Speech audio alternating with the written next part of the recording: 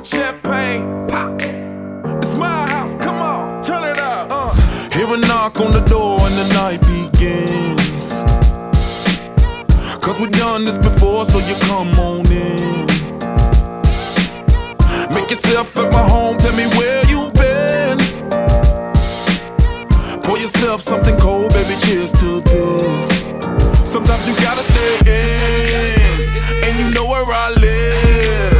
Yeah, you know what we is. Sometimes you gotta stay in. Welcome to my house, baby, take control now. We can't even slow down. We don't have to go a while. Welcome to my house, play that music too loud. Show me what you do now. We don't have to go a while. Welcome to my house. Welcome to my house. Morning comes and you know that you wanna stay.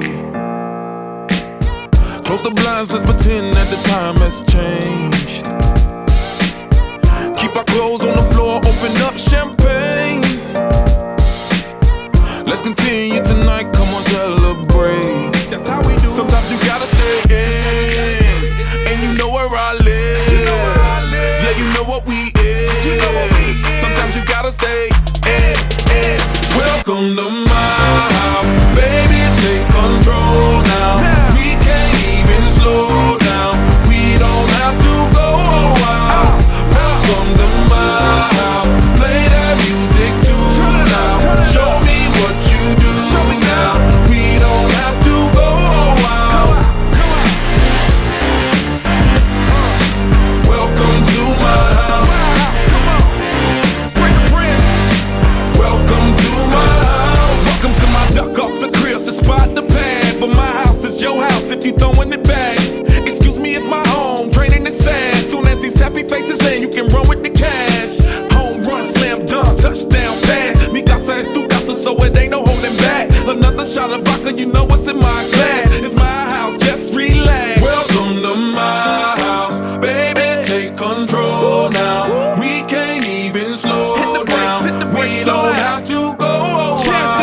Welcome to my house, play that music too loud. Show me what you do now. We don't have to go a while.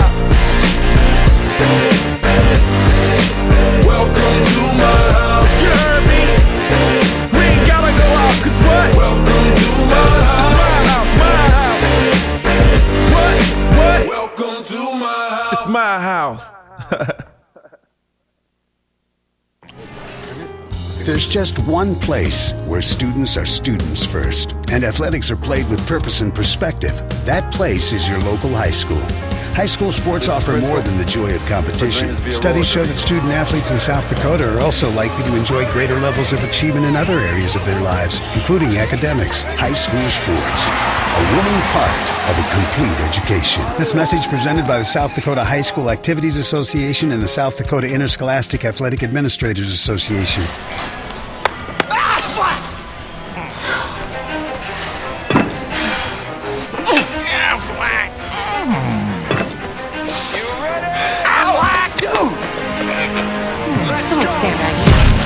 I'd be tired too.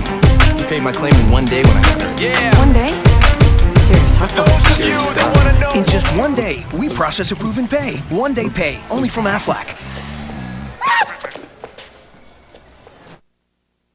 Pizza Hut has made pizza and breadsticks even more awesome because now they're together as one. And with these two amazing dipping sauces, it got me thinking, everything is better together.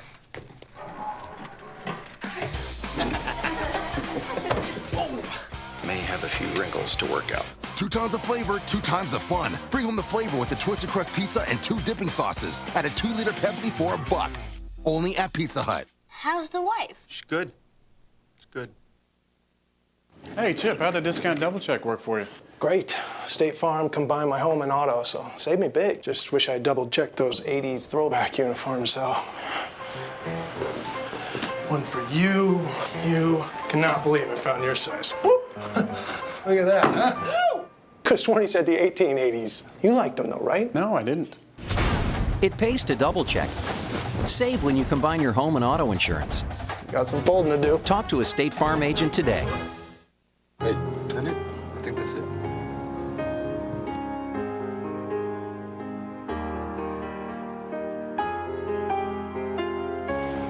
This is Crystal. Her dream is to be a roller derby girl.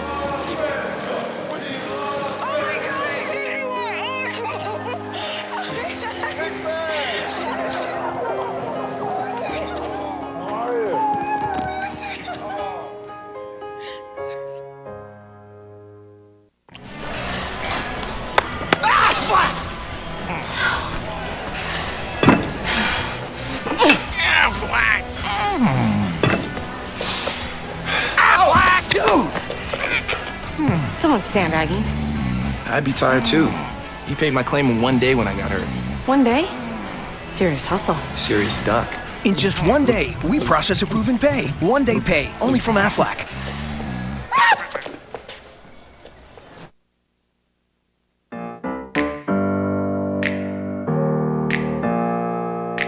Open up the champagne, pop.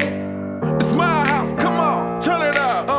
Hear a knock on the door and the night begins. Cause we've done this before, so you come on in. Make yourself at my home, tell me where you been. Pour yourself something cold, baby, cheers to this. Sometimes you gotta stay in, and you know where I live. Yeah, you know what we is. Sometimes you gotta stay in. Welcome to my house, baby, take control now. We can't even slow down. We don't have to go a while. Welcome to my house, play that music too loud. Show me what you do now. We don't have to go a while. Welcome to my house. Welcome to my house. Morning comes and you know that you wanna stay. Close the blinds, let's pretend that the time has changed. Keep our clothes on the floor, open up champagne. Let's continue tonight, come on, celebrate. That's how we do. Sometimes you gotta stay in, and you know where I live. Yeah, you know what we is. Sometimes you gotta stay in. Welcome to my house, baby, take control now. We can't even slow down. We don't have to go a while. Welcome to my house, play that music too loud. Show me what you do now. We don't have to go a while. Welcome to my house. Welcome to my house. Welcome to my duck off the crib, the spot, the pad. But my house is your house if you throwing it back. Excuse me if my home draining the sand. Soon as these happy faces land, you can run with the cash. Home run, slam dunk, touchdown pass. Mi casa es tu casa, so it ain't no holding back. House, just relax. Welcome to my house, baby, take control now. We can't even slow down.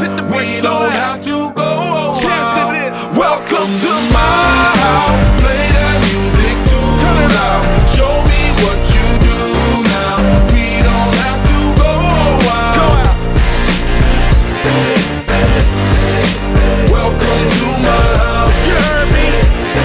We ain't gotta go out, cause what? Welcome to my house. It's my house, my house. What? Welcome to my house. It's my house.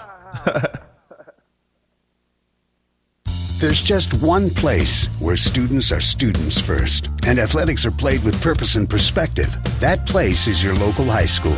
High school sports offer more than the joy of competition. Studies show that student athletes in South Dakota are also likely to enjoy greater levels of achievement in other areas of their lives, including academics. High school sports, a winning part of a complete education. This message presented by the South Dakota High School Activities Association and the South Dakota Interscholastic Athletic Administrators Association.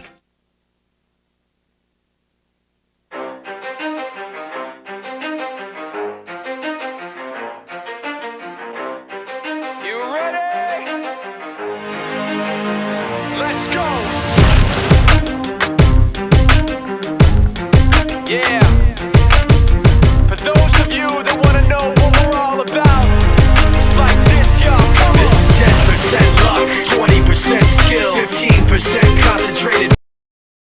In spite of the fact that some people still think that they know, but no, he knows the code. It's not about the salary, it's all about reality and making some noise, making a story, making sure his click stays up. That means when he puts it down, Tox picking it up. Let's go. Who the hell is he anyway? He never really talks much, never concerned with status, but still leaving him starstruck. Humble through opportunities given despite the fact that many misjudge him cause he makes a living from writing raps. Put it together himself, now the picture connects, never asking for someone's help or to get some respect. He's only focused on what he wrote, his will is beyond reach, and now it all unfolds, the skill of an artist. This is 20% skill, 80% fear, be 100% clear, cause Ryu was ill. Who would've thought he'd be the one that set the West in flames? And I heard him wreck it with the crystal method, name of the game. Came back, dropped Megadeth, took him to church. I like Bleach, man. Ryu had the stupidest verse, this dude is the truth. Now everybody giving them guest spots and stocks through the roof. I heard he f***ing with that stock.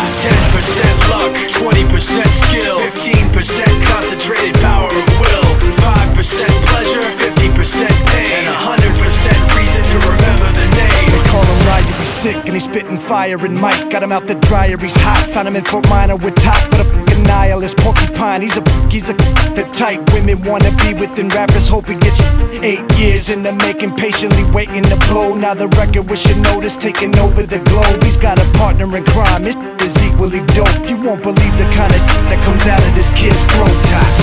He's not your everyday on the block. He knows how to work with what he's got, making his way to the top. He often gets a comment on his name. People keep asking him, was it given that birth that doesn't stand for an acronym? No, he's living proof. Let him rock in the booth. He'll get you buzzing quicker than a shot of vodka with juice. Him and his crew are known around as one of the best, dedicated to what they do and give 100%. Forget Mike, nobody really knows how or why he works so hard. It seems like he's never got time, because he writes every note and he writes every line. And I've seen him at work when that light goes on in his mind. It's like a design is written in his head every time before he even touches a key or speaks in a rhyme. And those other fellas he runs with, the kids that he signed, ridiculous. Without even trying, how do they do it? This is 10% luck, 20% skill, 15% concentrated power of will, 5% pleasure, 50% pain, and 100% reason to remember the name. This is 10% luck, 20% skill, 15% concentrated power of will, 5% pleasure, 50% pain, and 100% reason to remember the name.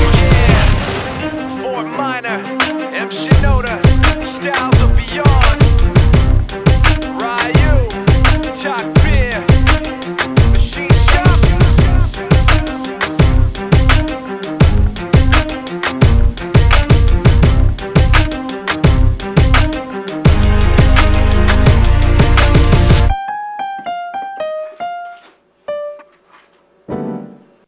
What do basketball, choir, drama club, and marching band all have in common? They're all high school activities that offer learning opportunities not necessarily found in the classroom. They take up just a fraction of a typical South Dakota high school's budget, and they go a long way to giving young people the tools they need to thrive. High school activities, they're more than extracurricular. They're extra important, too. This message presented by the South Dakota High School Activities Association and the South Dakota Interscholastic Athletic Administrators Association.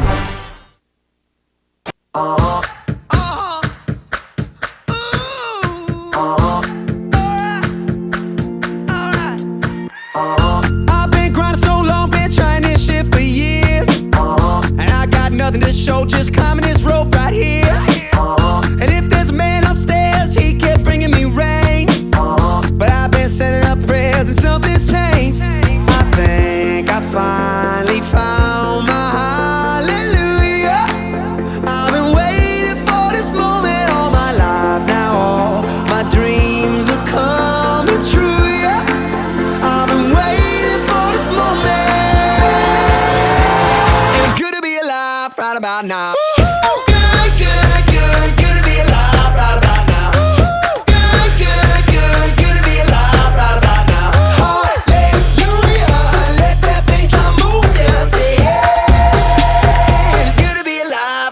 Now. I was dead in the water,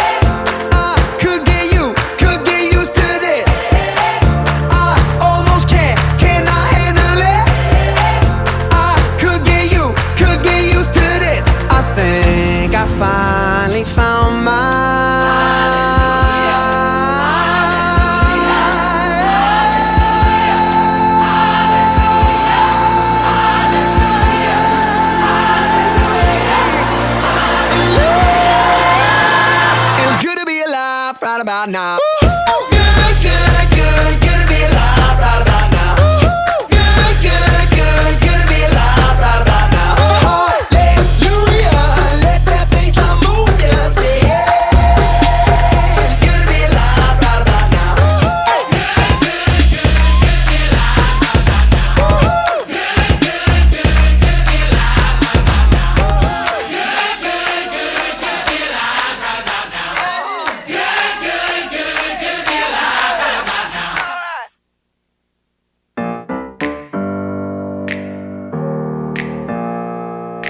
Open up the champagne, pop.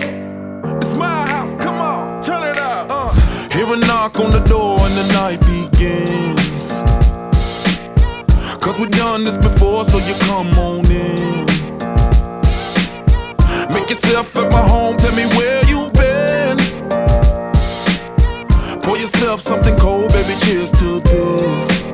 Sometimes you gotta stay in, and you know where I live.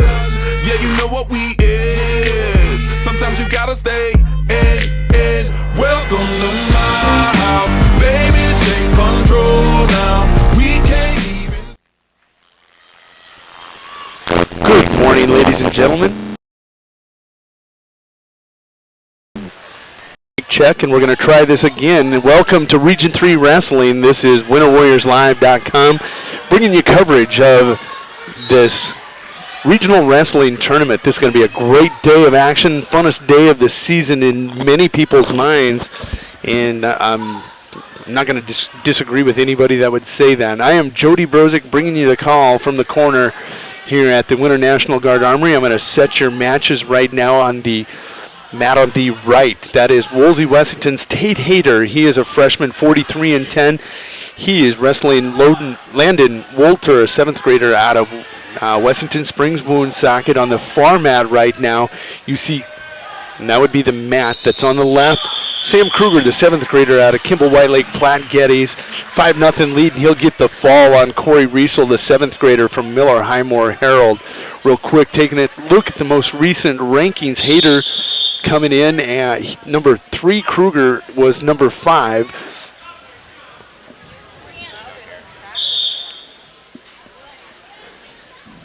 And we're going to move on quickly, just having a quick discussion. You're going to see during the course of the day, I'm distracted often as people are coming by me here in the corner. I want to thank everybody out there for watching and listening to this production. We truly enjoy bringing you coverage of the finest wrestling in the state of South Dakota here in Region 3. I've seen a lot of these kids over the course of the year. I know them. I'm not going to have a problem bringing you analysis of these kids. And I'll tell you, when somebody's favored, I'm going to let you know. See Tate Hayter put in the final. No, he's not yet. Taking a look at the clock, there's under 20 seconds to go on track wrestling. I'll always pimp track wrestling. If you see somebody out on the mat and you don't know why I'm not talking about them, go to track wrestling. There is the fall. Tate Hayter advances at 106. We're going to jump all the way over to that left-hand video player, and that's going to be a 145-pound matchup. That's Boots Crownover, as we're nicknaming him, from the most recent Class B rankings. He is going to check in, and what do? I do something silly. I got to pull my rankings back up. Actually not. That's probably Caleb Crownover at 113 is my guess.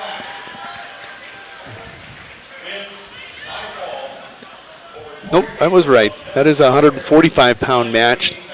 That is Josh Crownover, also known as Boots, the 8th grader for Bonham, Scotland. He's 31-18 on the season. He's wrestling Aaron Dykoff of Wolsey, Wessington, a 6-14 junior. Taking a look at the brackets, we've got all kinds of stuff that we're going to be able to do for you today. I won't do this often, but I'm going to go ahead and jump over to this camera shot, and we're going to show you, well, nothing right at the moment, but we'll have brackets for you later, be able to pull those up and show you how people have gotten through the tournament to the current match that they are wrestling.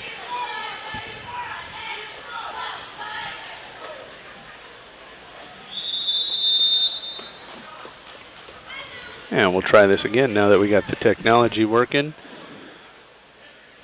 Dawson Semler are going to be top ranked at 145. Scrolling down through the bracket, we're not going to get all the way down. You can see Crownover is taking on Grady Davis of Sunshine Bible Academy after that pin of Dykoff. That will be his next matchup. We're going to be able to do some wonderful things to keep you informed of what's going on tonight when we get to the championship matches, consolation and championship matches. We will have scoreboards on each of the individual mats. Not going to keep track of them right now because action is going to have to move briskly. Here at the Winter National Guard Armory, we normally wrestle with 3 mats at our home tournament. Here, Armory, it's just a wonderful atmosphere here. And, 5 years ago, last time I saw just 2 mats with the floor bleachers pulled out. It's good. Not crowded yet as this day goes on and people fill in, and it will fill in here for the Region 3 finals. You're going to see these stands get packed, and I mean literally packed. Back to wrestling, we're going to take a look. Your video player on the right, that's Wagner's Tony Brugier. He's an 8th grader. He's 6-11. He leads 2-0 over Lane Knifer of Wessington Springs Woonsocket, which Lane, 7th grader, 9-25 on the season. Then if you take a look at your video player on the right, that is top-ranked Miller Highmore Herald's Devin Gannat, 30-1 senior on the season. Only loss on the season was to the number 1 ranked wrestler in Class A, and that would have been Braden Nelson. And it was a very good matchup at the Lee Wolf. He's taken on Warren Solik of Kimball White Lake Platte Geddes. He is a 7th grader, 10-26 on the season. If you're watching track right now, they have Warren with the lead. That's not, in fact, the case. They've got the scores backwards there, and that's all right. We'll keep you informed. Your other match score now 2-1. Knifer, I believe, has given up. No, Brugier leads that one 3-0. He's got the escape. First round going to go fast here. 15 teams taking a look at the tournament here in the Region 3 tournament.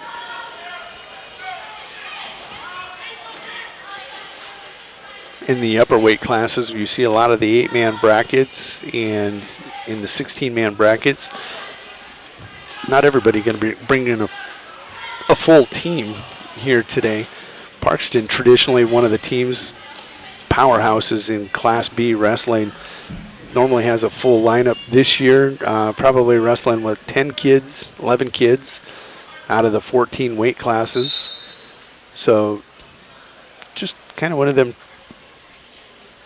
deals. Not everybody's going to bring a full team. Devin Gannat in his match leans Ward and Solik 6-2. Taking a look at that match, there's about 15 seconds to go in first period. Devin on cruise control over Warren. A little bit of a pickle there. Going to scramble and get out of that. I know where Mom's sitting, so I'm going to take a look and just kind of catch a reaction to that cheap tilt. Brugier going to get the takedown now on Knifer. We'll have a 5-0 lead in that match there in the second period. And Brugier going to pick up points and bonus points for the Wagner Red Raiders as he gets the fall over Knifer, the 7th grader out of Wessington Springs Woonsocket. Taking a look at early team scores, Kimball White Lake Platte Geddes out in front. They have 4 points. Mount Vernon Plankington tied with them, and as is Woolsey Wessington, all with 4. Devin Gannett leads 8-2 down there. We'll set your match. This is going to be Dawson Semler of Parkston. He is top seed here in Region 3. Taking a look at the most recent rankings, Dawson checks in at number 5 in the Class B polls.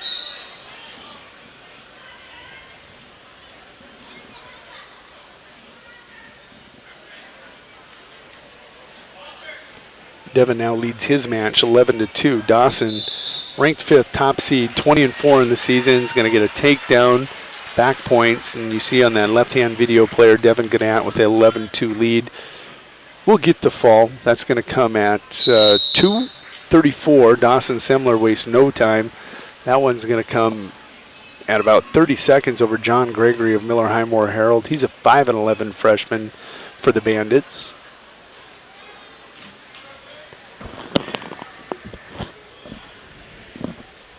Next up on that match is going to be Tanner Iwan. Taking a look at the most recent rankings at 182, jumping from 45 all the way up to 82 with these first round matches.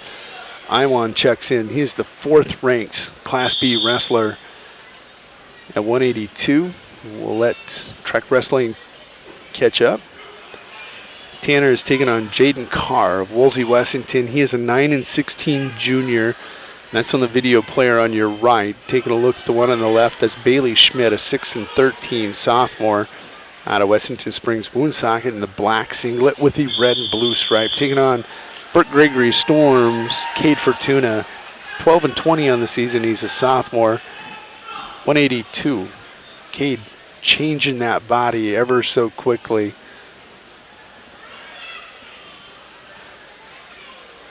Starting to stretch out. Muscle up. Iwan takes care of business over Carr quickly.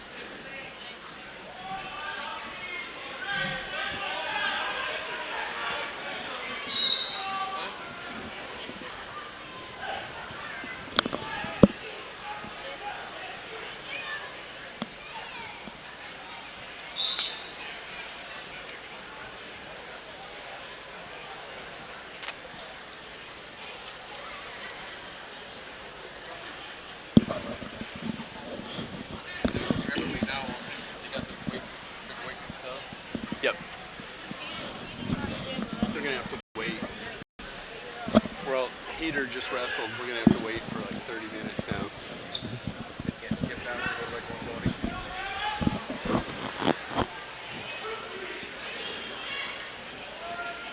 Tate Heater just got done wrestling about 15 minutes ago, so we're going to have a little bit of a break as we wait. He is on deck. They may be switching the matches around.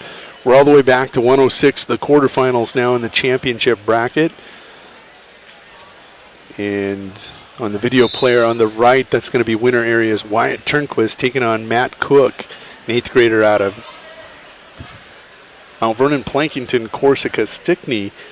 Cook comes in with a 29-10 record. Wyatt Turnquist, 41-16 record.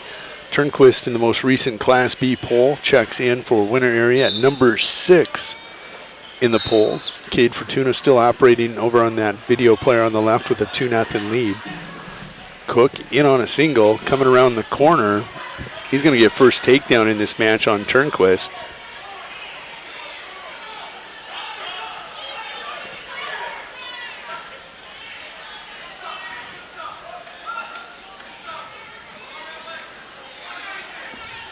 Again, that's the video player on your right. Winner area is Wyatt Turnquist, first winner area wrestler to take the mat here today. Trails 2-0 is Cook. Gets first takedown.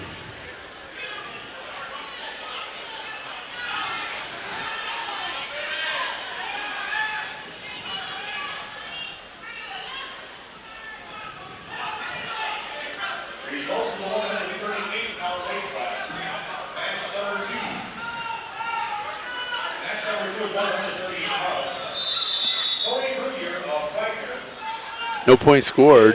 Turnquist going to come back. Center mat.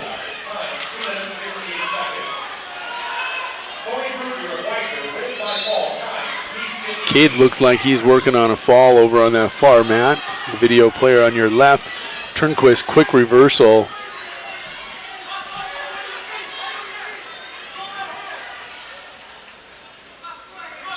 Turnquist has an escape, maybe. Referee very indecisive in his calls right now. Cade Fortuna does get the fall, and we'll take a look. It's going to be Caleb Brandt taking on Dawson Lensing on the video player on your left. Brandt, for most of the year, ranked number 1 in Class B at that 195-pound weight class. Now currently ranked 2nd behind Kappeman. And only recently, Brandt, suffering his first loss on the season, went most of the season without a loss. He's 36-1. Turnquist finally given credit for the reversal. 2-2 that matchup with Cook. That's a 4-5 matchup at 106.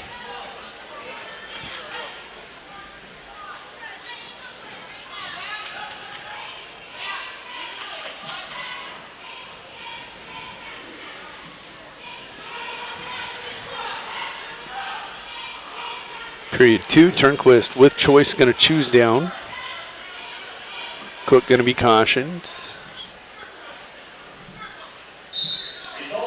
Turnquist clears the arm, stands up. It's going to go to a Granbury roll. Nice follow there by Cook. Turnquist in on a single.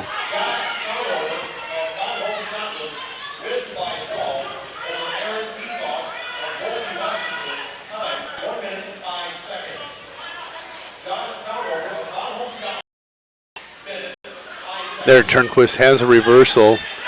Now leads for the first time 4-2. On that far end, Caleb Brandt leads Lensing by a score of 4-2 also.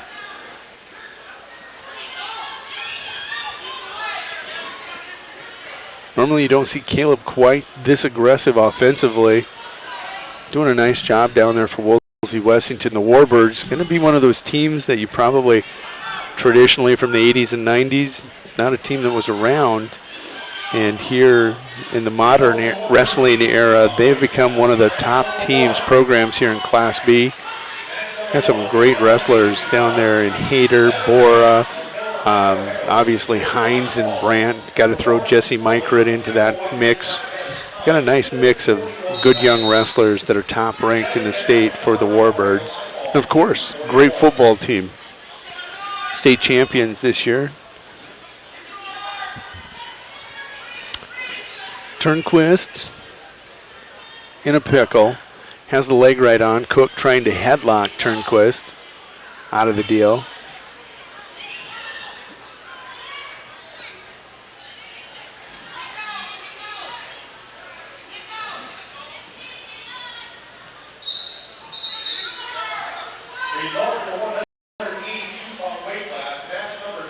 Brandt in period 2 with Lensing. They just start second period, 2 seconds in. Brandt leads 6-2, video player on your left. We're going to go to the third. Turnquist, only with a 4-2 lead, going to take a look at the brackets over there in that matchup. That is a 4-5 matchup that much closer than I think anybody wanted it to be from the winner area.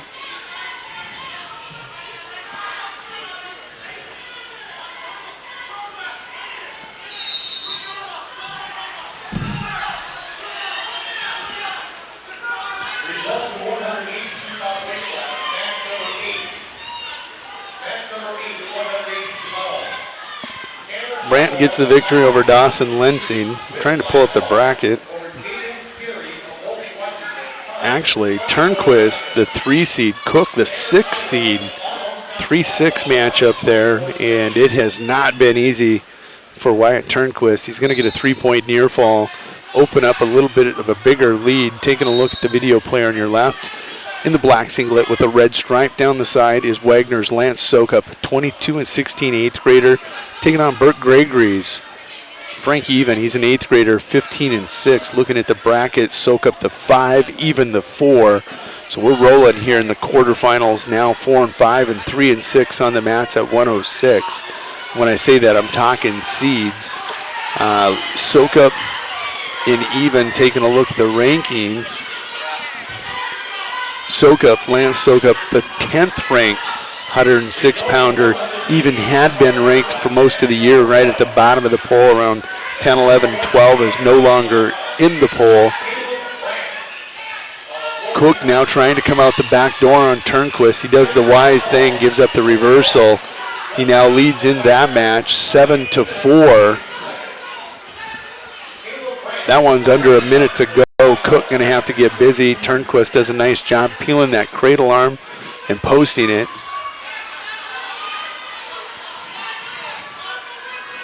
Six, 13, and 170.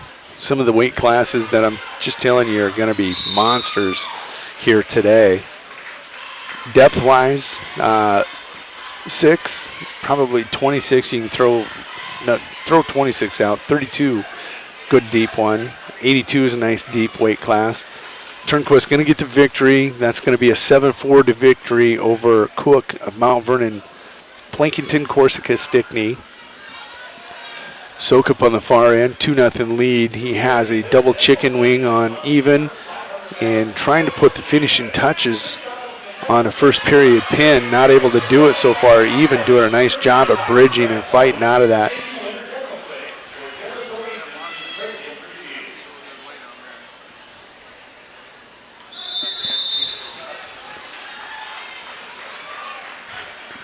Coming up on your video player on the right, that is Sam Kruger of Kimball White Lake Platte Geddes. Now 38-7 on the season, taking on Jordan Rube, the 8th grader out of Bonholm, Scotland. Comes in 9-20. Nope, they're going to switch him.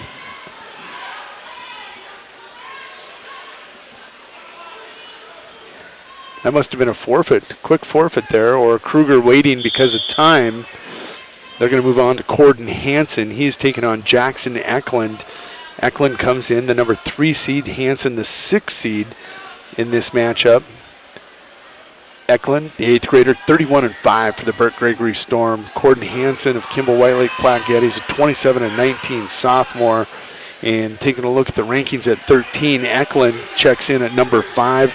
Corden Hansen unranks for the Wildcats. There's Eklund he's trying to get off the mat early. Boy, he's off the mat if you ask me. Hansen's so wiry. There it is. Corden Hansen going to lose by fall. Jackson Eklund, the number 3 seed, on to the semifinals.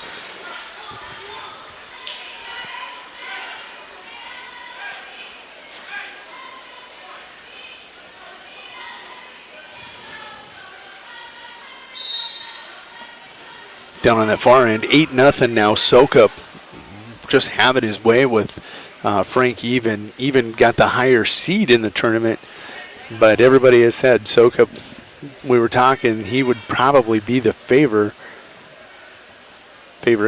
in that matchup. Now number 2 seed, Atlas Willowite, going to be taking the mat.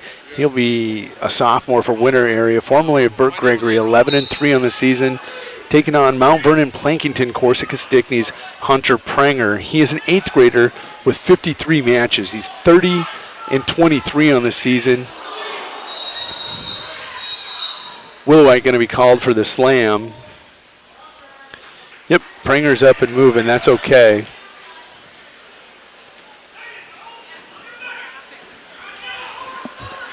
Is he going to get the takedown?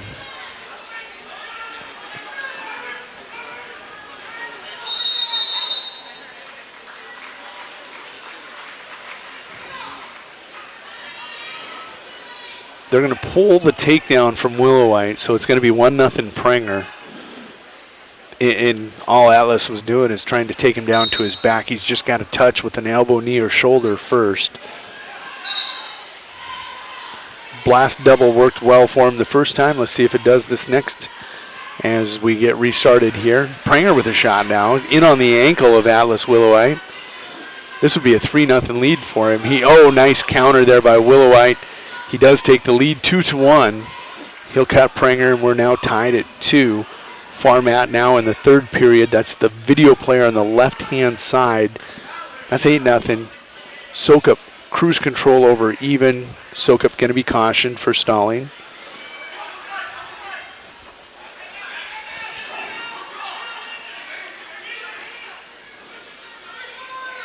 Willowite with the takedown now leads that match for the first time, 4-2.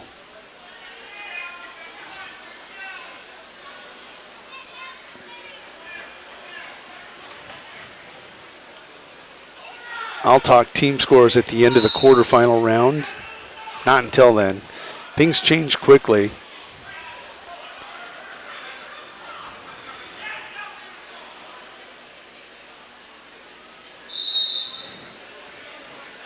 I think Atlas may have taken one in the groin section.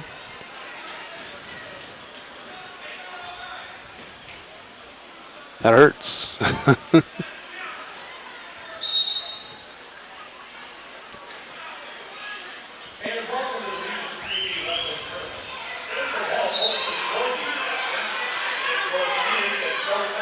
Even now, 8-1. Make that 9-1. He trails. 27 seconds to go. He's trying to go up and attack the head. Sokup's going to take him. Nope, they're going to put him back on their feet.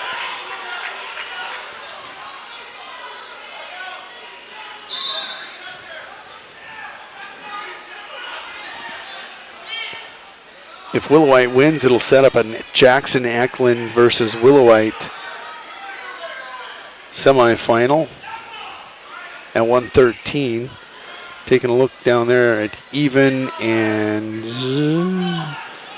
Sokup, the winner is probably going to end up with, well, they will end up with a winner of Hayter and Weber. That'll be Sokup. He's number 5 seed. He will advance. Next up on that mat is going to be top seeded Caleb Crownover, number 3 in the Bs at 113, and he is taking on from Wagner. Yeah, Caleb Bonham Scotland, the sophomore, ranked 3, top seeded. Going to come in with a record of, we'll let track wrestling catch up with me.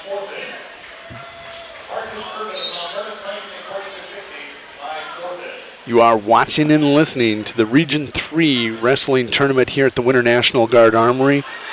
You're in my house today. Fun to bring you coverage here from the National Guard Armory. There's going to be some great wrestling. Already starting to see some interesting matchups. The great matchups are going to come in the semifinals and hopefully in the finals. Caleb Crownover, 29-8. Going to get the win by fall over Preston Nedved. 12 and 15 8th grader out of Wagner. That doesn't take long for Caleb. He's getting off quickly. He will see at 113. I'm going to check my bracket. He's going to get the winner of Colton Bora and Wyatt Stevens. That is the next match taking place on that left-hand video player. Willowite in his match with Pranger now leads 9-3. About 51 seconds, actually, 51 seconds to go in the second period. Willowite, the 2 seed, trying to get to Jackson Eklund, who was off in a hurry in his match. Stevens over there, quick takedown on Bora, puts him to his back. Got a 2 count, it looks like. 2-point takedown, 2-point near fall. That's going to be broke for potentially being dangerous.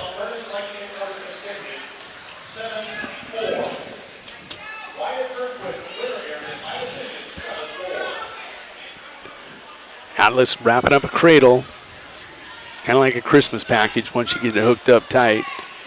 Atlas not even trying to lock it up the far leg.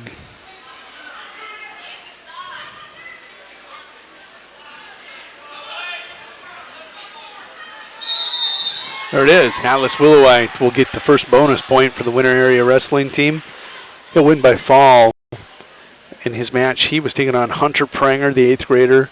He's now 30-24. Willowite 12-3, and we have a matchup of Eklund versus Willowite in the semifinals. That should be an entertaining one. Stevens on that far mat leads 4-0.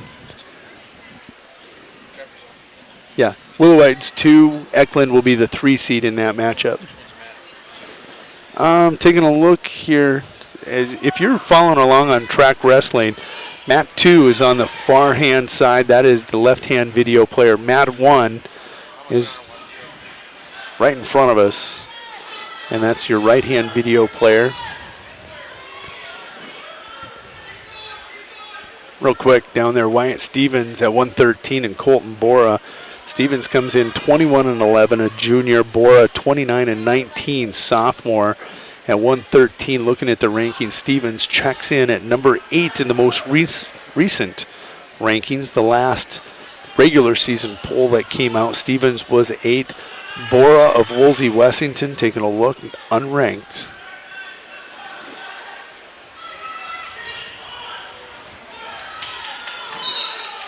Jackson Knuckles awaiting his opponent. They're doing some adjusting. You have to have 45 minutes between matches. So Tate Hayter, part of that first round. Oops.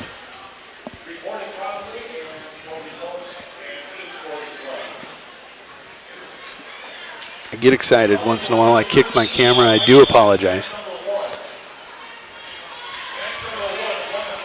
Stevens with another takedown in the second period to start it. 6-0 lead. The match on the video player on the right, that's going to be Knuckles, and we'll pull up the bracket. I think that's going to be a, 120-pound matchup. Track Wrestling not updating on the scoreboard yet. Knuckles going to come in as the number 3 seed of Kimball White Lake Platte Geddes. He's a sophomore for the Wildcats, 28-16 on the season, taking on Shaw Winters of Burt Gregory, the Storm's wrestler. He's a 1-2 junior for the Storm, and this is a 120-pound matchup on the video player on the right, on the far end, video player on the left. Stevens looking to wrap up things with Bora. He is the favorite, looking at the seeds in that. Also, I think Stevens' competitive quarterfinal matches, the 4 and the 5 seeds. Once in a while, 3-6 gets interesting, as we saw with Cook and Wyatt Turnquist.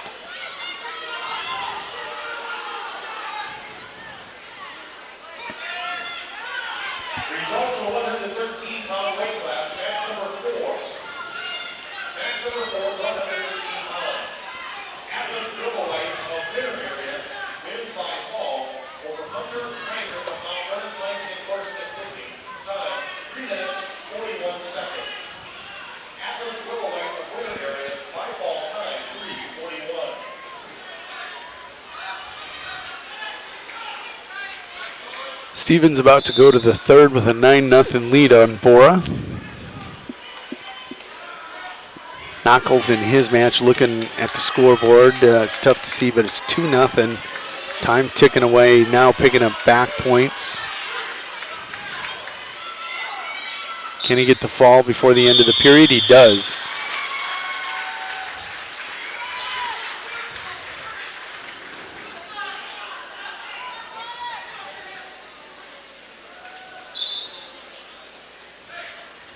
Knuckles, the 3 seed, advances over the 6 seed. Next up, I believe, will be, it's going to be Logan Mahoney taking on, no, that's on the other mat. After Stevens and Bora, we will see top-seeded Logan Mahoney of the Parkston Trojans on the mat against Stevens. And Mahoney coming in for Parkston with a 25-7 record, taking on Brock Stevens of Wessington Springs Woonsocket, a 7th grader with a 1-10 record.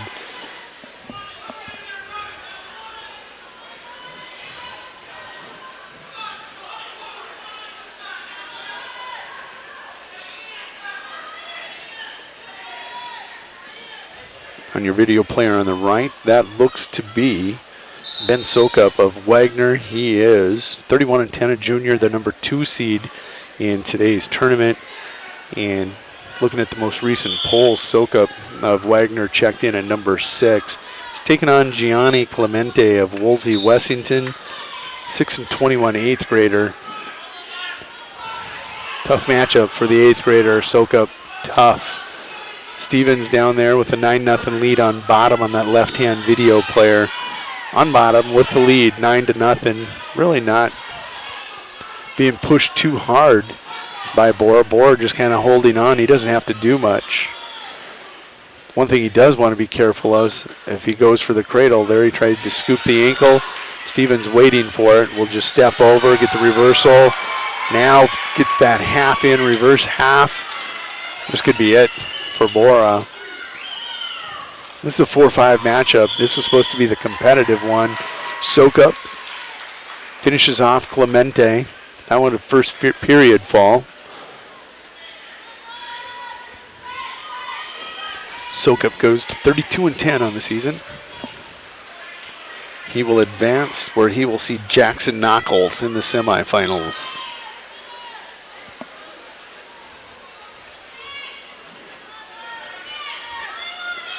As I said, Mahoney and Stevens next up on mat 1 on track wrestling. I keep talking track wrestling. If you're following along online, mat 1 is going to be the video player on the right. Go to track wrestling, search browse, look at tournaments, and then click on the top part and functions. Go search by state. This is the Region 3B Wrestling Tournament in Winter, South Dakota here at the Winter National Guard Armory.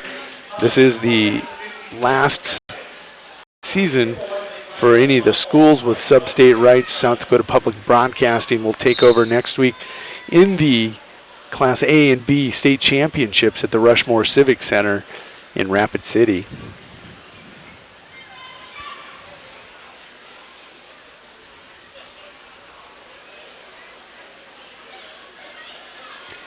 Logan Mahoney on the mat. Again, top seed, 25-7 junior for the Parkston Trojans. Quick takedown, quick cradle, looking for the quick fall. Parkston with limited numbers here. They've got quality, trust me. When you have Logan Mahoney, Semler, the two Beats brothers, and Austin Rip, you're going to score a lot of points as those kids are going to be in the championship matches in all likelihood. They need bonus points, though, due to lack of depth here for the Trojans. There it is. Logan will get the fall. That comes 48 seconds into the first period. Bonholm Scotland's Jordan Gallin, 8th grader, 2 and 4, is taking on Cody Wessendorf, a freshman out of Kimball White Lake Platte Geddes on your video player on the right. That is mat 1 at 126-pound quarterfinal. Taking a look at that bracket, we'll see. That is a 4-5 matchup. The winner there gets Curtis of Winter area in the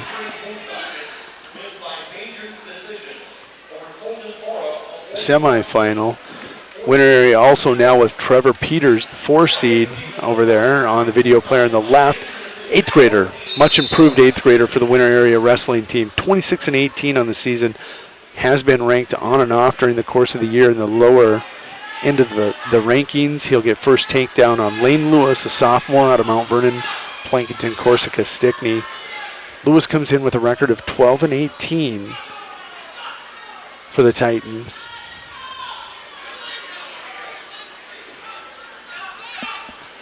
Again, that 120-pound matchup, that is a battle.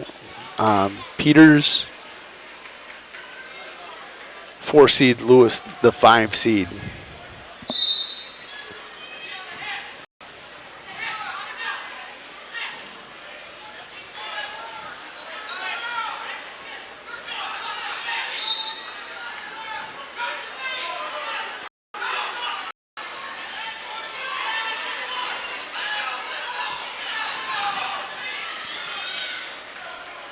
Scoreless between Gall and Westendorf. Peters with that 2-0 lead. 120 and 126-pound quarterfinal.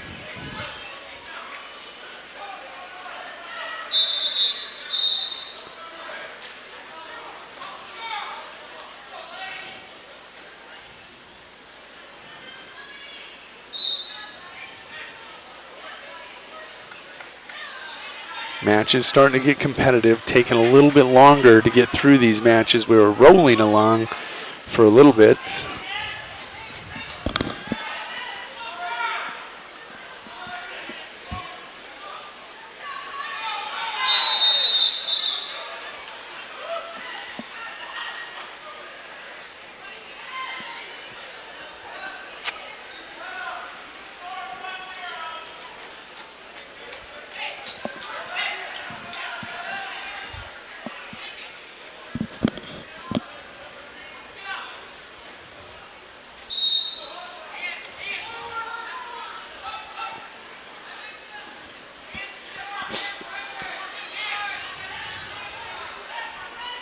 Peters now with that cradle hooked up. Going to tip it over. He's going to get a count on Lewis.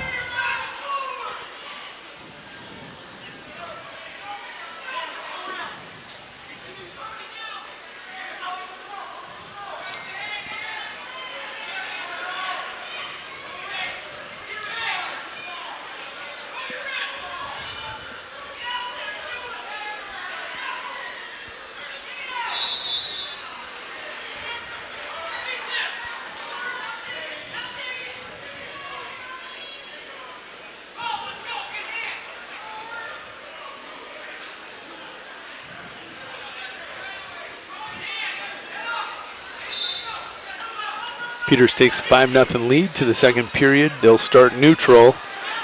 Peters tries that chin whip, going to get it on Lewis, going to get the takedown. It's got back points. Again, if you're looking for a region title, you got to pick up bonus points. You got to start pinning people. Trevor, with his opponent on his back, needs to get the fall for the winter area team as this region is loaded. You've got Wolsey, Wessington, Bonholm, Scotland, Parkston, Burke Gregory, winter area. Some of the top teams as far as team race goes. Right now, Wagner is out in front there. Another one that you cannot. A Bradlow Tech coach team is going to be very well. Still send them to the third period here shortly. Peters now rolls in, sits into a headlock. I can see the shoulders up. There it went down, and it's over. Trevor Peters over Lane Lewis of Mount Vernon, Plankington, Corsica, Stickney. Bonus points for the winter area wrestling team as they roll along. Next up is going to be Hayter versus Riley Weber. We're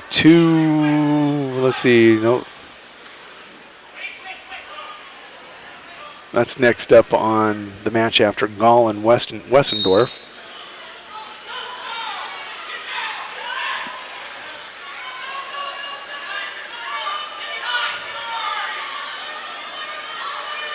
Vladdy Johnson taking the mat for Burke Gregory. No, that's going to be Hansen. Hansen's now wrestling at 126, I believe. And nope, Hansen's at 32. Nope, he's probably at 26. I just got to get the right bracket pulled up. Finn Hansen, Burke Gregory, that's who you see on the video player on your left. He is an 8th grader for the Storm, 26-16 on the season. He's the 3 seed, going to be wrestling Devin Medricky of Wagner, 5-12, 8th grader for the Red Raiders.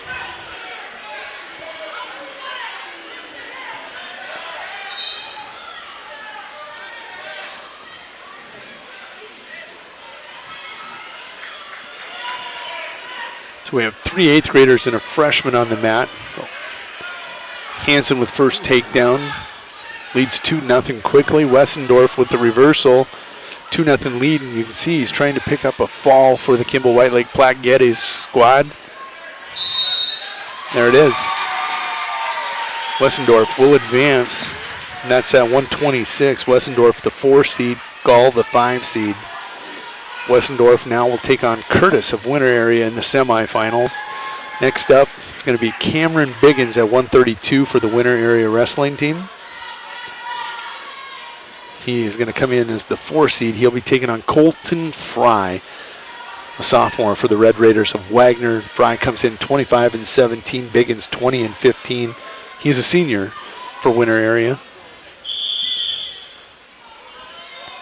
Again, that is Mat 1, video player on your right.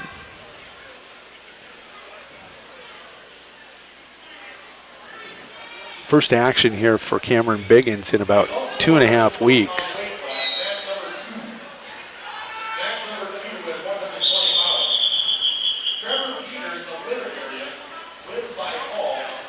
Hansen still only leads 2-0 in that matchup with Medricky on the far end.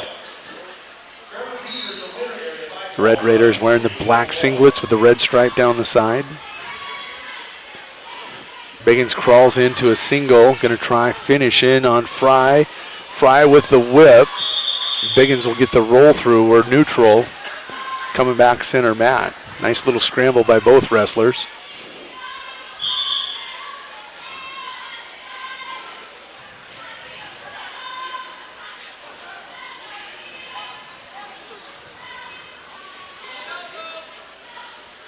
Again, this is first action for Cameron Biggins in like 2.5 weeks.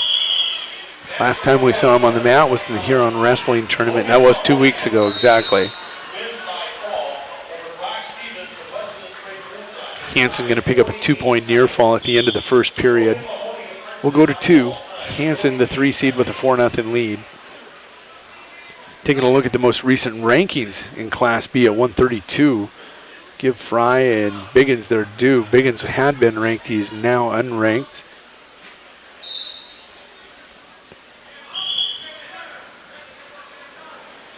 And no Colton Fry in the rankings either. First blood time of the tournament. That's amazing. We've been wrestling for all of 48 minutes before we get a blood time. I had predicted we'd see multiple blood times. I guess we're not to the semifinals yet.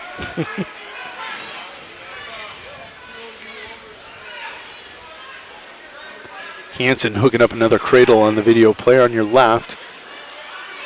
Going to tip back Medricky, the 8th grader. This one's tight. Hansen just needs to sweep that leg. He's going to get the fall without it.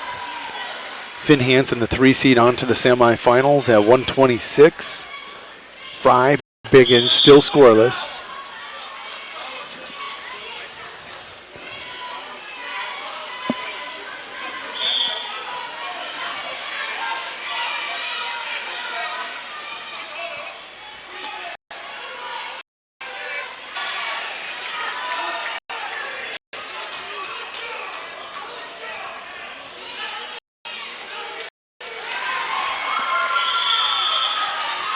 We're finally going to get Kruger back onto the mat. He'd wrestled once. He had to wait 45 minutes before his next match.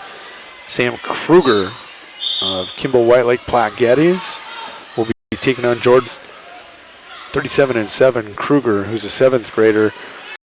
Taking a look at the most recent Class B polls by Dakota Grappler. Kruger comes in, checks in at number 5 in the rankings. Not going to waste any time. Rube looking to get off quick. He's flat. Yep, there it is. Biggins and Fry, they go to the second period. Fry with first takedown leads 2-0.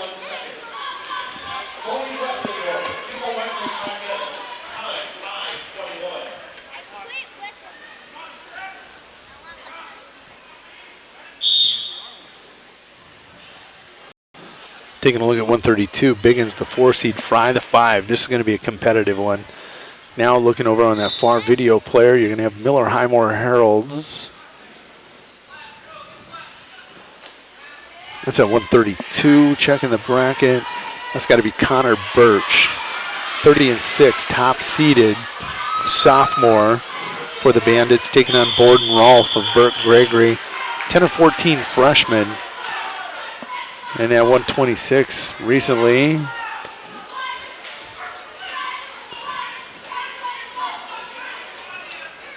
actually that's a 132-pound quarterfinal. Birch checks in, ranked number 6 in the Bs, taking on Rolfe.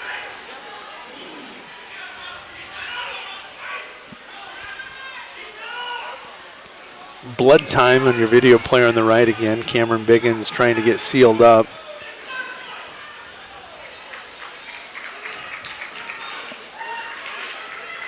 Birch wasting no time, has a takedown and a 2-point near fall.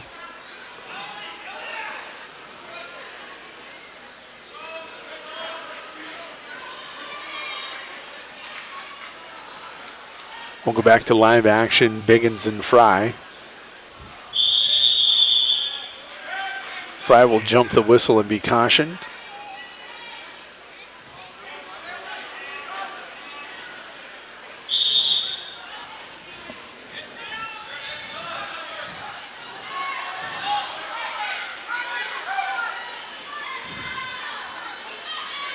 Fry coming free.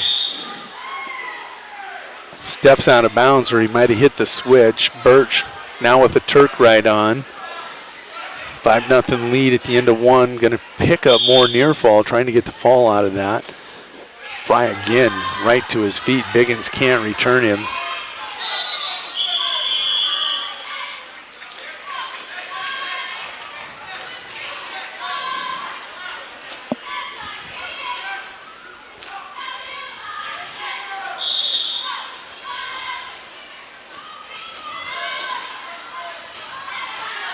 Biggins slows him down. Fry traps the leg before he can throw it in.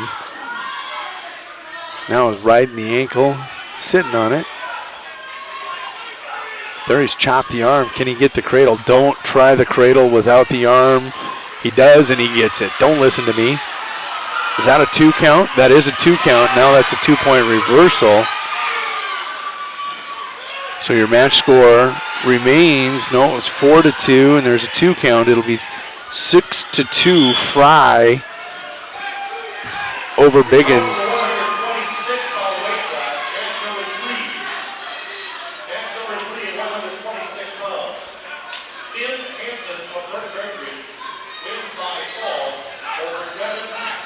Birch now leads 10-0 in the video player on your left.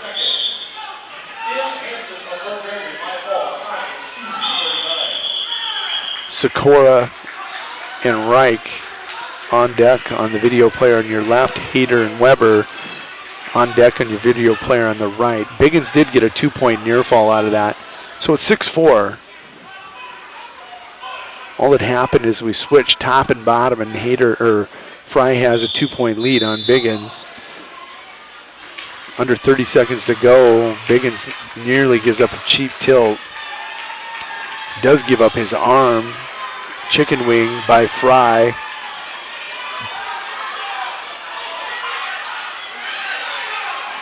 There he's picking up back points. He's got 2.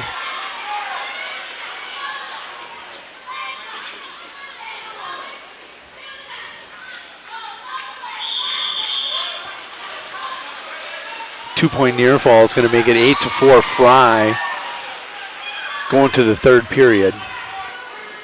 Sikora, Bonham, Scotland at 132 taking on Titus Reich of Wessington Springs Woonsocket. Sikora, 23-9 junior. Reich, the 18-19 junior. Taking a look at the rankings, Sikora checks in at 10 at 132 in the most recent rankings. Reich unranked.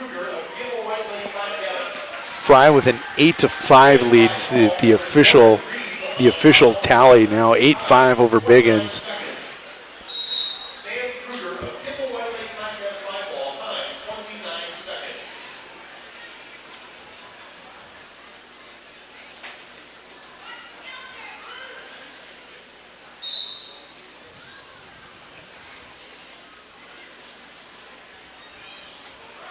Sikora with a takedown leads 2-0.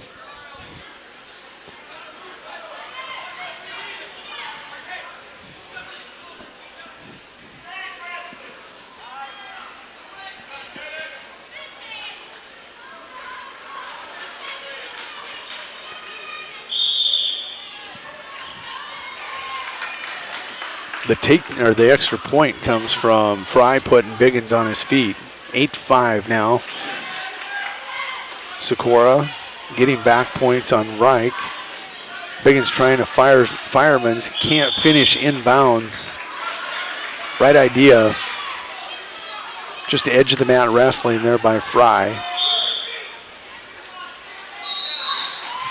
Sikora will get the win by fall at 132 over Titus Reich. Sikora, the number 2 seed at 132. No, Naname's 2. Sikora is 3. Now Sam Saba taking the mat. He'll be taking on Brugier.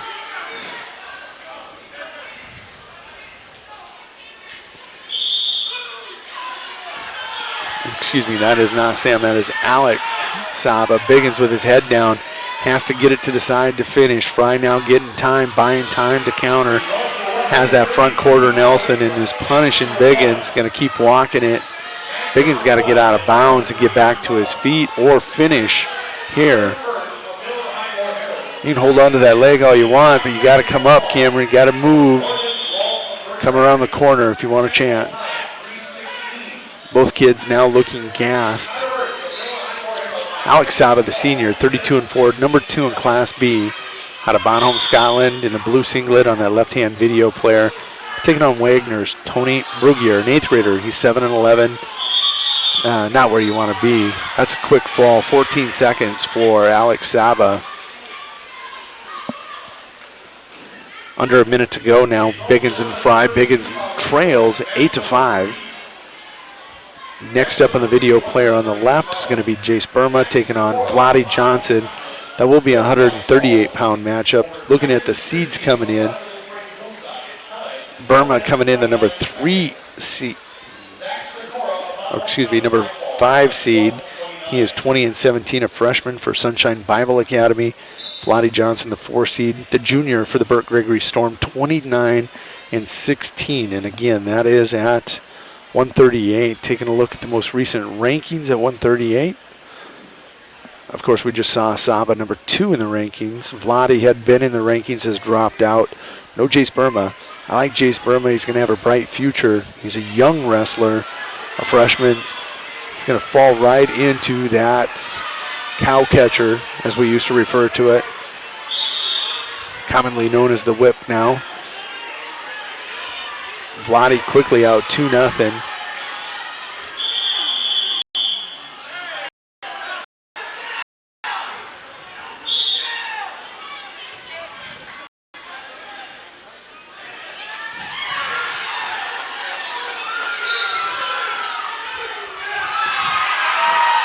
Biggins going to give up the takedown.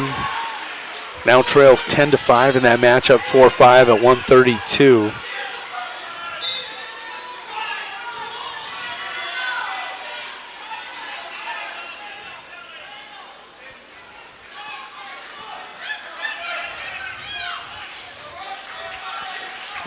And that's going to be it. Colton Fry will advance the number 5 seed over the 4 seed.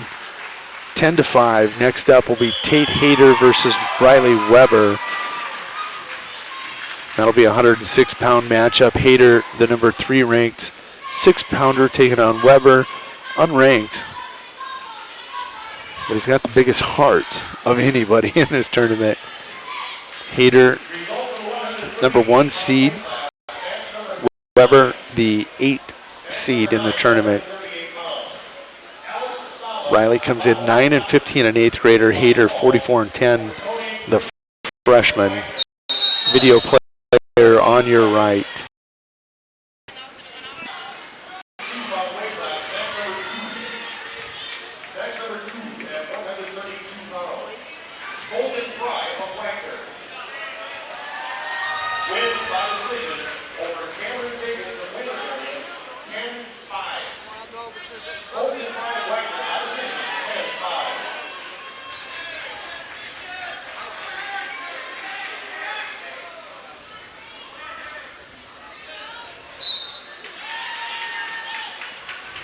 Burma trails Vladi Johnson on the video player on your left, 7-0.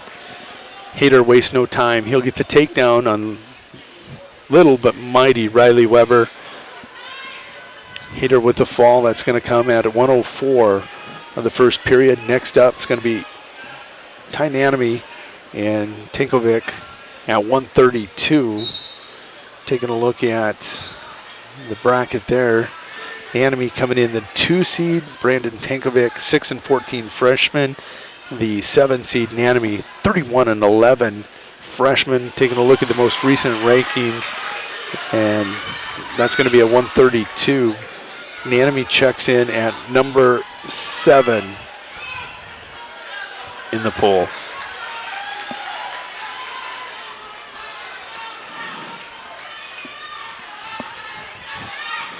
Nanami quickly takes down Tankovic and will put him in a cradle and broke my mojo there. It looked like it was going to be a takedown cradle fall just that quickly. Burma and Vladi Johnson now 7-2 going to the end of the period. Vladi's going to get a 2-point reversal and near fall going to get a 2 count. He'll lead that one 11-2.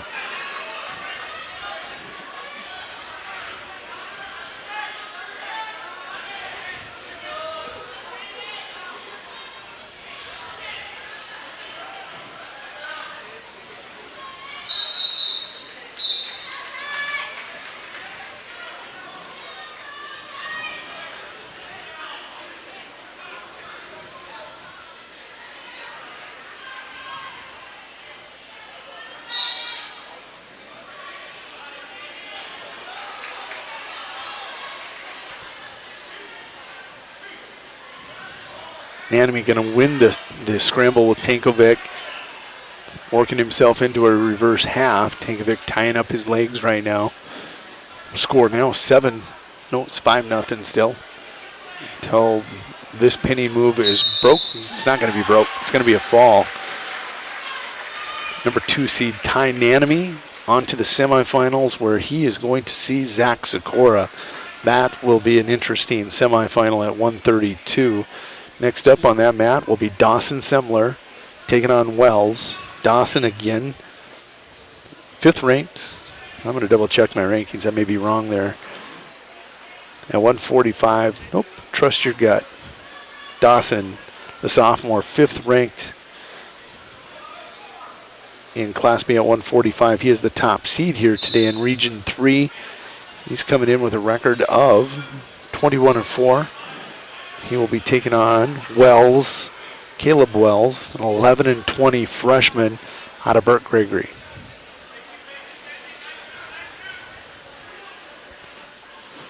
Dawson with first takedown.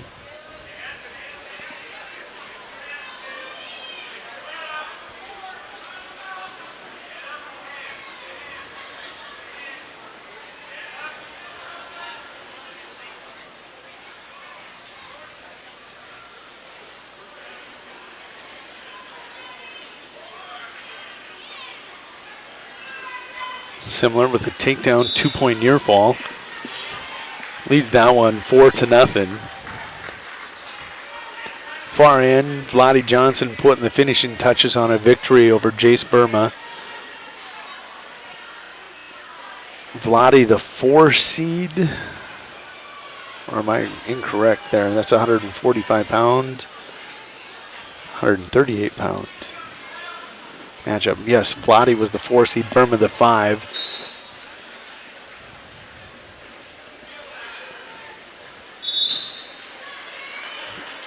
Now taking a look at that video player on the left at 138, Barry Johnson, a freshman out of Miller High Moore Herald. He's in the blacks. Urban Marcus, a 44-5 junior for the Titans of Mount Vernon, Plankinton, Corsica, Stickney. And that's going to be 138 pounds matchup. Taking a look at the brackets, Urban comes in seated 3rd, Johnson 6th here in Region 3. And now in the video player on your right, that's Taylor Watzel, isn't it? No, that's Avery Gilchrist at 145 for the Winter Area Wrestling Team. First takedown in his matchup, and this is a big one. Gilchrist, the 4 seed, Baker, the 5. Gilchrist wasting no time. This is going to be huge in his date to state. Felt this was one he had to have. Baker came in with a record of 23-20. And he was an 8th grader. Gilchrist 22-21, a junior. Waste no time. That's what you have to do in those big matchups. Winter Area scoring more bonus points as they'll get a fall out of Avery Gilchrist at 145. Next up, going to be Baker. Nope, that was Baker and Gilchrist. Video player on the left, Winter Area's Landon Debus at 138, coming in seated 7th, unranked.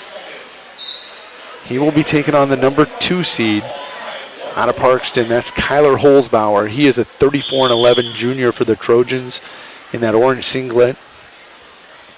Taking a look at the most recent Class B rankings at 138, you'll see Holzbauer up there at the top of the brackets. Potentially tonight a matchup of number 2 and 3 in the state. In our region, Holzbauer comes in ranked 3rd. He's got to take care of Deebs here, and he'll get first takedown. This is going to be a tough one for Deebs to win. Kyler is used to the spotlight. Been a varsity wrestler since, I believe, an 8th grader, possibly a 7th grader for the Trojans. He's paid his dues. There's a reason he's number 3 in the state. Taking a look at your other mat, video player on the right, mat 1, Alex Dom of Kimball White Lake Platte Geddes. He's a senior, 33-14 at 145. Taking on Lexington Springs Woonsockets, Tyler Eddy, a 7th grader. He is 18-22 on the season. And checking the seeds, Eddy, the 6th seed, Dom I'm the 3 seed, and I think that may be going to get the win by fall there in his matchup with Eddie. And Holzbauer, the 2 seed, is going to get a fall over Landon Divas, also known as Deebs by his teammates. No surprise there. The number 2 seed will advance.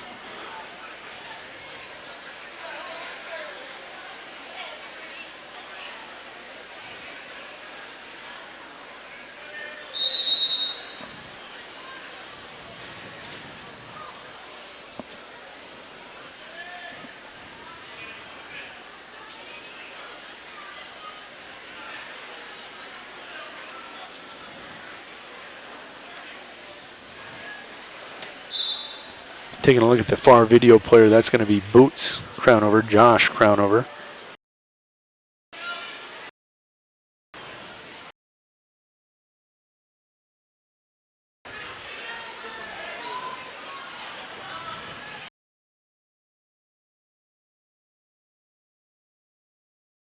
Eats top rank.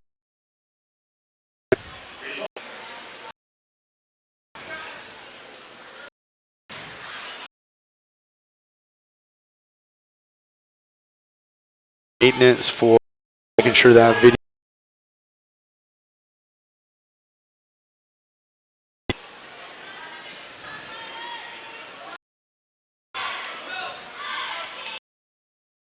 availability. We're back up and rolling now.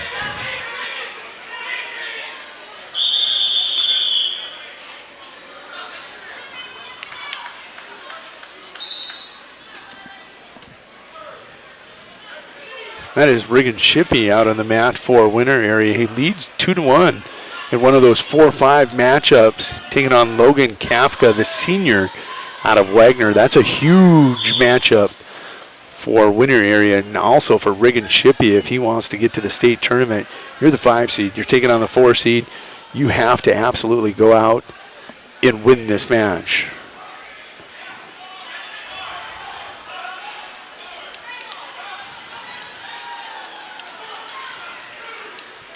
Taking a look at the stream from Rapid City, you can go to sportsticketlive.com, watch some Region 4A wrestling as GoRaidersLive.com bringing you coverage of that 4A tournament out there for Kafka with the escape. It's 2-2 on Shippey, 2-2 your score.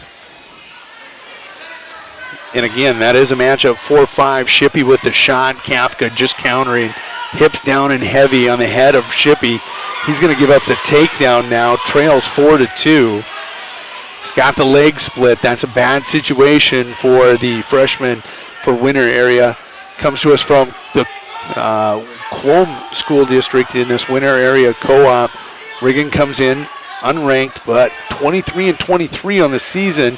Kafka now turkeying over Shippey, going to pick up near fall. It's going to separate a little bit on the scoreboard. Score is going to be 6-2, 7-2 at the very worst. Looking at that video player on the left, that is Riley Stevens of Wessington Springs Woonsocket, a freshman, 21-17 in the black singlet with the red and blue stripe. Taking on Burt Gregory's J.J. Beck, also Jeremiah Beck, freshman, 30-9 for the Burt Gregory Storm. Taking a look at the 52 rankings, J.J. checks in at number 7 in the most recent and final regular season poll. He'll get a win by fall.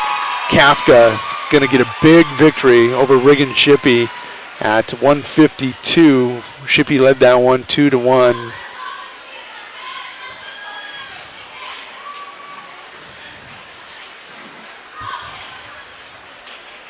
That's going to make for a long day in the Wrestlebacks for Riggin. Realistically, he's probably going to pick up points with a victory in his next match, but he'll get the loser of the semifinal of the 2-3.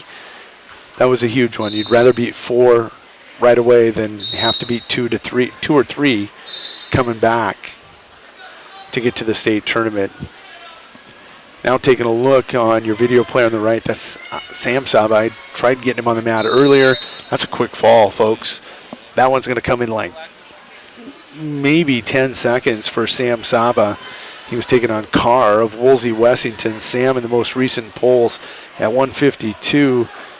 Still seeing some respect, but it dipped a little bit after his performance up in Huron. He's ranked 11th, came in with a record of 7-9, make it 8-9 as he pins Jacob Carr of Wolsey Wessington.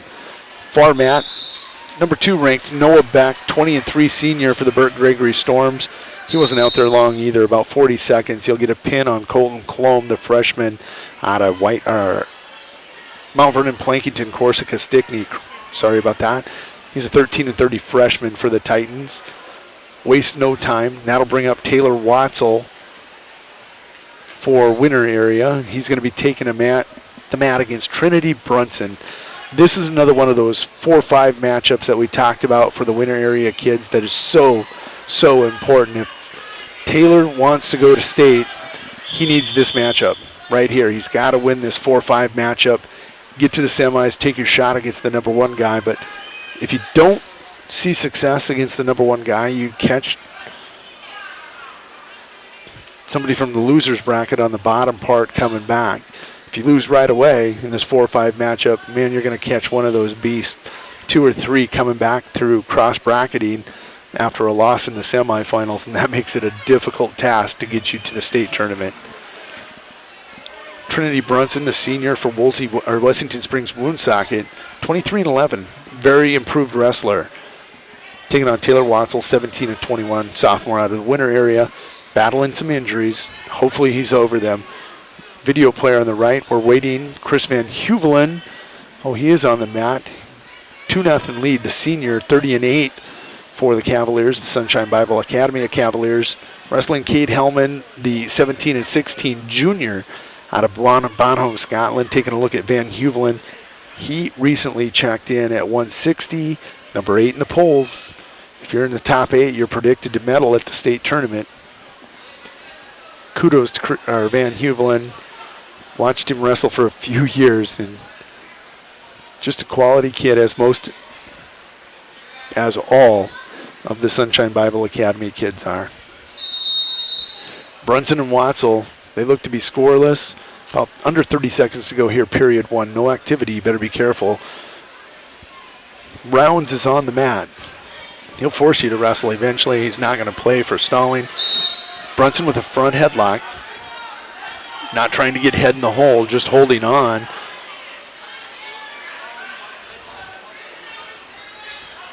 Van Huvelen in his match leads 5-0 there in the second period.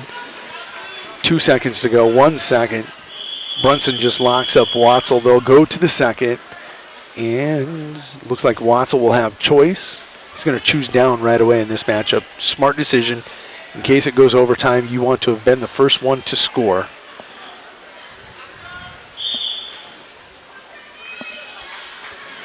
Brunson's going to try riding legs. Watzel's going to try standing up.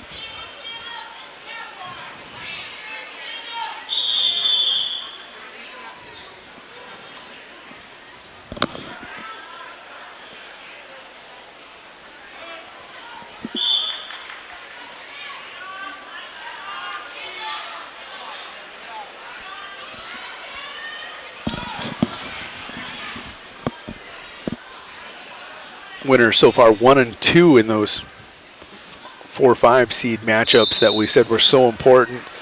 Van Huvelen, the number 8 ranked 150 or 60 pounder, runs his record to 31-8. He will pin Cade Hellman of Bonholm, Scotland. Watzel operating scoreless, 124 and ticking to go here in the second period. Brunson's going to be cautioned now for stalling as he's just throwing in the leg. Next up is going to be Austin Ripp on the video player on the right. He is number 3 ranked in Class B at 170. He'll be taking on Hastings of Bonholm, Scotland, an 8th grader. Austin will take care of this one quickly, I'm guessing. Taylor Watzel, first point scored. That's huge in case this gets to overtime. Leads 1-0. He'll have choice if this would be scoreless going to sudden death. Austin Ripp, the senior for the Trojans, 37-5. David Hastings, a 3-15 sophomore for Bonholm, Scotland.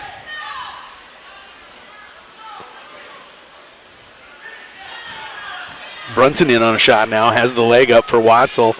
Watzel needs to get that leg down. Just kick it down, Taylor. He's going to get the whip. He's going to get the whip. Taylor Watzel, the roll through. Brunson going to get the takedown. And now he's getting back points. That's going to be huge. That's a 2-point takedown, 2-point near fall for sure. Watzel now leads or trails 4-1. Now Caleb Brozick, 6th ranked in Class B at 170, will be taking on Sokup of Wagner. That is my son. I'm probably going to ignore that match as much as I can.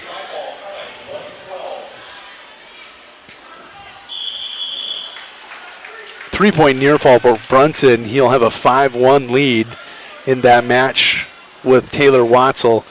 Winner had 5-6 of those 1-4 or 4-5 matchups that were so important to the outcome of the team in the region race.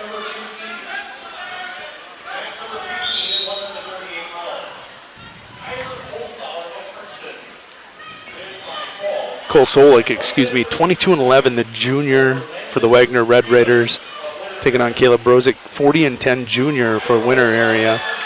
Brunson going to get another near fall. This one's going to be a tight cradle. Winner going to be 1-3 in those all-important 4-5 matchups.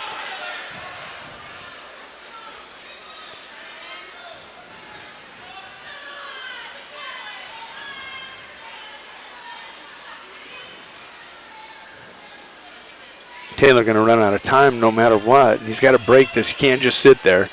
Brunson's just laying on that cradle right now. Time ticking away, 1:15 and ticking. Not looking good for Watzel.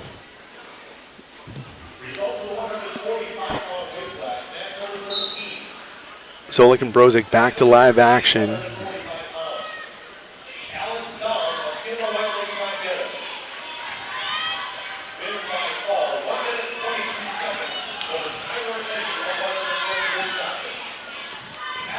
Brozick actually the 4 seed, ranked 6th.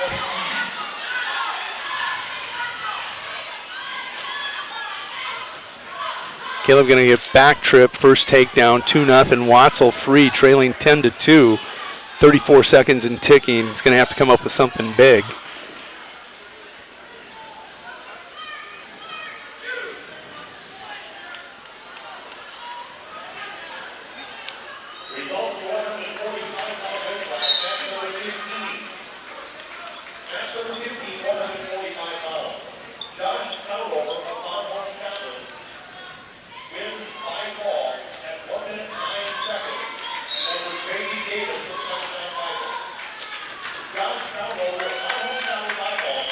Taylor Watzel will lose in one of those another 4-5 seed matchups for winner area. They're 1-3 in those matchups. We knew they had to come in ready to wrestle. Caleb trying to get this thing a little closer. He's a 4-5 matchup with Solik here at 170.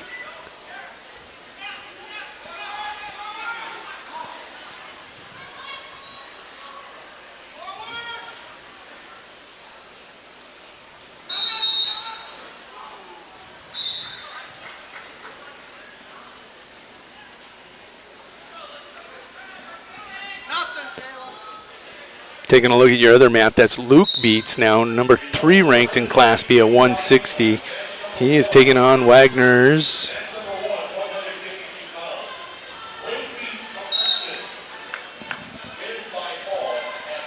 KJ St. Pierre. He's a 12-14, 8th grader for the Red Raiders.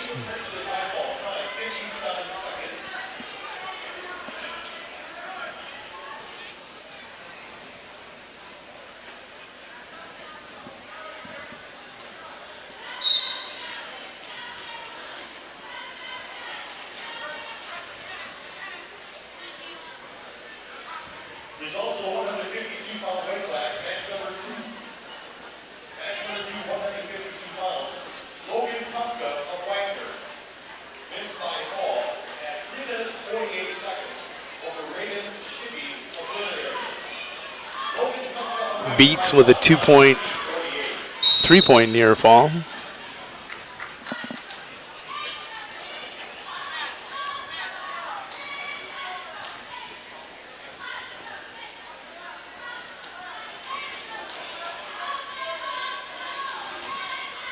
Beats leads 5-0, Brozik 2-0 in these two matches taking place. Caleb so hard to score on, we hope. 2 is normally enough for him.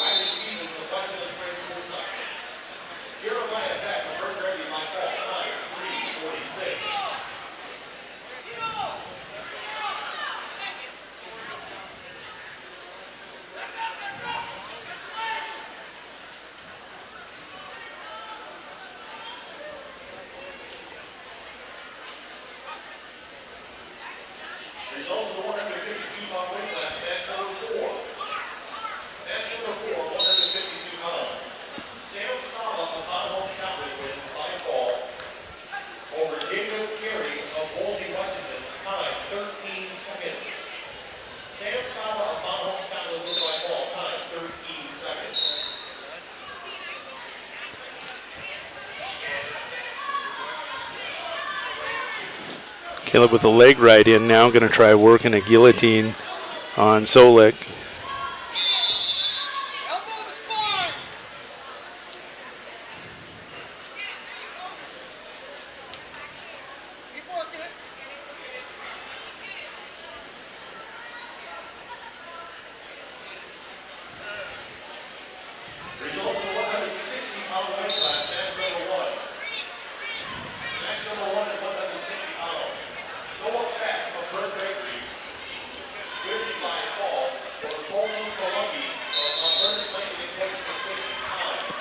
Five nothing. Brozik goes to the third in this important matchup.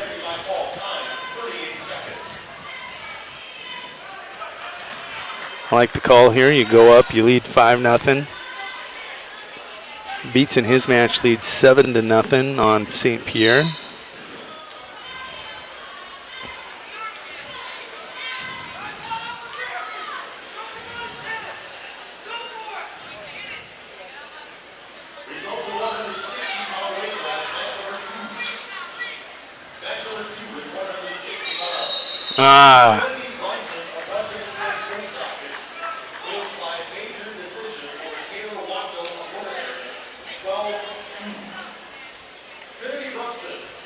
Solik, ever just a tough out, 22-11.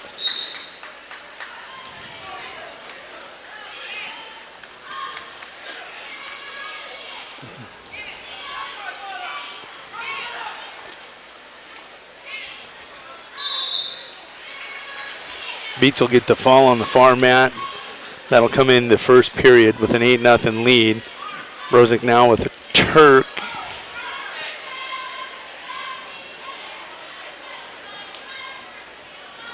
Next up is going to be Jesse Mikrut, going to be taking on Rizik of Kimball White Lake Platte-Geddes. Mikrut coming in ranked in the most recent poll. Should have jumped this week as he beat Brozik last week, who had been for Mikrut up to 5.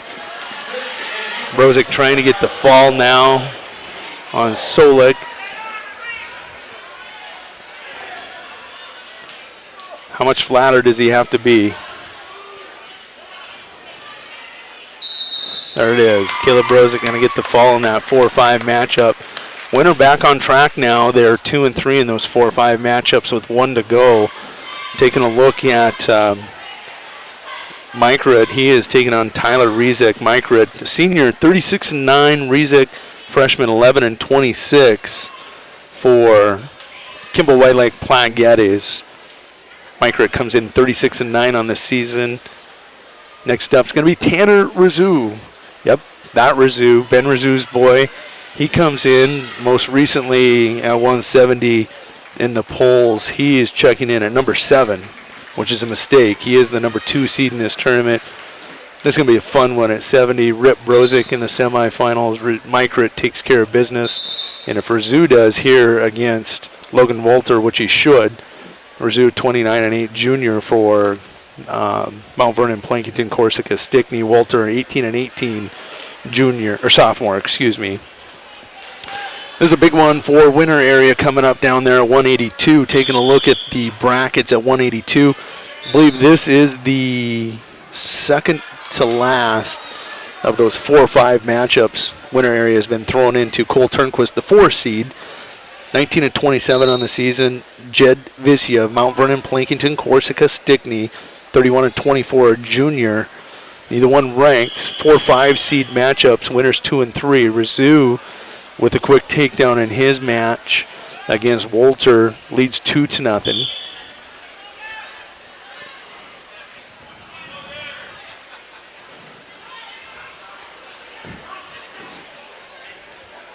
Cole, the 4 seed, 48 matches on the year, 19-27. 5 seed, Vicia, 55 matches already, 31-24. Turnquist with the headlock.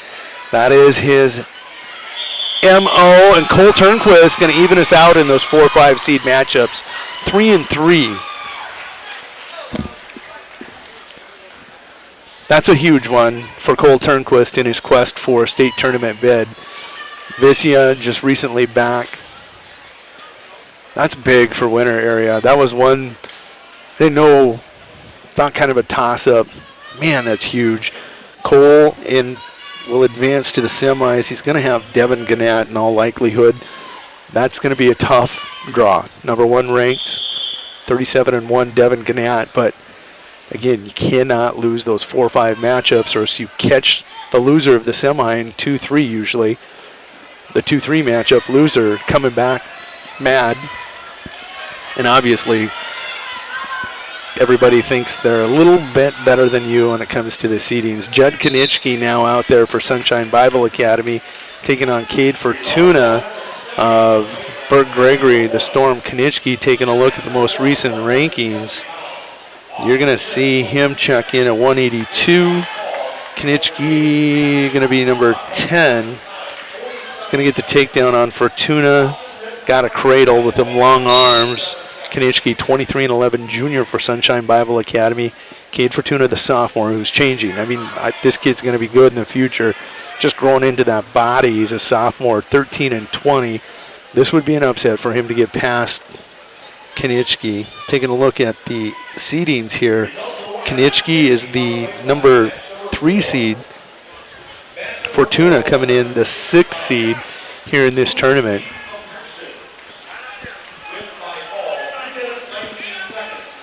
Rizzu in his matchup right now, still 5-0. That one in the second period. Tanner now picking up back points. 1:15 to go in the second period. Just getting a lather, just working up a lather is my guess for his semifinal matchup with Mike Root. Cade Fortuna trails 5-0.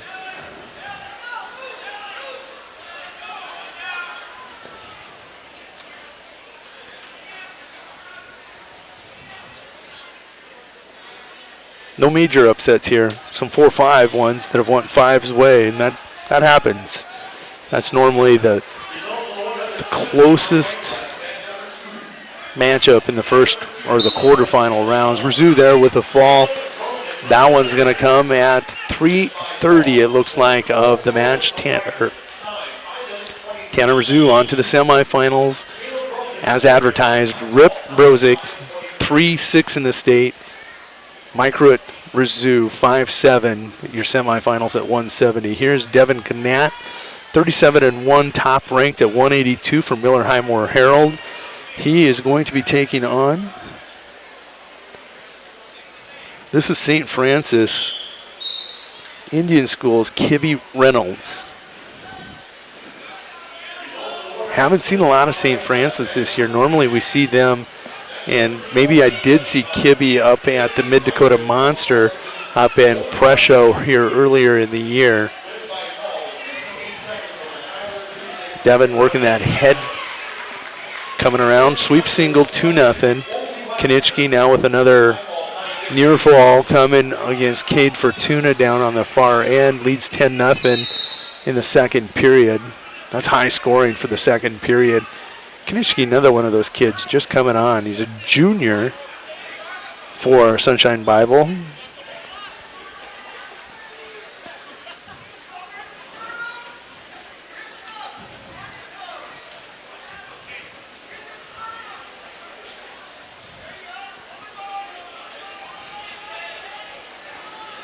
Kibby Randall's got to tuck that hair back in.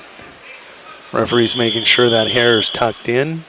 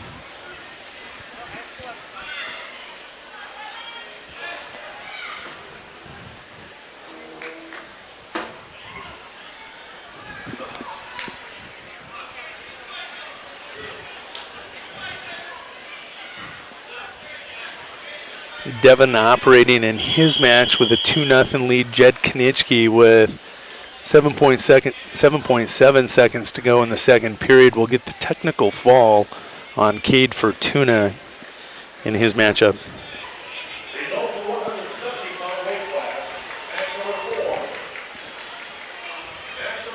Caleb Brandt stepping out there again. Once beaten, second ranked behind McCook Central Montrose's Kapaman at 195. In his matchup, he is going to be taking on, and that is going to be Hitacha of Bonholm, Scotland. We'll get their records here in a second.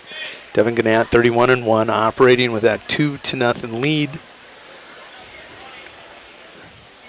And this place is quiet right now.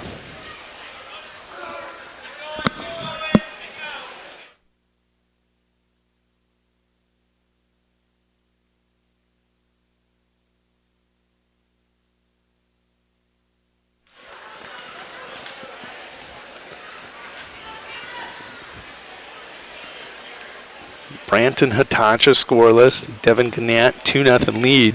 Kibby Reynolds.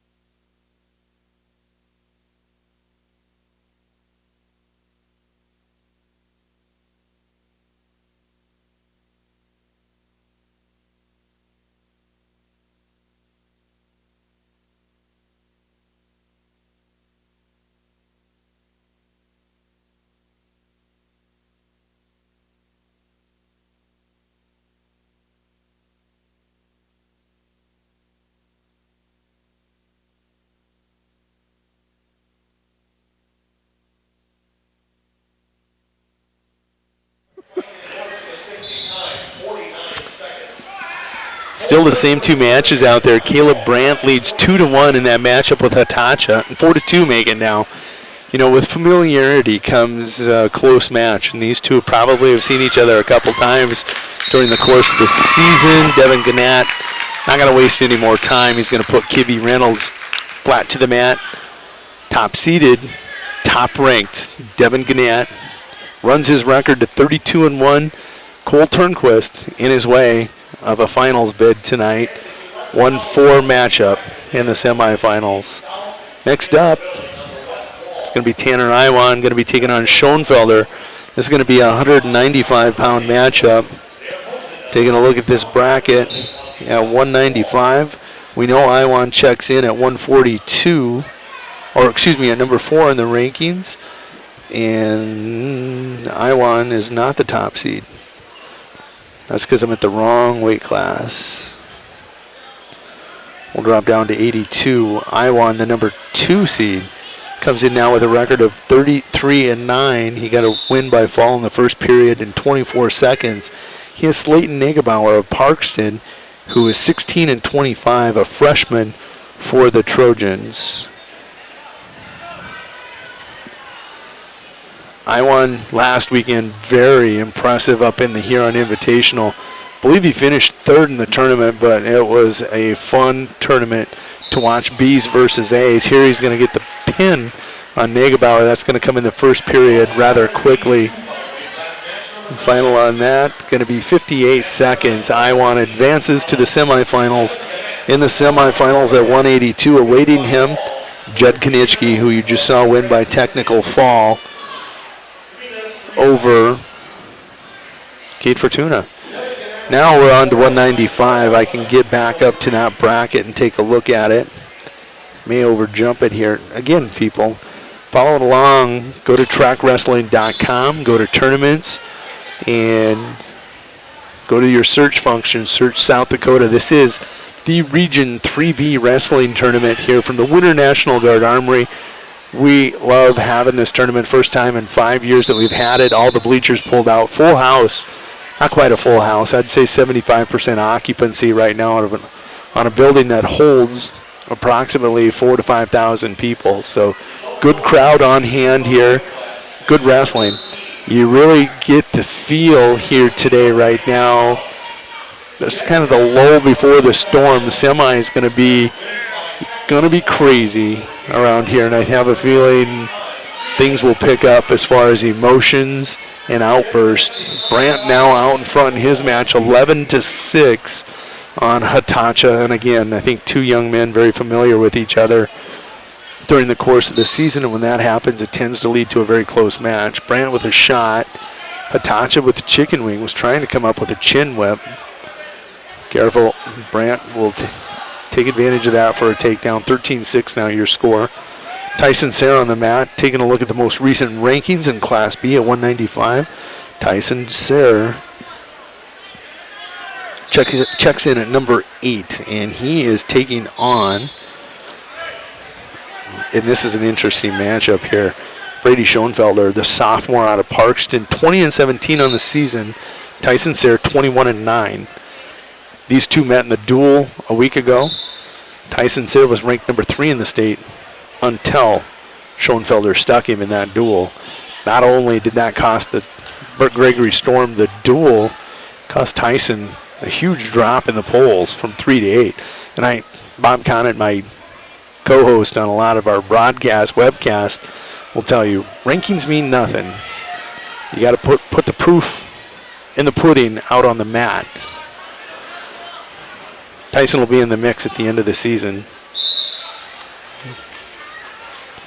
Brandt 13-6, 44 seconds to go in his match. This one going to the second period is scoreless.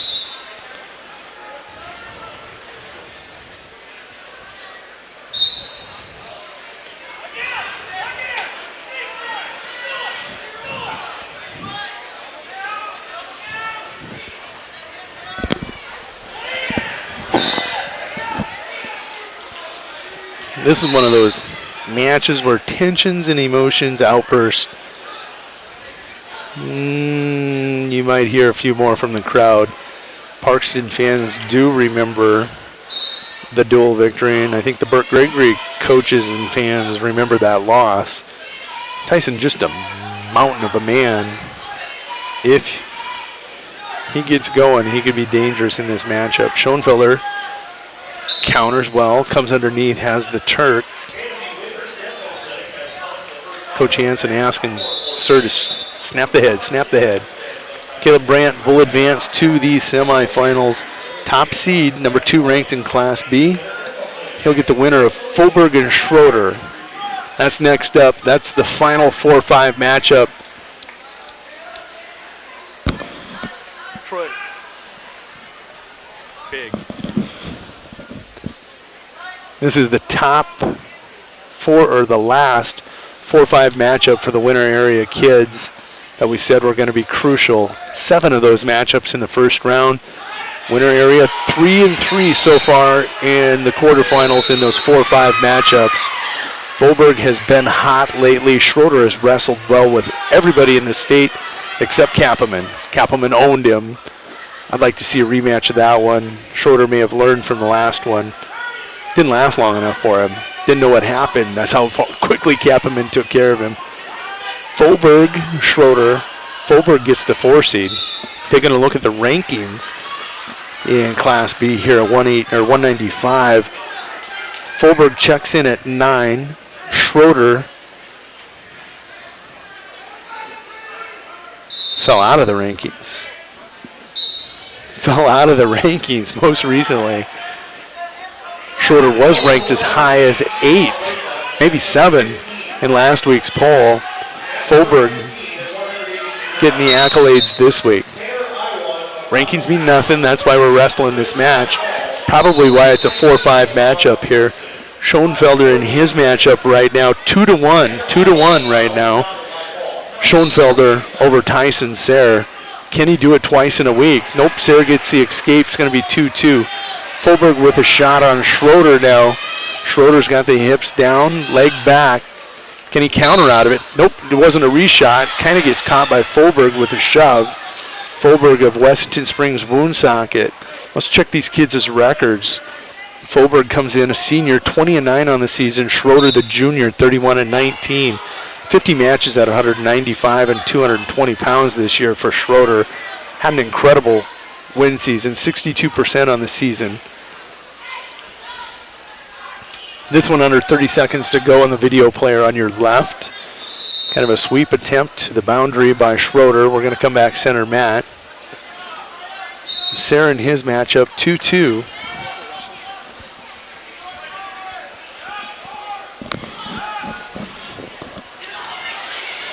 There's the escape. Let's see who's got the lead. I didn't see who was down. It was Schoenfelder that was down. He now has a 3-2 lead on Tyson Sayre. Volberg deep shot. Schroeder counters, hips back, underhooks. We'll go to the second period. That one's scoreless.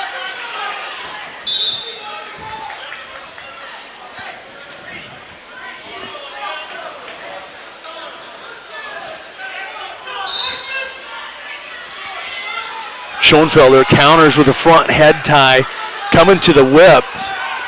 Got the underhook, got the chin. Is he going to try whipping it, or is he going to let Tyson push in? Schroeder gets caught trying to throw in the legs. There's going to be a 2-point reversal for Volberg.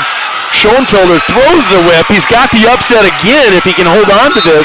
There it is. Second time in a week.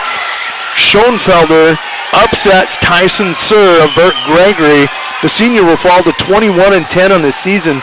Sayre was the 3 seed in this tournament. Schoenfelder the 6.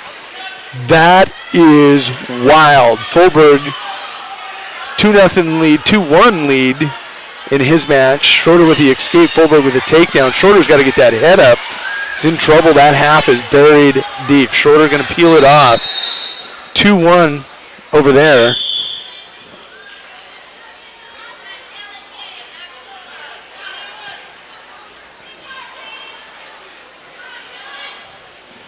So Schroeder had the escape. Volberg comes back with the takedown. Too busy watching Sayre and Schoenfelder for the second time in about 10 days. Schoenfelder upsets Tyson Sayre of Burt Gregory. That got people's blood kind of pumping a little quicker. That's kind of a indication of what will come semifinals. Taking a look right now, that's Dylan Hines at 220. He's going to be top seeded, probably top seeded, my guess. That is correct. The 30-3 junior out of Woolsey, Wessington, taking on Wessington Springs Woonsockets, Alan Schaller. He's an 8th grader. No, excuse me, he's a junior, 8-13 on the season. Hines comes in the most recent poll at 220, ranked number 2. Schroeder, Volberg back in action. 2-1. Schroeder going to get the escape again. 2-2. Volberg more aggressive on the feet. He can't hold Schroeder down. Schroeder with a sweep, nice arm drag, going to get in on the ankle.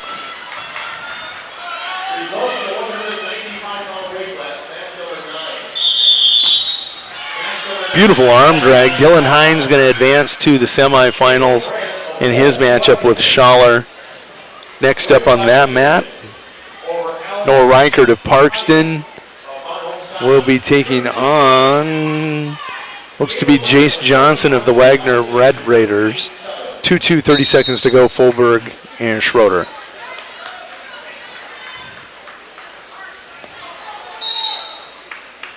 Oh, beautiful shot attempt by Fulberg, countered by Schroeder. Had a headlock ahead, he wanted to go with it. Not willing to go in a 4-5 matchup. Reichert comes in, the junior out of Parkston, 14-14. Jace Johnson, the sophomore for the Wagner Red Raiders, 24-16. Jace Johnson looking at the brackets.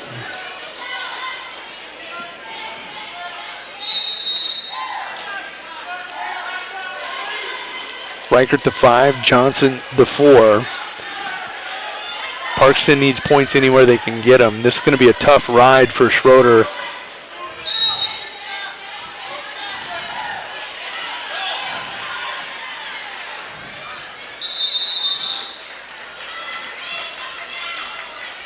Two big men over there on your video player on the left.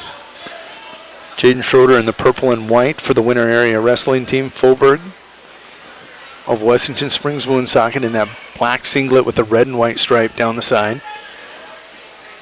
Reichert Johnson scoreless, and Johnson cruising for a headlock if he doesn't get out of that head tie with Reichert.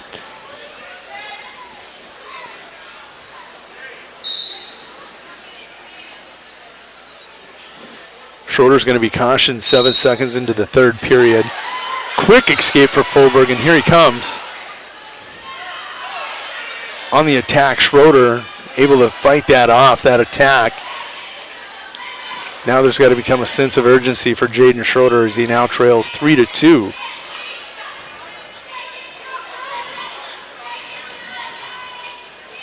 Oh, beautiful arm drag. Can he finish? He's in on the leg.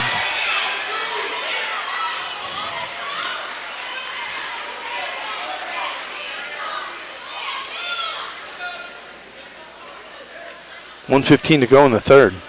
3-2 Fulberg. Scoreless in your other match between Reichert and Johnson.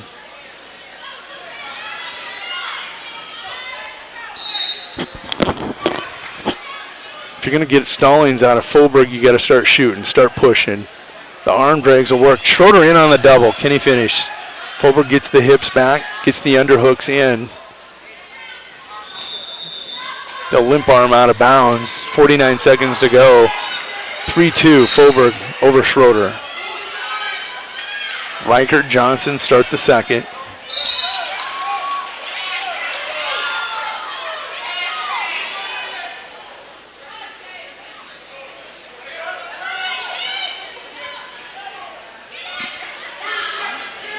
.35 seconds to go.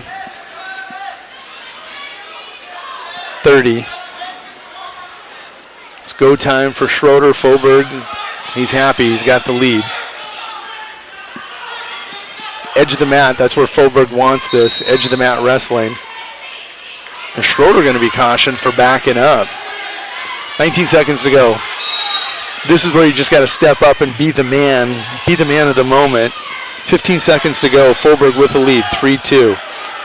Schroeder's got to let it go. Fulberg counters. Schroeder underneath. He's got to come up. Go to the Kelly dump, young man. One last second effort. 7-2 is going to be your final. Doesn't matter. A little too late for Schroeder. Again, a close match. 7-2 going to be your final. They're going to wave off the back points.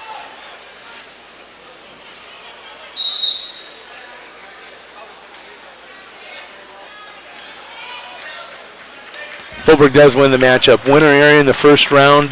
Quarterfinals, 4-5 matchups. They go 3-4 in the round. Last one there that we wanted. Cole Turnquist, didn't know what we were going to get against Viscia. We got that one. Here comes Hastings, number 2 seed at 195.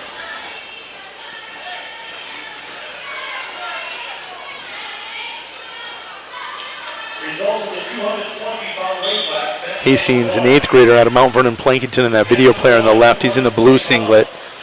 23-7 on the season for the Mount Vernon Plankinton Corsica Stickney squad. And he is taking on in his matchup Dusty McCauley of Miller Highmore Herald, the sophomore. He's 16-20 and a good 16-20. McCauley not a bad wrestler at all for Coach Riesel.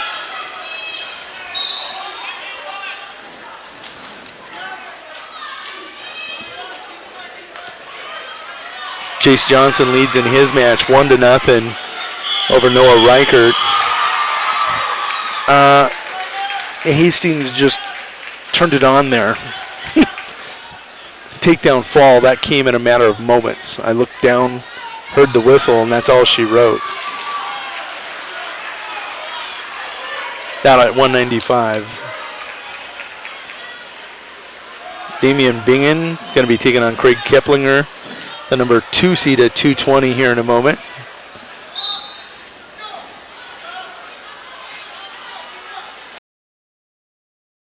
Seed, he's taking on Bo Donald.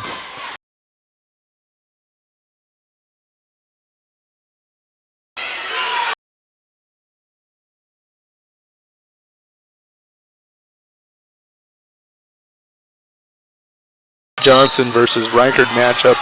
Reichert actually has a 2-1 lead now. 2-1 Reichert. Reichert in on the leg. Johnson trying to come over the top. There's the hip toss right into the table.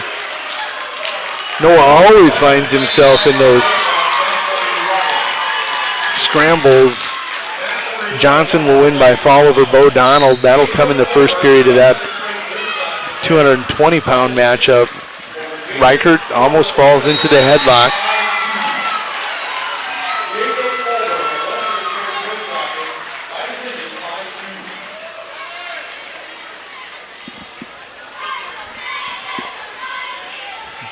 Now we get to the big boys, the heavyweights.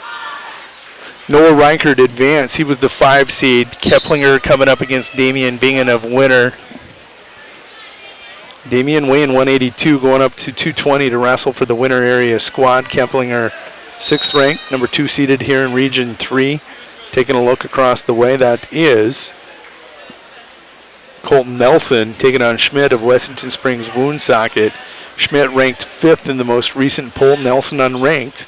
This is a 4-5 matchup. 5 great heavyweights in a region means 1 great heavyweight staying home at state. This is the 4-5 matchup. Schmidt, the junior, out of Wessington Springs Woonsocket, comes in 29-10. Colton Nelson of Burt Gregory, the Storms wrestler, 23-7. They're 1-1 on the season.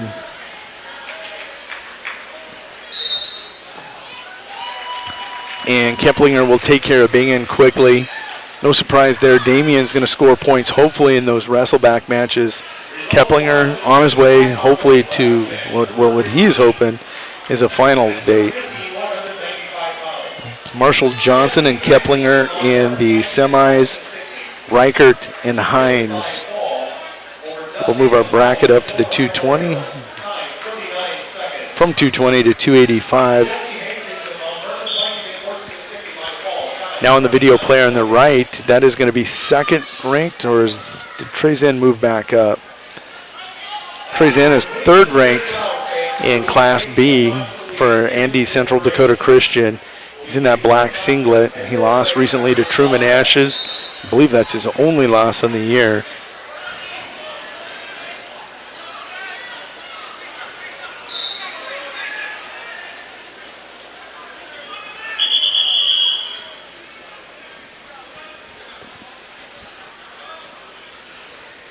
Trezen wrestling Jacob Sievers of Woolsey Wessington.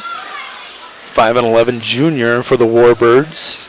I like that matchup. A black singlet with gold trim taking on the gold singlet of the Warbirds with a black trim.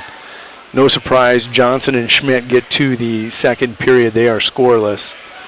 They last met, I believe, at the McCook Central Montrose Invite Tournament over in Salem, and that was early in the calendar year of 2016. Nelson led that early, got away from him. Schmidt just kept coming, kept pressuring, and Colton lost that one, and I think he hurt himself in that match as you didn't see him for a couple of weeks. There's a clasping hands on Schmidt. Colton Nelson trying to get a reversal. Nice roll through.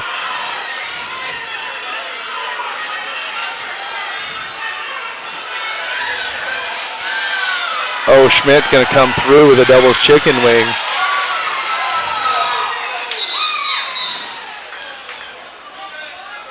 You can see it. It's going to be a clasping hands. Normally you don't see big men do what you just saw. Schmidt come through with a double chicken wing. Nelson tried to sit back on it. Nice scramble for two men that weigh right at that 285-pound mark. Wow. Trazen in his matchup leads 2-0. Taking a look at Jacob Sievers, junior, 5'11" for the Warbirds. They are about to go to period 2.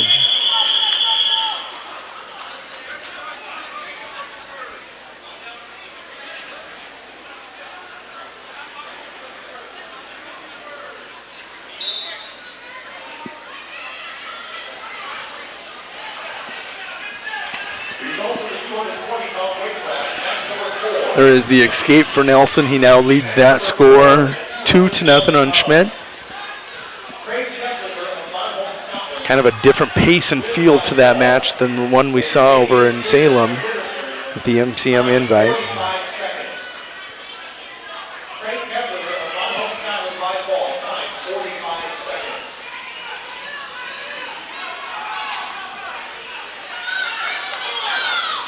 Nelson with the underhooks. Schmidt not afraid to overhook and throw. I'm guessing it would be a souffle if he tries to go with it. Doran going to get a reversal and back points. He will quickly extend that lead out to 7-0 if he doesn't get the fall. This looks much like the matchup now over in Salem. No points scored. This time Colton Nelson able to fight through the throw. There's a Peterson now out of Nelson. That's a 2-point takedown and back points. Nelson just going to hold on to that arm as time's ticking away. 5 seconds to go. That'll be a 7-0 lead for Nelson going to the third period. Huge swing of events this day. The scrambles are going to Colton Nelson. In Salem, they went to Schmidt.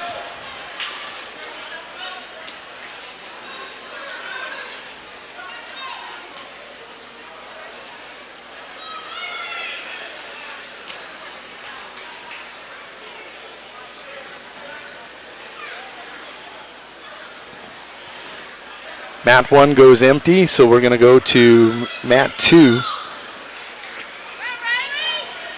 We'll focus on this heavyweight match. 7-0, we go to the third. I'm anticipating a short break before the semifinals. I could be wrong.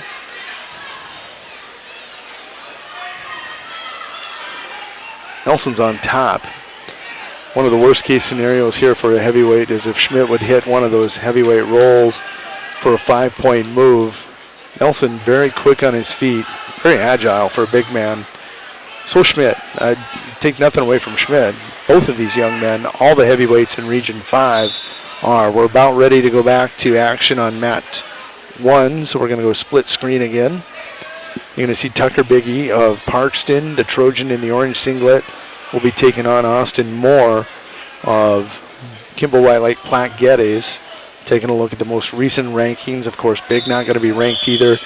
I would put him as one of the better heavyweights probably in the state of South Dakota also. Schmidt ranked 4th. Nelson 5th. Actually did sneak in, I guess. Moore is the one that's unranked. Nelson going to get the fall now. This one's just a matter of moment. Time, there it is. Nelson seems to be healthy. That's a big thing for this big man.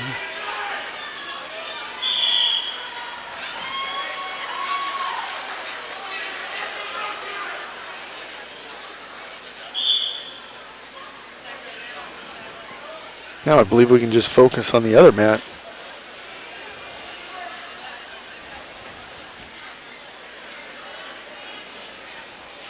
This is Austin Moore. He is unranked now. He's a 13-5 junior for Kimball White Lake Plaquette. He's taking on Tucker Big, an unranked sophomore out of Parkston, 23-20 on the season. This will be the end of your quarterfinal round. And I hope they're going to take a break.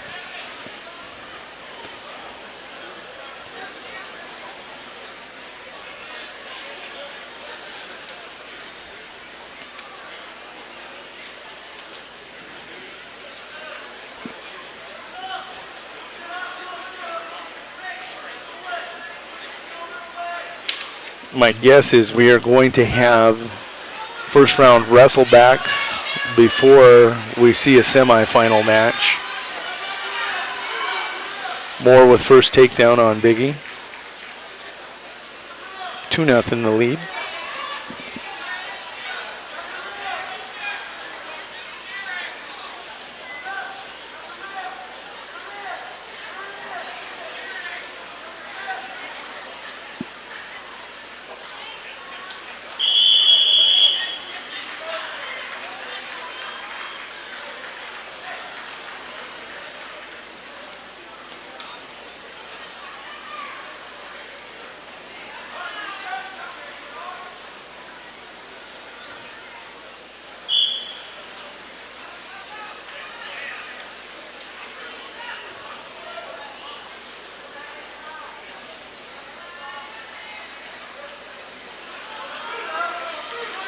Oh, nice duck under.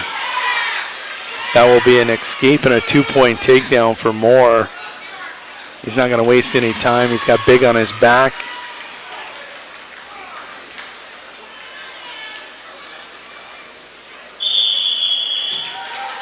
That's all she wrote. Ladies and gentlemen, that is going to be the end of round one, the quarterfinals. We'll probably have a break here. We're going to step away. We will be back at some point during the course of first round wrestlebacks. Promise you, we will be here for the semifinals. Until then, we're going to leave you with some music, some PSAs from the South Dakota High School Activity Association, and enjoy.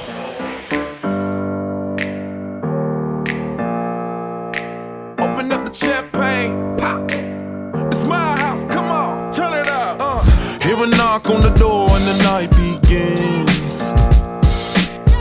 Cause we've done this before, so you come on in. Make yourself at my home, tell me where you been. Pour yourself something cold, baby, cheers to this. Sometimes you gotta stay in, and you know where I live. Yeah, you know what we is. Sometimes you gotta stay in. Welcome to my house, baby, take control now. We can't even slow down. We don't have to go a while. Welcome to my house, play that music too loud. Show me what you do now. We don't have to go a while. Welcome to my house. Welcome to my house. Morning comes and you know that you wanna stay. Close the blinds, let's pretend that the time has changed. Keep our clothes on the floor, open up champagne. Let's continue tonight, come on, celebrate. That's how we do. Sometimes you gotta stay in, and you know where I live. Yeah, you know what we is. Sometimes you gotta stay in. Welcome to my house, baby, take control now. We can't even slow down. We don't have to go a while. Welcome to my house, play that music too loud. Show me what you do now.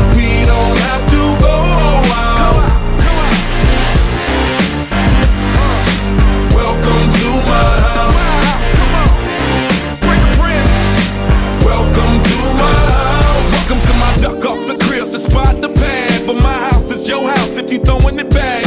Excuse me if my home draining is sad. Soon as these happy faces land, you can run with the cash.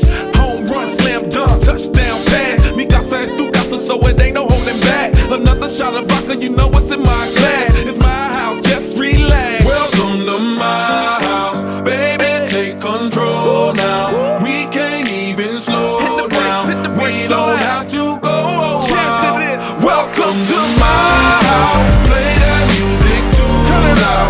Show me what you do now. We don't have to go out. Welcome to my house. You heard me? We ain't gotta go out, cause what? Welcome to my house. It's my house, my house. What? Welcome to my house. It's my house. There's just one place where students are students first, and athletics are played with purpose and perspective. That place is your local high school. High school sports offer more than the joy of competition. Studies show that student athletes in South Dakota are also likely to enjoy greater levels of achievement in other areas of their lives, including academics. High school sports, a winning part of a complete education. This message presented by the South Dakota High School Activities Association and the South Dakota Interscholastic Athletic Administrators Association.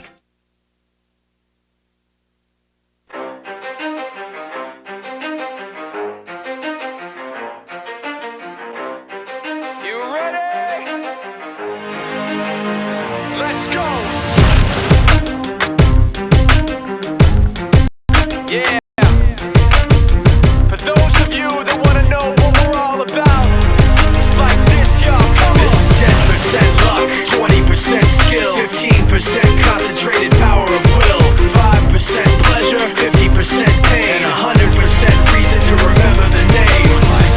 He doesn't need his name up in lights, he just wants to be heard, whether it's the beat of the mic. He feels so unlike everybody else, alone, in spite of the fact that some people still think that they know. But no, he knows the code. It's not about the salary, it's all about reality and making some noise, making a story, making sure his click stays up. That means when he puts it down, Tox picking it up. Let's go. Who the hell is he anyway? He never really talks much, never concerned with status, but still even him starstruck. Humble through opportunities given despite the fact that many misjudge him cause he makes a living from writing raps. Put it together himself, now the picture connects. Never asking for someone's help or to get some respect. He's only focused on what he wrote. His will is beyond reach, and now it all unfolds. The skill of an artist. This is 20% skill, 80% fear. Be 100% clear, cause Ryu was ill. Who would've thought he'd be the one that set the West in flames? And I heard him wreck it with the crystal method, name of the game. Came back, dropped Megadeth, took him to church. I like Bleach, man. Ryu had the stupidest verse. This dude is the truth. Now everybody giving them guest spots and stocks through the roof. I heard he f***ing with that stock.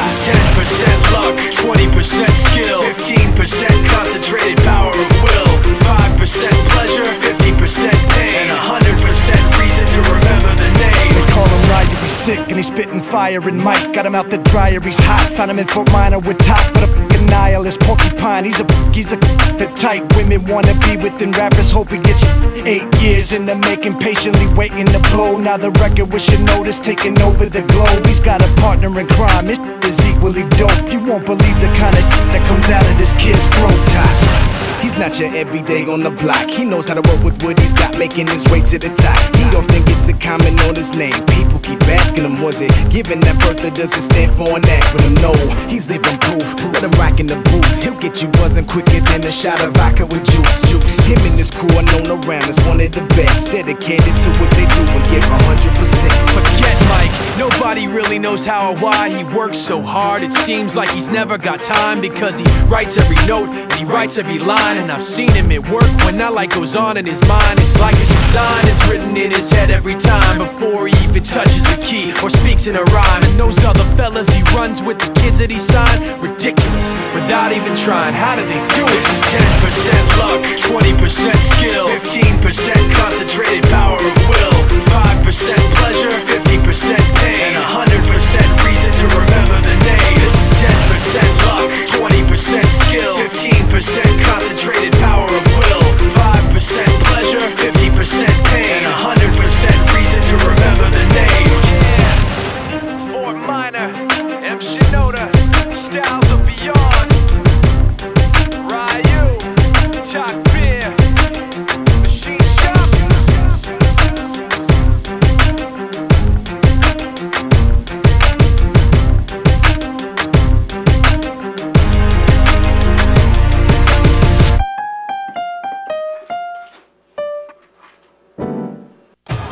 do basketball, choir, drama club, and marching band all have in common? They're all high school activities that offer learning opportunities not necessarily found in the classroom. They take up just a fraction of a typical South Dakota high school's budget, and they go a long way to giving young people the tools they need to thrive. High school activities, they're more than extracurricular. They're extra important, too. This message presented by the South Dakota High School Activities Association and the South Dakota Interscholastic Athletic Administrators Association.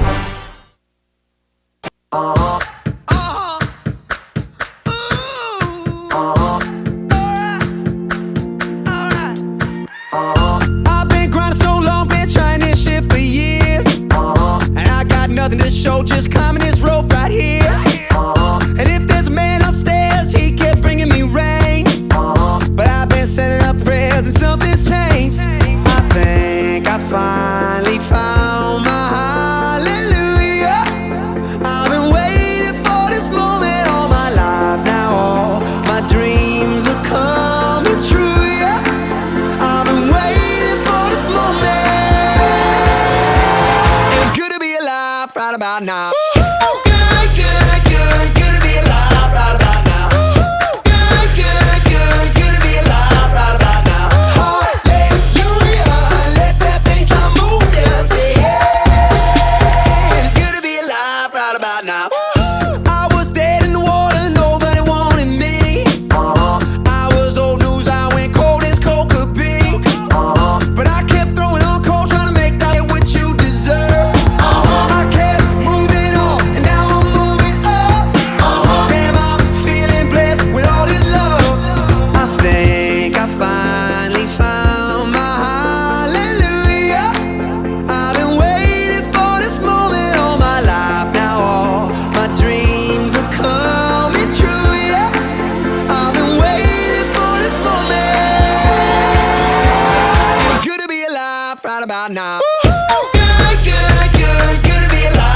Now.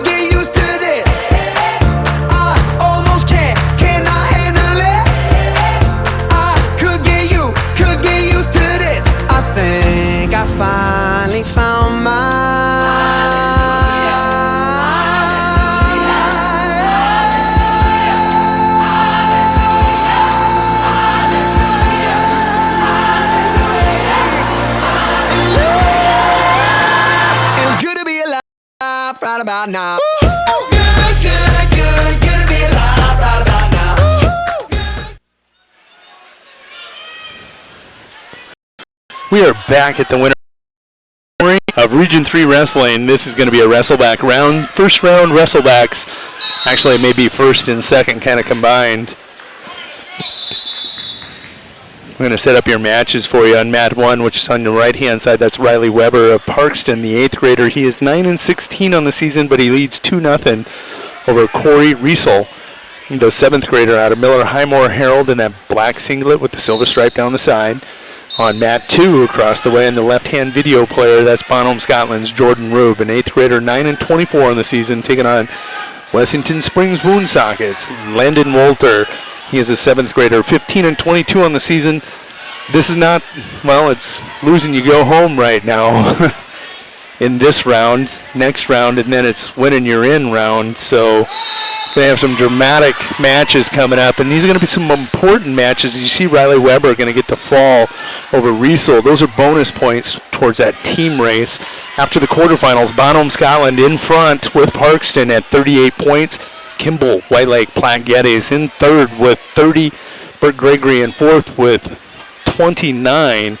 Taking a look at winner area, they are right there. They're fifth with 28. It's going to be a tight team race. Bonham Scotland and Parkston, obviously the favorites. Then look for Bert Gregory, Woolsey Wessington, and winner area to kind of fight for that third through fifth spot.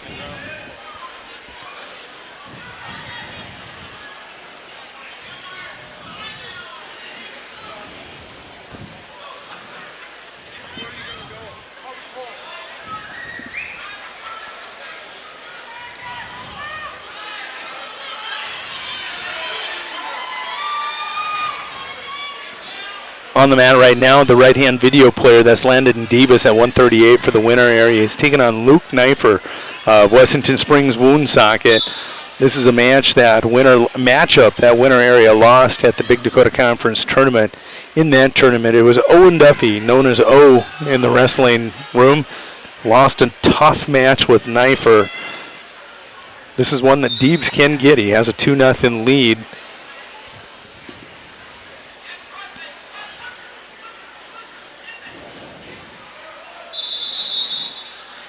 Wessington Springs Woonsocket with 2 wrestlers on the mat, Landon Wolter and Luke Knifer.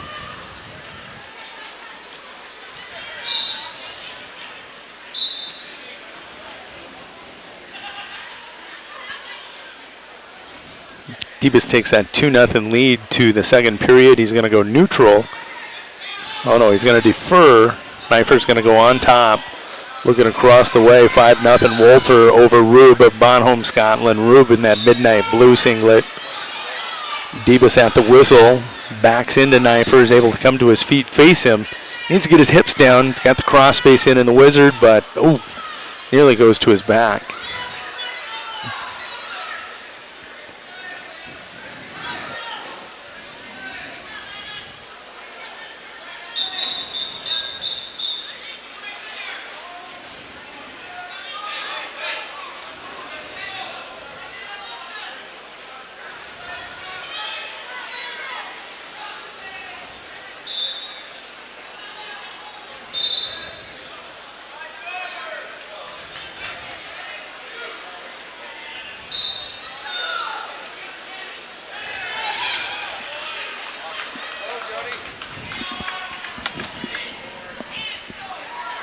Michael Dreyer. Michael. Dude.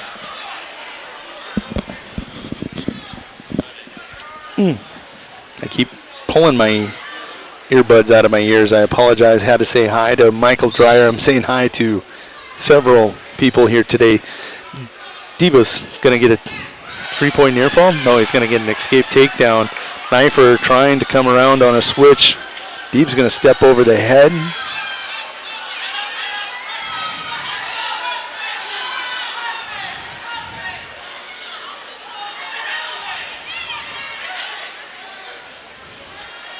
Important points in the team race to be had here for Deebs. He'll let go of the head with that 7-0 lead, make it 7-2 with a reversal, but that's okay.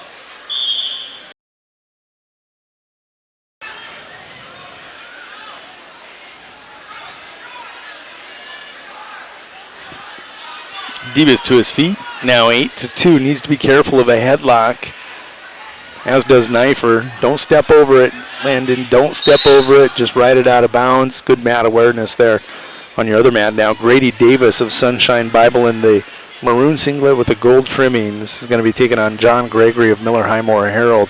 145-pound wrestleback match, and Gregory comes in with a record of 5-12. Davis with a record of 5-11. Should be pretty evenly matched. Davis going to get first takedown. Davis with the escape. No points awarded after that. And that mad scramble to the edge of the mat leads Knifer 8-2. And now you're going to get a reversal out of Gregory. He has Davis to his back. He'll get the 2-point near fall.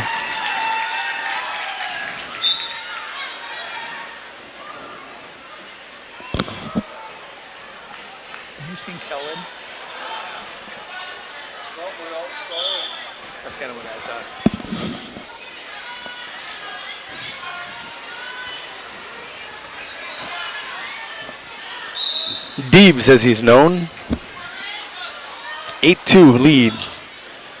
Trying to get to that second round wrestleback.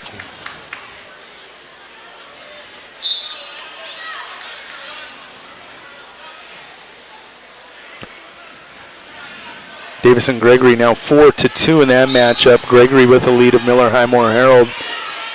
In on the legs, head trapped down between the legs of Davis, and he's trying to keep it there. Now coming around with a crossface, not doing a good job of getting that hip down. Got the leg back, but if the hip's not down, recipe for disaster, unless you're Davis. He's got long arms, has come around, worked himself into a butcher, and he's going to put Gregory on his hip, then to his belly. Going to try turking it over. Can't. Under a minute to go in that matchup. Deebs with a takedown, leads 10-2. Never count your chickens. 10-2. Winner hoping to score. Winner area hoping to score more points here at 138.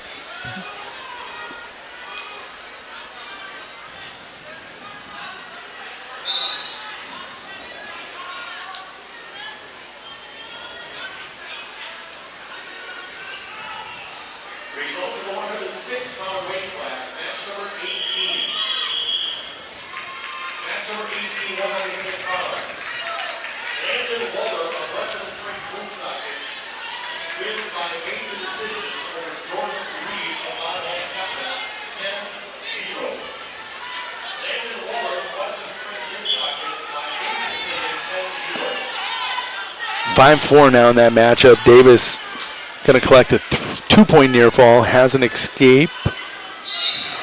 Oh, Gregory's ahead 5-4. Sorry about that. Deebs in his match goes to the third period. He leads that one 10-2.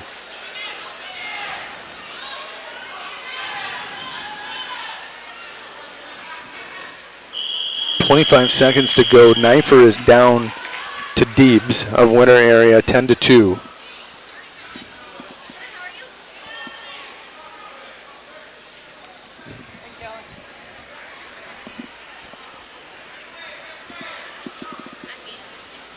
Davis on top. Going to the third period, he trails 5-4. Gregory up to his feet quickly, trying to peel the hands. Going to windmill out of there. He does 6-4. Gregory over Davis. Deebs working on more back points on Knifer.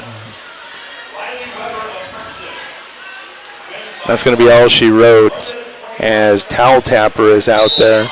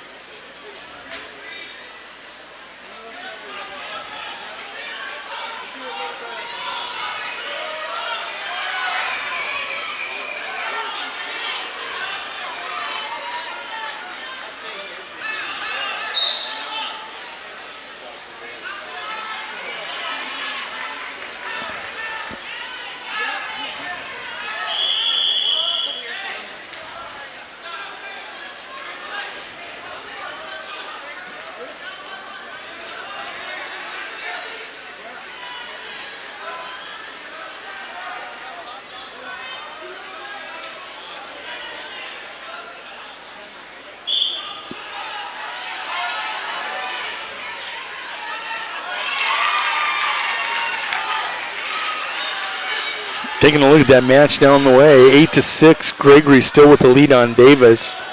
Now on the match nearest you on the right, that is Warren Solik, a 7th grader out of Kimball White Lake Platte Geddes. 7th grader, 10-27, 37 matches, varsity matches as a 7th grader, taking on Slayton Negebauer, freshman out of Parkston, 16-26. Negebauer leads 2-0 in that matchup. Davis trails Gregory 8-6.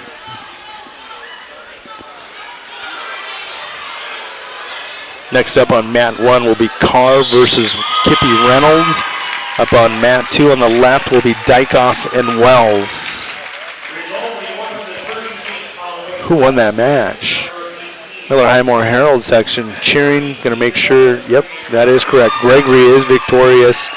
Next up, Wells versus Dykoff, and that will be a 145-pound wrestleback match.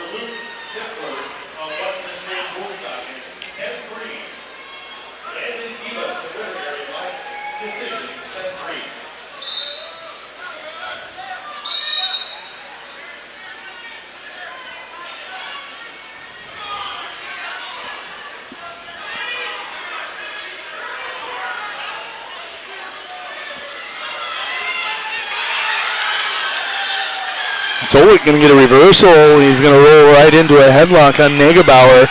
This could spell trouble for team depth scoring for Parkston. Can Solik finish the deal? He's not going to get the fall out of this. He's going to get the 2-point near fall.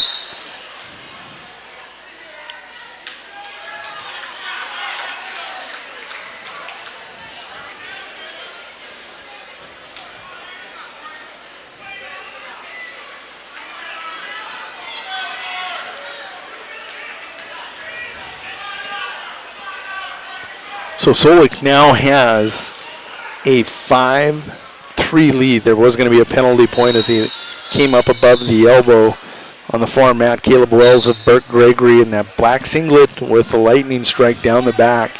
He's 11-21 freshman for Burt Gregory Storm, taking on Wolsey Wessington's Aaron Dykoff. Dykoff, a junior, 6-15 on the season.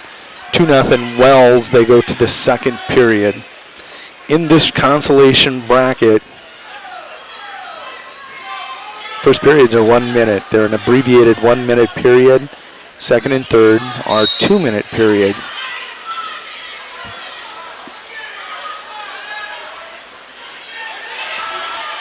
No, and Solik is pasted flat to the mat. Negebauer survives the reversal headlock scare. Going to get the fall for Parkston.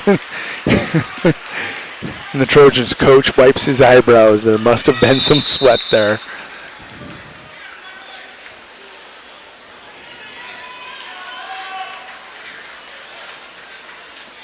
As we'd said, this is going to be Carls versus Carr of Wolsey Wessington taking on Kippy Reynolds of St. Francis.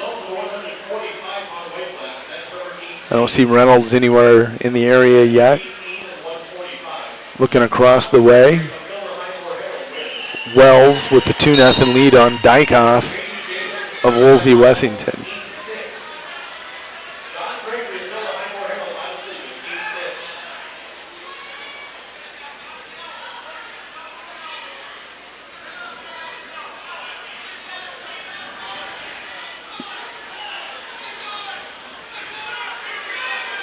Dykoff going to get a reversal in this Peterson roll on Wells and also going to get back points out of this. Dykoff doing exactly what he should, Wells what he should. It's going to be a 5-point swing and give Dykoff 5-2 lead on Wells.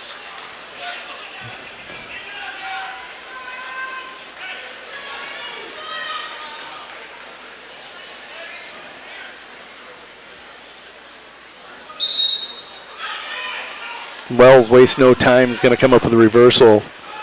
Actually, it was 4-2. Now it's 4-4. Dykoff only got a 2 count ever out of that Peterson roll. Carr still waiting for Kippy Reynolds. There he comes.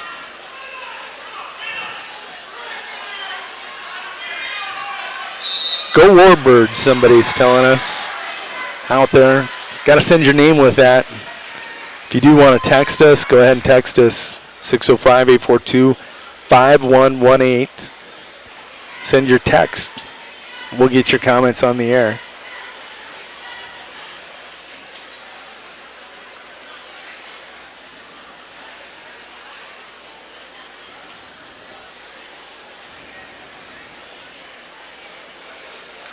Is that Jaden? I'm guessing that's Jaden out there going, go Birds. Tell me if I'm right or wrong.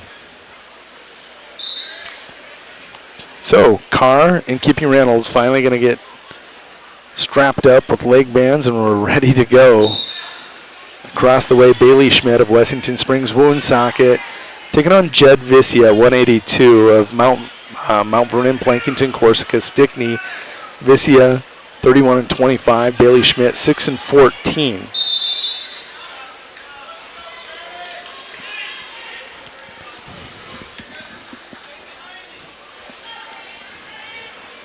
Yep, that was Screedy. Screedy, as we call it, Mike McCready. How you doing out there, bud?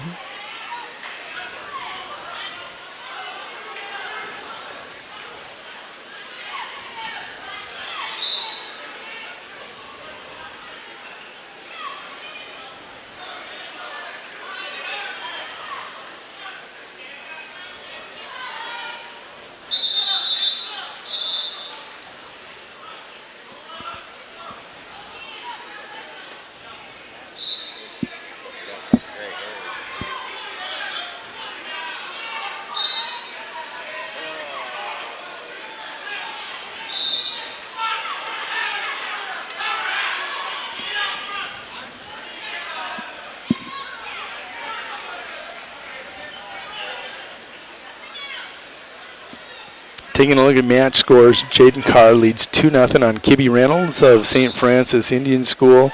Jed Vizzi of Mount Vernon, Plankinton, Corsica, Stickney has a 2-0 lead on Bailey Schmidt of Wessington Springs, Woonsocket.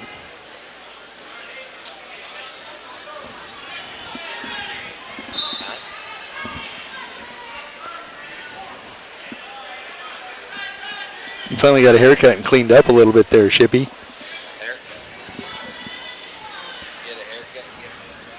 Yeah. You got to put down the cowboy hat, though, too, bud. You got to take off the cowboy hat, too. Go ahead and put the headphones on and then put the cowboy hat on over the top of it.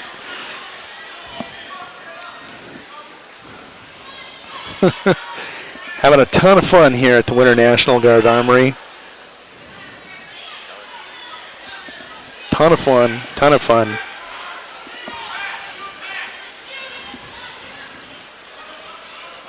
Give you a shot of who's calling the action here. You got an old fat gray guy here, me talking to a cowboy without his cowboy hat. Randy, say hi to the camera. Got to do that. Just let people know the cowboy and the old fat gray guy can still call a match. How are you doing, guy? Oh, we're getting along. You're just getting along? Yeah. Enjoying the sunshine. Oh, the weather is beautiful. I wish I was outside today again. These darn wrestling tournaments, they just screw up a guy's plans. They do. Nice crowd on hand, though. A lot of people here already. Yeah, the parking lot's packed. Can't imagine. Can't find a spot to park out there. They're building that new gym out there. There's not enough parking. They're going to have to come up with some new parking lots around here. There might be a couple buildings across the street on East 7th that can go into the beautification project, tear them down, and create a parking lot over there. Yep. Would not be a bad idea. Tate Hayter. Oh my goodness, we're rolling semifinals already, folks. This is crazy. 106 on the. Did not see this happening. I'd have to go through this Wrestleback round first. Well, semifinals are rolling on mat 2, which is your video player on the left. Tate Hayter taking on Lance Sokup. Hayter, the freshman out of Woolsey, Wessington, 45-10. Taking on Sokup, the 8th grader, 23-16.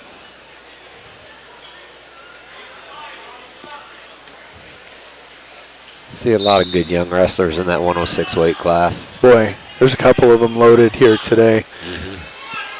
I'm going to jump over to my brackets and take a look at this.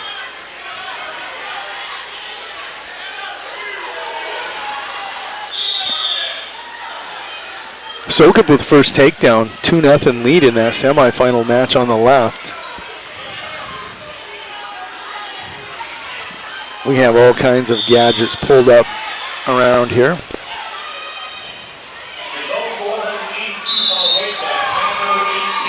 The winner of this will face Turnquist or Kruger in the finals. Hayter, the number 1 seed, Sokup, number 4, 2-1, Sokup with the lead.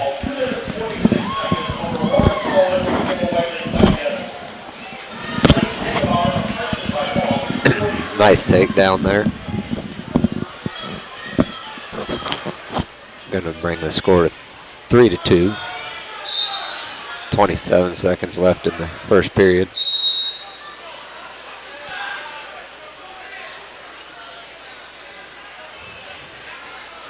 Wrapping up first round Wrestleback matches over on this near mat. I wonder if they're going to go semis, Wrestlebacks.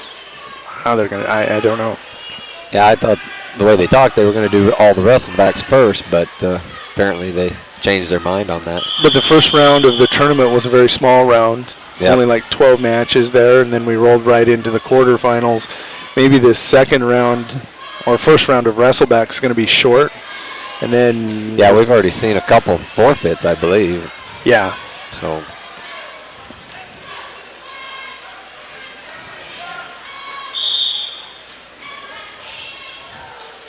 Got Turnquist over here pacing, getting ready. So So we're going to go right to semis after this match. We've already started on the left-hand video player. It'll be all semis. I think we're going to go through and roll all semis, is my guess. Nobody has said that for sure. Semifinal on the left, 4-2 right now. Hayter 4-2 over Sokup of Wagner. Hayter, your 1 seed here in Region 3 at 106 pounds. Sokup the 4 seed. On your video player on the right, that is going to be 195-pound first round wrestleback. Dusty McCauley of Miller Highmore Herald, 16-21, leads 2-0 over Dawson Lensing, a freshman out of Wagner who is 10-13.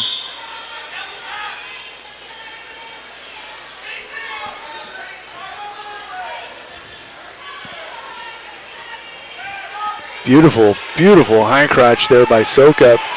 Hayter trying to defend it. Crossface, yeah. Yeah, that's the only defense he had was the crossface. Didn't get hips back or anything. Yep, and they're scrambling. Lensing with a takedown now, 2-2, him and McCauley.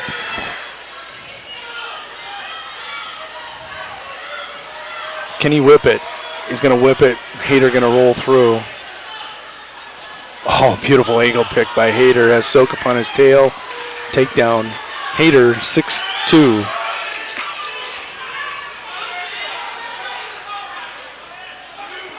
Got about 20 seconds left here in that match. I think he's going to probably try to roll and get some back points here before the end of the period if he can. But it looks like he's going to just end up riding him out here. 6-2, going to be your score going to the third. Top seed on top, 6-2. That would be Tate Hayter of Woolsey, Wessington. As Screedy says, go Birds.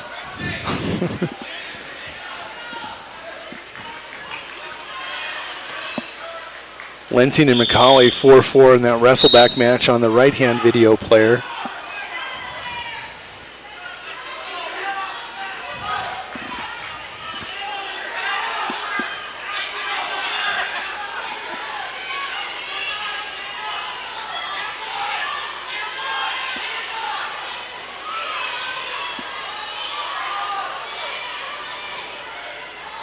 They're scrapping though, aren't they? Oh, Hayter with that beautiful fireman switch to a single.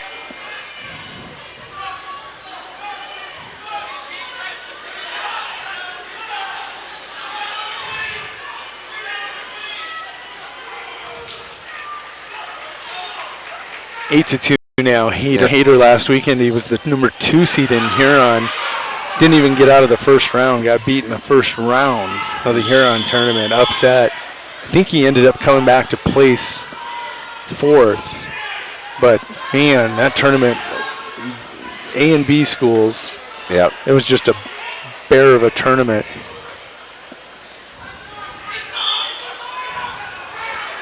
They've accidentally taken down your match on track wrestling.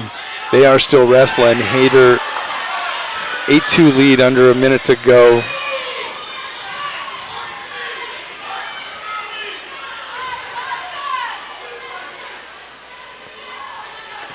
Maybe looking at a pin here on the other mat.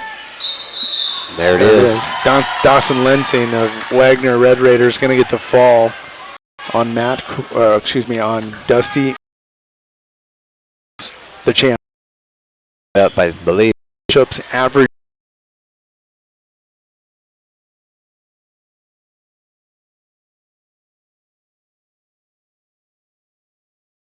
Solid wrestler.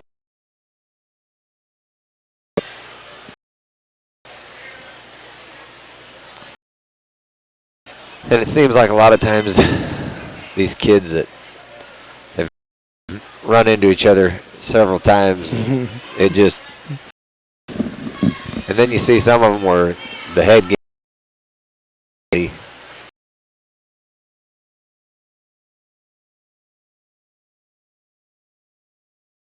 the head game.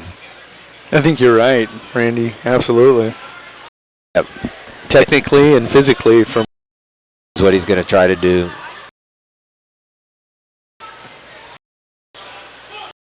Some of them back points here. Keep coming.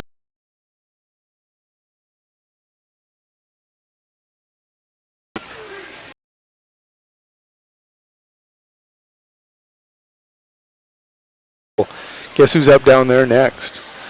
Oh, I don't know. And on Atlas Willowite of Winter area, the 8th grader versus the sophomore. I think that one will be interesting. I think it'll be a very interesting match.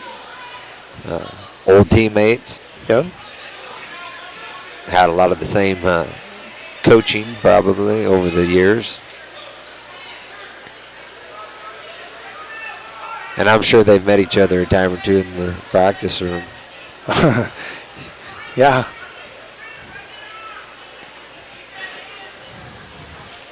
That might be one of those matches where your biggest opponent's inside your head too. I think every one of these is speaking from experience with my own children.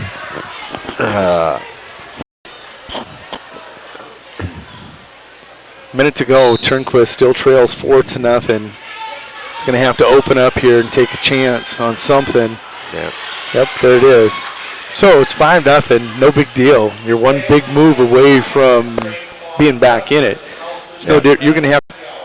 We are going to take after the.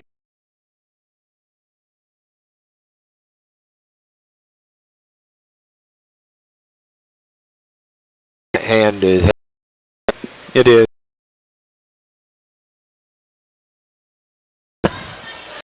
Oh.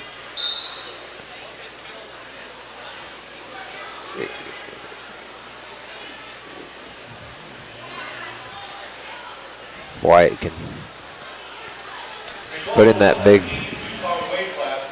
power half or chicken wing or something. He's got to get something, a move here to get him on his back, get the pin.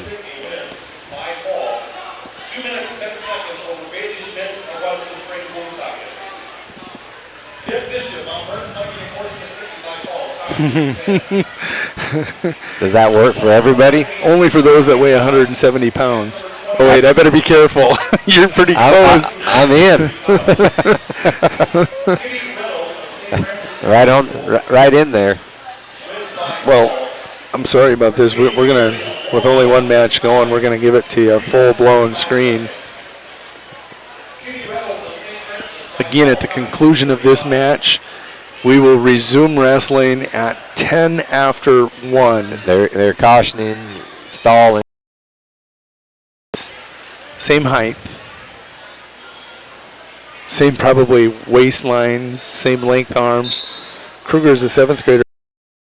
Dad? Yeah, I have, yeah. But I mean, I went to school with Turnquist's dad, and he was not what I would call a big man, So, it amazes me Cole is as big as he is. He must get that from the Vaughn side, I'm assuming, because the Wyatt's older brother Cole he wrestles what? Put it in 95. Yeah. Wyatt goes to the head. Yep. You got to attack. Tries the gator roll. It doesn't work, and he's going to get stuck to his back, and that's final will be 9-0. Yeah. Total domination by Sam Kruger, but if you look at the rankings, I believe he's number 2? No, Kruger's dropped all the way to 5, Turnquist 6. That was a battle of 5 versus 6 in the state. And the jump from number 6 to number 5 is huge. It's 7 points. Okay. If you look at these match scores, and Kruger and Carter and Hayter, Gilbertson and Clinert kind of in a class of their own. But Wyatt from 6th down, looking at those kids, he's kind of the top of the next realm of wrestlers. Yeah. We're going to step away. We're going to take a break. We're going to be back at 10 after 1. We're going to break as we're going to get these kids rested up. Back to our music list. Enjoy a little bit of My House. Oh, you're gonna.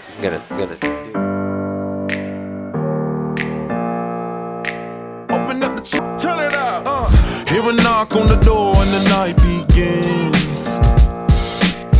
'Cause we've done this before, so you come on in. Make yourself at my home, tell me where you been. Pour yourself something cold, baby, cheers to this. Sometimes you gotta stay in, and you know where I live.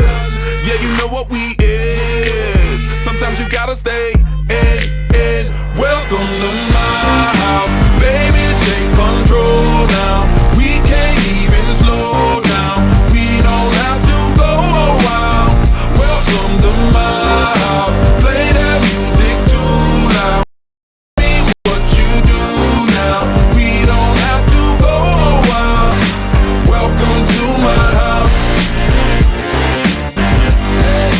Welcome to my house. Morning comes and you know that you wanna stay. Close the blinds, let's pretend that the time has changed. Keep our clothes on the floor, open up champagne. Let's continue tonight, come on, celebrate. That's how we do. Sometimes you gotta stay in, and you know where I live. Yeah, you know what we is. Sometimes you gotta stay in. Welcome to my house, baby, take control now. We can't even slow down. We don't have to go a while. Welcome to my house, play that music too loud. Show me what you do now. We don't have to go a while. Welcome to my house. Welcome to my house. Welcome to my duck off the crib, the spot, the pad. But my house is your house if you throwing it back.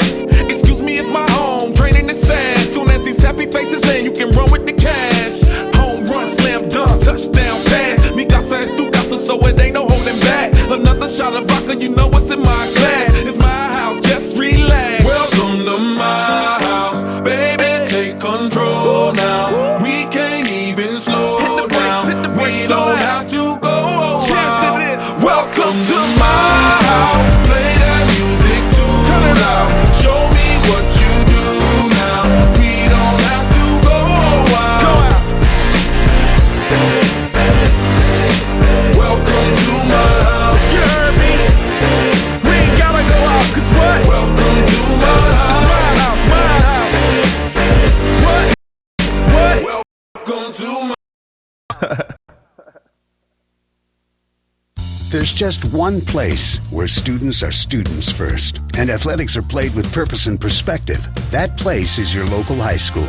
High school sports offer more than the joy of competition. Studies show that student athletes in South Dakota are also likely to enjoy greater levels of achievement in other areas of their lives, including academics. High school sports, a winning part of a complete education. This message presented by the South Dakota High School Activities Association and the South Dakota Interscholastic Athletic Administrators Association.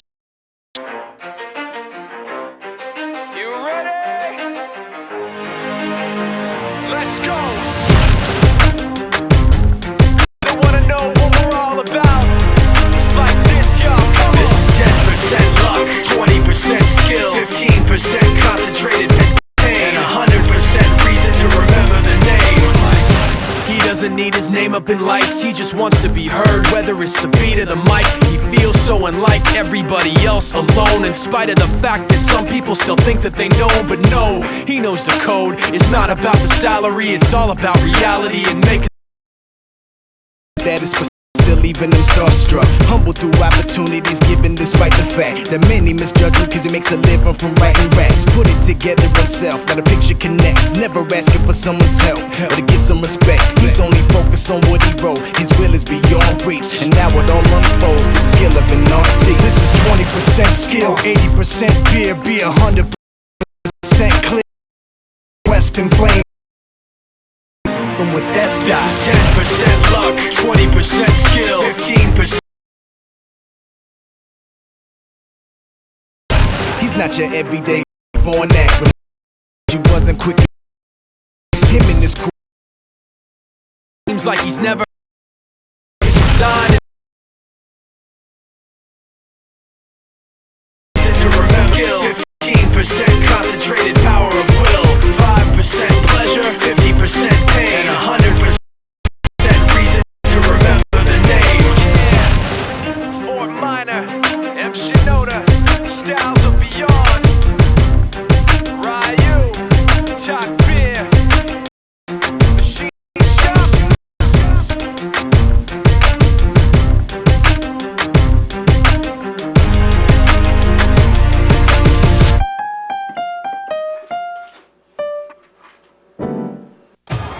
do basketball, choir, drama club, and marching band all have in common? They're all high school activities that offer learning opportunities not necessarily found in the classroom. They take up just a fraction of a typical South Dakota high school's budget, and they go a long way to giving young people the tools they need to thrive. High school activities, they're more than extracurricular. They're extra important, too. This message presented by the South Dakota High School Athletic Administrators Association.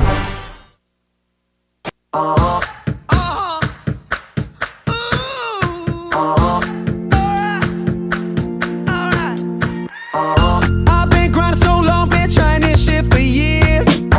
And I got nothing to show, just climbing this rope right here. And if there's a man upstairs, he kept bringing me rain. But I've been sending up prayers and something's changed. I think I finally found my hallelujah. I've been waiting for this moment all my life now. All my dreams are coming true, yeah. I've been waiting for this moment. It's good to be alive right about now.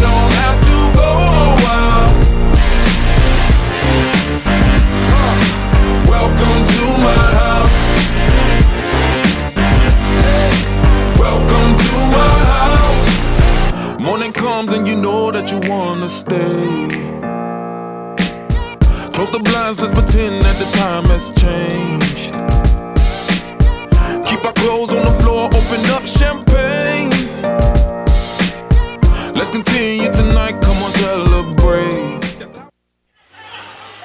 Welcome back to the National Guard Armory. Randy Shippey and Jody Brozick continuing on here in semifinal Saturday at the National Guard Armory. We're at 113 right now on one mat. It looks like we have Wrestlebacks on the other mat. I think they got our set up now, Randy. You had your mouth full. What's that? Did you have your mouth full? No, you did. Trying to get the popcorn out of my teeth. It says Eklund and Willowite are wrestling. That's not them. No. They're up next. That is Cook of Mount Vernon, Plankington, Corsica, Stickney. He is on top in the blue. And he's going to get the fall. Yep. And here we go. One of the matches I've been waiting for all week.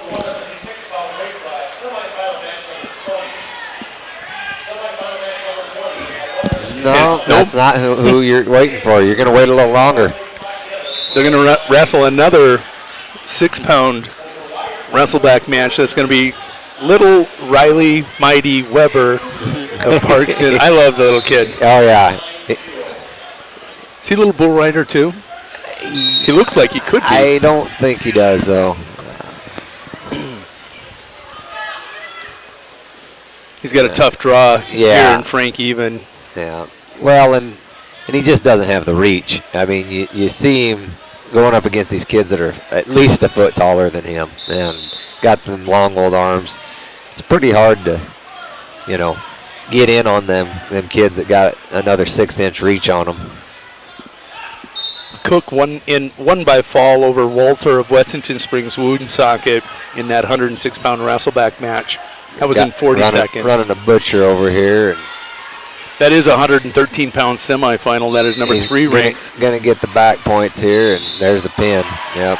Caleb Crownover taking a look at the most recent rankings at 106 pounds, 113 pounds. Crownover comes in number 3. Wyatt Stevens, number 8. Here's your match you've been waiting for, Jody. They're taking the mat. This one I have a feeling is going to last a little longer than the first period. Willowite ranked 4th at 113, taking on 5th ranked Jackson Eklund.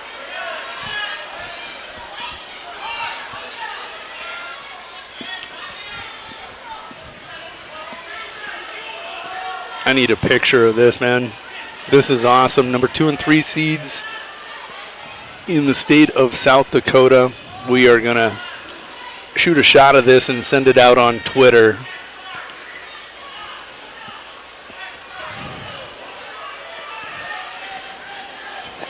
Oh, Willowite's pulling him back in. He knew exactly where he was at.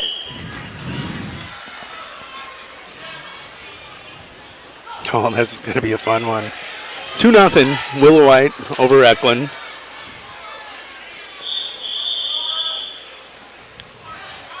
Caution.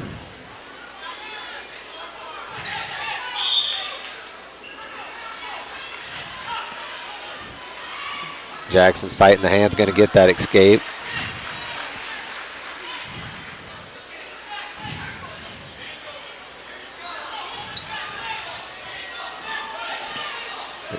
You can see his stepdad leaning over the balcony here. If he's not careful, he might fall over on his head. That would be Seth Webster.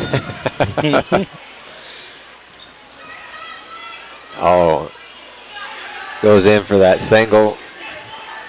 Jackson defends it really good there.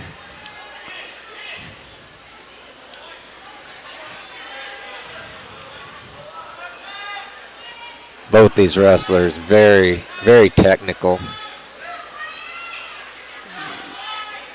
Very smooth and efficient with their shots.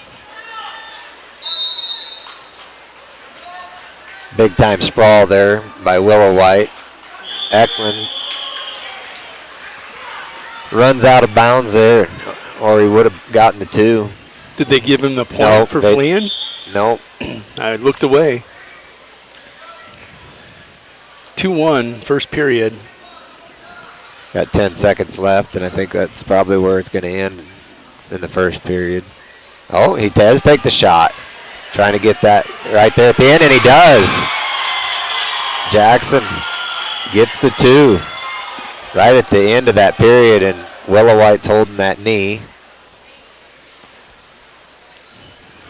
That's not what we wanted to see. Nope.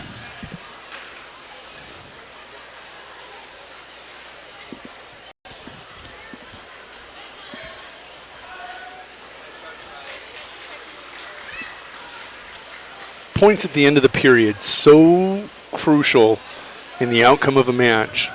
There with 4 seconds to go, Jackson Eklund trailing, takes the shot on Willowite, gets it, 2-1.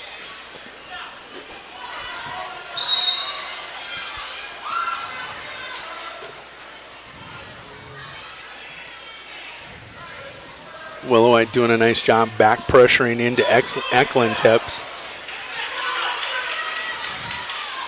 He's got that leg hooked up and going to get the reversal.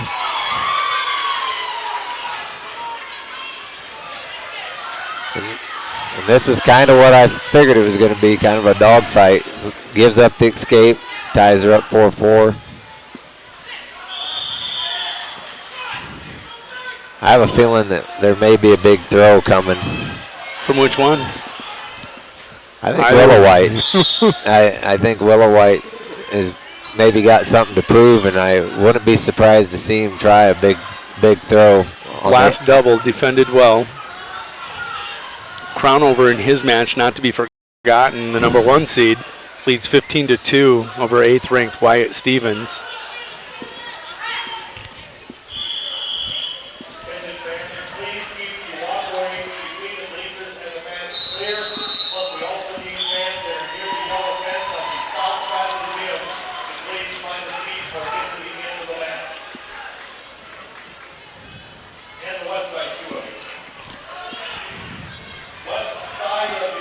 Nice defense, in on the single, back trips. Wow. Willowite hurt, clearly hurt as he back tripped that. – 6-4 your match score.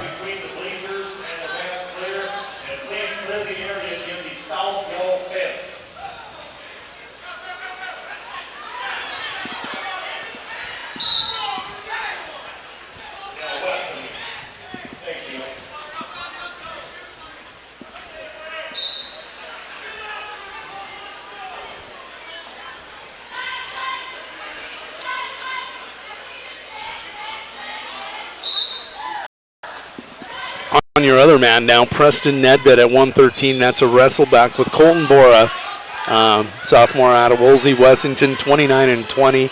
Nedved 12-16. Bora with takedown.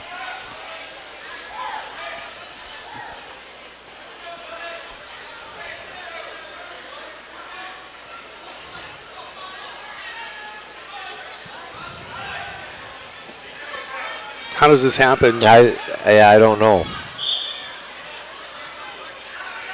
I don't agree with that. How does he get points? How does he go down?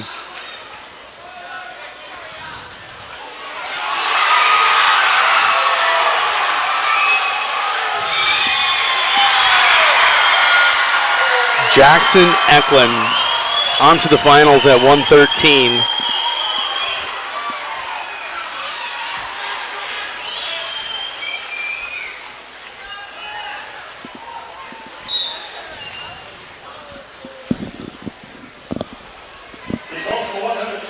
Willowite not very happy with the that. match. At 120 now, you're going to have Trevor Peters, number 4 seed in the state or in this region tournament, going out to take on top seeded Logan Mahoney.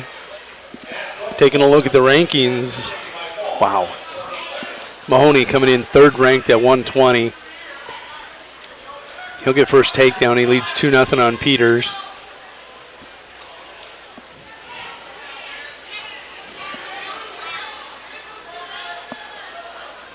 Mahoney can wrap up a cradle. He's just a machine. Yeah. Not a lot of emotion out of him. He's just constantly running moves. Never slows down. Transitions so well from one move to the next.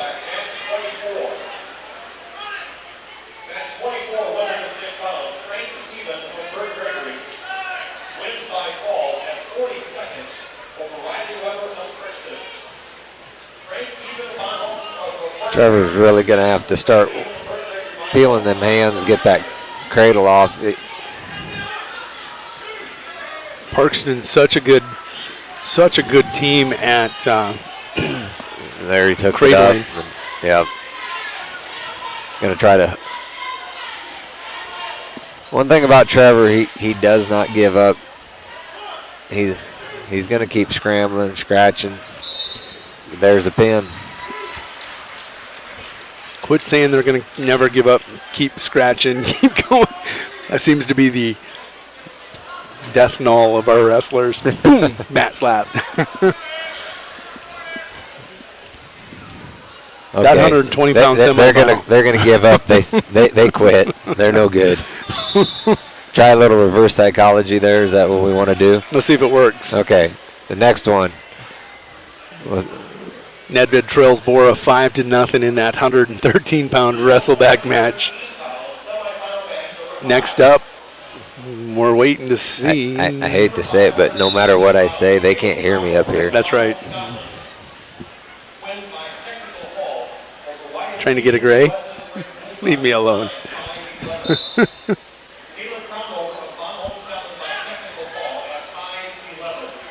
My goodness.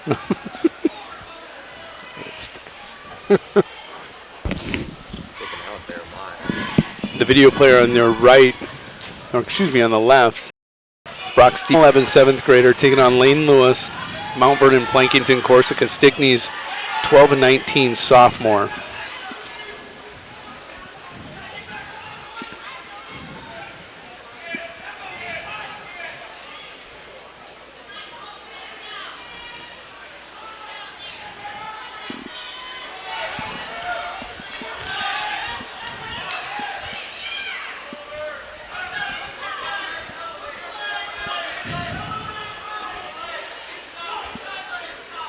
Both wrestleback matches, 113 on the right, 120 on the left. Nedved trailing Bora 7-0. Bora picking up more back points. Lewis is leading 2-0 going into the second period here at 120.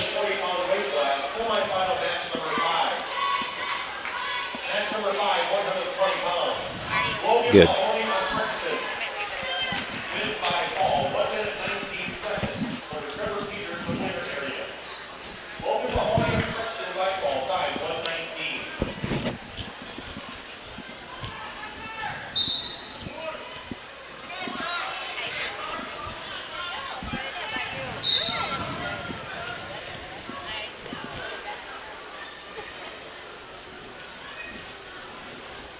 Now over on mat 1, which is the video player on your right.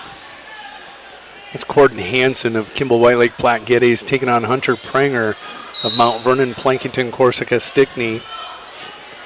Hansen comes in 27-20, Pranger 30-24. A couple young kids got a lot of matches under their belts. Yeah, Pranger, an 8th grader, 55th match of the year. Yep. Well, I was looking at a lot of these kids, you know, Riggins got a... He's got 47 on the year. I know. It's... Some of the kids he's going up against only show, you know, a dozen or 20 matches. That mat time is going to help some of these kids for sure. Pranger, really a good young wrestler. He was a state champion wrestler also for Platte. Yeah, we run into Hunter. The thing about Hunter that's crazy is he was wrestling this same weight 3 years ago in AAU. I know. I mean, he hasn't gained an ounce in 3 years, and but his body's changed a lot too. He's reproportioned it. Yeah, my son's wrestling 152, and they wrestled AAU together 3 years ago. So, just amazing how different these kids mature physically and mentally both.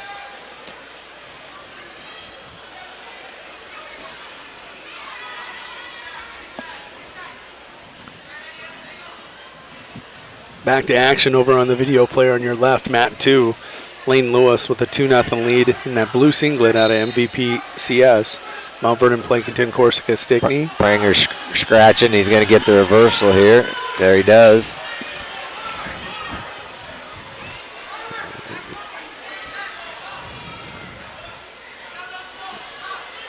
Gonna try to walk around the side here maybe. Get him to his back. A lot of forward pressure by Pranger, keeping him flat.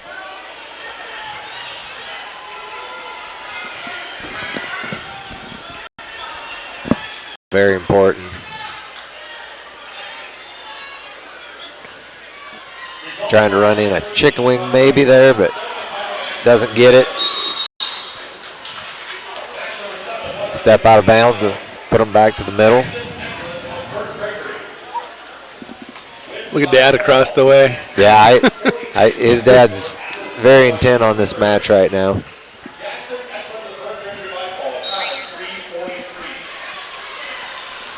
Hansen's going to get an escape. Yep. 2-1. Drives back in, goes for double, but doesn't get her. Going to back out, try to set it up again here.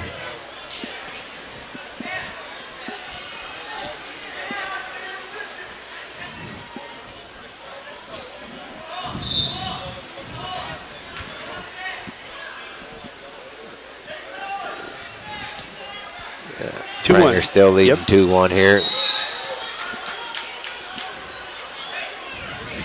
Takes a nice shot, but out of bounds there. You know, it's funny. Everybody says semifinals are some of the most intense matches. I look at these do-or-die matches that take place in the Wrestlebacks. Oh, yeah.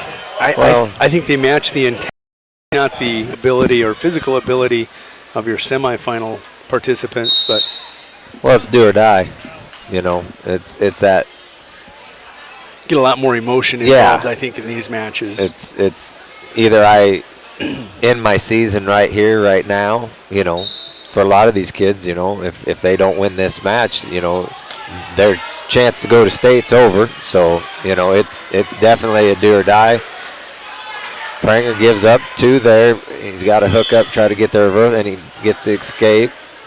Just stepping onto the mat on the left, that's a 120-pound wrestleback. Shaw Winters, a junior out of Burke Gregory, 1-3 on the season, taking on Gianni Clemente, 8th grader out of Woolsey Wessington, 6-22. Definitely a 3-3 now. Yeah.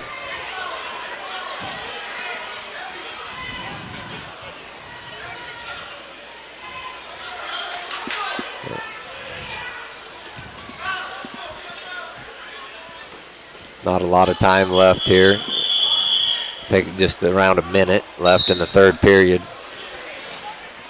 We're going to see one of these kids probably. Oh, yeah. I was trying to remember who wrestled Hansen in the duel up in Chamberlain. Little Aaron Gilchrist.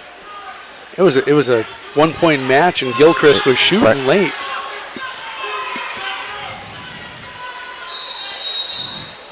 Out of bounds. Winters leads over there 2-1. Old Dad's rubbing his hands together.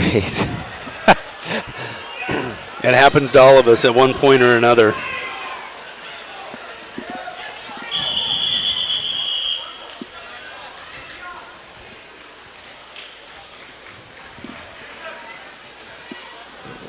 I have a feeling we may end up going into overtime with these two. Watch for the towel tapper. That's our only indicator that we're down to the end of the match. Well, I think we've got 30 seconds left, it looks like. Dad's really wringing the fingers now.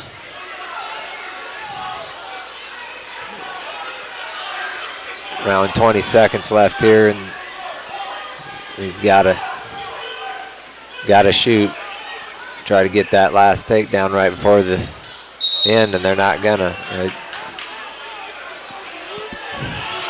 Got just a few seconds left here to see if somebody's going to take that desperate shot or if they're going to both wait and see if they can go to overtime. It doesn't matter if you get the shot now, take it. Yep. And I believe that's going to be it. Overtime.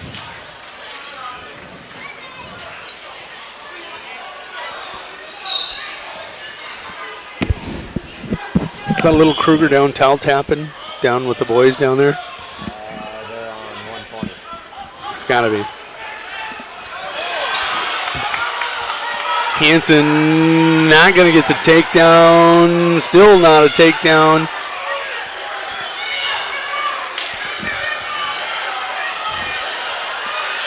There's the take. No, not the takedown yet. Peterson roll hooked up. He's got it. Coach is wanting him to finish. He's attempted to once. This is just a battle. Pranger's Dad's up to his feet. Got a leg and he's lifting it up. He swims the hips. Yep. I don't think it's 2 yet. Go to the head.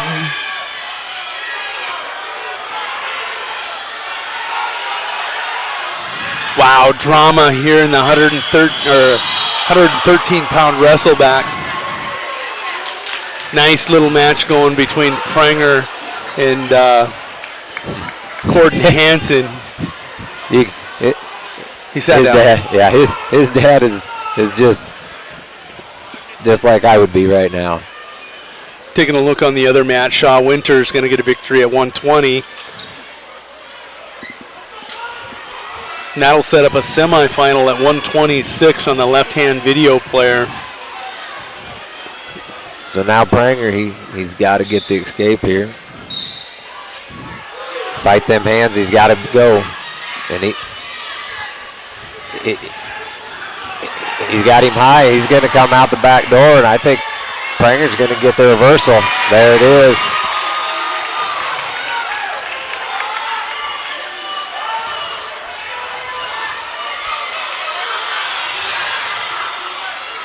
Don't let go. Don't let go. There you go.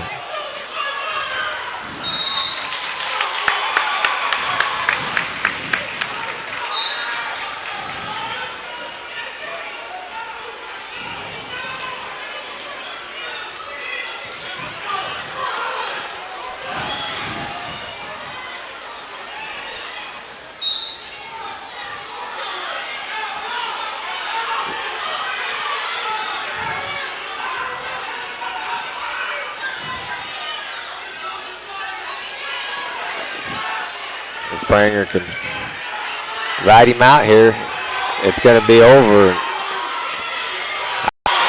1 before 2, and you're okay.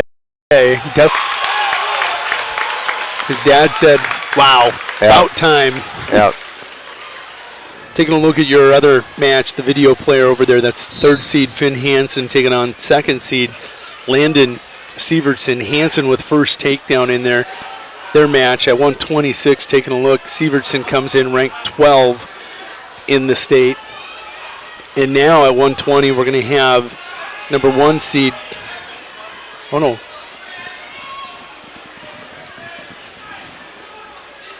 At 120, I'm going to jump back down. We're going to have 2 and 3 seed Jackson Knuckles taking on Ben Sokup. Knuckles comes in 3rd seed, Sokup 2. Taking a look at those rankings at 120, Knuckles comes in ranked for unranked for Kimball White Lake Platte Geddes. Sokup comes in ranked 6th.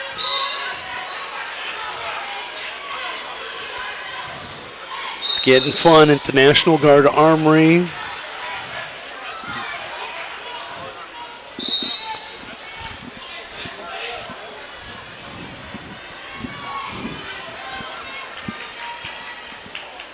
Down there by the end of the bench, the towel tapper and the peach shirt. Is that a little Kruger? Yeah, Jackson, I think. Yep. Hanging out with the winter kids. That's all them Western Edge kids running together, isn't it?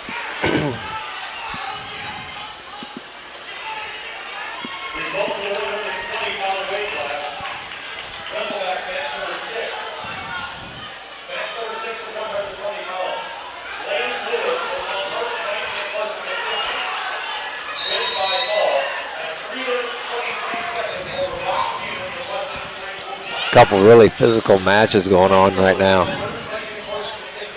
3-2 on the other end. Sievertson ahead of Hansen now, 3-2. I believe it's 2-0 on the mat 1 here.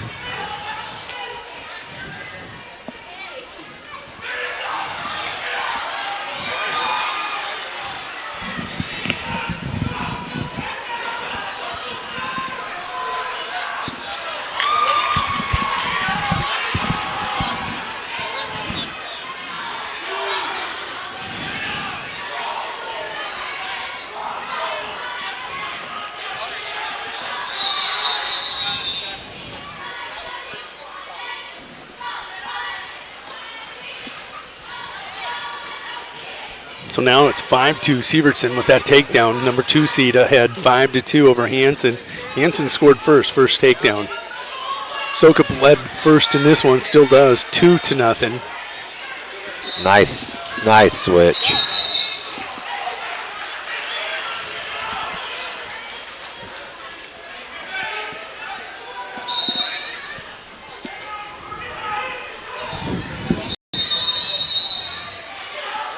Did he get a reversal or an escape out of that?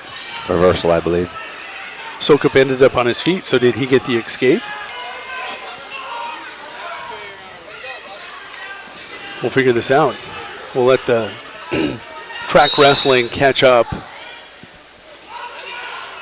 Knuckles got an escape, 2-1. Didn't get the full reversal out of it. This is a great matchup here. 42 matches for Ben Sokup. He's 32-10. Knuckles, 45 matches. He's 29-16. Sievertson's 29-6. Hansen, 27-16 for an 8th grader. Hansen's down 2, going to the 3rd, 5-3. He's going to get escape, one. Yeah.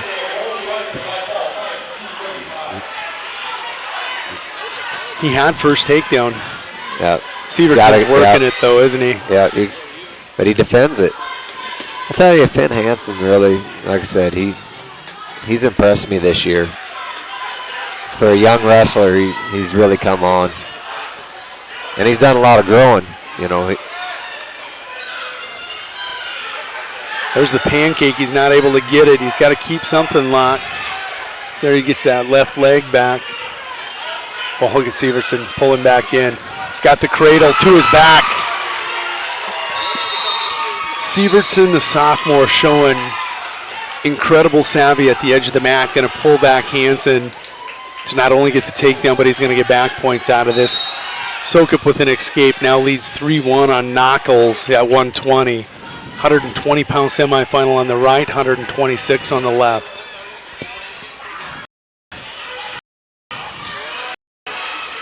Beautiful shuck by Knuckles.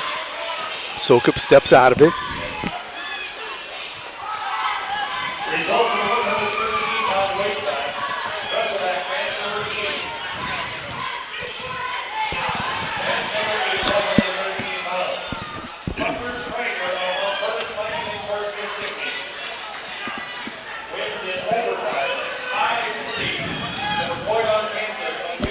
What was 1-point match is now a 10-4 match, just like that for Hansen, or Sievertson over Hansen.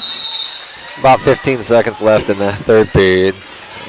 Hansen battled her out, but just couldn't quite get her pulled out. Knuckles and Sokup, they go to the 3rd. 3-1, Knuckles chooses down.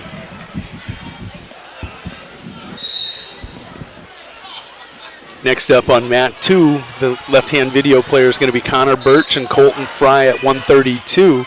Birch, the number 1 seed, Fry, the 5 seed, with the upset over Cameron Biggins in that 4-5 matchup. Looking at Birch, he will walk into that match ranked 6 in the most recent Dakota Grappler polls.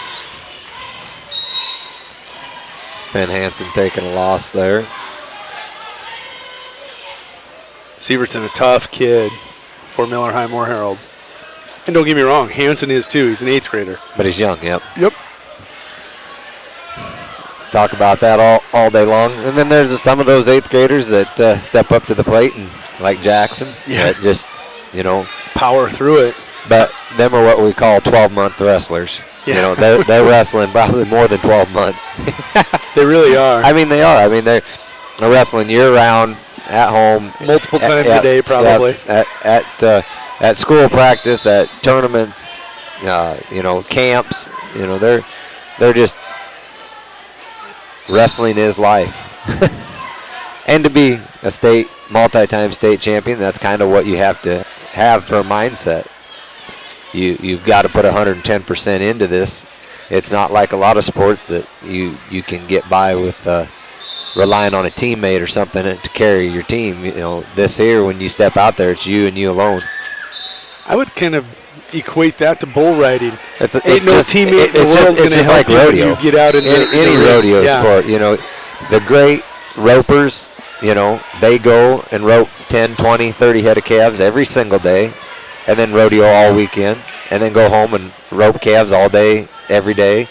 And that's what it takes, you know, and they're roping the dummy, they're tying the dummy, and, you know, to be the best at an individual sport like rodeo wrestling, you really have to take it upon your shoulders to put in the time and the practice. Look at this. Sokup has rode out Knuckles for this third period, the entire period. You don't see that very often.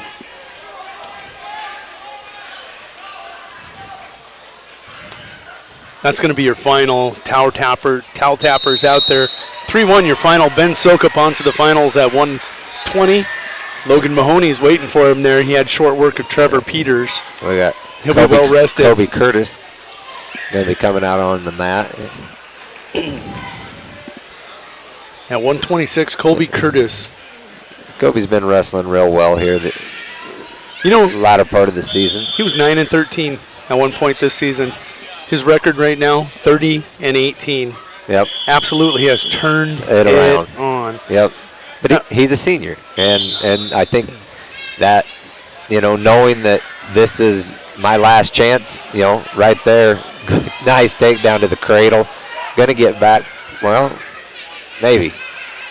Colby now 30-18. He's taking on Cody Wessendorf from Kimball there it is. Geddes. Pin. Wow. And that right there is just that difference, you know, that we're talking about. Just a whole different confidence in Kobe Curtis when he steps out on the mat. 31-18. That's 22-6. 22-5 since he figured it out. Yeah. Well, like I say, this is his last year. This could be possibly his last couple weeks of wrestling ever. You know, a lot of these kids won't go on to college wrestling and stuff. So, you know, this is literally the last. Ty Nanami quickly with a Miller roll on Sikora. Nanami comes in the 3 seed, Sikora the 2 seed. Taking a look at the brackets here at 132. Sikora the 3, excuse me. Sikora is the 3, Nanami the 2. Taking a look at the rankings at 132. Nanami comes in number 7. Sikora comes in at number 10. 7 and 10 in the state, 2 and 3 in the seedings. And Nanami's owning Sikora right now. It's quickly 4-0. Down on the other end, it's 4-0 also, but Birch is ground out. They're in the second period, 1 minute to go. He's ground out a 4-0 lead on Fry. Yep. Sikora recovers. 4-2 now. He's going to get the reversal.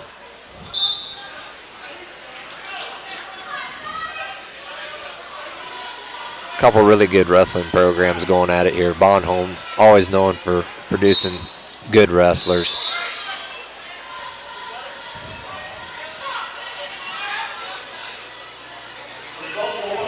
And now they're co-opted with, is it Scotland now? That is correct. Yeah, Bonhomme, Scotland. Yeah.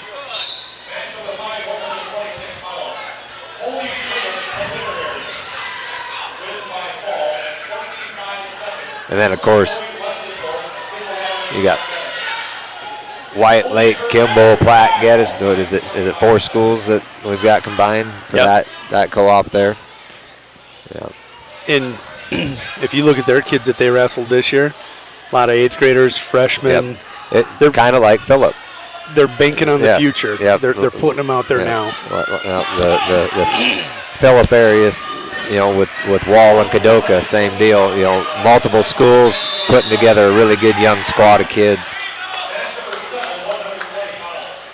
Nanami going to get the reversal as they go out of bounds. He now has a 6-2 lead on Sikora. It's 4-0. Connor Birch and Colton Fry. They go to the third. We go to the second. Not quite yet.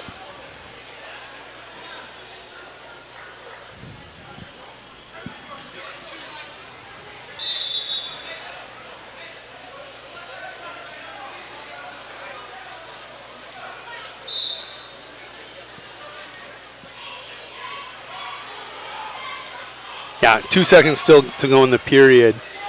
And Nanami will be on top with that 6-2 lead. Over on that far end, you see Birch come around to grind out a reversal. Now 6-0 lead.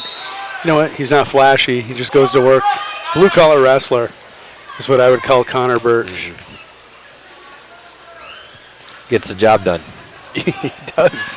Well, that's it. I mean, you know, there's a lot of these kids that want to, you know, try every crazy move there is in the book, but when it comes down to it, you know.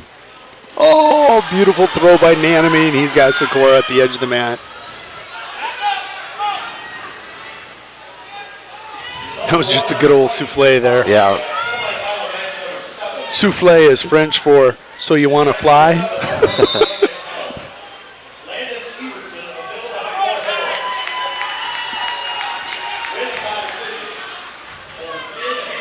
Look at that. Birch runs over under. Going to pick up near fall. He's going to get a major out of this now as he owns a 9-0 lead once he gets his back points.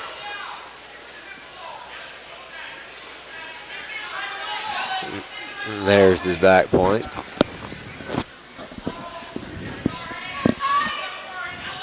Nine nothing with about 33 seconds left in the third period. I'd say that match is pretty well over and done.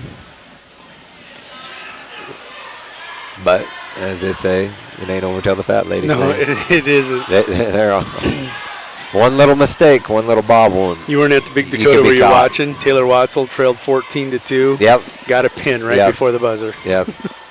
Yep. That's when the guy thinks he's got it won and he lets his guard down and then boom. Yep.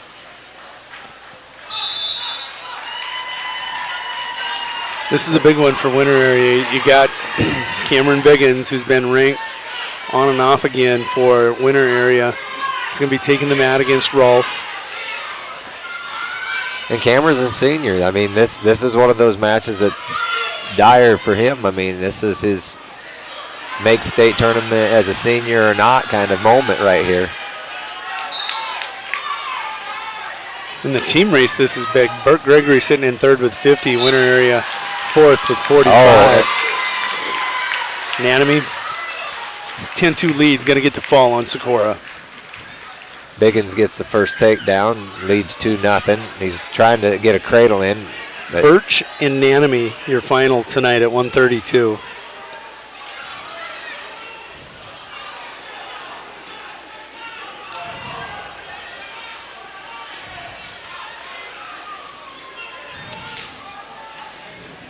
He's trying to get, gonna call it a stalemate there and start him back in the middle. Start him fresh. On your video player on the right, that's second-ranked Alex Saba of Bonholm, Scotland.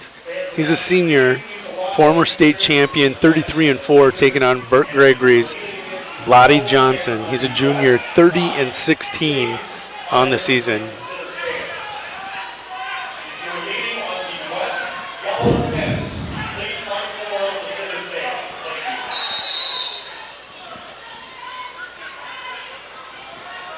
Gonna end the first period. Cameron Biggins gonna be leading 2-0 going into the second here. He's gonna be on top. Oh, Bonholm. On Saba. Yep. Oh, both up. Cameron has a cradle hooked up. Good scramble on the edge of the mat there. Not giving up any points, either one there.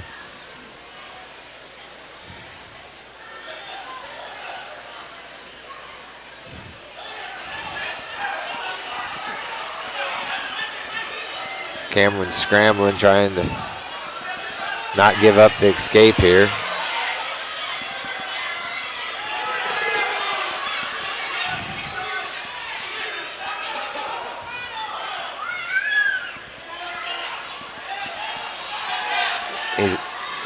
He's in a spot where he almost needs to probably give up the escape and get reloaded, but he's going to throw him off the edge of the mat and start her back.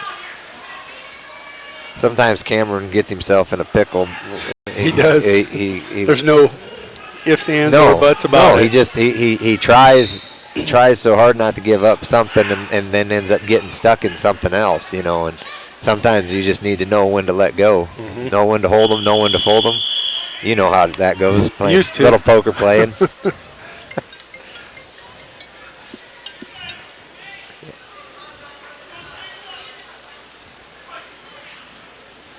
You know Kenny Rogers. I do. I've listened to a little Kenny. Cameron, he's just got to, you know, keep trying to work something here. And we got 30 seconds left in the second period. If he could go into that third period with a 2-0 lead, that would be great. If he could get some back points here, it would be outstanding. And if he can go with the, there you go. He's trying. He's trying to get that arm put behind his head. They're going to end up going off the edge of the mat here. 5 seconds left. Still 2-0. Biggins on top.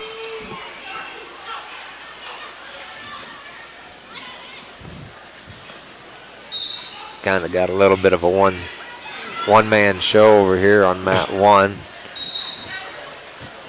6-0. Not like Saba, so tough. Make it 8-0, just like that. Yep.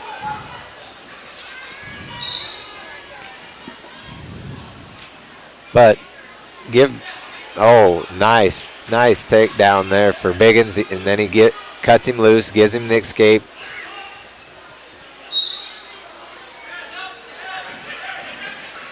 Leads 4-1. I think Biggins says I can take them shots.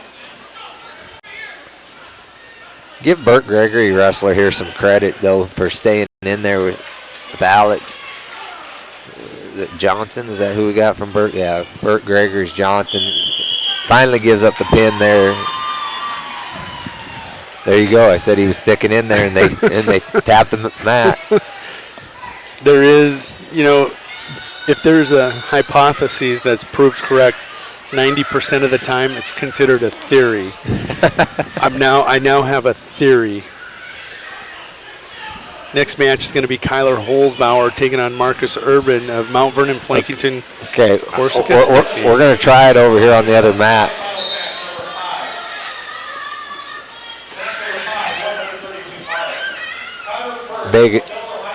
Biggins is riding a little high.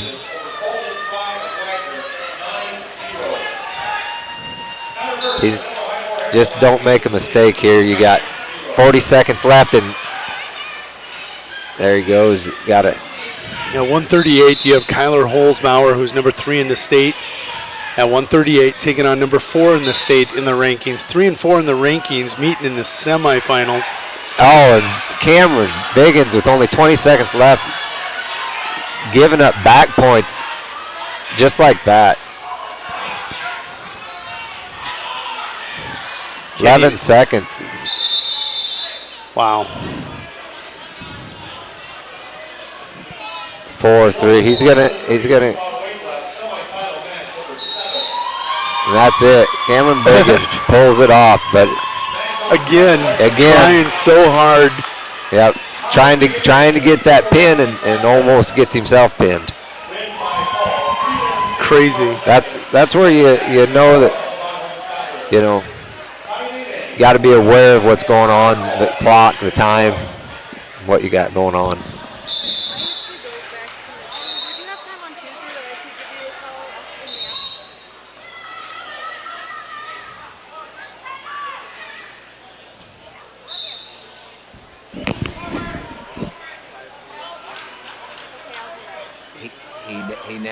He never answers his phone, just so you know.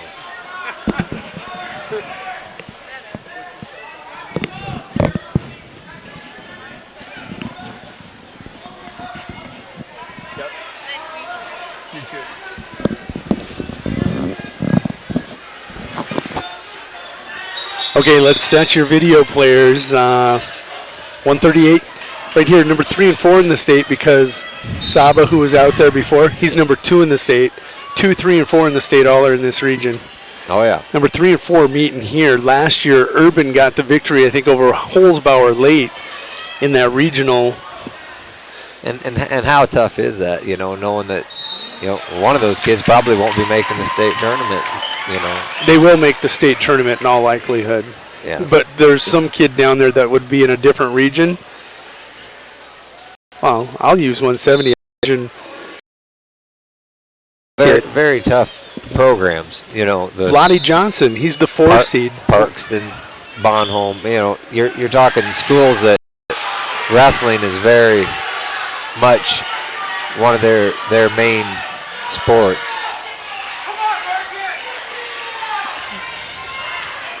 Holzbauer going to get the 2-point We've got reversal a and a winner 3-point wrestler over on the other mat. That's Deebs. That is Deebs. I thought so. I'm going to just push this up and get you right in front of not close front. Want to hear that nice voice of yours, Mr. Shea. Oh, yeah. That raspy voice. Kind of a tombstone moment there. Look, he's the quintessential cowboy with the squinty eyes and Barry Johnson and Davis. Wow. And that hurt. That just knocked a lot of fire out of Deebs there. The way he hit that mat flat on his back. Nothing phases him, though. No, I'm going to say, I was surprised to see him pop right up off the mat after that toss there. I mean, and here's another one where you see a young kid. Outweighed by 12 pounds. Yeah, that barely made it enough weight to even wrestle at that weight class. He was at the bare minimum. He had to eat a couple brownies before he weighed in just so he could make weight. Are you serious? Seriously, he was right on the line. Yeah, I think he was whatever the weight was that he had to make in order to wrestle. He was like 1/10 above it. Yeah, I mean that's pushing it. And just for the people out there, so they understand why he's wrestling at this weight, because Winter didn't have a wrestler at this weight class. So Deeb's going to have his season ended here, but that's all right. What is he, 7th, 8th grader? Deeb's is an 8th grader. Yeah. That was his. He's 9-18 on the season. He gets 27 varsity matches as an 8th grader wrestling light. Yep. Against older kids. Oh, yeah. Nothing wrong with that. Older and heavier and stronger. I mean, that's all there is to it. I mean, nothing against him. Just the facts.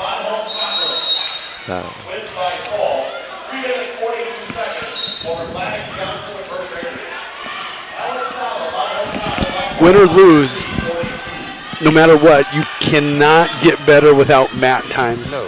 And that's, coaches know, putting a wrestler out there 12 pounds light, that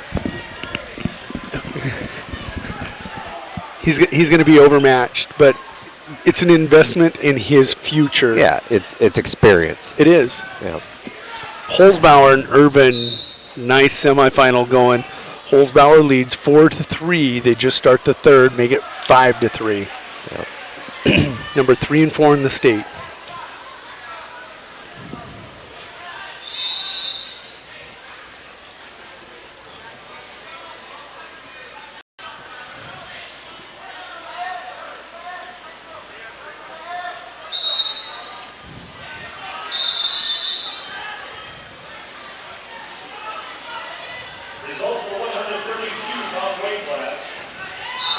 Now on your far mat, now on mat 2, that is a 145-pound wrestleback match. John Gregory of Miller Highmore Herald, a freshman, 6-12. He defers and he trails Tyler Eddy of Wessington Springs Woonsocket. They go to the second period, 2-0.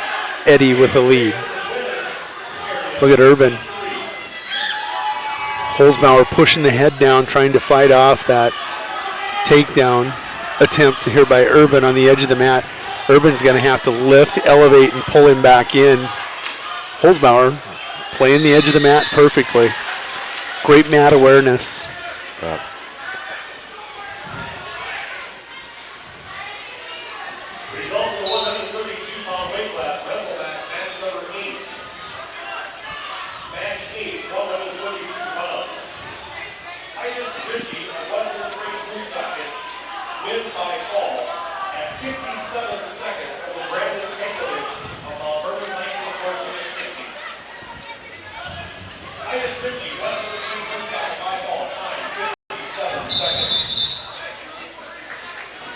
looks to be about 40 seconds to go in that matchup.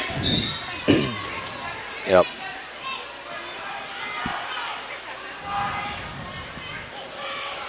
Down to the final seconds here.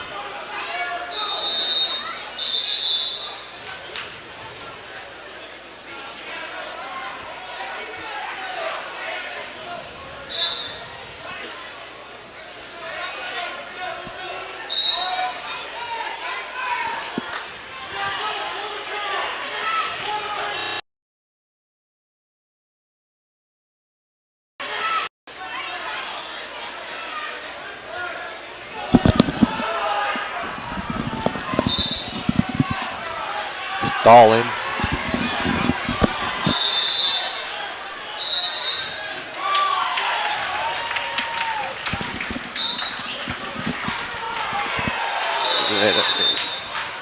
Need to give him a point. There you go. As I say, he's backed up way.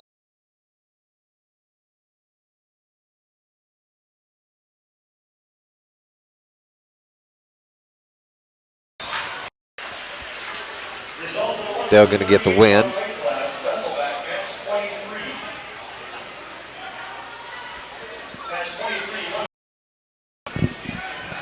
Just trying to adjust my audio here a little bit for you folks.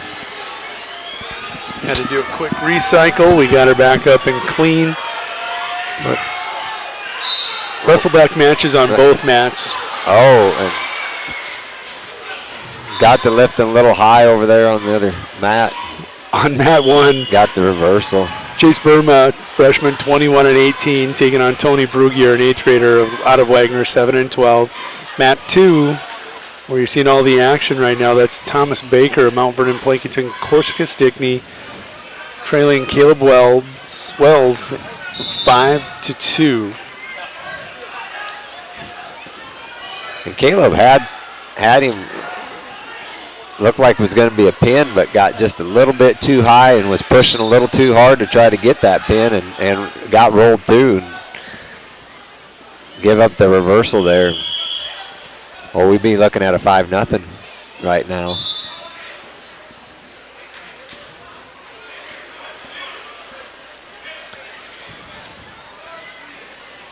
Another young man from the Burt Gregory Storm that's really grown and improved over the last year.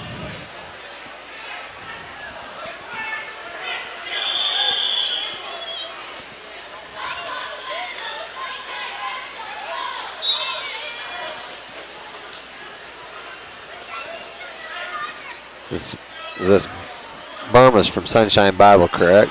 That is correct. Going? Yeah. Another really good wrestler we've seen quite a bit this year through our travels. I think, was it you that, no, it was Kevin Pinney that alluded to, he comes from that Avon area. Well, I did. There was a guy. A lot of Burmas down there. Yeah, a lot of Burmas down there around the Dante and Wagner area. And a lot of them, I'm going to say, we've got him wrestling a Wagner kid, so there's a possibility these kids may know each other. Yeah.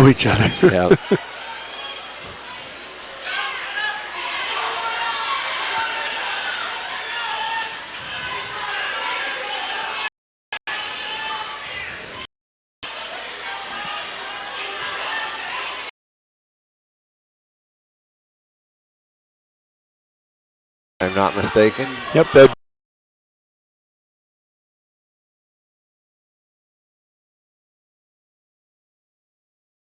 He's an 8th grader. Really?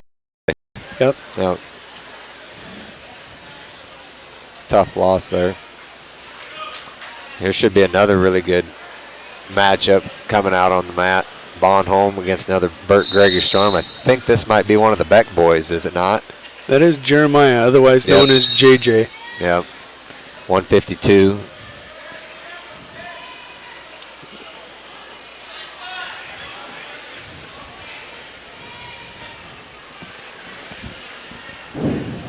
Taking a look at the most recent polls here. At 152, Jeremiah comes in ranked 7th. And Sam comes in ranked 11th in the seeds. They're obviously 2 and 3. Chris doing an as a junior, sophomore. That's 44 matches.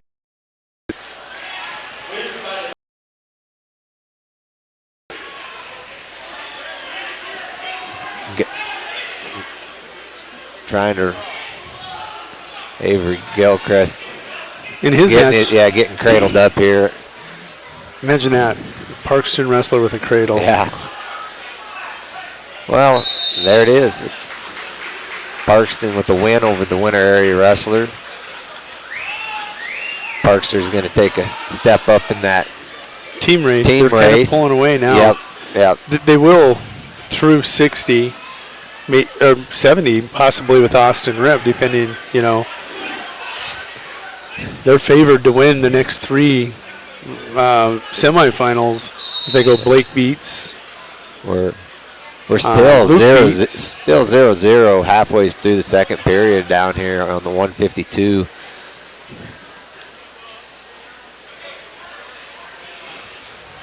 Josh Crown overtake the mat against Alex Dom. Neither one are ranked right now coming into this match. At 145, Dom is the 3 seed. Crown over the 8th grader, a 2 seed at 145. That's a good match going down there, isn't it? Oh yeah. Well, neither one wanting to, expose themselves too much, but both really fighting and scrapping.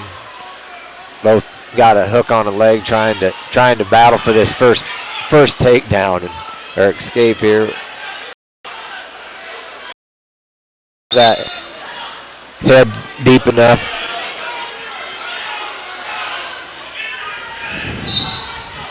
Only 18 seconds left in this second period and still scoreless. It's crazy. 2 very, very tough wrestlers here. 5 seconds left and off the edge of the mat with 3 seconds to go. 145-pound semifinal on your video player on the right, 152 on the video player on the left. On the right is Alex Dom and Josh Crown over, JJ Beck and Sam Saba on the left at 152. They're cautioning Beck. Did he come on early? Well, must have. And that's it. No points. 0-0 going into the third. I'm going to venture to guess you're not going to hold JJ down. No, I don't think so. Very strong upper body, feeling the reversal. Try to get 2 back points, but it's not. He's walking around there, but gonna resettle, get back in there and settle.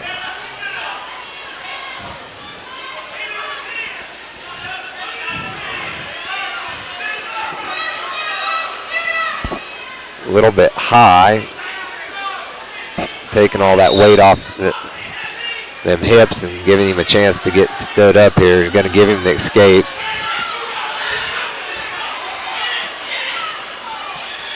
Minute left. JJ leads 2-1. He's going to get cautioned for stalling. If he's not careful, this could be an overtime situation. If he gets dinged with that stalling point, he needs to keep scratching and hustling. Gets a takedown. Going to make it 4-1.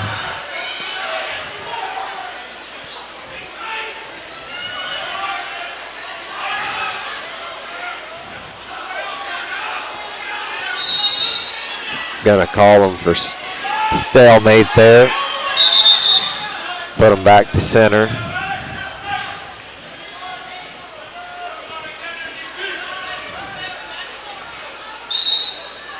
Wow, 4-1. Yep. JJ. Crownover leads 2-0 over Dom.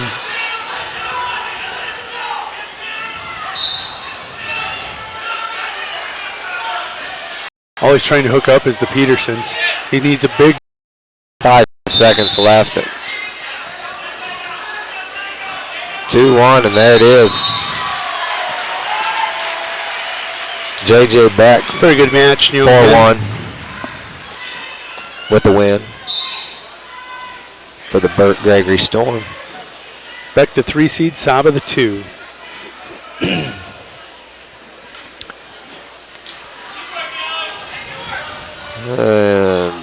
Now we got Riggin Shippey for the winter area wrestlers. This is the kid in the duel he knocked out. Yeah. See if he can show a little. Knock him out of the tournament. Yeah.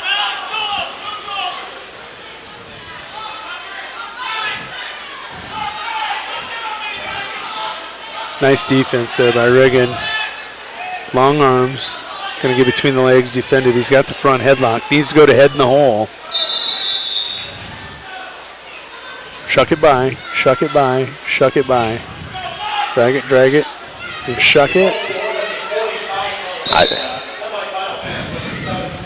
Dom and Crown over 2-0. That one going to the third period.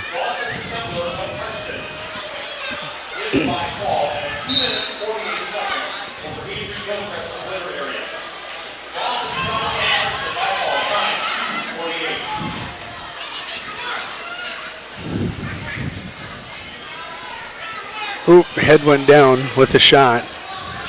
There he's got it up. He sees the leg. He's in on the leg. That'll be the end of the first period.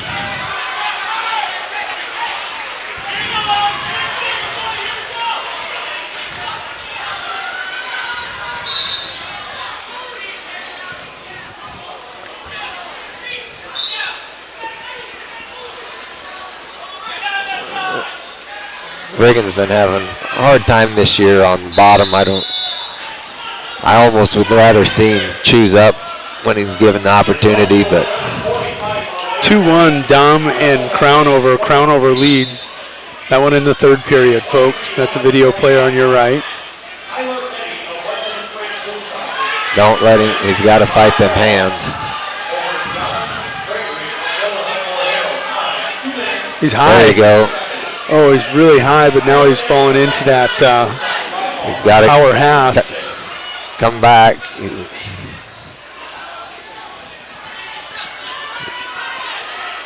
Back up. Start crawling back.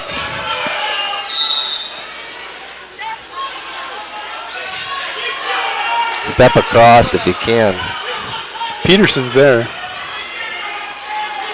They 2-point near fall. Give him back points. Oh, and he falls right back into it. Yeah, Reagan's giving it up right here.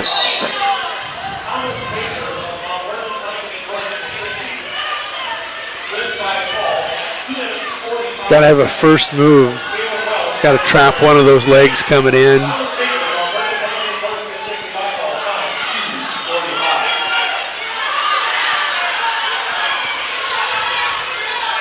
Dom running out of time. In on a single. Here comes the tapper in that semifinal. They'll come back to their feet. Looks like about 8 seconds to go in that one. Riggins still in good shape. Only 2-0. Needs to score here.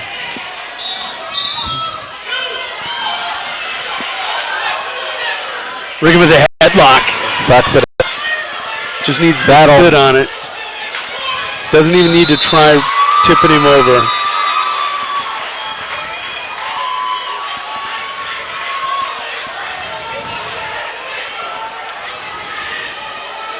Just settle in. Crown over Dom. 2-1. Next up, top ranked. Blake Beats will be taking on Kafka. Call. You know what? I'll take that. 5-2 lead going to the third. Logan Kafka coming in 17-14, a senior, taking on top-ranked #1 seed. Blake Beats 39-1 on the season, a junior for the Parkston Trojans on mat 1, the video player on the right.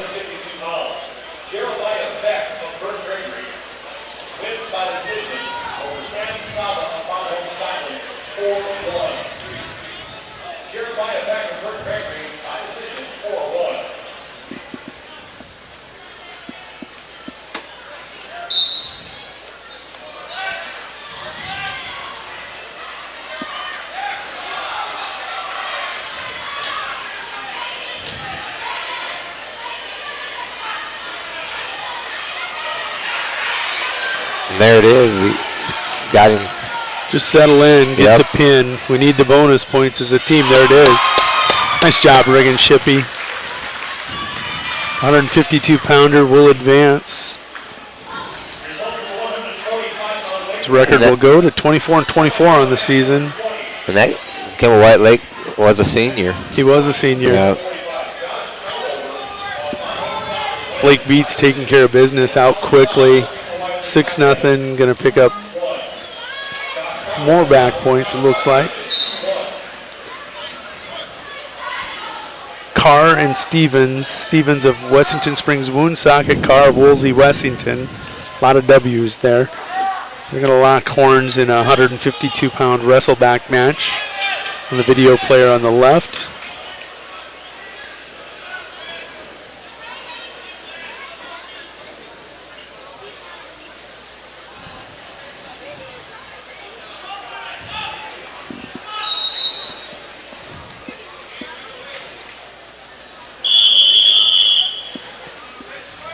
Blake Beats takes a, 9-0 lead. Go ahead and have some of that popcorn there, Cowboy. You what? I was just looking for my water. Oh, you're just your water. Okay. You're welcome to have some popcorn, too. But then I'd have to drink more. Uh-huh. Uh-huh. You noticed that the concession stand gave away all that popcorn free at the beginning? I did. Yeah. That's a buy drinks. Winter Dentistry gave out the first 500 bags free. Think he wants some crown work done? He's not going to waste any more time. He's done.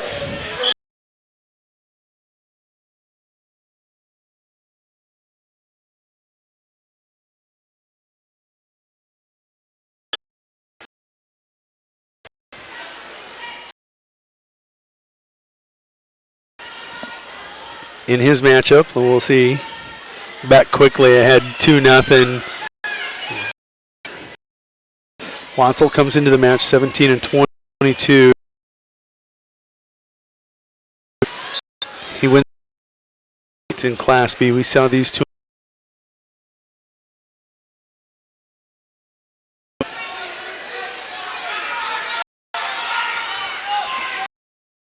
Down there in them lighter weight classes.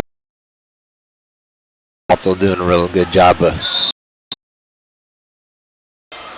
leading 4-0 with 1 minute and a half left in the third period. I thought he was going to give up a... To bring it back clean for you, we think the volume was affecting our possibly signal strength even.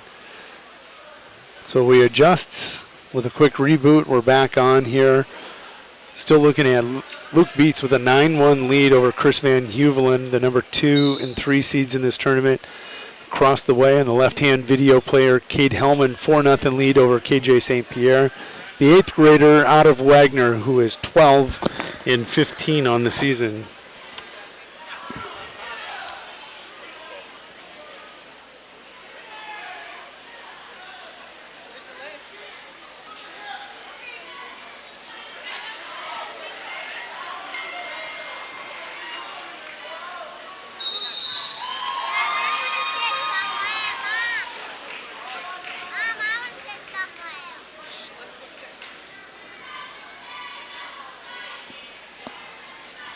And across the way, Hellman's going to get the victory at 160. He'll get a win by fall. Cole Solik up next for the Wagner Red Raiders, and then we're going to have David Hastings stepping out for Bonholm, Scotland. Video player on the right.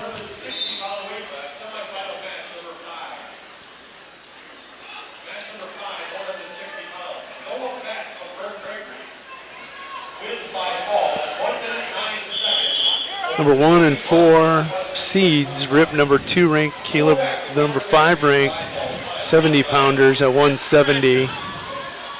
I'm gonna lock horns, and I just felt butterflies in my stomach like it was me out there. This is an opponent Caleb has never defeated in his life. He's had him beat twice and gave up big moves to lose. Otherwise, Austin, just such a matchup nightmare for a lot of people. Been so tough.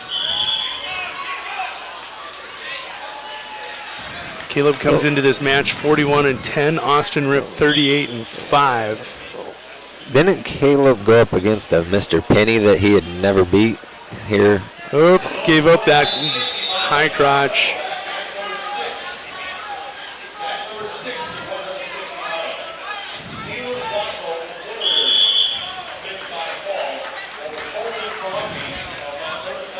Yeah, he did. And I believe he beat him, so maybe today is the day. Rip's so tough with that Russian tie. And he's even tougher on the bottom with his cradle.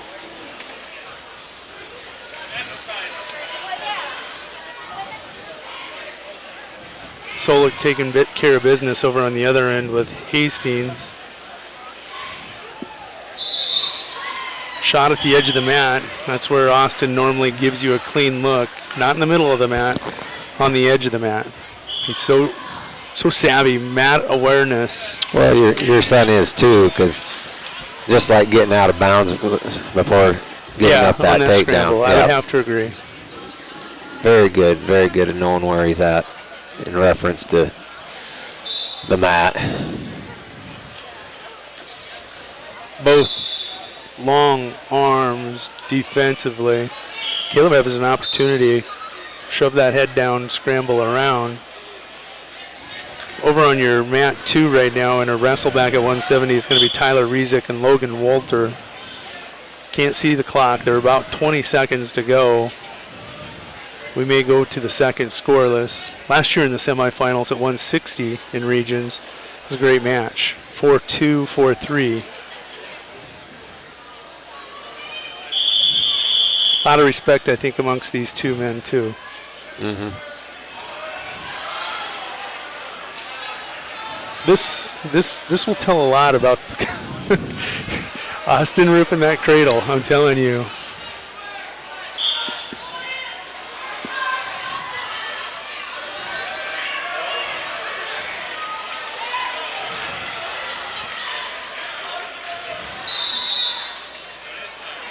Got to battle the hands underneath, and this is where he gets tough. There it comes. Got to get long, because he will cradle you from nowhere. Another Parkston. There's the cradle. There's the cradle coming. Parkston kid doing a cradle. Yeah.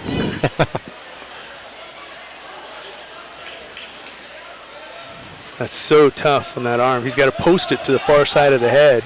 There it is. Ooh. Get flat, get flat. You got to flatten out. Got to flatten out, crawl forward to the butcher. Now he comes back to the cradle. Austin's got the same MO. Nothing fancy, as you'd said earlier. Just business. Just business. He's done.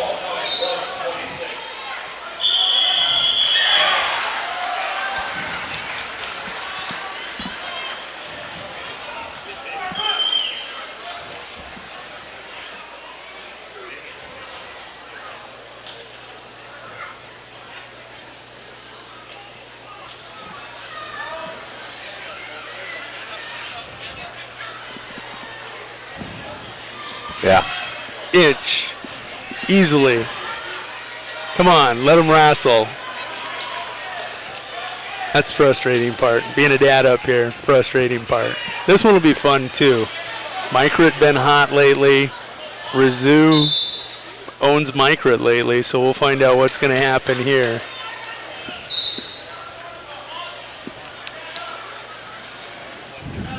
And when the whistle blows, they're at it.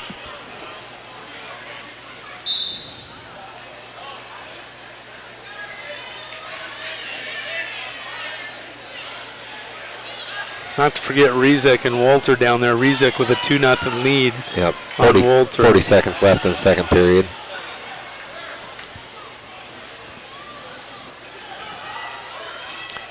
Two.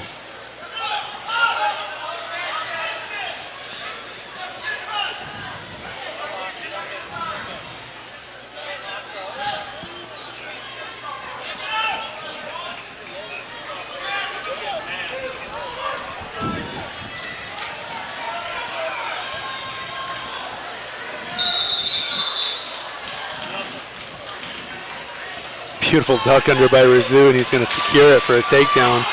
2-0 Rizzu. Oh, run it hard. Run it hard. He's got that over-under.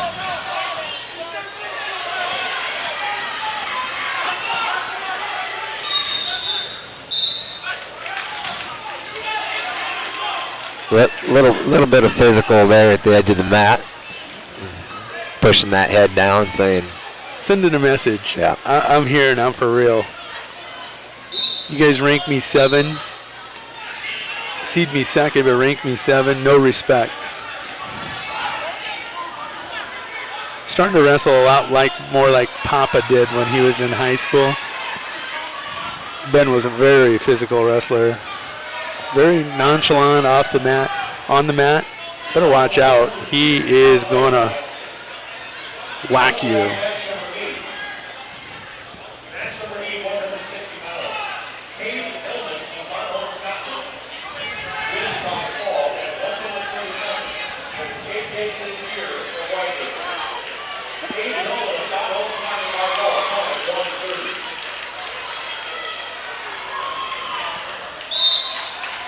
Two nothing Rizzu after 1.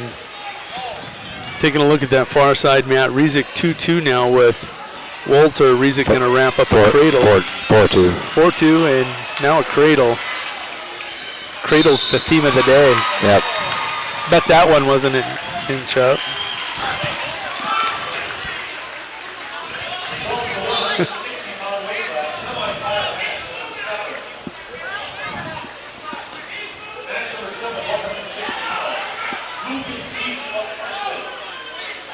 We got Cole Turnquist for the winter area wrestlers. It's going to be taking on Devin Canat, top ranks, number 1 seeded, 33-1.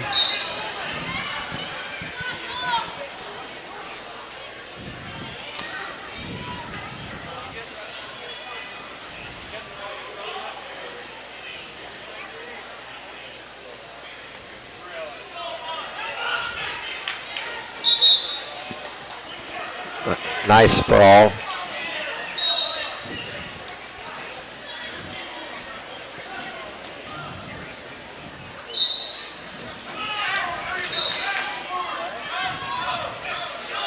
But look at the guns on him. On which one? Devin? Yeah, I know. I mean, he's legit. Yeah, you can tell he's been in the weight room. Welcome to the gun show. And you can say it with an Arnold accent if you want. Because he's got that type of physique.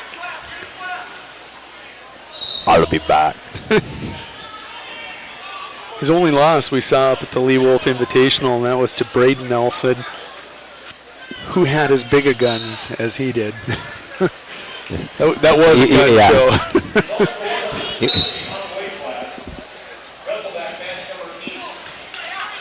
He's telling Cole right now, you bring a knife to a gunfight?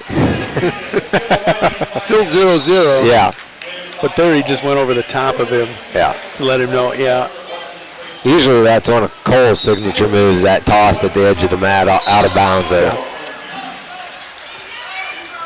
I think he might have woke the bear up. Ooh, beautiful duck under. Cole walks right into it. 2-0 Devin Gannett. Rizzu just physically right now manhandling Microt, but it's only 2-0. It means nothing. Do we want to try the reverse psychology? I said before, yeah, he'll keep scrapping. Cole's just going to give up. Yeah, Cole's just going to give up. Yeah, let's try it's over. psychology. Yeah, it's over. Yeah, it's over for 2-0. It's over for Cole. Let's see if we can get ready for our next match. Rizzo goes down in the third with a lead on Microt, 2-0.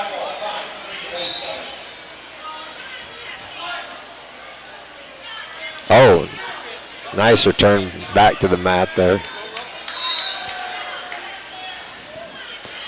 Be the end of the first period there for Turnquist. Down 2-0. Rizzo with a reversal, 4-0 in his match. Going to both start up here. And actually, I think that's a benefit for Cole for sure. I think Cole's a lot better on his feet. He is, absolutely. I mean, he'll pull one of them big tosses out every now and again. And Devin's going to drag him by. But I think it's going to be off the mat, yep. Which it should be, I think. Yep, I agree. Devin stepped out there.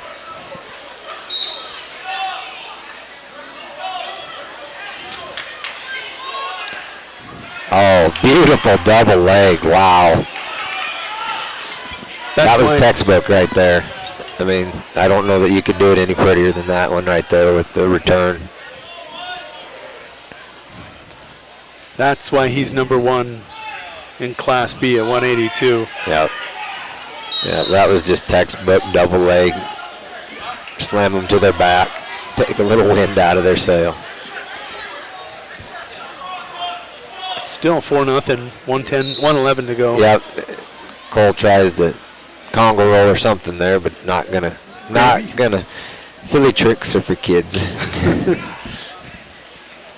He's done a great job so far to this point. Keep it close. Keep it close. Give yourself a chance. Yep. We know it's over and all, but give yourself a chance. Yeah. Yeah. Yeah, the guy doesn't want to give up them pin points and stuff. Tanner Rizzo on to the finals. 4-0 in his semifinal over Microt.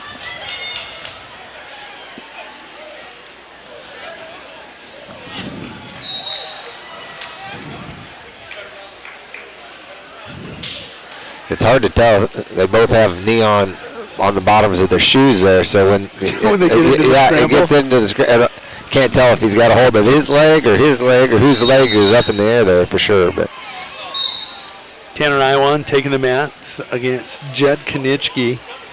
And taking a look at that matchup, Konitschke comes in 24-11.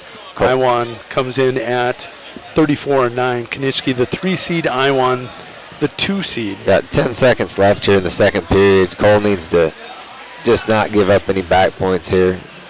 Try to keep fighting here. Get a fresh start here in that third period.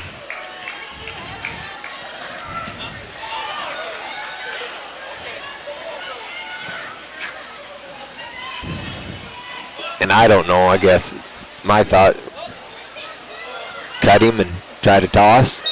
Is that yeah, rather than give up the reverse like what's happening right now. Yeah. Yeah. Iwan, quick takedown, going to get back points on Konitschke. Iwan's so physical too. He might belong to that gun club. It's so much easier for us to coach up here. I don't know why they won't hire us to coach. Yeah. I had that called.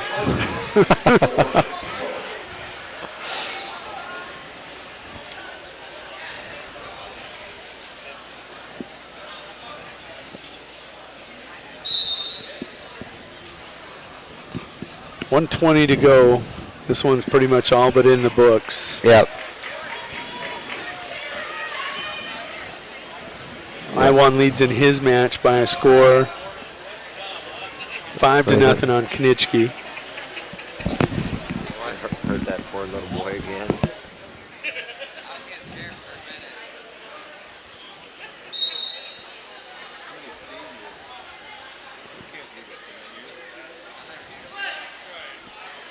Mark it off the bucket list. I'll go get yourself a junior or whatever.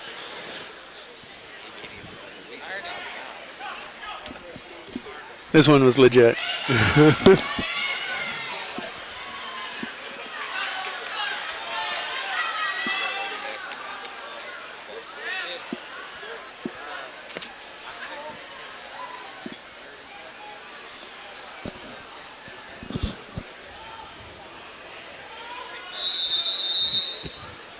Devin Gannett, 20 seconds away from victory at 182. 9-0 decision over Cole Turnquist. Cole looks at the clock, sees the writing on the wall. Wrestled the best he could. Yep. Number 1 ranked. Seed coming in. Yeah, number 1 ranked in the state. Yeah. And like I said, he's got the guns. He does have the guns. I think Tanner Iwan belongs to that same gun club. The same gun club, yeah. Yeah. He leads 5-0 over Jed Konitschke.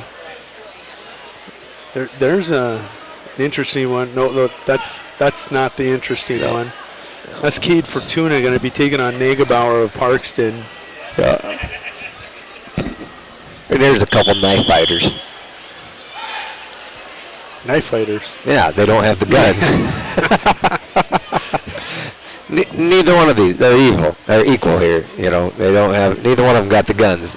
They both got knives. So I got to see if I can get a smile out of him.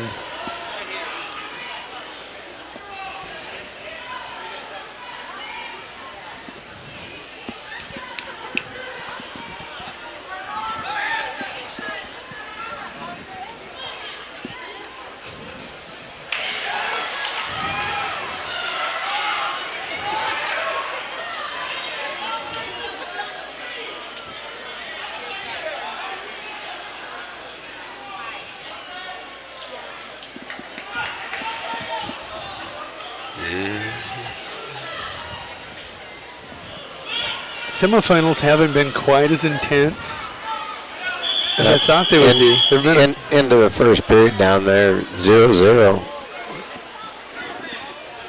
We get the big boys coming up. There's going to be some fun ones in the semis there. Yeah.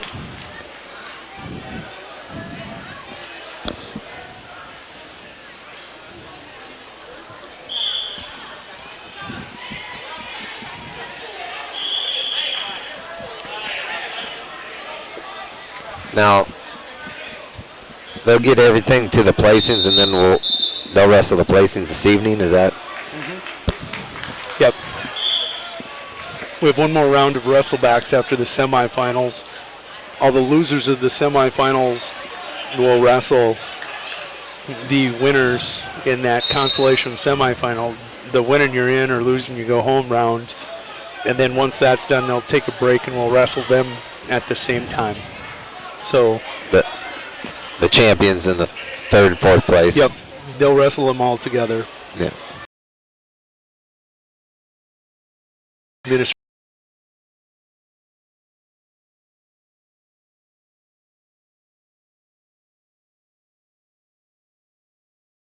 By Burt.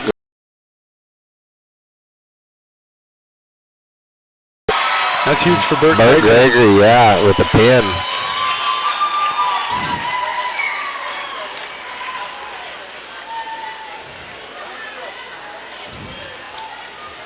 He said, my knife's just a little bigger than yours. That's old Crocodile Dundee right there. You call that a knife? That's not a knife. This is a knife. Cade Crocodile Dundee Fortuna. I'm sure his dad's going to be happy that we nicknamed him that.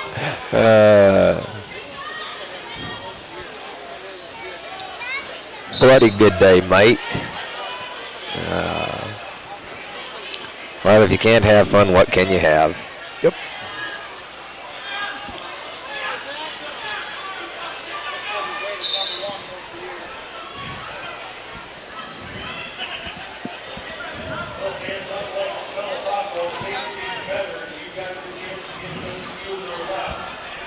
That's who Cole Turnquist will wrestle is Crocodile Dundee for the right to go to state. Oh, yeah? Yep. That's not a knife. 195 wrestling down there. Yeah, that's Fulberg, the 4 seed, taking on the number 1 seed, Caleb Brandt. Caleb comes in ranked number 2 at 195. Fulberg, number 9 currently. Fulberg and Schroeder had that nice little quarterfinal matchup. Got away from Schroeder right at the end.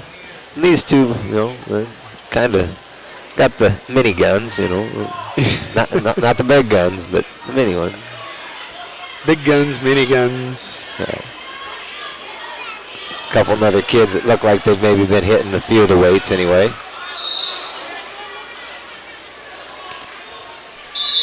Very light on their feet.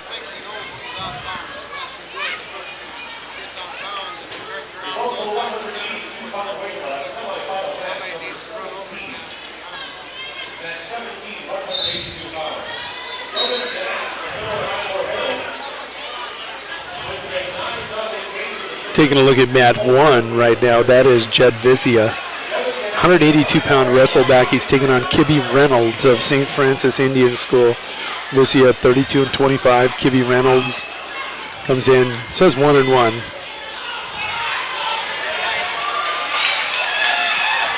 He's wrestled more than that. Yeah, they have to wrestle so many matches, correct, in order to wrestle at regions? Is that no? Nope.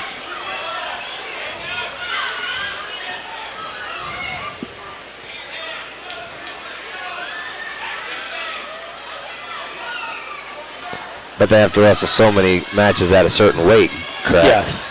Yeah. Yeah, like last year, Kurt Brown come back and he only wrestled like 4 or maybe even 2 maybe no matches before the regionals. He just can't be seated then, and he didn't care. He went on to finish 4th at the state.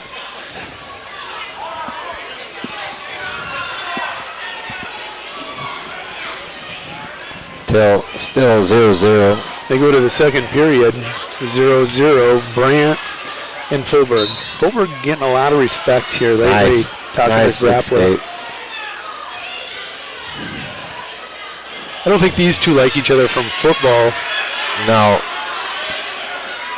Deli pulls him. Nice trip.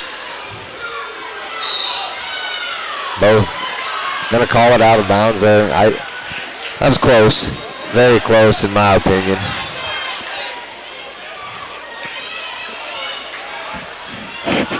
I think that could have maybe went the other direction, but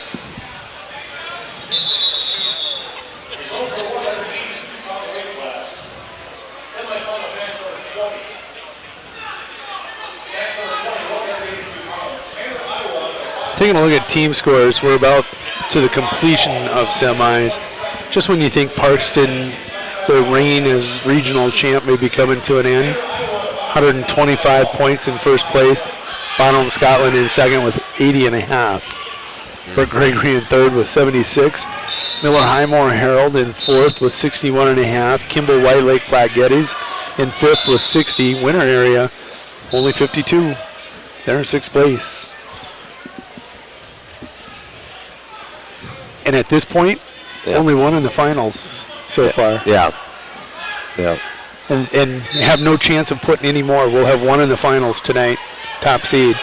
I told everybody we may take 11 to state, but we're only going to have one that was in the finals. Everybody else may be a third and fourth place guy. Yeah. Very tough set of wrestlers here today, though. Oh, yeah. Both the Turnquist boys ran into some tough competition. Yeah, Trevor Peters did. Cal Chris did. Yep. Even Caleb did. Really, little bit of an upset there with Cameron Biggins losing that first match, I thought. Conditioning, though, when you sit out 2 weeks, it's going to make a difference coming in here. It was nice to see him rebound, but it scared you there at the end when he put himself in that bad position. Yep. Give up that reversal, I believe it was there. Taking a look at 106. Turnquist's going to have to beat Frank Even to go to state. At 113, Willowite is going to have to beat Bora of Woolsey Wessington. And I don't know how his knee didn't seem to be bothering him when he got mad and left the mat, but you know. Peters is going to have to beat Clemente of Woolsey Wessington. Curtis is in the finals against Sievertson at 132. This is the one I was looking for. Biggin's going to have to beat Socorro.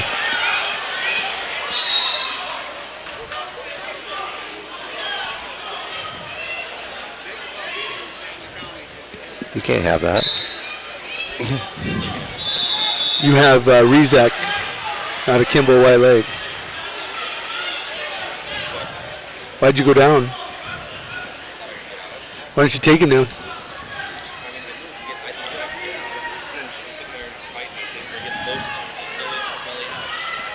Bad mistake. He'll go to the butcher and then come right back to that. I let the referee know your shoulder was an inch off the mat. Yeah. We could see it from here. It was terrible. I mean, it was a full inch, maybe 2 inches. Yeah, I know. Yeah. He did that to you at the Big Dakota, too. So, Biggins is going to have to beat Socorro. And that's one he will not be favored in. We've lost Divas. At 145, Gilchrist going to have to beat Eddie of Wessington Springs Woonsocket. And Riggin going to have to beat Saba of Bonholm Central. Or not Bonholm, Scotland. Watso's going to have to beat Van Huvelen. We're the underdog in 3 of those, honestly. Yep. 70, Caleb will have Rezek, who he pinned in seconds before. At 82, Turnquist will have Fortuna, which he should be favored in. At 95, we're waiting to see if Schroeder can beat Hitacha, who he's never lost to. And then he would have Schoenfelder of Parkston, who he's never lost to. 1-1 in that match down there. I hate to take you away from that, folks.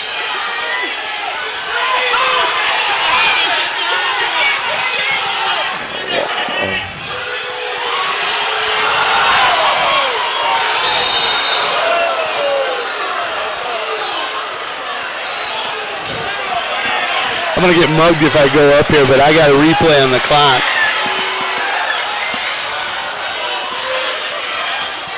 The clock, I believe, was at 0.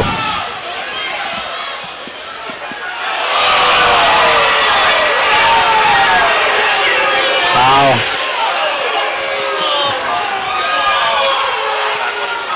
It was bad.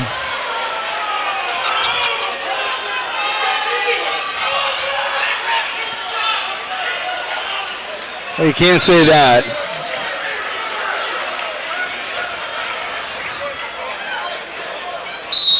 I'll let him know that he was an inch off the mat, but I won't say anything anymore. Yeah.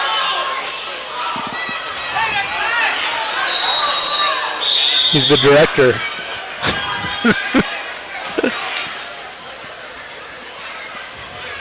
Well, I need my iPad back. I don't know who's wrestling. Okay.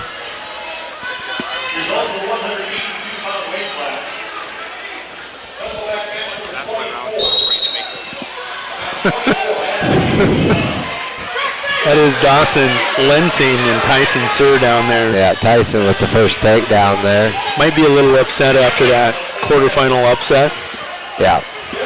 Schoenfelder and Hastings. This is a 195-pound 8th grader in the blue. I know. Reagan wrestled him in AAU a couple, 3-4 years ago. The kid is an animal. He is. I mean, and he has the guns. The kid's been in the definitely been in the weight room. I mean, as an 8th grader. Just would have been 2 years ago.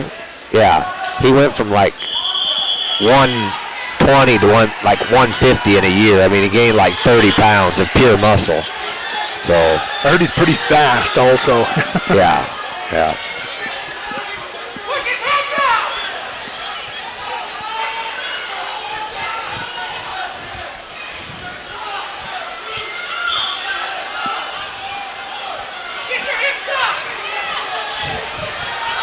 I'll tell you what, this Parkston kid really impresses me for, he doesn't look like he doesn't pass the eyeball test. No, when he walks out. he doesn't. He doesn't look like, he's a lot shorter. Mm-hmm. He doesn't have that defined muscle tone like a lot of these kids.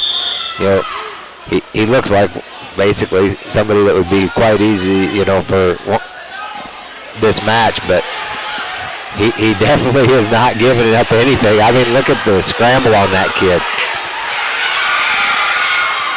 Wow. I would have lost a little money on this one if I was a betting man. It's only 2-0. Oh, I know. Or 4-2, excuse me.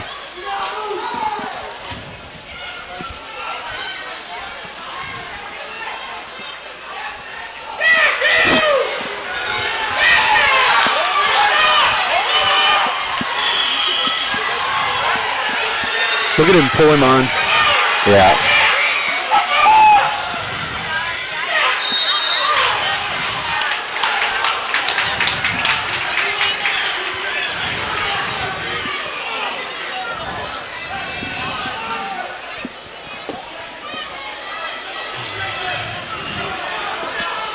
Here comes Schroeder. He'll be taking on Hitachi, which is not an easy match.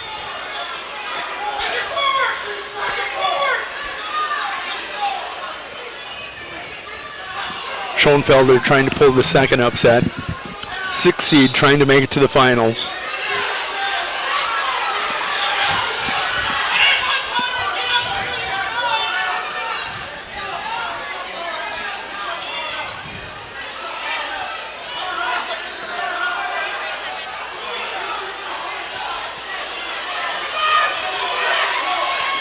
Well, Schroeder might make short work of this. I shouldn't have said that.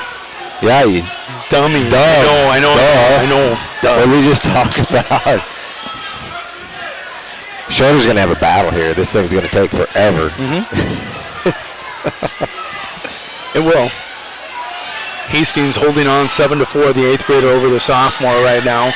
And, oh.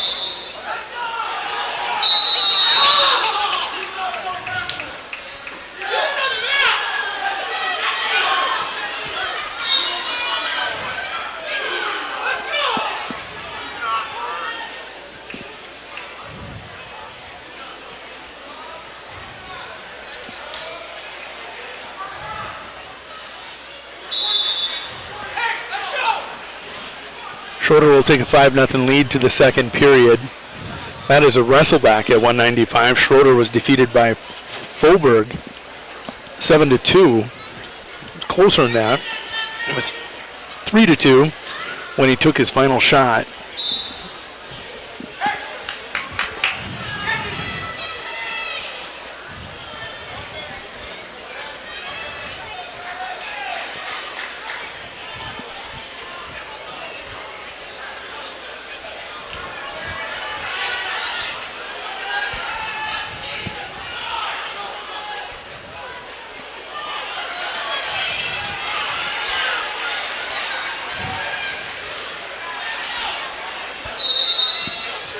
Schroeder leads 5-0 his match. Chin whip, step over. Got a boy. Get the fall, we need the points. Yep, there it is.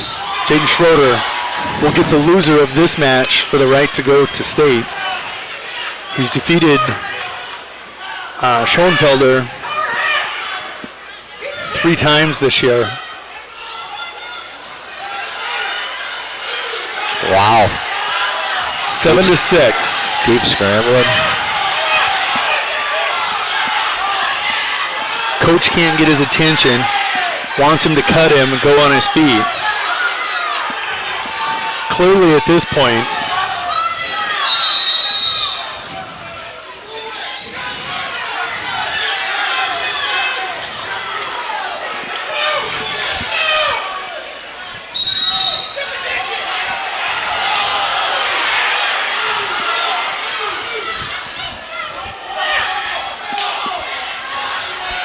on map 2 is a semifinal. Got to shoot here. Marshall Johnson Jr. 28-10 taking on Craig Keplinger 26-12. Keplinger the 2 seed, Johnson the 3. Hastings on to the finals at 195. Guess who's going to be waiting? What's that? Caleb Brandt. That's going to be a tough one.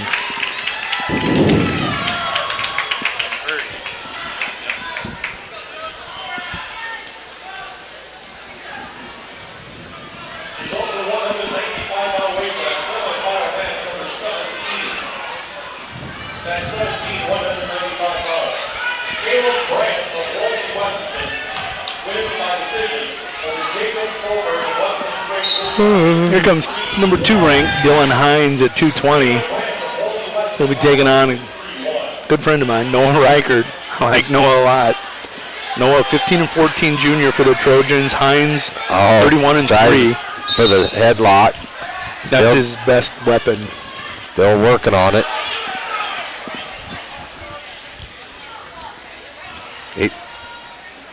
He's trying it, but got to really take that big step, use that leverage to swing that weight.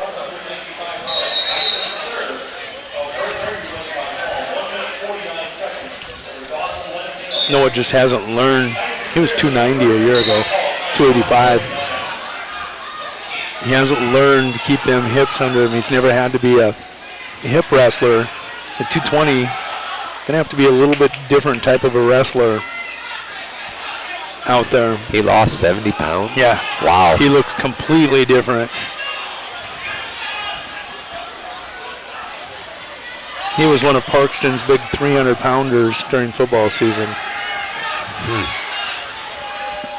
Hurt his knee. There's that headlock. Yeah, but that's a takedown.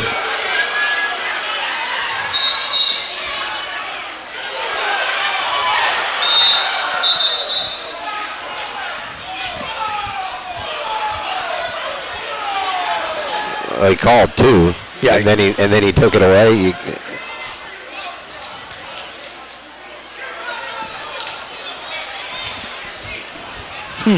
Yeah, I don't. Yep, I'm going to stick with you on that one. Yeah. That's all I can say about that. I just finally got all of it picked out of my teeth from the last time I took understand. These have been entertaining. These being the Wrestlebacks and the semis. There's another round of craziness left, folks. Whoa. Wow.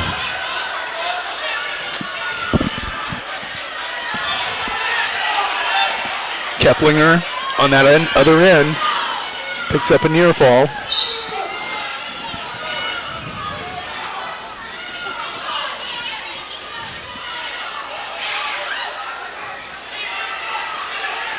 Nice high single leg, going to a double, returns him.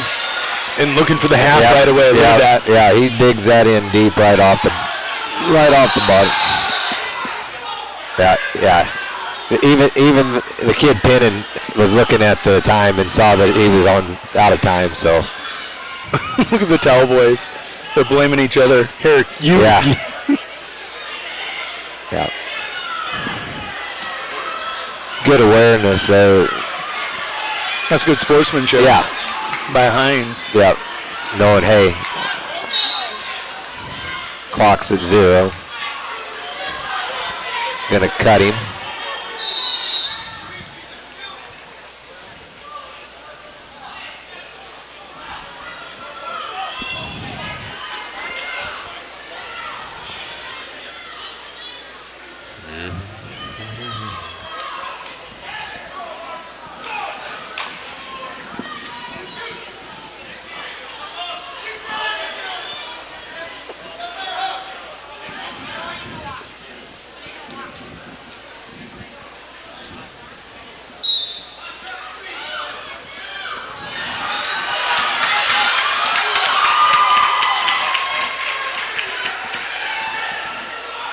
.62 Keplinger, 6'4" now. Johnson with the reversal. Second period, 19 seconds to go. 3-0 Hines over Reichert in that semifinal at 220. Clock ticking down on Johnson. Keplinger, that's going to be clasping hands. He's going to get the reversal and the penalty point. And back points. Yep. That's a 5-point move for Keplinger because a young wrestler in Johnson tried to pull him back over the top of him instead of pressuring forward.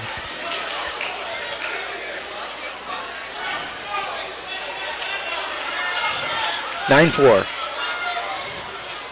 3-0. We make that 5-0 now. Reichert trails Hines.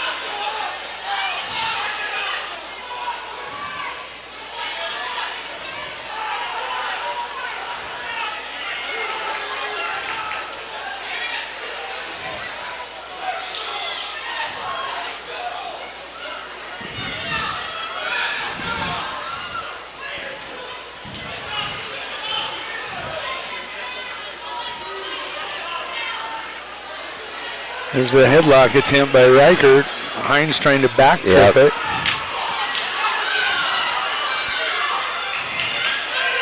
They just keep battling. 5-1 your score. Hines, Reichert, Keplinger 12-6 over Johnson. Both these 220-pound semifinals. The one on your right just starts the third, minute 20 to go in the second period of your other one. And Johnson in on a takedown, 12-8. He's going to release Keplinger, 13-8.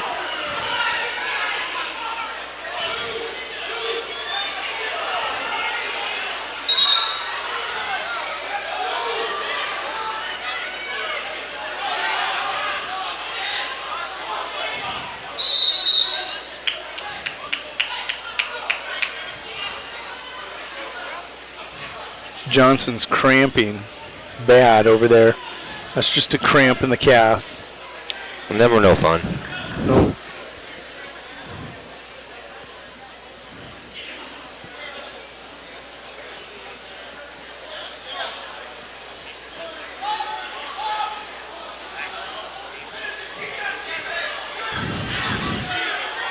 Hines, caution for stalling, gets the takedown. 8-1 now. No, he received a stalling point and gets a takedown. Score is now 8-1. Hines on his way to the finals.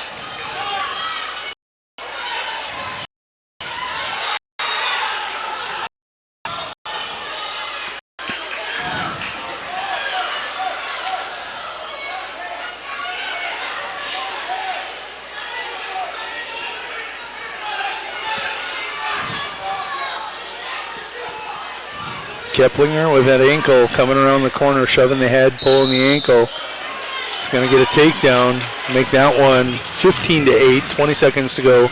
Second period, Hines will get the win by fall over Reichert.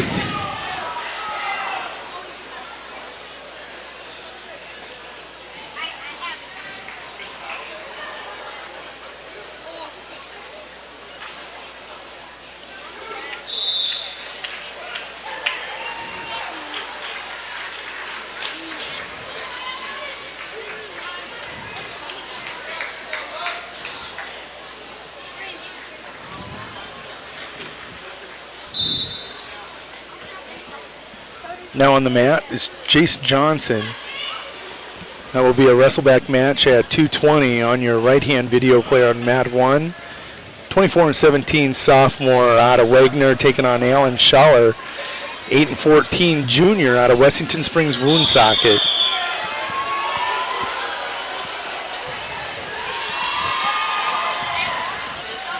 We're to the big boys.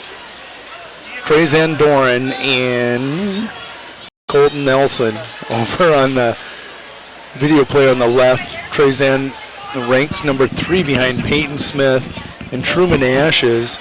Colton Nelson checking in at number 5 in the heavyweight. Randy going to take an exit, and that's okay.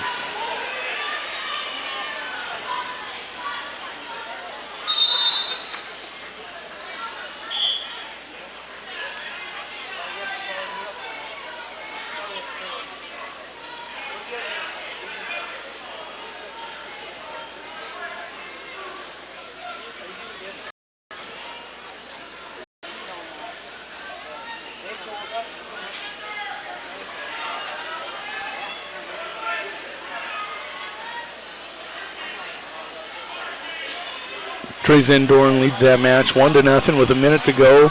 Has Nelson on his back. Johnson, takedown, gives up the escape, 2-1.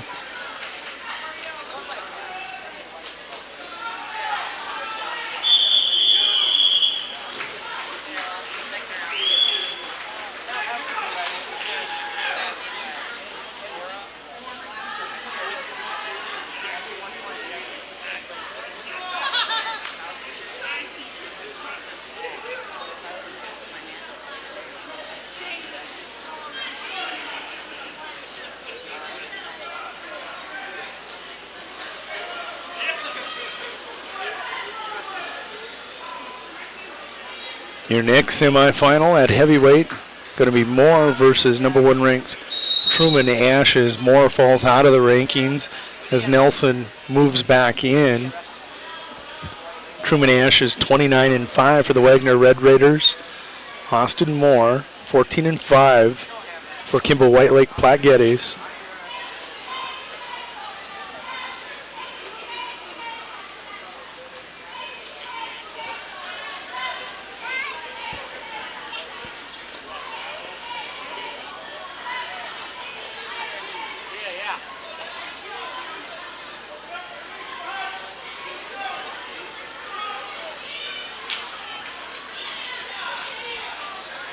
Chase Johnson leads 3-0 over Alan Schaller.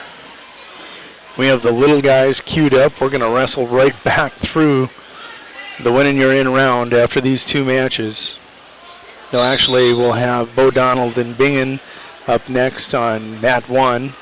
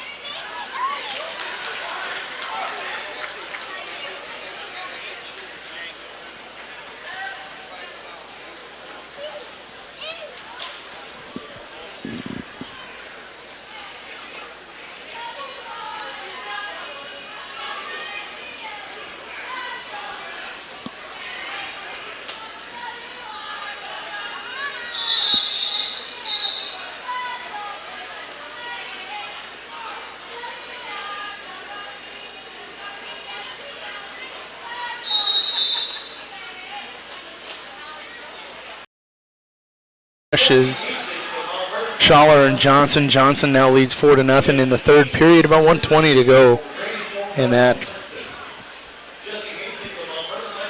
match.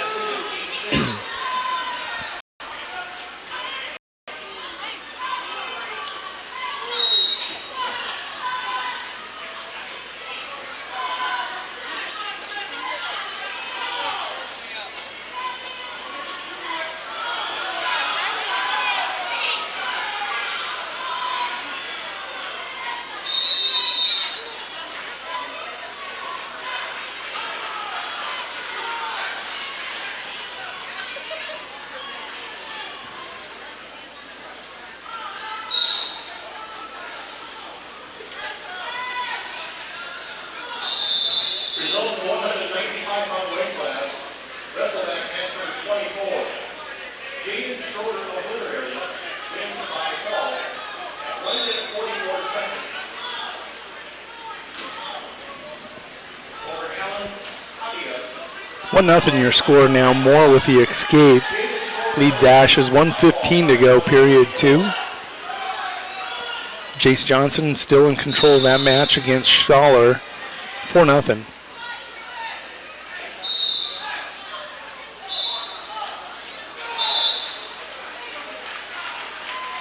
And that'll be your final. Jace Johnson, 4-0. Alan Schaller eliminated from the Region 3 tournament. Next match will be Bo Donald taking on Damian Bingen of Winter area.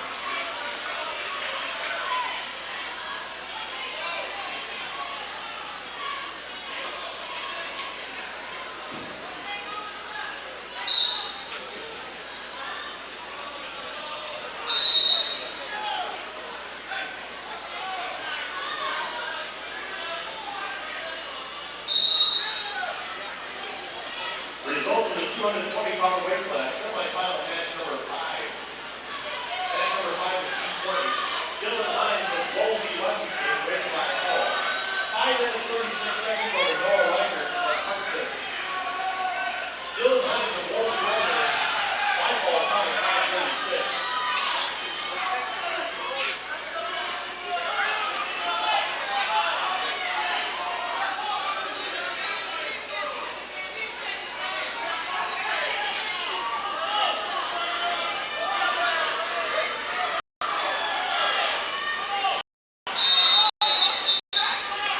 Fans immediately following this runners and officials can have a short break. 5-minute break at the end of this round.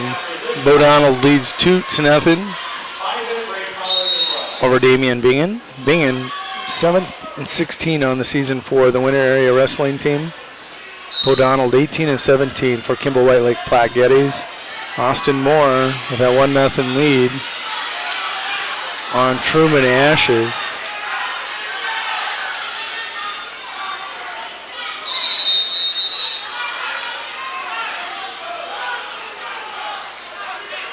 Result in the 220-pound weight class, semifinal match number 7. Match number 7 at 220 pounds. Craig Kevlin of Arnold, Scotland. Wins by major decision, 17-9. 1-1. Ashes with the escape. Bo Donald still leads 2-0. I think that 4-0. He gets the reversal on Damian Bingen. No, he gets the takedown.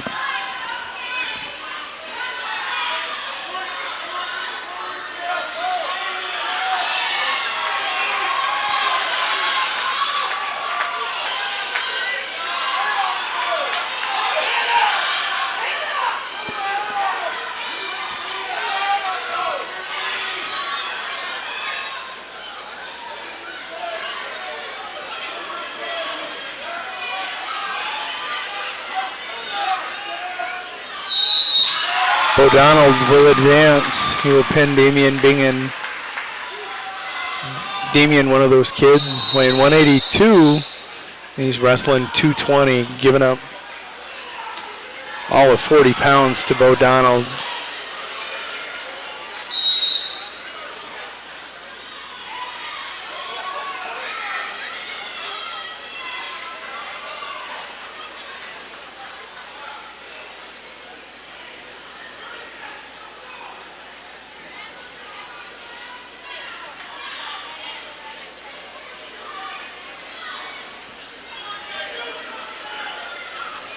One match left to go.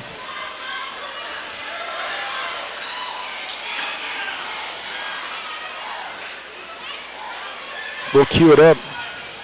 Let these two wrap it up. 1-1, this heavyweight semifinal. The winner gets Trezen Doran. The loser goes to Wrestlebacks.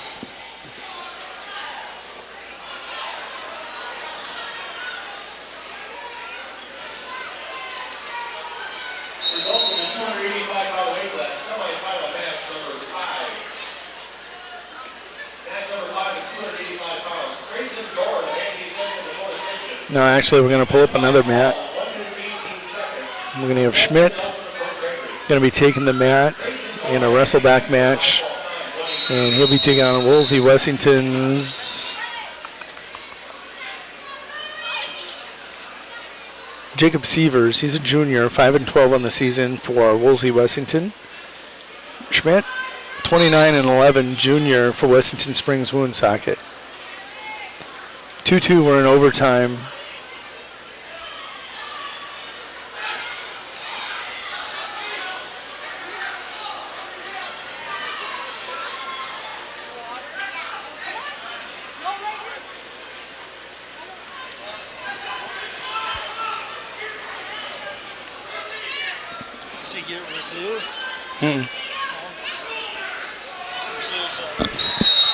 Rzou's in the finals against the kid that, yeah.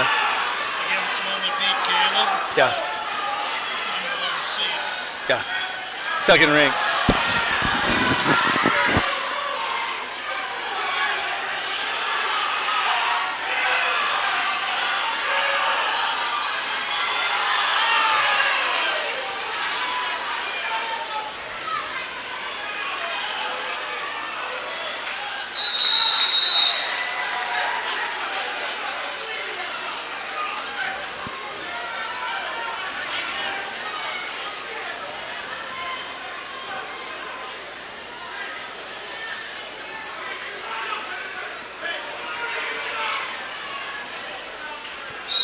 Schmidt leads his match 2-0. 2-2 your score. Moore going to give up the escape. Attacking Truman Ashes.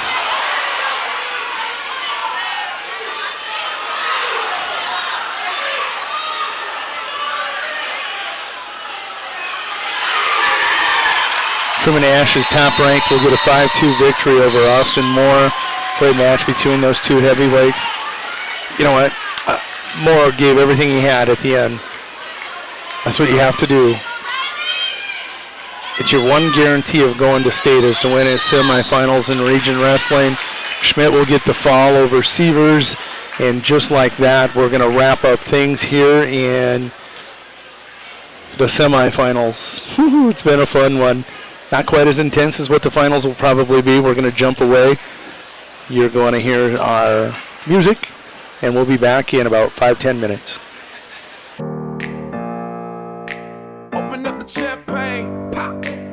It's my house, come on, turn it up. Hear a knock on the door and the night begins.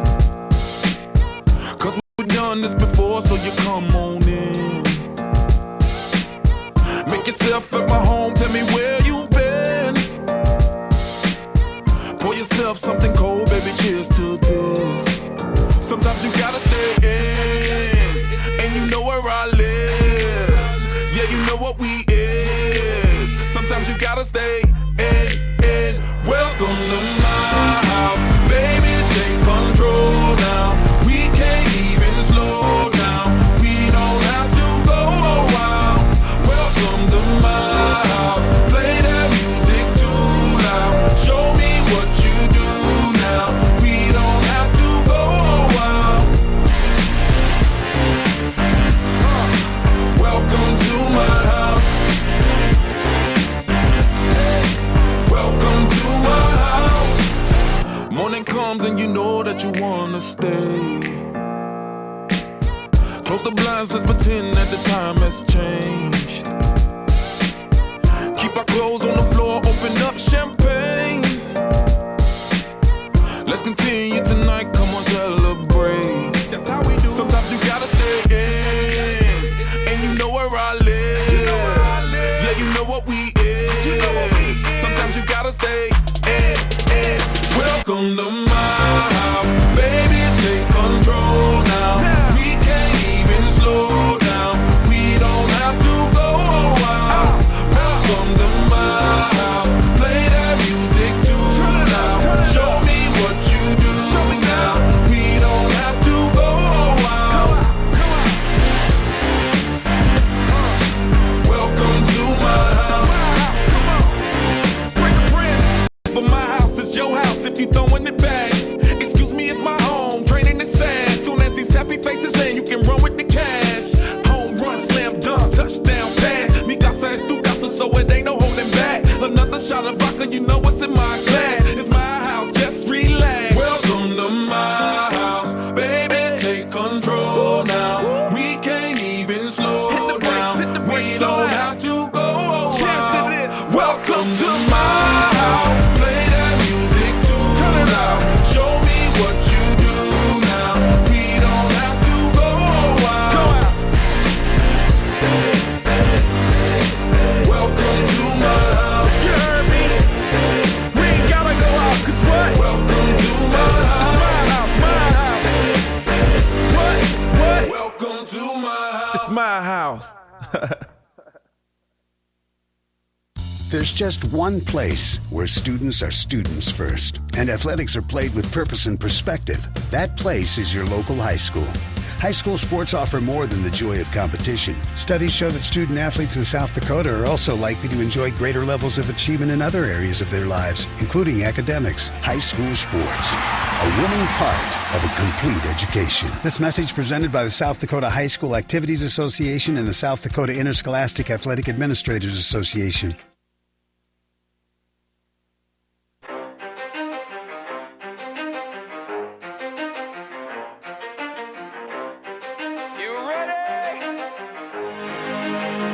Let's go.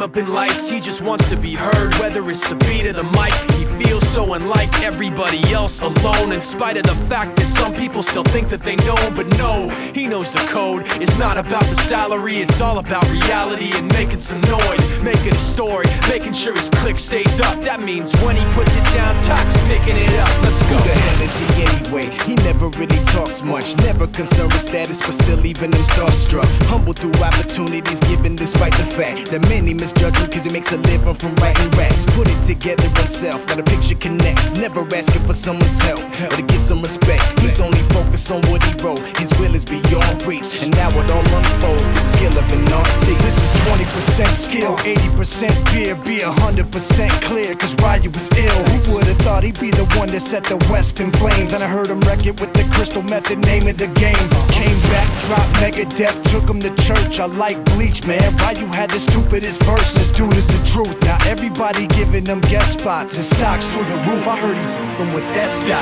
This is 10% luck, 20% skill, 15% concentrated power of will, 5% pleasure, 50% pain, and 100% reason to remember the name. They call him Ryu, he's sick and he's spitting fire and Mike got him out the dryer, he's hot. Found him in Fort Minor with top, but a f***ing nihilist porcupine. He's a the type women wanna be with, and rappers hope he gets 8 years in the making, patiently waiting to blow. Now the record with your notice taking over the globe. He's got a partner in crime, his is equally dope. You won't believe the kind of that comes out of this kid's throat top.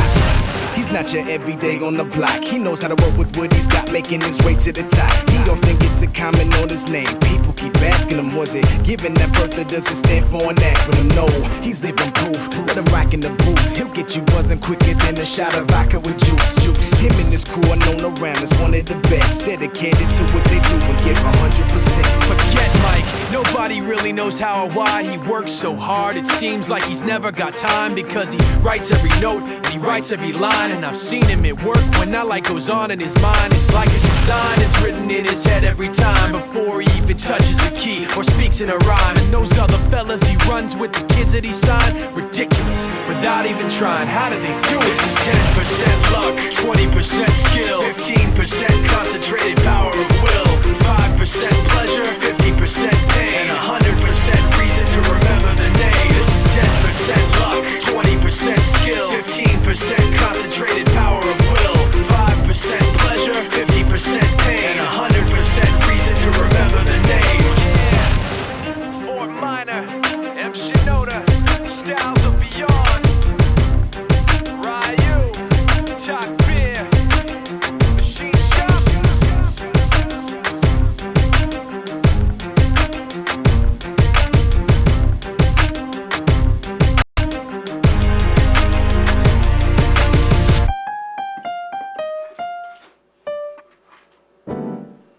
What do basketball, choir, drama club, and marching band all have in common?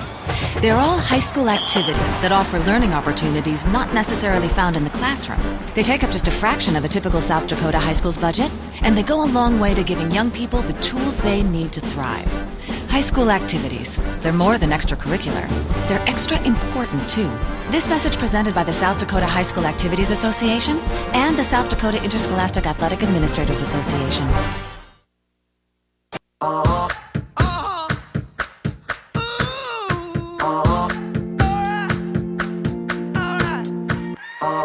I've been grinding so long, been trying this shit for years. And I got nothing to show, just climbing this rope right here. And if there's a man upstairs, he kept bringing me rain. But I've been sending up prayers and something's changed. I think I finally found my hallelujah.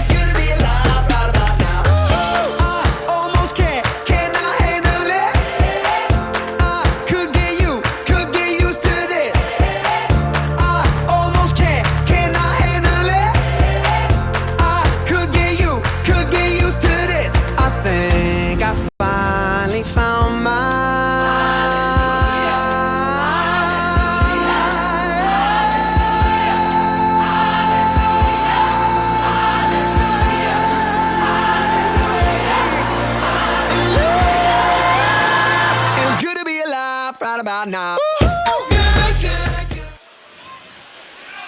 We are back at the National Guard Armory. We are in the win and you're in, lose you go home round, do or die, as they like to call it.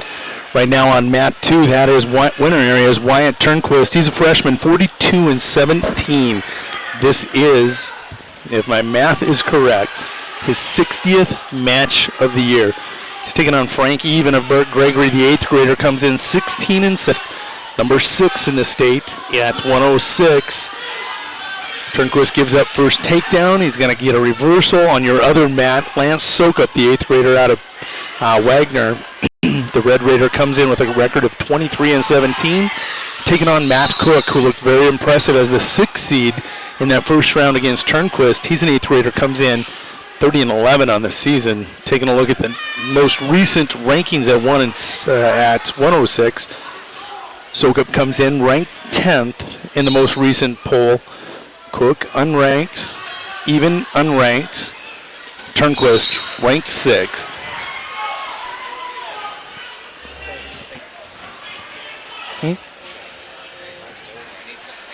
I got you. Once again, going to be joined by Randy Shippey.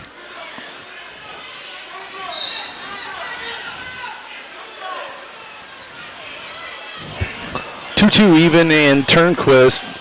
Cook and Sokup still scoreless. That's kind of been a mad scramble down there on mat 1 on the right-hand video player. Win and you're in, lose you go home. Team standings through the semifinals. Parkston with 125 points. Bonham, Scotland in second with 107.5. Burt Gregory in third with 84.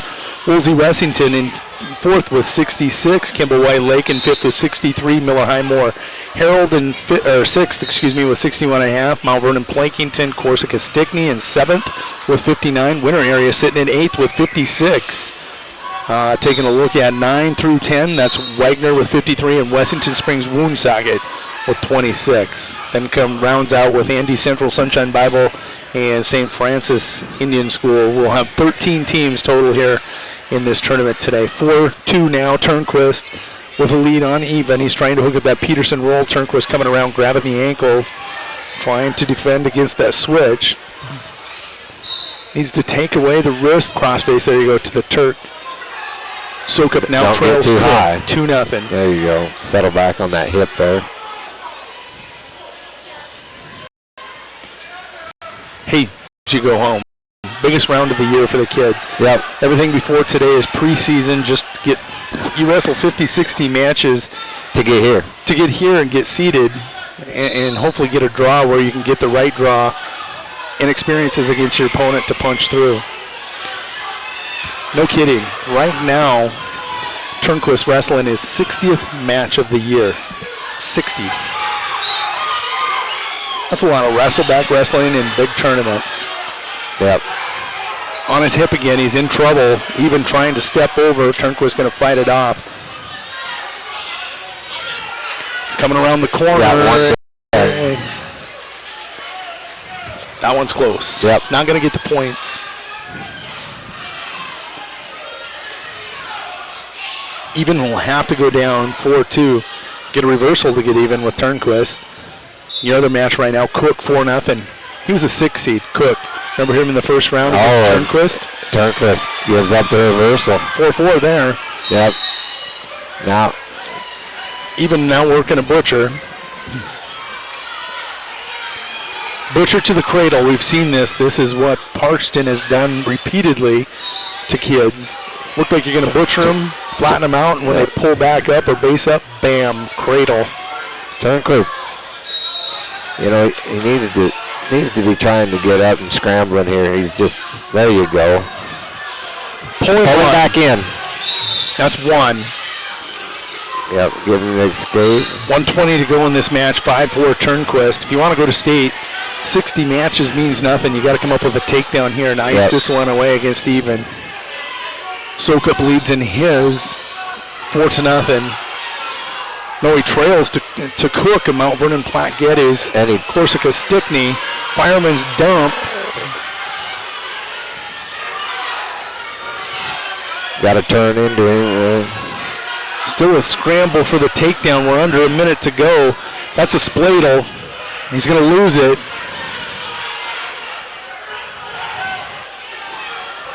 He's going to step over on the hip heist. He's in better position. His hips are up. This is a wild dash to the finish. You have a 1-point lead. Potentially dangerous as he pulls in Turnquist's leg. He gave up a fireman's carry to start that whole mad scramble. You got to get the shot. You don't let your opponent get his shot.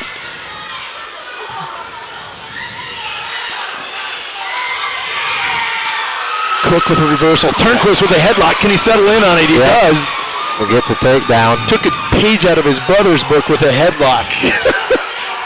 Things are going to settle down now. Yeah. Got 20 seconds left. If you can just settle in, get the back points, possibly get a pin here. Pin's huge. There it is. There it is. 2 extra team points for the pin. And Turnquist punches his ticket for the state tournament. Cook, possible rematch, the 3-6 first round quarterfinal matchup between those two coming to fruition. Cook over wrestling his seed completely today. Looked good even in that first round match against Turnquist. Leads 6-0 over Sokup. Sokup ranked 10th. This would be a mild upset according to the rankings, but not the way I've seen Cook wrestle today. Sokup not done yet. Here comes the reversal pancake. You got to throw it. He does. Desperation in the air, folks. Over on your other mat, Wyatt Stevens and Hunter Pranger gonna lock horns. Hunter Stevens and Pranger. Pranger not ranked. Wyatt Stevens ranked 8th in the most recent poll. Taking a look at our brackets, seed-wise, this is going to be very important. Cook and Turnquist in a rematch of your Consolation Championship match. That was a first round 3-6. Willow White just dominates there at the first takedown. He's got 4. He's got a point to prove. I think after taking that loss to his ex-teammate from Gregory Storm, Jackson. And the funny thing was, Willow White actually beat Jackson in the wrestle-offs earlier in the season for the spot on the Gregory Storm team. So when you're wrestling, healthy in wrestling, you can get better. When you're hurt and injured on the sideline, people catch up to you. That's what we found out from that semifinal. Taking a look at this, Stevens coming in, he was seeded in this tournament 4. Bora was seeded 5. Of course, Atlas was number 2. Pranger unseeded. Where's this Pranger kid coming from? I'm looking at his dad down there. 2 points, 2 more points for Willow White, 4-0 lead. He's going to go down.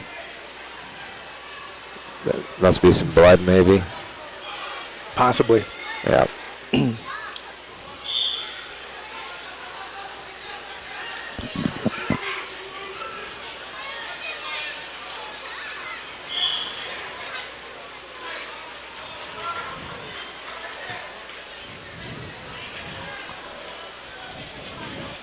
I visited with Pranger's dad a little bit ago down below during the break. He said, my son keeps reminding me that I didn't make it to state as a freshman. I asked him. Everybody up here was like, oh. But I talked to Rounds. I said, he's in a cradle. Shouldn't have been in the damn cradle. Looked like he was getting out of it and everything, you know. I mean, I look up here and you're going like this. I'm guessing he wasn't good. Willow White with takedown. In the half. Yeah, trying to put that half in, gonna lose it. But got a super tight waist there. Pranger got a headlock. Got a headlock. Can he hip it over?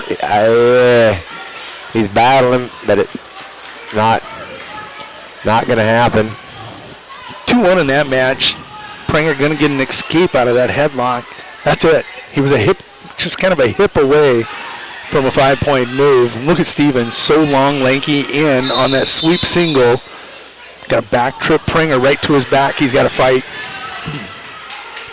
That's tough. Willow White, 7-0. Cruise control right now. Take nothing for granted here at the Region 3, any of the region wrestling tournaments that are happening across the state. There's 8 of them. Pranger 7-1. got 30 seconds left in the second period. He's really going to have to do something big here to get back in this. He's giving up that arm. If Stevens reaches. Yeah, that's. Oh.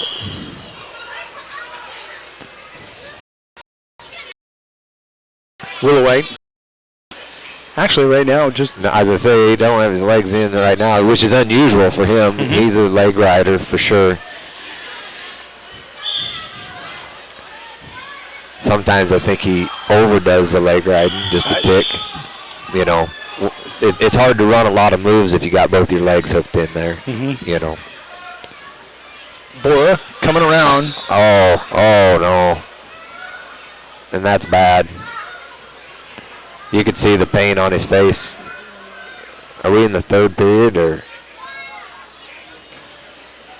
second? Second period.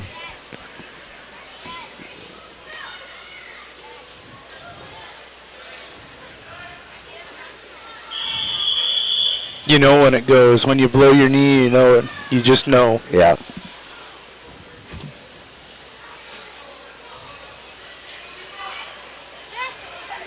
And I think he knows it. Yeah.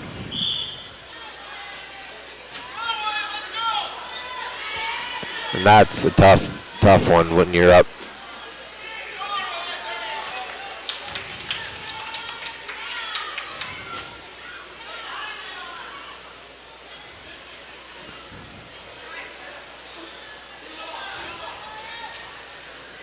Something you want to be careful with. Yeah. You don't want to ruin a career trying to get to state this year. Injury time ticking down. He's going to have to make a decision.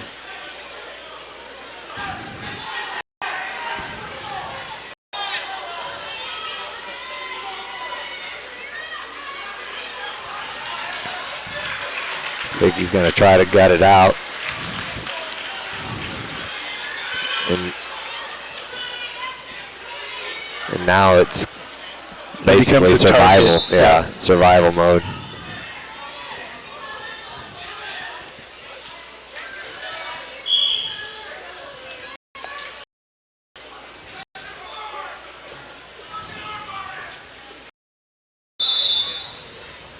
This is tough when you're out there and you can't defend yourself.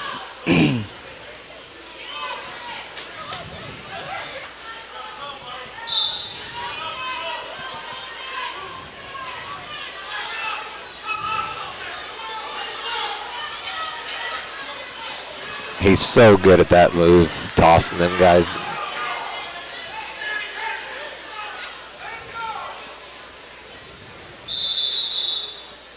Pringer in his match trails 9-1 to Stevens.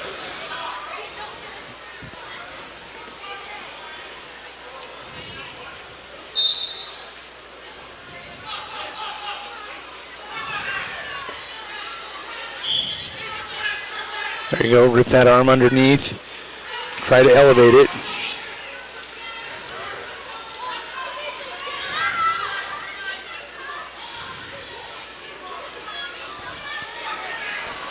Oh, still got a minute 20 left in this.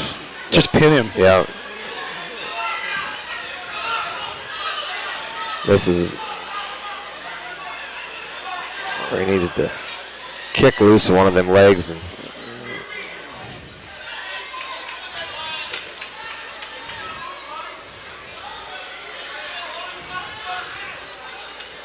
boy, I hate to ignore Pringer over there. 6 seconds to go. Stevens in advance. Yep, 9-1. That's going to be in. Pringer loses that one, 9-1, but good young wrestler. Got a lot of years ahead of him. Oh yeah, he's only an 8th grader. Wrestled 56 matches this year. Got post-winning Trevor record. Peters for the winner coming in at 120. This is kind of an interesting match, talking with his dad. Winters hasn't wrestled a lot of matches for Burt Gregory. Really don't have, oh no, he's got Clemente. Oh, and Little White gives up that. I would too. Yeah. I'm not going to contest anything with a minute to go. I'll let him caution me. I'll let him caution me out. At this point, I'm not coming up to my base.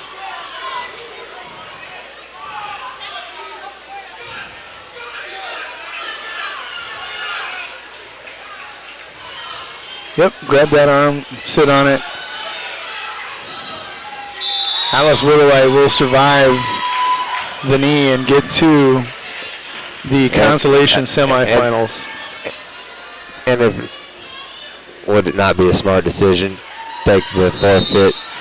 I don't know if you want a region champ in the first round of the state tournament. True. Because it could be Carl Cronin. Yeah. But if your knees, I guess he knows where his knees at, but. Trevor Peters picks up a win by fall. More bonus points for the Winter Area Wrestling team as they have now punched through 1, 2, 3. We said we'd get our first 5 through to state. 6, 13, 20, 26. Curtis is in. Can we get Biggins in? Matt 1 in front of you as Peters punches his ticket. That's going to be Knuckles of Kimball White Lake Platte Geddes taking on Lewis of Mount Vernon Plankington Corsica Stickney. And that was a quick pin for Jackson. That was Hansen. No, that was Finn Hansen at 126. Okay, all right. In the big one. Okay. We're going to have, this round's going to go quick, folks. Hang on to your britches. A lot of intensity. Sikora coming in the most recent polls, and him and Biggins have a history. Sikora ranks 10th, and last year at the regional in Parkston, Biggins had like a 5-7 point lead. Sikora looked done, gets a reversal and pins him. Goes on to bigger and brighter things. They're both going to be up. Sikora, Biggins, big match. Knuckles in his match with Lane Lewis. Catch that last match? Quick, right? Trezen Doran, one of the big 285-pounders up here, asking me if I caught the last match. I didn't see it, but I'm going to tell them, of course, when you're the, what are you, 3 right now, the most underranked heavyweight in the state, the baddest man in the state. I'm going to just tell you I saw it. And Cameron Biggins gets pinned. Oh, no. The senior ends his run. Very discouraging into his senior career. Oh, wow.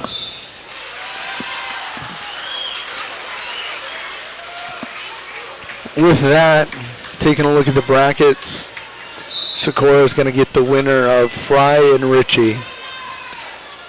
And they're up next. No, they're not. Wessendorf and Medricky are going to be up next.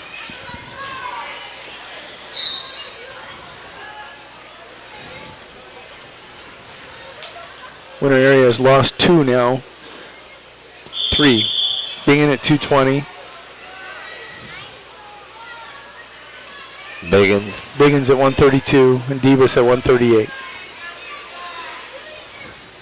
4 through to state for Winter Area at this point. Now taking a look. Wessendorf, Medricky, of course, the video player on the right. Burt Gregory, Vladi Johnson, the 30 and 17 junior, taking on 19 freshman out of Miller Highmore Herald. I have a feeling from watching Johnson here in recent weeks, this is going to be a fun match to watch over there between Vladi and Johnson. Could be a lot of throwing, a lot of hips. Right now, almost into the first period and 0-0. And that's it, 0-0 for the first period. First periods go quickly. Yep. Well, it seems like a lot of these kids that first period just kind of let's see who's want to make the moves, and you know, it's putting feelers out there, testing the waters, dipping their toes, seeing if it's hot or cold before they take the plunge. It's a good analogy. Yeah. Here we go, Vladi Johnson. First takedown. Yeah, that is a takedown. They were on their feet, 2-0 on Johnson.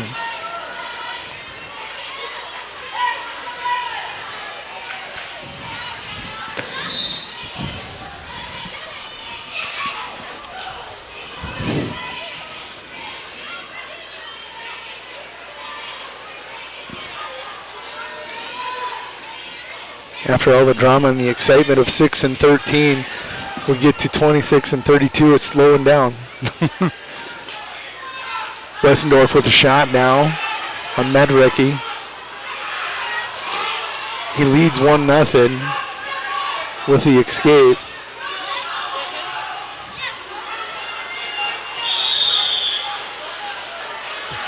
Oh, Vladdy's got an over-under. This one's over. Johnson is not going to get out of that as he sits out.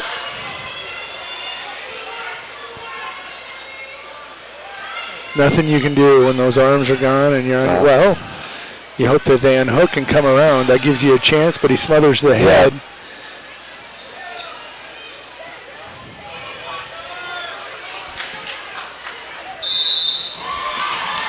Johnson runs out of gas. Barry Johnson runs out of gas. Vladdy Johnson on to the state tournament. 2-0 match. Going to get the fall. Burt Gregory picking up bonus points with the pin. Wessendorf still 1-0 with Medricky. Next up, Jace Burma is going to be taking on Urban, Marcus Urban. This is a big one. Jace Burma, kind of that unsung guy that I cheer for. Taking a look at Urban, he comes in ranked in the most recent poll, number 4. And guess what? He shows why. Quick takedown, 2-0 for Urban over on that video player on the left. Not wasting any time, getting scoring done right away. The winner of this gets Vladdy Johnson. 45 will be coming up soon, setting those consolations. Going to have taken on Ed and Baker of Mount Vernon, Plankinton, Corsica, Stickney going to be taking on Dom of Kimball, White Lake, Platte Geddes.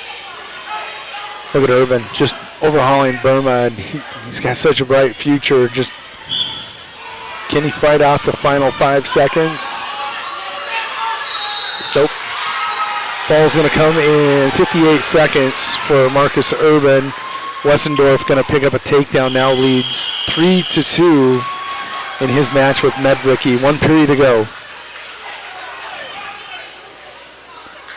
There comes Avery Gilchrist. 145. 145 going to be taking on Eddie of Wessington Springs Woonsocket. And if I'm not mistaken, I believe Riggin wrestled this kid earlier. I think Riggin may have beat this kid earlier in the season. Back trip by Gilchrist puts Eddie to his back. Need a pin here. I think he's going to get it. That's over. He's pasted. Come on. Yep.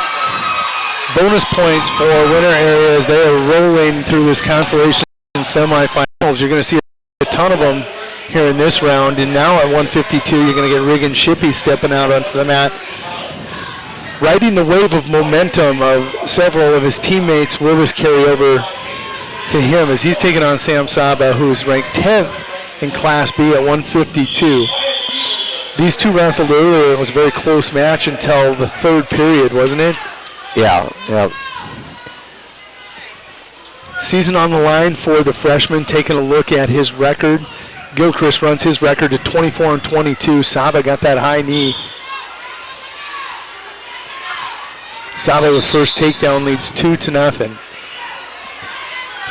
Wessendorf leads 5-2 over Medricky.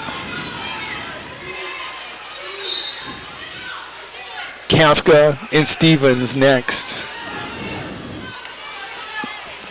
along with Fry and Reich. There you go. Just don't get cradled out of this. This is what he's trying to do. Pressure down on that head. Kick it down. Kick it down. Throw the half, kick it down.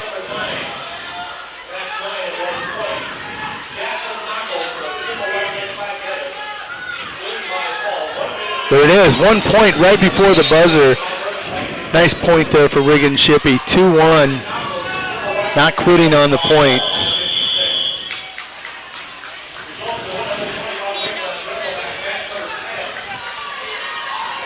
We go to 2. Sam Saba, Regan Shippey.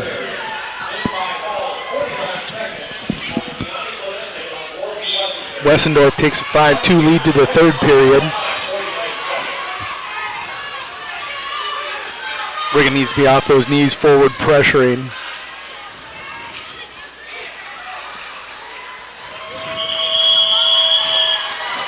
Wessendorf punches his ticket at 126 to the state tournament. He'll defeat Medricky of Wagner. The freshman over the 8th grader 5-3. Next up on that mat, Fry versus Reich.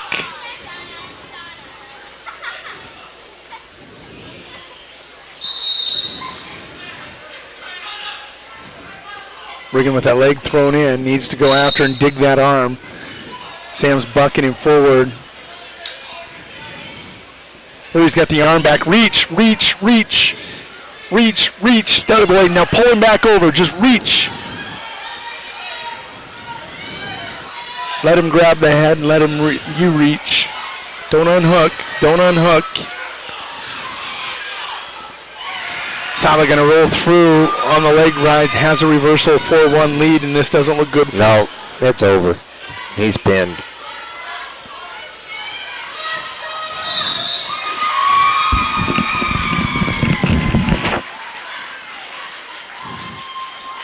The season comes to a halt.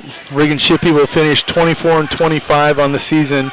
A hell of a season for the freshman at 152. Sam Saba on to the state tournament at 152. Next up over on that mat, it's going to be Kafka versus Stevens.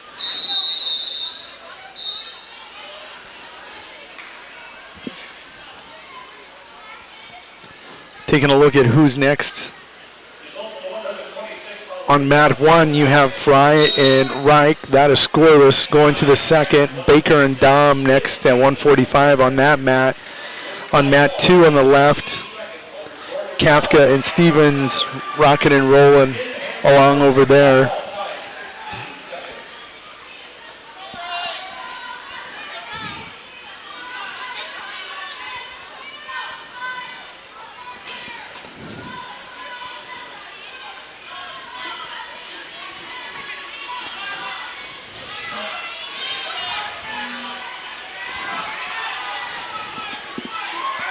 Pace getting frenetic here at the Winter National Guard Armory.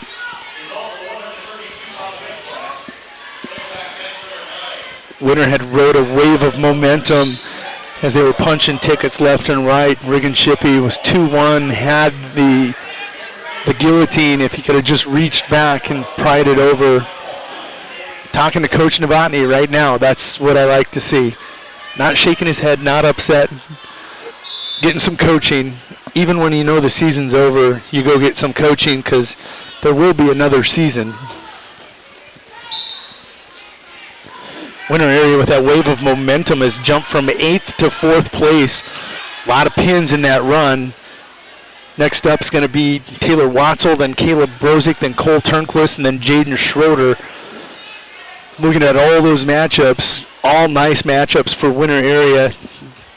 Going to take a look at 60. Taylor would be the one I'm uncertain of. Watzel's going to have Van Huvelen. He will definitely be going into that as the underdog. Van Huvelen ranked 8th in the state at 160. Brozick will be the favorite over Rezick at 170. Possible pinpoints there. Turnquist will be favored over Cade Fortuna of Burt Gregory. And that one will take any kind of a win. And Schroeder has not lost to Schoenfelder all year. That's who he has. So Winter possibly about to go on a nice little run here.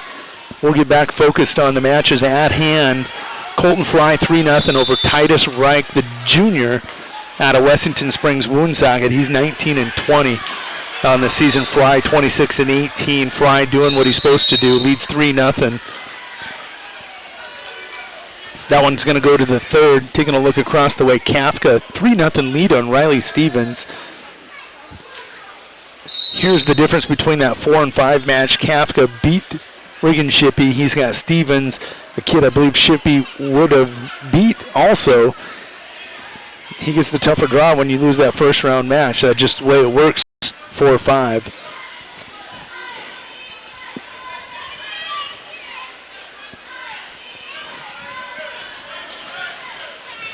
Last broadcast of the year for wrestling from WinterWarriorsLive.com.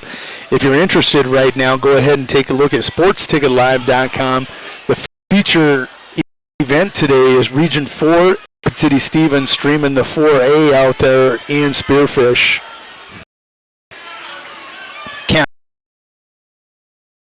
There's going to be a fall for Fry. That's the difference between that 4-5 matchup with Biggins and Fry. This was an opponent that I believe Biggins would have beat had he won that first round. Sikora coming back from that 2-3 semifinal loss, 2-3 matchup semifinal loss, and that's why round 4-5s are so important to get through. You may end up with a number 1 seed and the butt kicking in the semis, but coming back, it's an easier to get to the. Next up, Watzel and Van Huvelen over on mat 2 on the left-hand video player. Baker and Dom now taking the mat. Baker, a young wrestler. He comes in an 8th grader, 24 and 21 from Mount Vernon Plankington. Corsica Stickney taking on the senior out of Kimball White Lake Platte Geddes. That would be Alex Dom. Alex, just a talented individual, has had great success in his wrestling career. This is kind of the handover, the exchange from experience to youth. Baker may not win this. Dom may move on, but it's kind of the christening of Baker. This is what you're going to need to do going forward to have a successful career. 2-0 Dom. Kafka 5-0, but Stevens scrambling.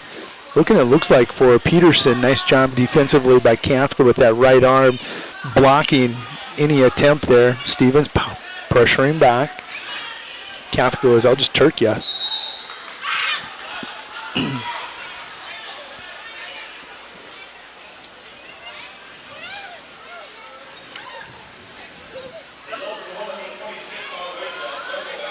All that talking and I get a chance to catch my breath. Looking at 160 coming up, Watzel going to be taking on Van Huvelen. Brunson's going to get Hellman, which isn't an easy draw at all at 160. That's a loaded weight class. 170, I see Jesse Mykert warming up. He'll have Cole Solik of Wagner and Bozic and Rizek coming shortly after that. Right now we're looking at 152 consolation semifinals. In the regional tournament, consolation semifinals means winning you're in, losing you go home. Saba gets the fall on Shippey. Kafka leading in his bid for a state tournament 5-0. 32 seconds to go, and he would punch his ticket to the state tournament. Dom in his match now 2-0 still. 34-15 the senior. An 8th grader wrestling 145, 24 and 21. And they got another 8th grader in the finals at 195, folks. Mount Vernon Plankington, Corsica Stickney has a very, very nice young team coming along. Stevens going to get the reversal, and he will lose to Kafka 7-3. Kafka onto the state tournament.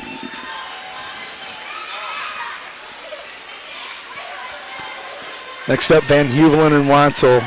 Watzel's going to have to beat the number 8 ranked 160-pounder in the state to get to the state tournament. So far, 106 Turnquist is in, 113 Willowite's in, 120 Peters is in, 126 Curtis in the finals. At 132 we lose Biggins, at 138 we lose Debus. 145 we saw Gilchrist. Did we see Gilchrist yet? That might have been one of the fast ones. It was a fast one. Gilchrist punches his ticket into the finals in 20 seconds over Eddie. At 152 we lose Shippey. Now it comes down Watzel.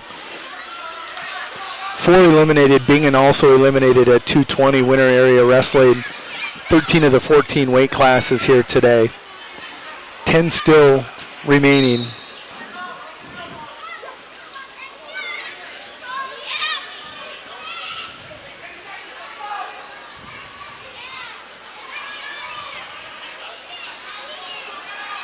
Watzel going to give up the takedown. Nope, they're bringing him back center mat. They're both out. Van Huvelen out hustling Watzel on the edge of the mat. Got to move your feet. When the feet go dead in any sport, you're in trouble. Football, basketball, wrestling, it doesn't matter. Watch the kids' feet. When they go still, you're in trouble.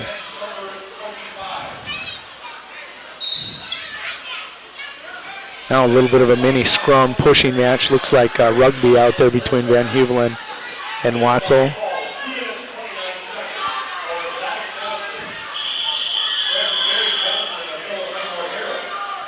Watzel will have choice.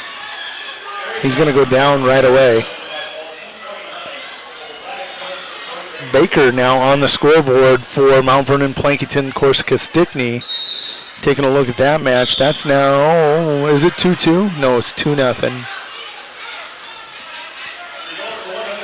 Still Dom with the lead, 2-0 in the third period.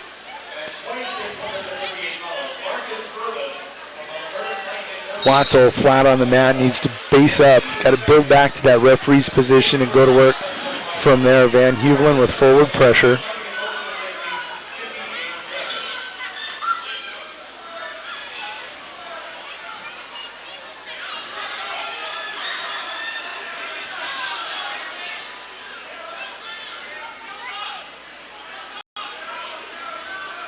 Watzel tries to lace the ankle. He'll belly out, regroup. He's got to score in this period. You can't go scoreless and come to the third period. Van Huvelen will escape. Then you're trailing 1-0. It would be better to be in a 1-1 situation. Come on, Taylor, base up, get something here. Dom to his feet against Baker. Baker trying to return him. Another youthful mistake. You try to pull him back on top of you. They'll hit that switch every single time. Dom does it. Dom does. Make the score 4-0.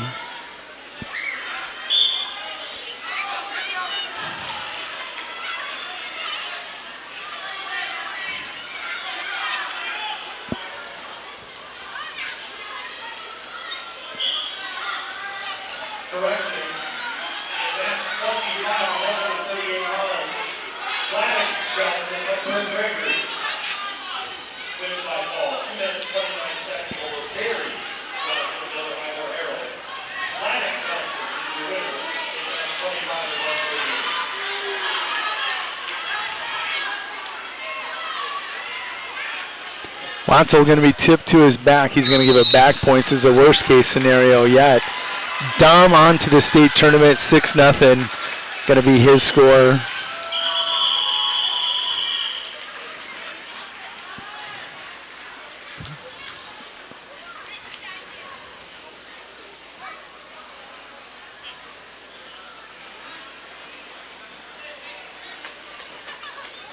Next up at 160, it's going to be Hellman versus Trinity Brunson. Brunson in quickly on a single. Hellman tries to whip. Still has the head. Brunson going to survive that, and he's going to roll. He has a takedown. Van Huvelen 4-0 in his match.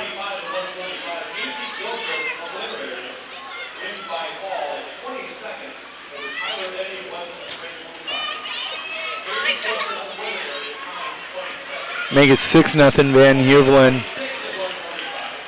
Not looking good for the sophomore from Winter. Winter area in danger of losing their fifth wrestler out of 13.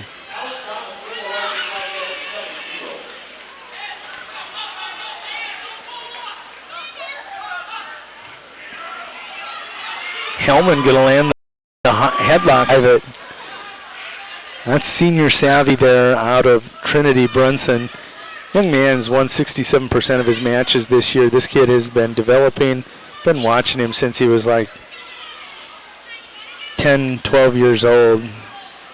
Early success in AAU due to, just how genetics play out for a while. He struggled in his high school career, has come on to be a very, very nice high school wrestler for Wessington Springs Woonsocket. Hellman coming in. He's a young kid.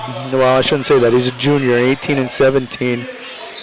I don't get to see Hellman. I haven't seen Hellman as much as I've seen Brunson. Brunson now with the escape leads 3-0. 6-0. About 10 seconds to go, make it 9-0. Van Huvelen in that number 8 ranking, going to punch a ticket to the state tournament. He in the finals is going to see the winner of Brunson and Hellman in that first round matchup. How key was that? 4-5 matchup between Watzel and Brunson. Brunson ends up so far with a better draw. Not that Hellman's easy, but he's not ranked 8th in the state, a senior fighting with everything in desperation, last effort. Jesse Micrip now on the mat for Woolsey Wessington, the Warbird, ranked 5th in the state at 170. Pretty much dominated by Rizou in the semifinal. Only 4-0, but Rizou was impressive. Solik looking to throw on Micrip. Solik not going to go anywhere easily. He's a tough out for anybody. Caleb had him in the first round, 4-5 matchup. Had he lost that matchup, this is who Caleb would be wrestling. It would be number 5 and 6 in the state for the right to go to state. Brunson going to get the fall. Very happy for Trinity Brunson, the senior from Wessington Springs, Woonsocket. Maybe a moment of tears there for Brunson. Really happy for that young man. Next up, going to be Brozik and Rizak. Brozik coming in ranked number 6 at 170. Micro at number 5.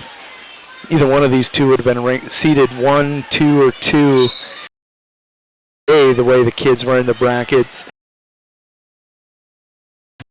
Micro was the 3 seed today, and Caleb the 4 seed.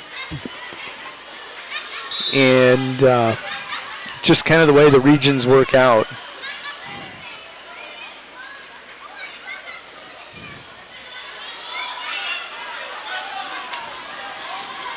Rizek back to his feet, 2-1 score here with Brozik.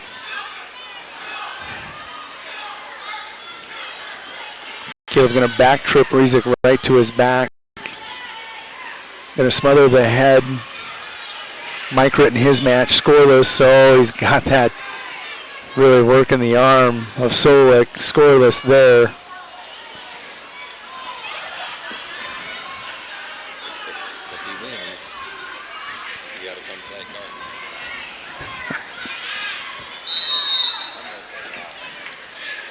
Brozik will take a 4-1 lead to that second period over Rizak. Micrit working on a fall on Solik. Micrit takes care of his business. Jesse Micrit onto the state tournament, number 5 ranked at 170.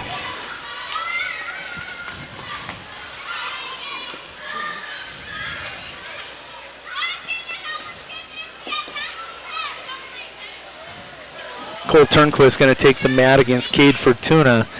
That's one of those matches where I think he's going to come in favored over Cade. Cade will be competitive. This is not a give-me match for Cole. No. But Cole's going for that headlock right away. Caleb looking for a fall. Cole's going to get takedown. Caleb's going to get the pin. Winner area with a huge jump with those bonus points. They went from 8th to 4th from all those pins. Huge.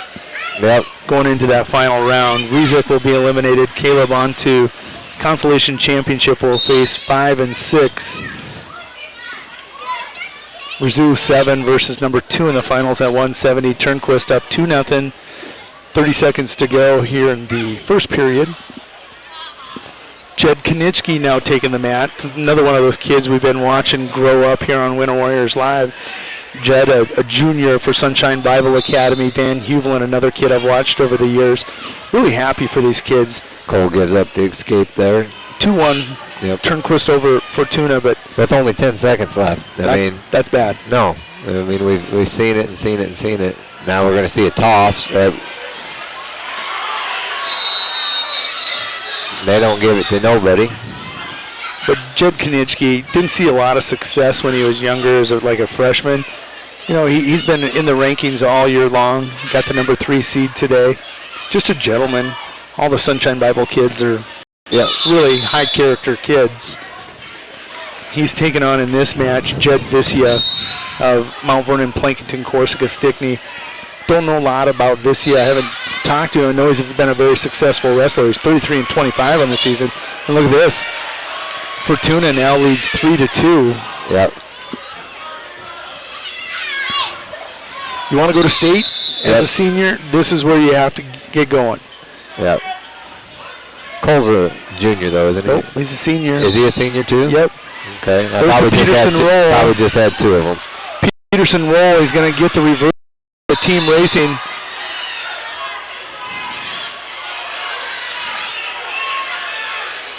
Cornerman with a long look. I don't know what more he wants. That right there looked pretty evident for.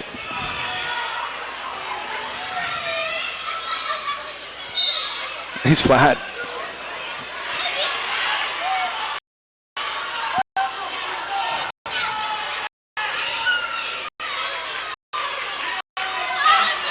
Like, are you? There, he's got to sit out on that. There it is. Cole Turnquist onto the state tournament. What a run for that young man. You know, he's only going to go into the state tournament with a 21-28 record, but quite a turnaround for Cole, where his season was headed about mid-season. Punch that ticket, get in.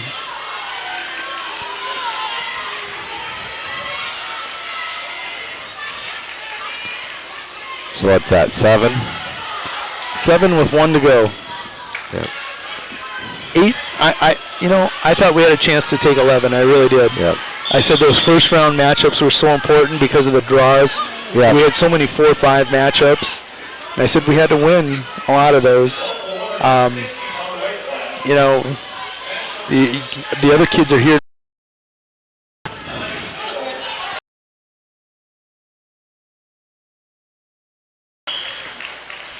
Joy, elation for Jed Konitsky.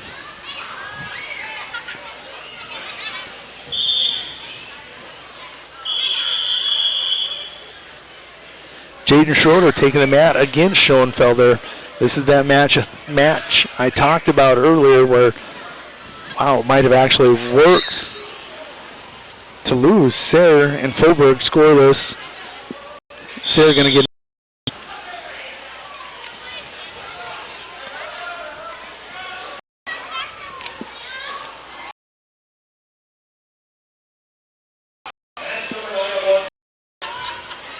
Schultz 2 victories over Tyson Sur in the last 10 days. Nearly got Hastings in the semifinals too. Yep, and he just gets a takedown on Schroeder. Yep.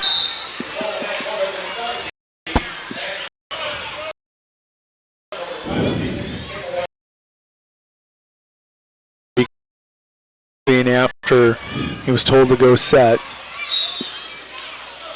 Sur with a single and Faubourg. Yeah.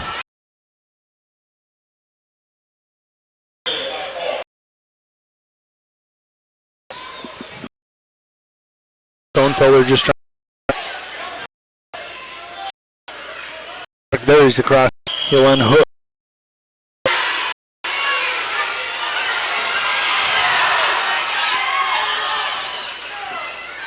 They wave off the points. Still 2-0 Schoenfelder. So 5-1, they go to the third, him and Faubourg, make it 5-2.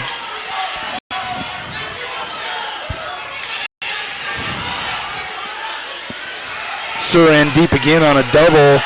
Going to get a takedown. Bert Gregory going to get a 7-2 lead. Now you're starting to hear what I thought we'd see in the semifinals. Anxiousness between everybody. Yeah. Jaden needs to try to run something here. I don't care if he rides in this period. There it is. Get it. Get it. Sit out on that headlock. Pull it back. Pull it back. There. He's stuck. He's stuck.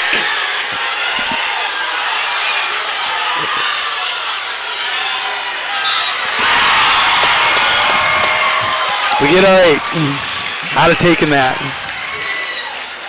Schoenfelder with a hell of a run, though, here at the end of the season.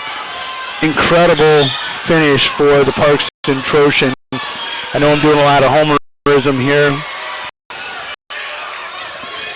That was crazy. Winter area needed it. They got the bonus point. So we're going to probably pick up the win as he gets the takedown 9-3. Bo Donald, Noah Reichert coming up. If Noah gets a hold of one of his headlock.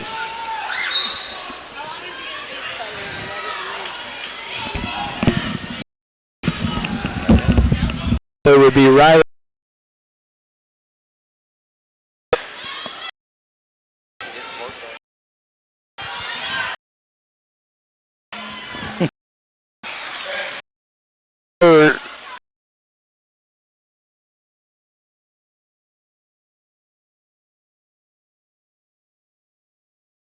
Second period with Jace the 4 seed, Marshall the 3 seed. Marshall will definitely be favored in that. And Jace, as I say that, nearly takes him to his back. Recovery by Marshall. 1-0 now as Donald gets the escape on Reichert.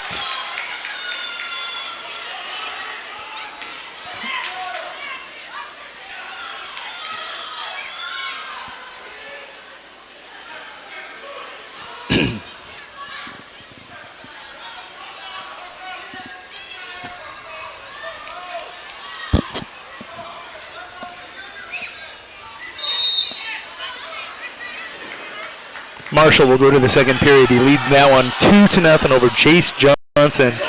He's another one of those. Got to see a little bit of him. He's only a sophomore. He took on Jaden Schroeder when he was at 220, and he actually beat Jaden Schroeder at the Kimball White Lake Platte Geddes tournament earlier in the year. In the duel, Schroeder got him, but you know, as Randy alluded to earlier, talking about Schoenfelder at Parkston, the eyeball test when you look at some of these kids aren't in the gun. The Pillsbury club than anything, but you get them on the mat, they've got good hips, technical savvy, great mat awareness, and they are just tough to beat. 3-2 now, it's going to be that match score. Johnson gets the takedown, make it 4-2. Jace Johnson over Marshall. Marshall going to get takedown now, 6-2. Reichert going to get a reversal in his match with Bo Donald, now 3-2. Reichert gets them ham hooks in underneath, and watch out. That'll be the end of the second. They'll go to the third. 3-2, Bo Diddy Donald taking on Noah Reichert. Marshall and Jace Johnson. Johnson and Johnson. Marshall taking control down there now. 8-3, minute to go, second period.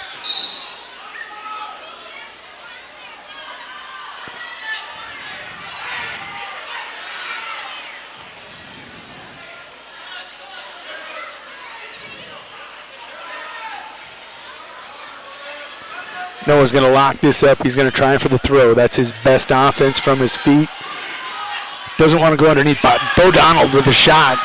Reichert hips back, heavy on the head. He's going to go to a Russian tie and try to climb back up into a head tie. Can't do it. Bo Donald, though, explosive with that shot. Marshall Johnson across the way trying to pick up another takedown. Leads 8-4, going to get it 10-4. 15 seconds and ticking. That'll be it.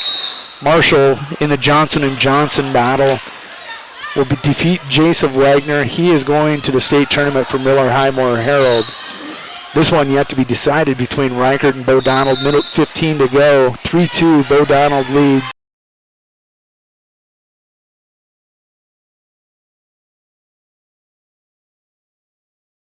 Big gets Marshall.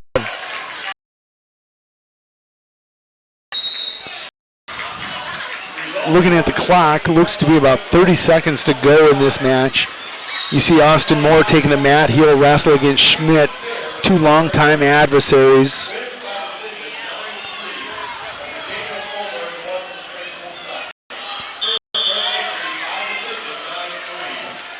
There the dashboard comes up. Riley Schmidt, the 30-11 junior, going to take on a 14-6 Austin Moore. They have wrestled each other probably 50 to 100 times since they were young kids. Watch out, watch out. Moore sends Schmidt into his coaches. Towel tapper goes running. Going on down.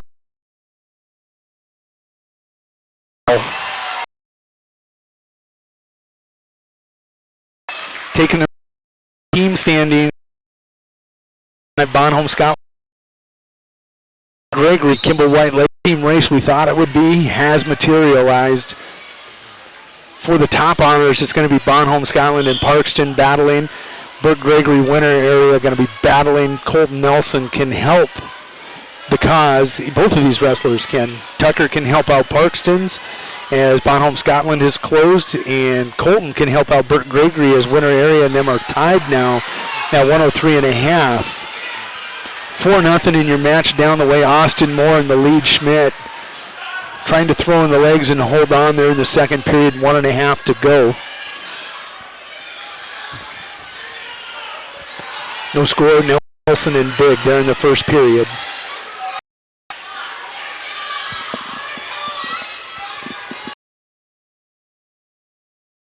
Flat.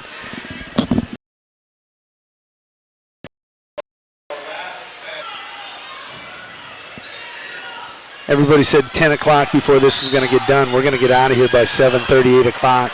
Nelson going to get a reversal. He's got Tucker pasted flat. Burt Gregory not only going to get advancement points, they're going to get pin points. They'll be in third place.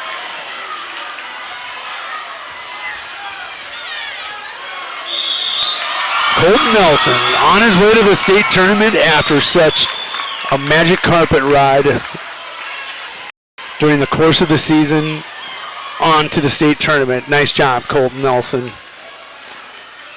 Tucker, you'll be back. Just a speed bump in your career.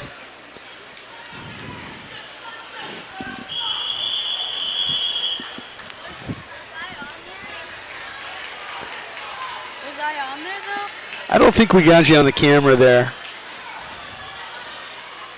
Jed Eklund in the house trying to get some camera time over there. Moore going to get a reversal or a takedown. 6-1 his lead.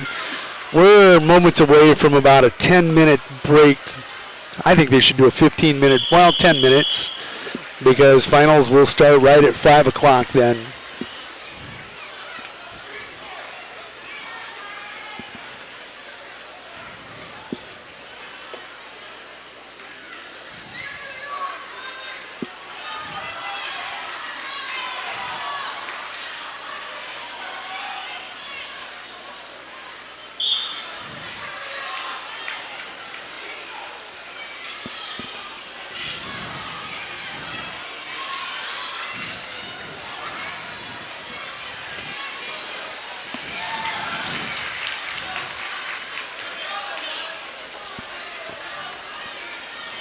Moore, Schmidt, one of those taller heavyweights, been working his butt off. He's in this region with 5-6 good heavyweights. It's going to be tough.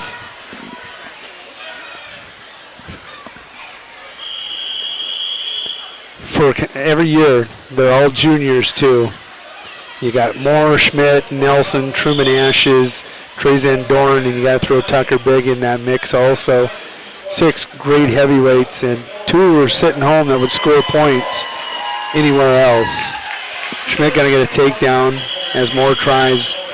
Big throw, 7-3. Now your score, 109 to go. And again, we're going to take that 10-minute break.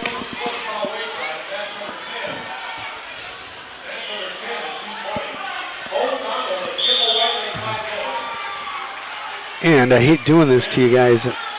I'm not going to have the scoreboards up tonight. Just not enough time So we're going to keep the dual cameras going, and I'll just talk a lot, trying to keep you abreast of time and score on each of the matches tonight in the finals.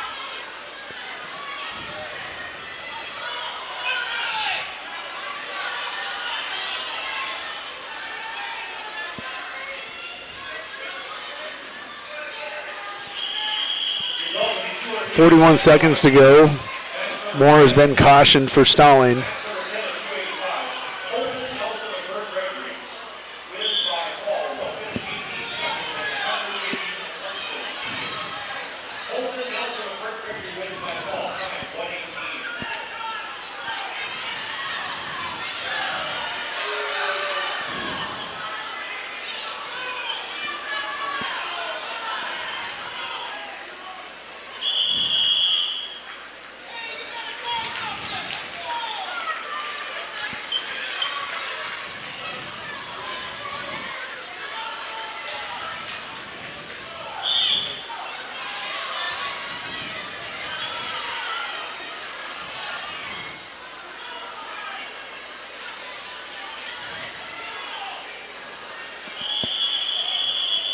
Moore will throw Schmidt. He's penalized a point for stalling 8-4. Literally threw Schmidt off the side of the mat. Not only are they big, they're strong. Takedown from Moore is going to secure it, and that's the end of the consolation semis. What a round it was. Some major survived. 8-9 serve versus Faubourg. What a crazy match that was. Faubourg eliminated. The senior goes home. Cameron Biggins eliminated. Winner area getting 8 through. 1 in the finals, 7 in the consolation finals. 10 minutes till face-offs. We're going to step away. Enjoy this. You are in the Winter National Guard Armory. This is my house.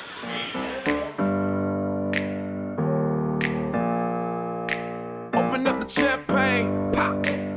It's my house, come on, turn it up. Hear a knock on the door and the night begins. Cause we done this before, so you come on in. Make yourself at my home, tell me where you been. Pour yourself something cold, baby, cheers to this. Sometimes you gotta stay in, and you know where I live. Yeah, you know what we is. Sometimes you gotta stay in. Welcome to my house, baby, take control now. We can't even slow down. We don't have to go a while. Welcome to my house, play that music too loud. Show me what you do now. We don't have to go a while. Welcome to my house. Welcome to my house. Morning comes and you know that you wanna stay. Close the blinds, let's pretend that the time has changed. Keep our clothes on the floor, open up champagne. Let's continue tonight, come on, celebrate. That's how we do. Sometimes you gotta stay in, and you know where I live. You know what we is. Welcome to my house, baby, take control now. We can't even slow down. We don't have to go a while. Welcome to my house, play that music too loud. Show me what you do now. We don't have to go a while. Welcome to my house. Happy faces. Welcome to my house, baby, take control now. We can't even slow down. We don't have to go a while. Welcome to my house, play that music too loud. Show me what you do now. We don't have to go a while. Welcome to my house. You heard me? We ain't gotta go out, cause what? Welcome to my house. It's my house, my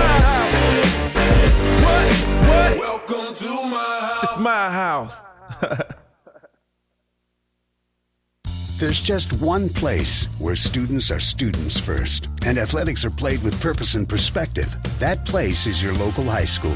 High school sports offer more than the joy of competition. Studies show that student athletes in South Dakota are also likely to enjoy greater levels of achievement in other areas of their lives, including academics. High school sports, a winning part of a complete education. This message presented by the South Dakota High School Activities Association and the South Dakota Interscholastic Athletic Administrators Association.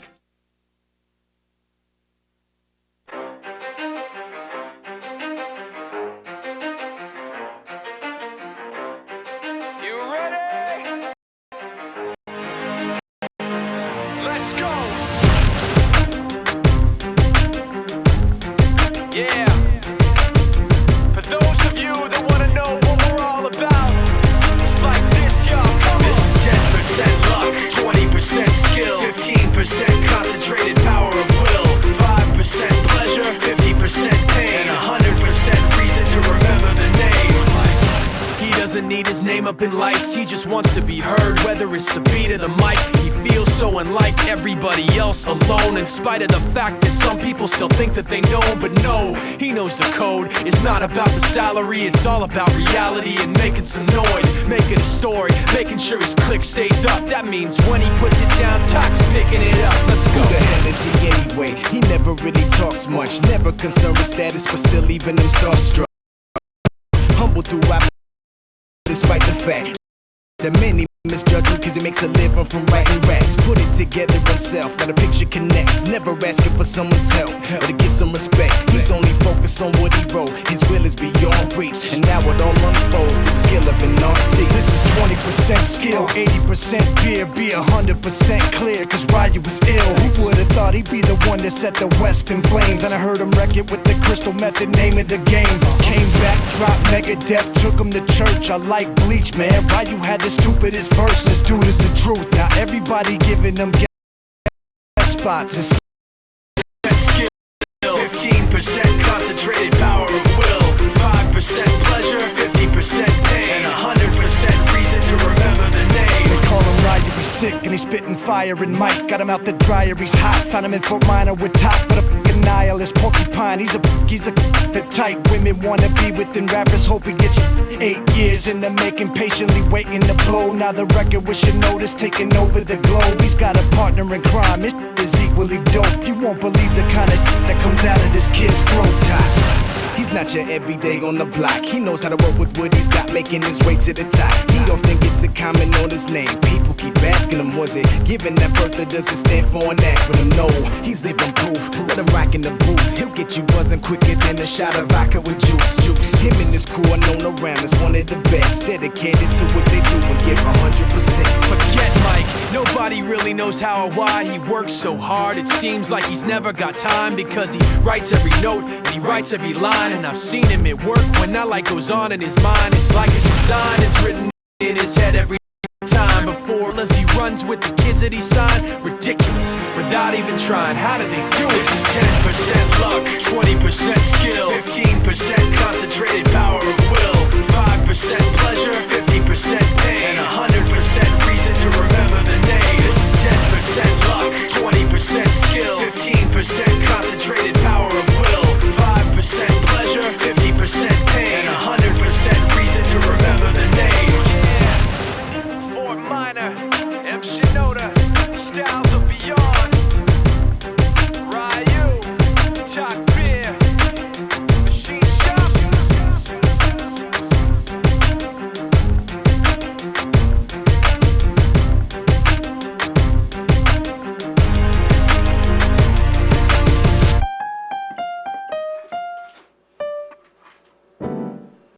What do basketball, choir, drama club, and marching band all have in common? They're all high school activities that offer learning opportunities not necessarily found in the classroom. They take up just a fraction of a typical South Dakota high school's budget, and they go a long way to giving young people the tools they need to thrive. High school activities, they're more than extracurricular. They're extra important, too.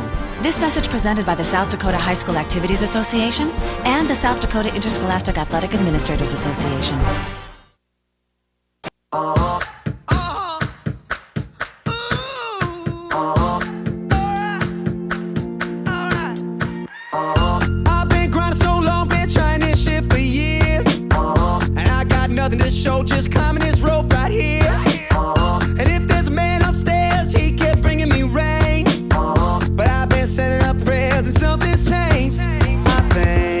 finally found my hallelujah. I've been waiting for this moment all my life. Now all my dreams are coming true, yeah. I've been waiting for this moment. It's good to be alive right about now.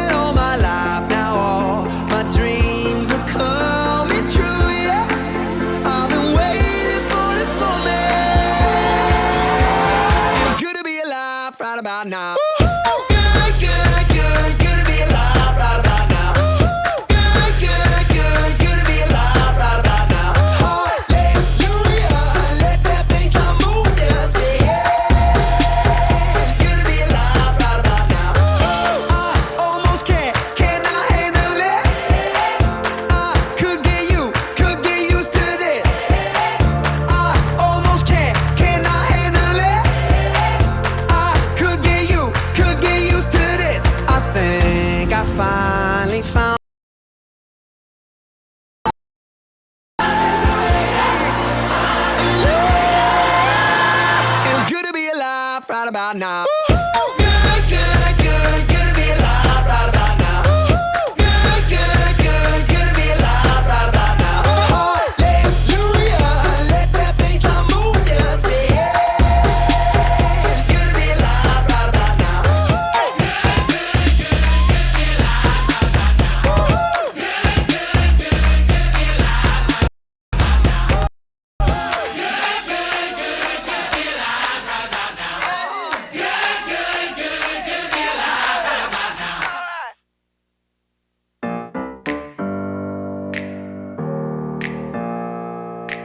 Open up the champagne, pop.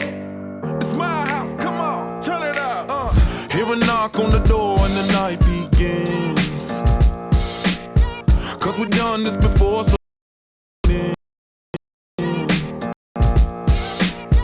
make yourself at my home, tell me where you've been. Pour yourself something cold, baby, cheers to this.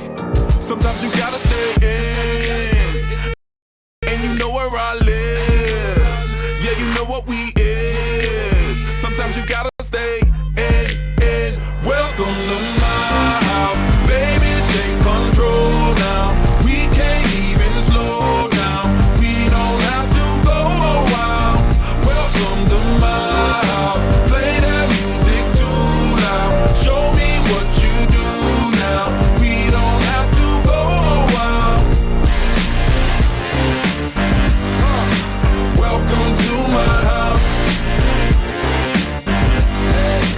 Welcome to. Morning comes and you know that you wanna stay. Let's pretend that the time has changed. Keep our clothes on the floor, open up champagne. Let's continue tonight, come on, celebrate. That's how we do. Sometimes you gotta stay in, and you know where I live. Yeah, you know what we is. Sometimes you gotta stay in. Welcome to my house, baby, take control now. We can't even slow down. We don't have to go a while. Welcome to my house, play that music too loud. Show me what you do now. We don't have to go a while. Welcome to my house. Welcome to my house.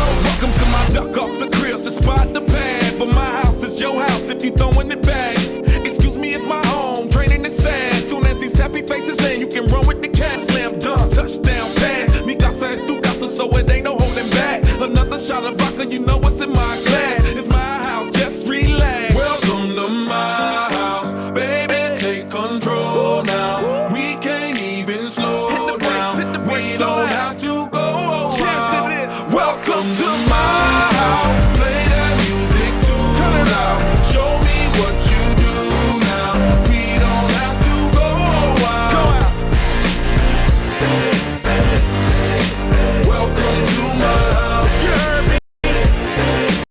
We ain't gotta go out, 'cause what? Welcome to my house. It's my house, my house. What? Welcome to my house. It's my house.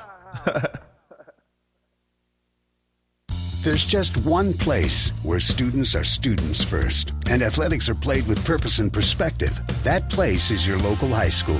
High school sports offer more than the joy of competition. Studies show that student athletes in South Dakota are also likely to enjoy greater levels of achievement in other areas of their lives, including academics. High school sports, a winning part of a complete education. This message presented by the South Dakota High School Activities Association and the South Dakota Interscholastic Athletic Administrators Association.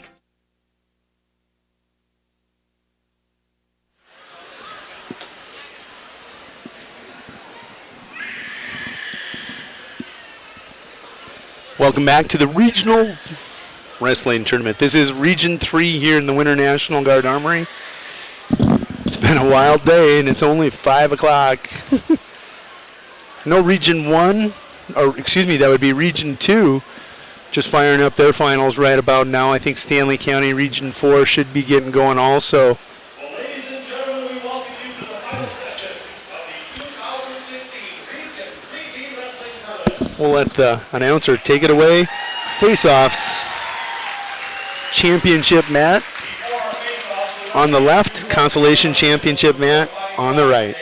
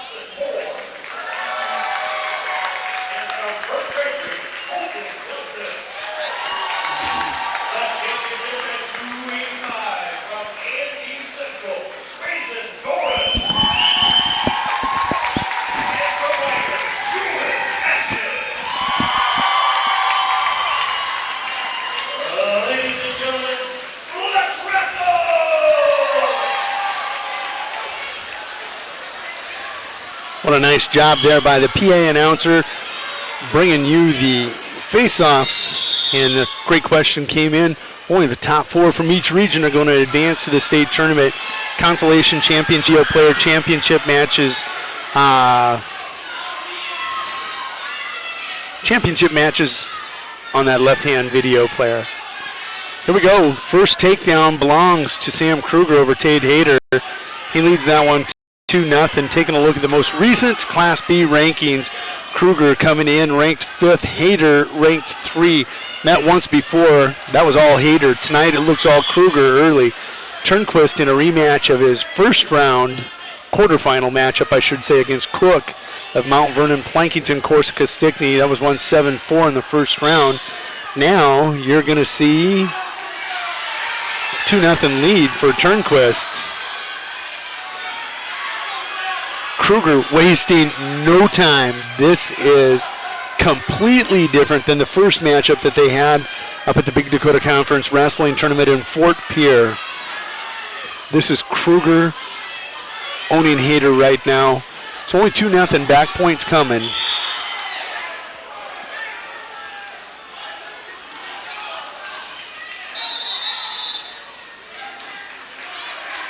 Taking a look at this, Hayter comes in top seed, Kruger the 2nd seed. Turnquist in that first round matchup. I'm going to verify the score. It was a 7-4 decision for Turnquist in that quarterfinal matchup. Cook out wrestling his seed. He was seeded 6, going to place and go to state. Anytime you place higher than your seed, you've out wrestled your seed. He's done a nice job. Turnquist come in the 3 seed. If he can get the victory here, he wrestles to his seed. Blood time as Hayter is going to get sealed up. Kruger is going to get that 3-point near fall as it stopped. Good match. Turnquist tries a headlock. Don't know why. 2-2 now the score. Cook, Turnquist trying to get off the mat early here against Cook. And Cook has been a very good opponent. He's got the chicken wing. He's got the over-under. Turnquist will stand up, make it potentially dangerous. Nice job of working the arms there by Cook.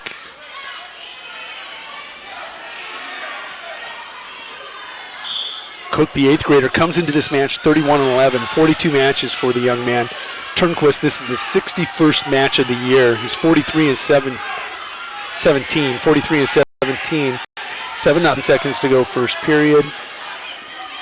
Trying to come around the corner. Kruger holding on to that leg. It's going to be a 1 loss of control escape, I'm guessing. Nope, they're going to say nothing. 7-0, we go to the second.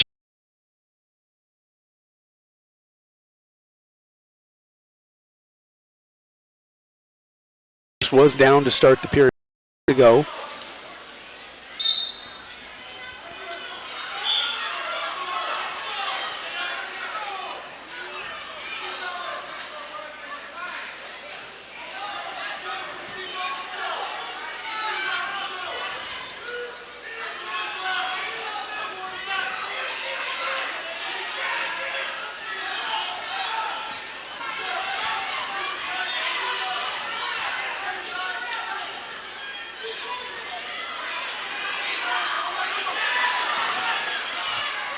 Turnquist with a reversal. Can he get back points out of this?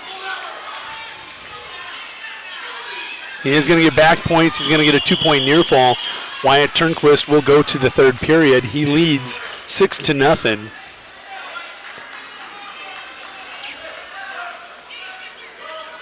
Taking a look at your championship match. 1:05 to go in the 2nd period.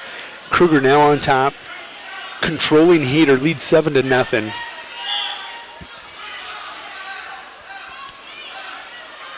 Start the 3rd period. Turnquist will be on top of Cook.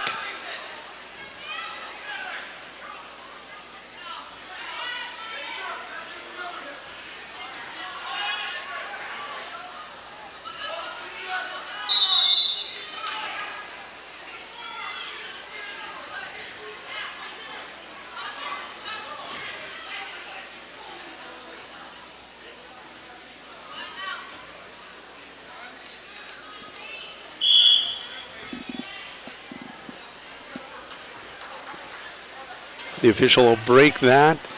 Blood time over on championship match again. Hayter, right nostril just seeping bad. 1:25 to go, consolation championship match. Turnquist in control of this one now, 7-0. Hayter goes down second period.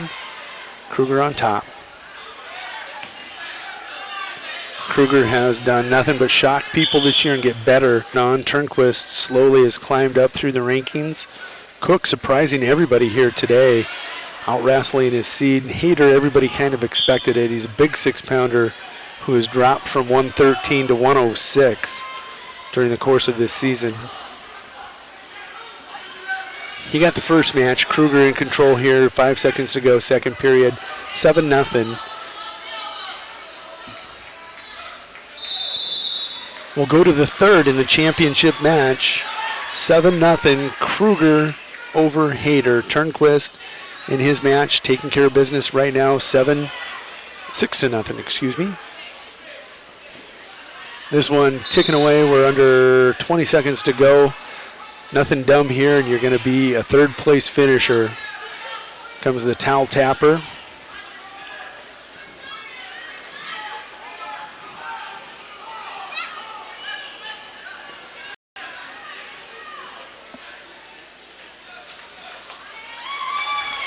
And we are going to bounce over to the championship match.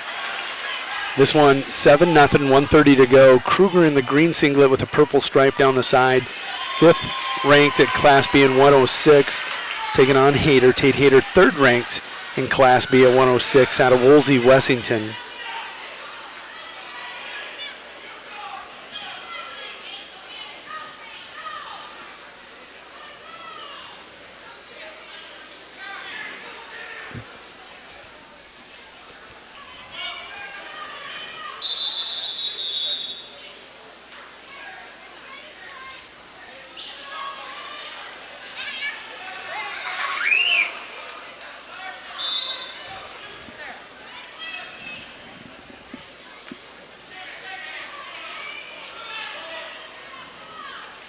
Under a minute to go, Kruger going to win that scramble.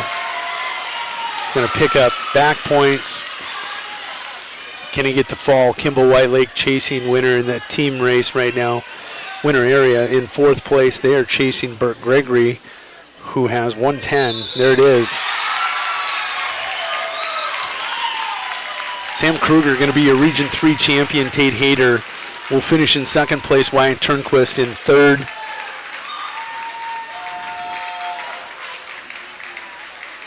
And Cook of Mount Vernon, Plankington, Corsica, Stickney will finish in 6th place. Congratulations to all those young men. You are wrestling in the State B Wrestling Tournament out in Rapid City at the Civic Center next weekend.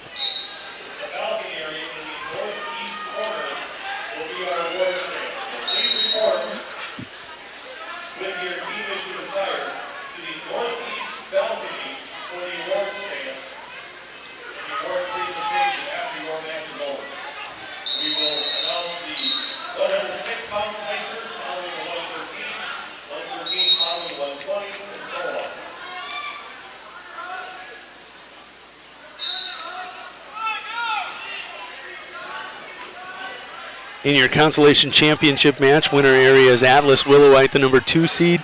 He's a sophomore. He's 13-4 in the season. He's taken on Wyatt Stevens, a junior out of Wessington Springs Woonsocket. Leads 2-0. 13-4 versus 23-12. Championship match, 3rd-ranked Caleb Crown over Bonham, Scotland. He's a sophomore, 31-8 for the Bonham, Scotland squad. Ranked 3 in Class B at 106, taking on Jackson Eklund.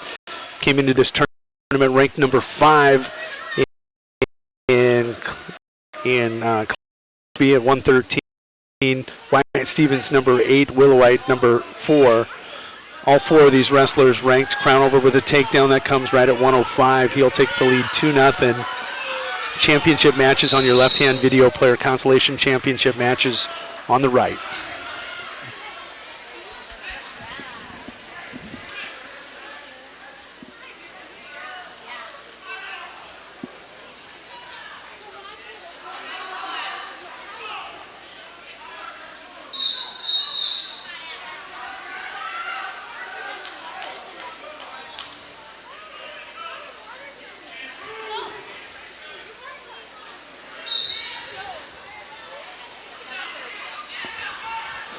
Willowite throws in those legs, leads 2-0. Crownover leads 2-0. 22 seconds to go.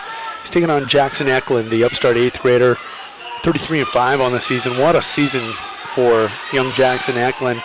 Willowite cranking on Stevens now, getting back points. Can he get the fall for winner area in this team chase with Burt Gregory right now for 3rd place? First place is Parkston with 125. Bonham Scotland 121.5. Crownover the favorite in that match. Burt Gregory, the Storm, with 110 points. Winner area in 4th with 103. There it is. Nope, not going to get it.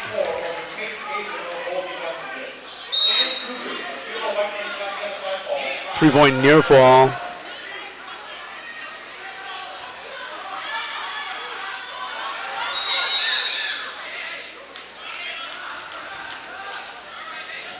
Five nothing Willowite. Crownover 2-0. They've started the second period in the championship match, 140 and ticking. Crownover going right over the top of Eklund, looking for back points. He's going to get them.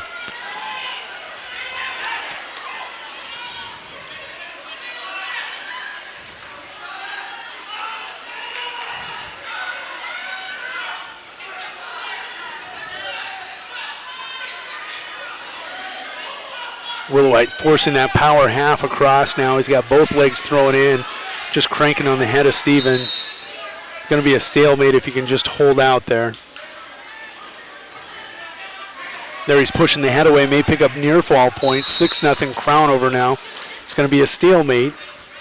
Willowite will come back center mat.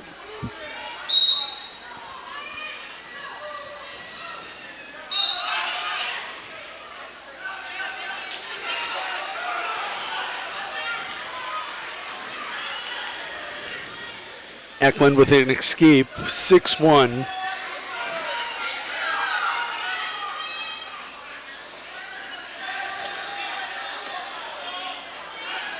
Stevens of Wessington Springs Woonsock and that right video player going to need a chiropractor after this. That's going to be the end of the second period. It is 6-0. Willowite with the lead. 5-0, excuse me. Crownover 6-1 over Eklund.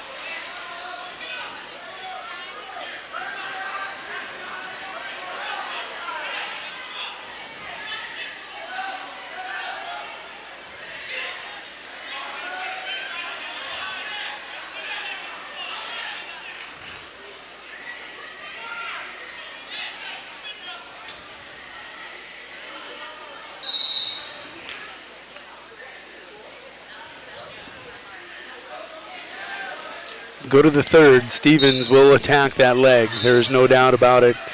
Willowite's had trouble with it during the course of the day.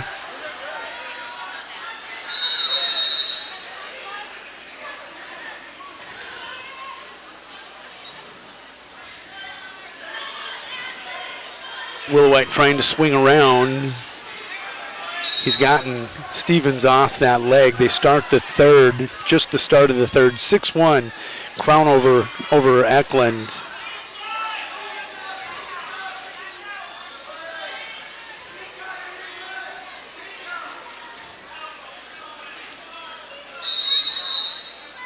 Willowite so strong.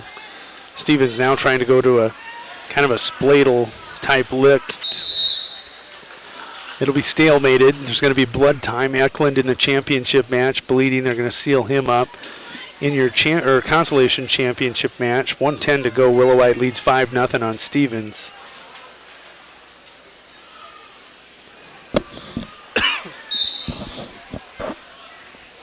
Willowite, good movement off the bottom. Going to fight off any kind of leg activity right away. Reaching back. He's got his arm trapped. Now he'll get it free. Stevens throwing a wicked crossface. Another one. At some point they gotta caution him for that. How many we got? Just one? Two?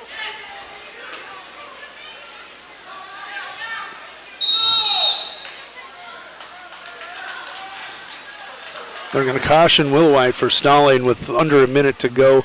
Eklund, trying to still get sealed up. He trails 6-1 with 1:41 to go. Third period to Crownover. They're on their feet neutral. Eklund tries to come across with a sweep. Willowite working on a reversal.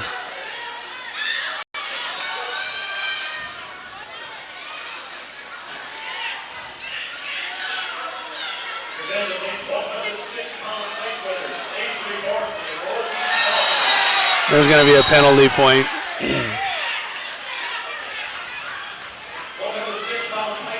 Stevens has been cautioned. There's going to be a penalty point. That's 6-0 over Stevens. The reversal now here gives Winter Area major if Willowite can get the reversal. Crown over 8-1 with a takedown on Ackland under a minute to go.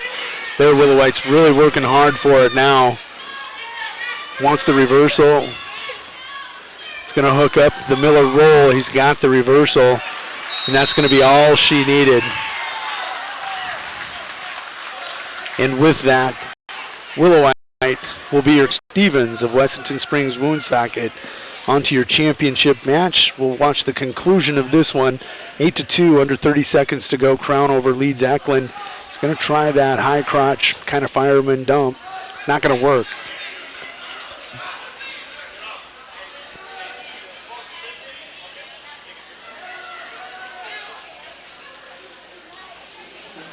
Winter Area with this victory is going to draw even, I believe, or be a half point behind Burt Gregory for third place in the region race. Bonham Scotland going to take the lead in this tournament as they have now passed Parkston after the 113-pound match. We'll double check team scores as they update, but I think that's going to be your point tally. Taking a look at your consolation championship matches now. Going to be Jackson Knuckles taking on Trevor Peters. Neither one of them ranked. Knuckles, the sophomore, comes in 30-17. Trevor Peters of Winter Area, that 8th grader at 120, 28-19, qualified for state. Quite an accomplishment for the 8th grader. Parkston's Logan Mahoney, he's going to be coming in the most recent rankings at 120, your third ranked 120-pounder. He'll be taking on Ben Sokup, number 6 in 27.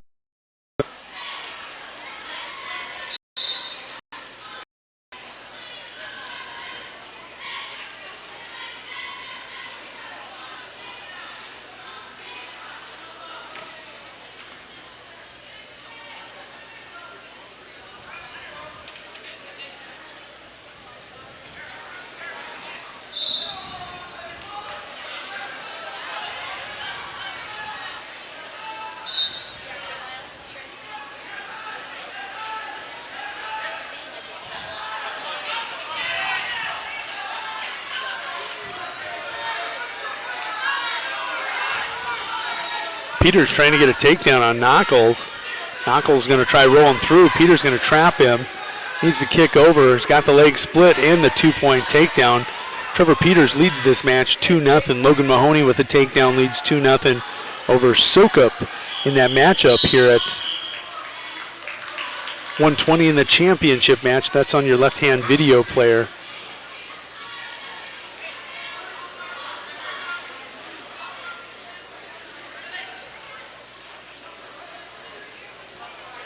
Nothing Peters, 2-0 Logan Mahoney.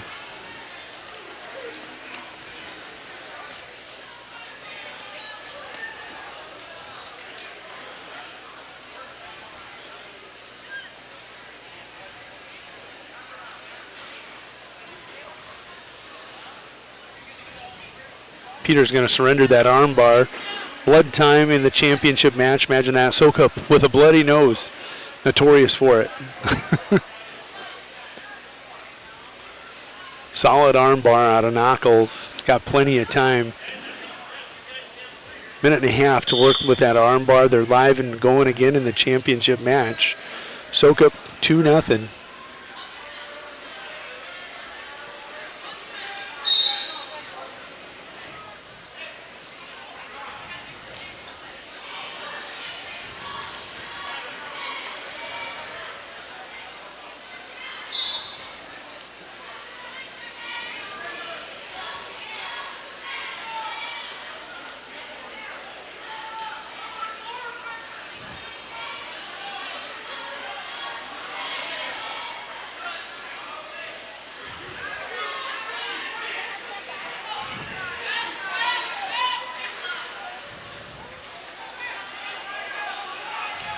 Peters to his feet.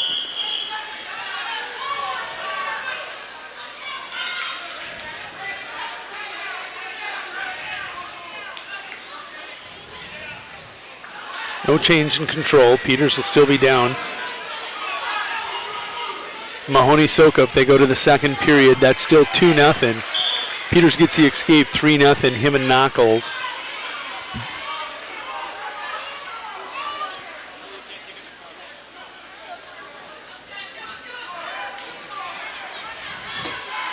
Peters in a bad position. Knuckles trying to bully him around.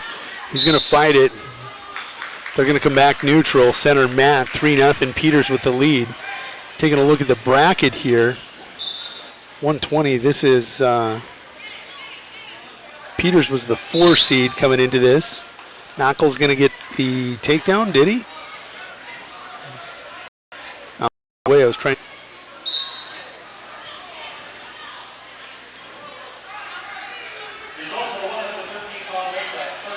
Peters was a 4 seed. Knuckles the 3 seed.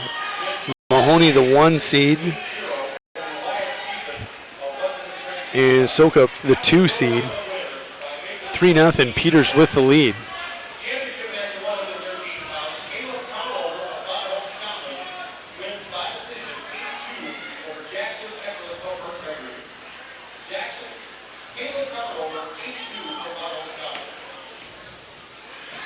Peters in on that. He's coming through the back door.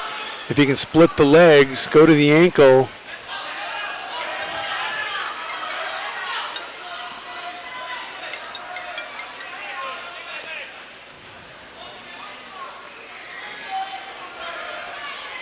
There he goes. He splits him. Can he come around? 5-0 would be huge in this match.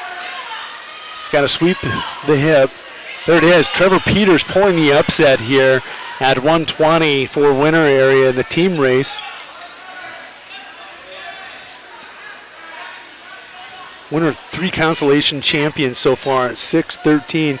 Trying to get one at 20. Colby Curtis in the finals at 26. That's quite a start to your lineup.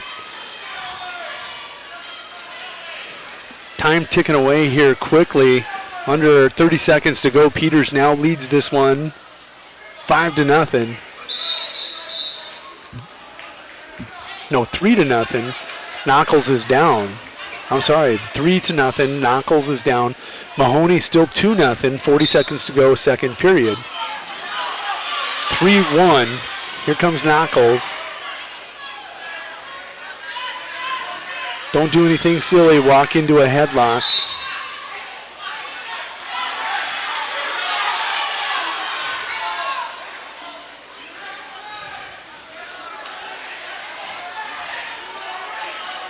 Your score. Peters over Knuckles. Towel tapper out there. There will be a shot. Peters keeping the hips back. Going to get heavy on the hip. There's the upset. Trevor Peters out-wrestles his seed. He'll get a 3-1 victory over Knuckles in winner area with their 3rd consecutive consolation champion here today at the Region 3 Wrestling Tournament. Hey, Doug, got that discount double check workout. And we don't want to do that. I wish. We're trying to just jump to championship match for you. Just the start of the 3rd. Sokup trails in this match to Mahoney, only 2-0. Mahoney working to Peterson.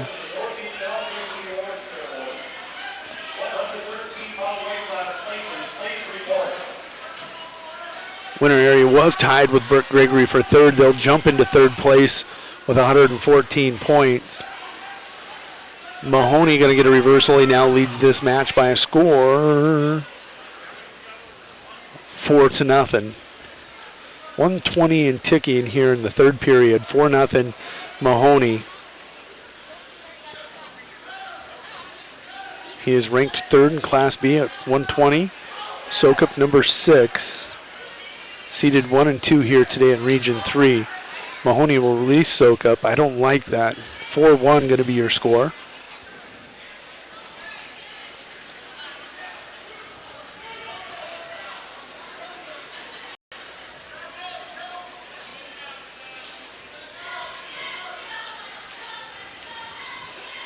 Time ticking, 45 seconds to go.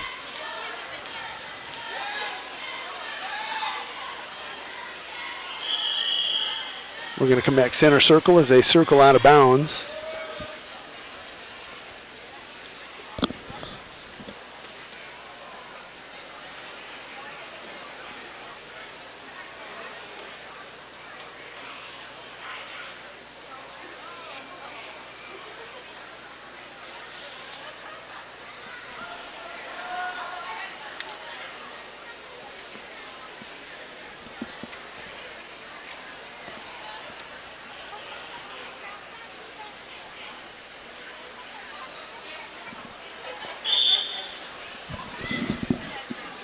Clock starts ticking away, 35 seconds to go, 3-point lead, Logan Mahoney. Quick opening takedown, led 2-0 right away.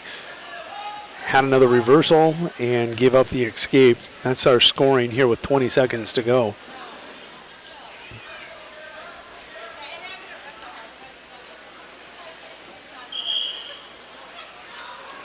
Clock, one way or the other. 5 seconds to go. Does Sokop have anything left in the tank? He may, but Mahoney's so good defensively. That is going to be your final. Logan Mahoney going to be your Region 3 champion at 120 pounds. Winner area with our third consecutive consolation champion at 106, 113, and 120. Winner area's only finalist is Colby Curtis, the senior. For winner area, he comes in ranked number 11 in the rankings at 126, and Sievertson comes in ranked number 12. 11 and 12 in the state will meet in the finals. Curtis comes in 31 and 18, and he was 9 and 13 at one point in his season. Landon Sievertson 30 and 6.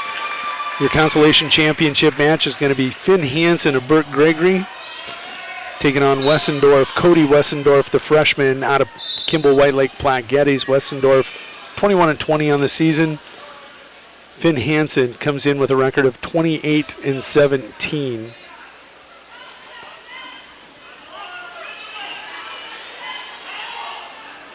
Curtis in on first shot.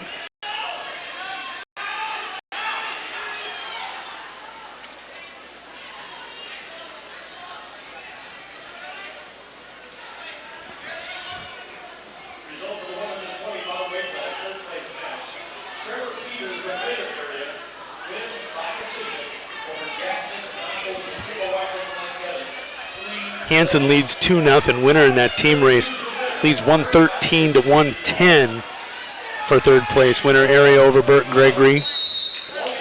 No points scored in championship match. That scramble between Sievertson and Curtis. Curtis comes in the number 1 seed. Sievertson the number 2 seed.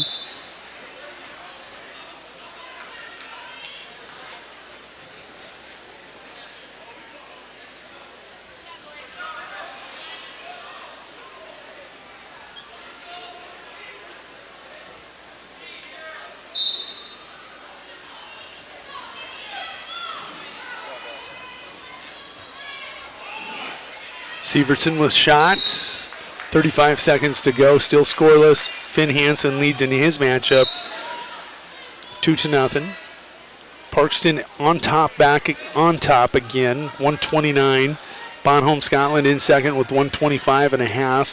Winner area with 113. Burt Gregory in fourth with 110.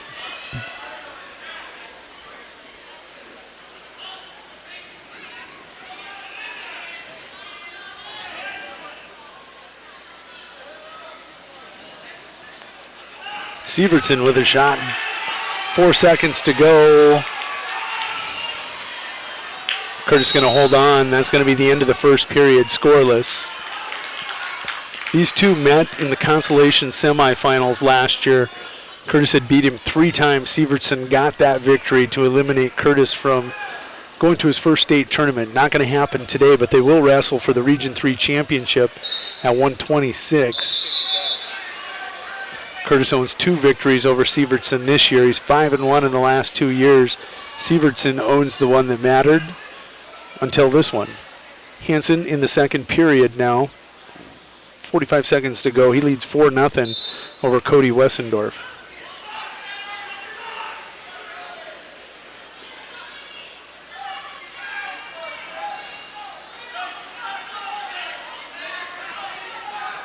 Curtis will be up and free. 1-0 Curtis. First point scored. That could be important in a match like this. Curtis going to have to get going offensively. Sievertson has been the aggressor. Curtis with the underhook. They'll break free. Hansen working a power half down here on Wessendorf, looking for a pin. He's got an Iowa State deep half.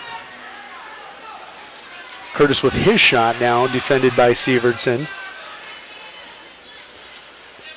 1-0, but this has been a fun 26-pound final so far. 52 seconds and ticking.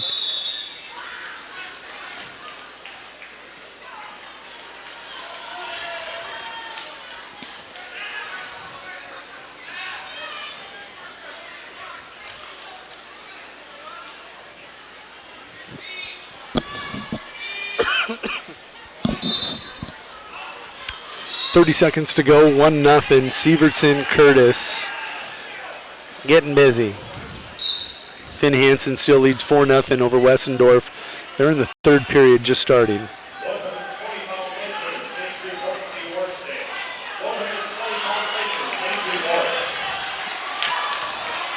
Curtis going to win the scramble. He's going to get the takedown. 3-0 Curtis over Sievertson. What a scramble. Huge, huge scramble in this tournament. That's going to be important. Finn Hansen picks up points by fall over Cody Wessendorf in that consolation championship match. Finn Hansen going to be your consolation champion at 126. 3-0 here going to the third. Curtis with the lead.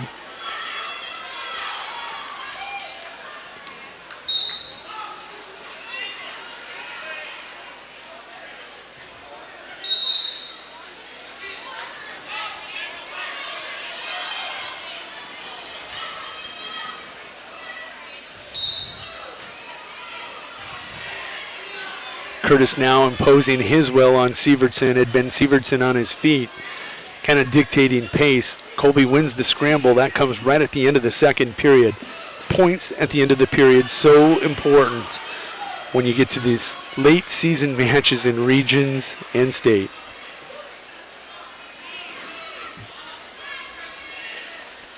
Forward pressure by Curtis, trying to work a monkey roll, it looks like.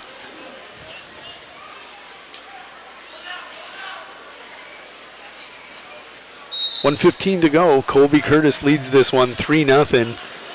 Only finalist here for Winter Area Wrestling Team today. That would be nice to bring home a gold.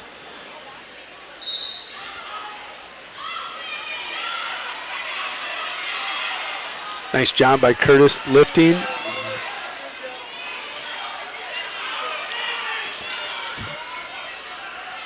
Kind of a mini headlock there. I don't agree. They're going to get Curtis for pushing him out of bounds. 1 minute to go. That's a caution. I'd rather have the caution than the escape.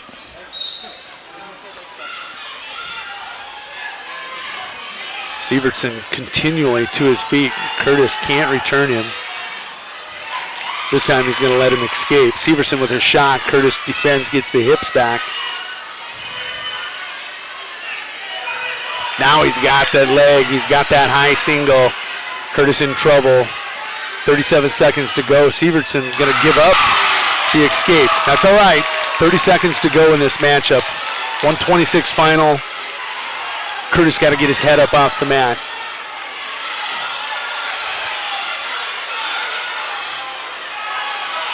Curtis with the escape. 4-3 lead.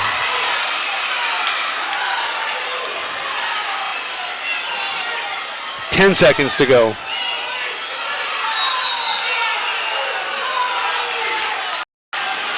Make it 8 seconds to go. Colby Curtis leads this one 4-3. It's been a great final. Sievertson's going to be cautioned for jumping the whistle. Curtis defends. 5 seconds to go. 3, 2, 1. That's how your championship match is going to end. Colby Curtis, your Region 3 champion. That is huge for winter area going to the state tournament. Kobe needed that number 1 spot.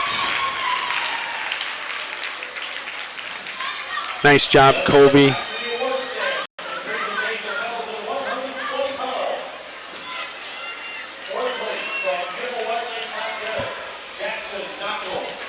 Well, we're going to have a break from winter area wrestlers here for the first time in a while, so we're going to set your stage. Championship match going to be Connor Birch and Ty Nanamy.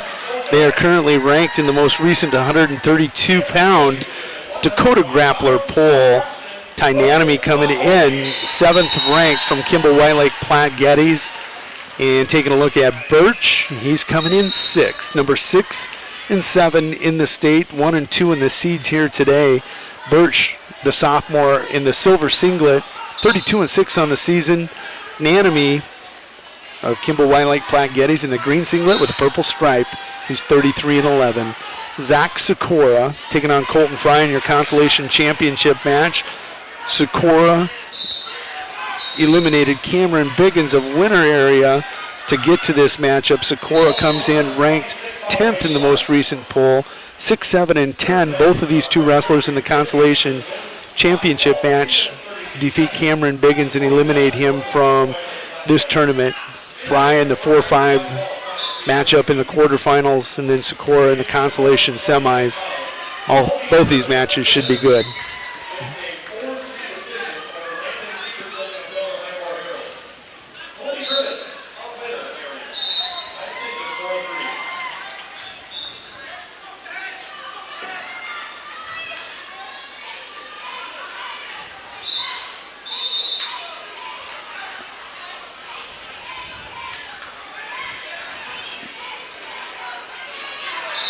Sikora with the takedown, Fry with the escape. Sikora attacking again.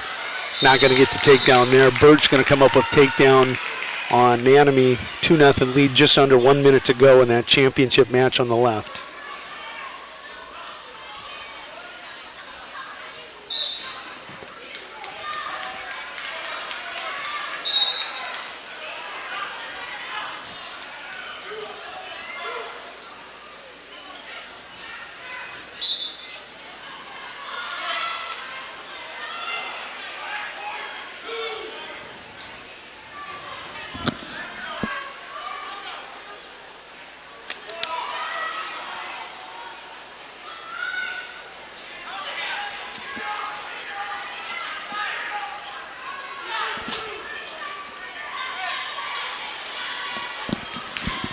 These are 132-pounders.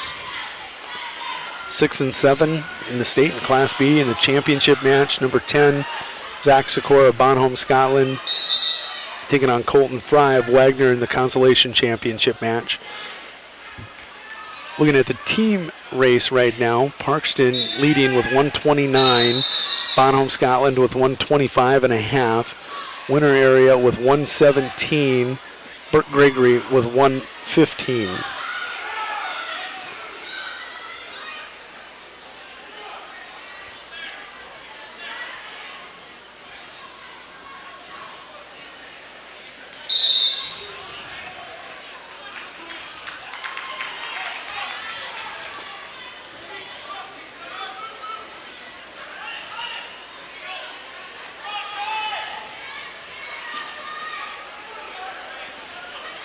Birch will take a 4-0 lead to the second period of the championship match. Still 2-1. Sikora now showing blood.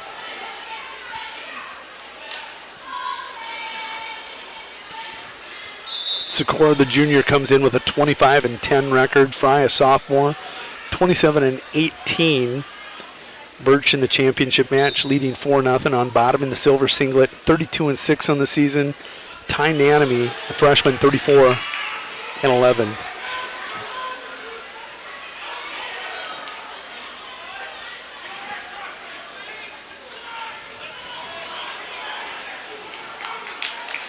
Birch with a reversal. Blue collar wrestling, as I said, in the semifinals now leads 6-0, 123 and ticking, second period.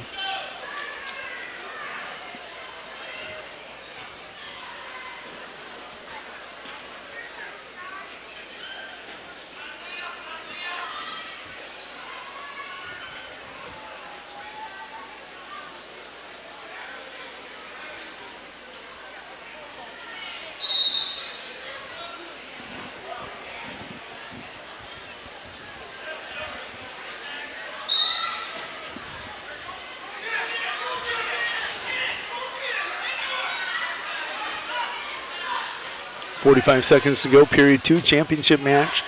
Birch of Miller Highmore Herald, 6-0 over Anatomy of Kimball White Lake Platte Geddes. Going to pick up some more back points. No, not quite yet.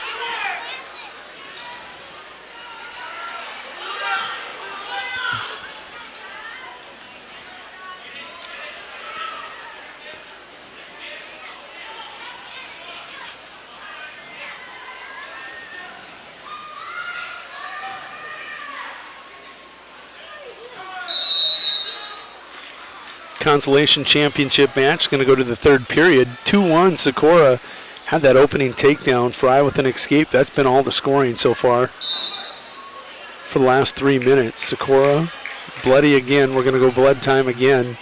Championship match goes to the third period. 6-0 Birch. The enemy going to go on his feet.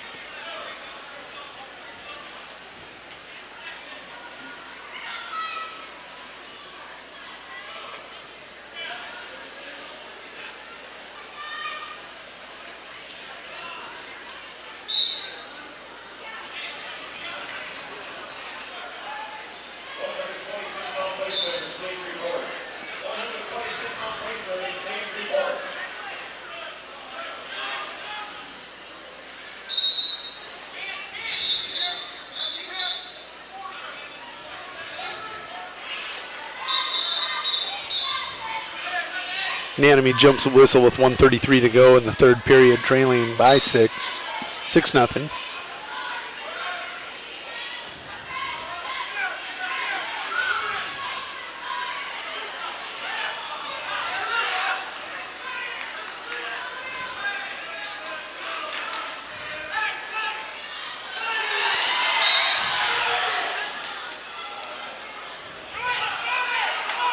Socorro trying to score.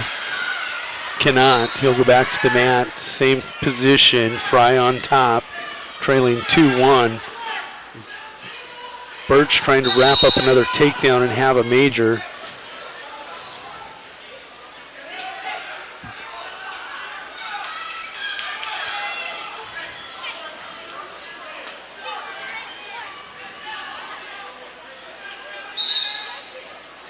They'll stalemate the championship match. 50 ticks of the clock to go in the third period. 6-0 Birch at 1:32.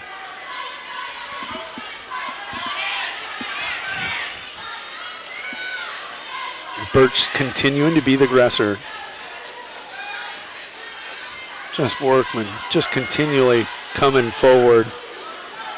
It's going to be a 2-point takedown. He has the major now, 8-0.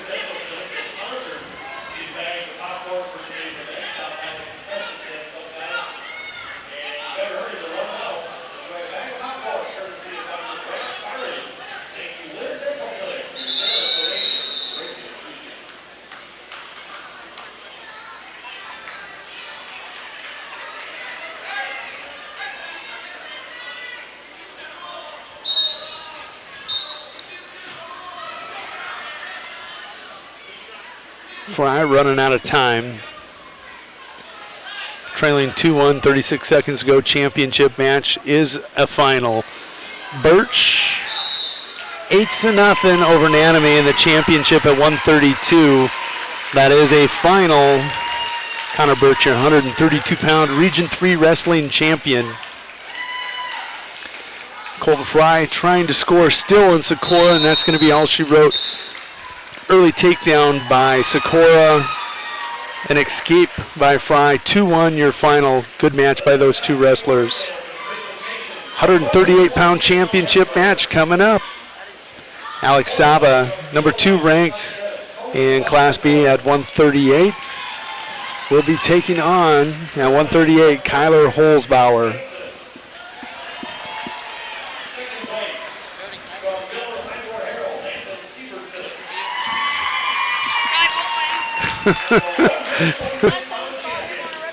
Winter area wrestlers bombarding me over here. Number 2 and 3 in the state, Alex Saba and Kyler Holzbauer, your championship match at 138. Alex Saba comes in 34-4, returning state champion, not current, returning state champion. Kyler Holzbauer, 36-11. Vladi Johnson and Marcus Urban. Urban ranked 4th in the semifinals. 2. Holzbauer. Mount predicting a 2-1, I'm guessing. 3-2, I told Kyler. He said 2-1.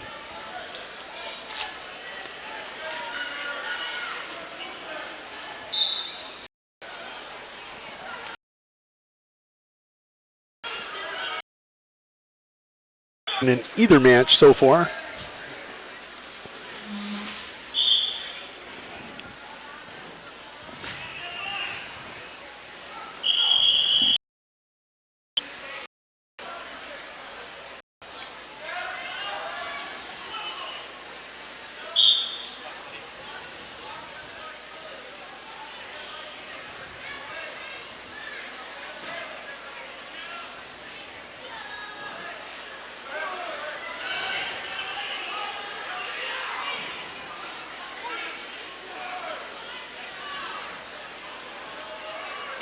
Saba Holzbauer scoreless to the second. Urban and Vladi Johnson, they're already in the second, ticking away, 1:30 to go. Still scoreless there.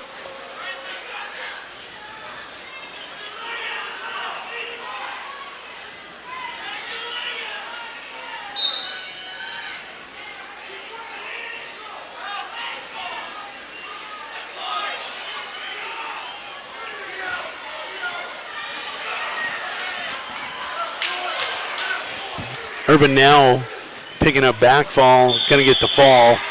We'll go to the championship match. Marcus Urban going to win by fall. That fall coming at 250 or 150 of the match over Vladi Johnson of Burt Gregory.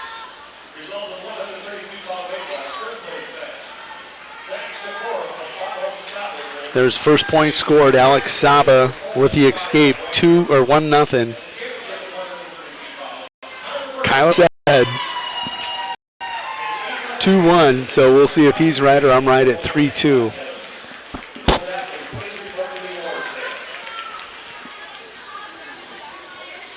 Exactly 1 minute to go here in the second period. 1-0 Saba.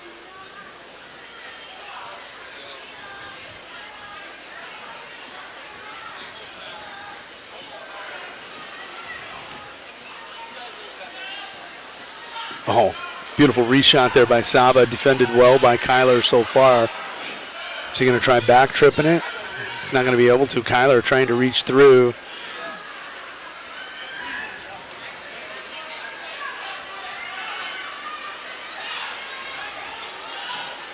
Kyler, I consider the master of stalemates. Going to give it up. Takedown Saba, 3-0. That comes with 20 seconds to go in the second period.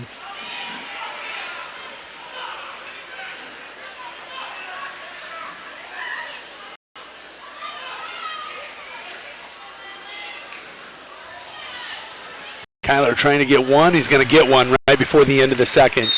3-1. Kyler's going to go down. If he gets the escape, I'm right. 3-2. If he gets the reversal, we may see overtime.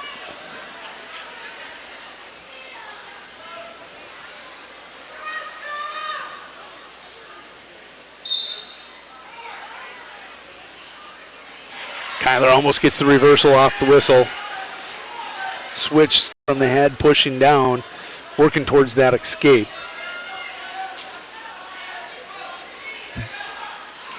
Oh, what a shock. Is it enough?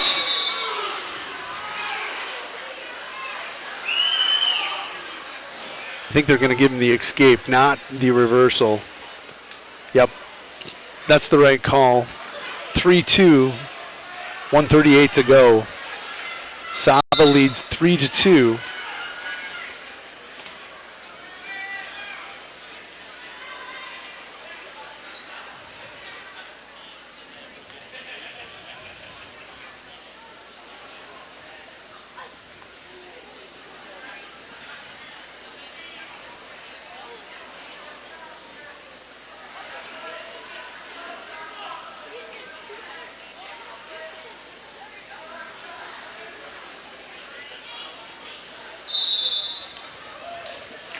1:06 to go. We come back center mats. 3-2 Sam Saba with the lead.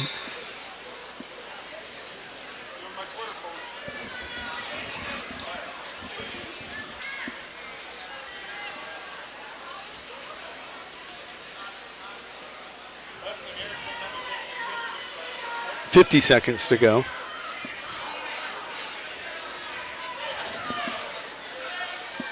.45.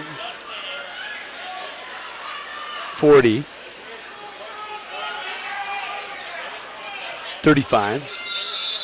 34 seconds left. We'll come back center mats. 3-2.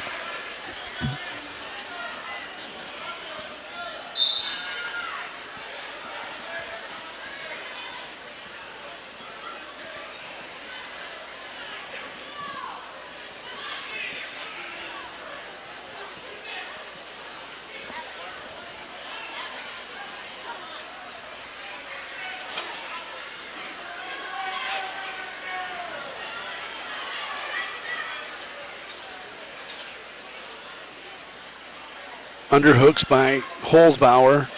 3 seconds to go. Powering out of bounds. 2 seconds to go. 3-2 Saba with 1.9 to be exact.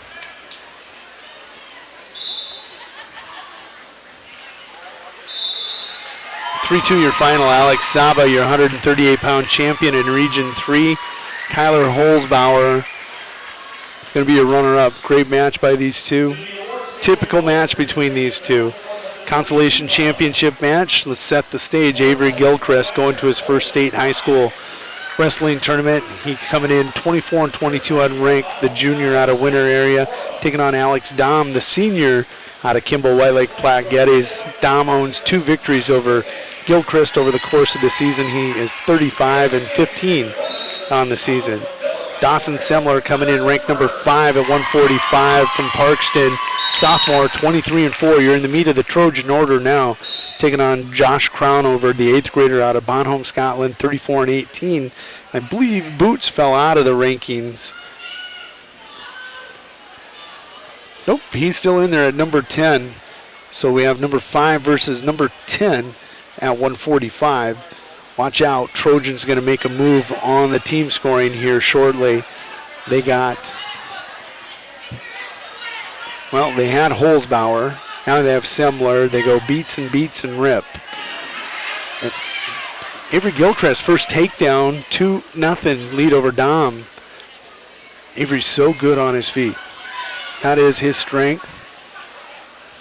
If you can just learn to control those hips, just relax, be patient. Short time here.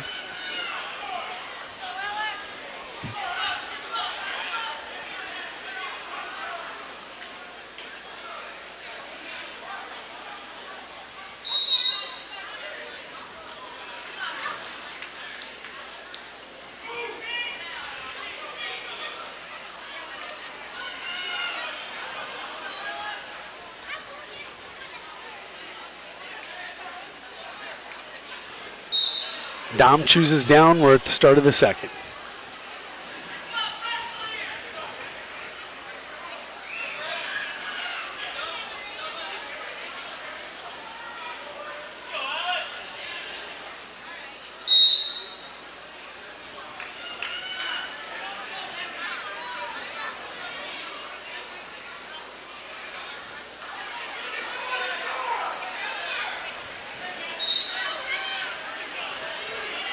Semler going to get the first takedown, leads 2-0. That right at the end of the first period. Gilchrist riding Dom 2-0. They're in the second period. Taking a look at the scoreboard. Looks like there's about 1:30 left to go here. Period 2.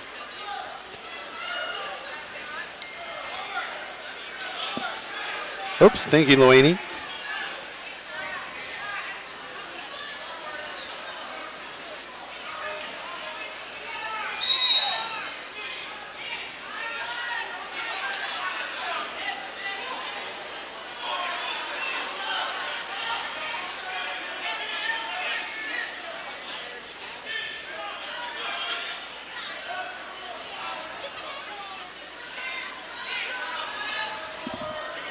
Looking at the clock, 50 seconds to go, period 2. Dom going to sit out. Avery will ride him out of bounds. We'll come back center circle. Championship match. Dawson Semler 2-0 over Boots Crownover.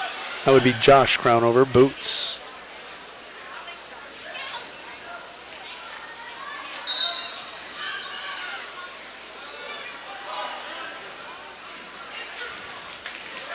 Dom with an escape, 2-1. That comes with about 30 seconds to go here in period 2. 1:02 to go in the championship match. Still 2-0 Semler.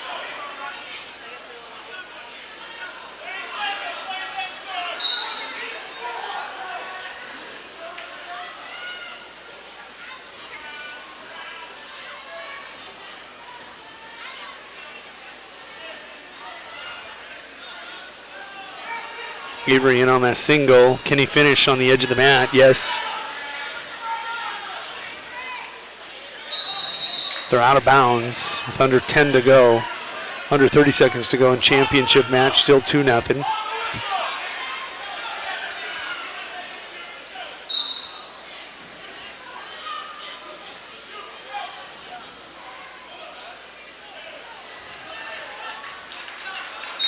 That's all she wrote. We go to the third. Avery Gilchrist trying to become the 4th consolation champion here for winter area. Avery Gilchrist going to go on his feet with Dom.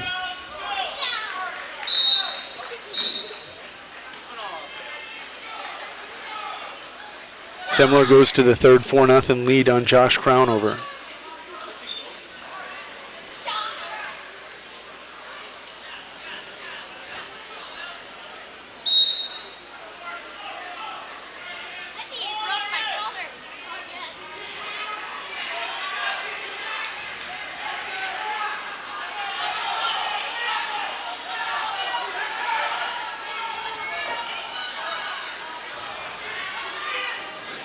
Dom the aggressor. Gilchrist sprawling, fighting off the attack. Nice job keeping the weight down on the head.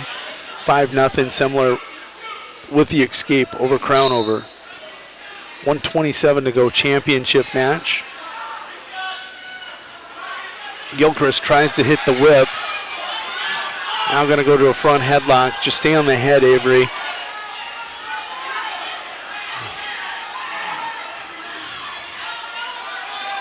There's the leg. If he wants it, the shot's there. He's got a shot at that right leg. Dom with another shot.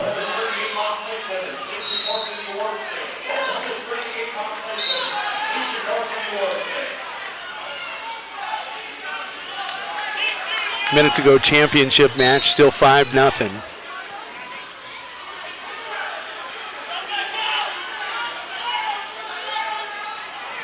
If Avery can get a takedown here, he'll finish in 3rd place. Needs to keep the weight back, keep the hips back. We're going to come back to our feet, 30 seconds to go.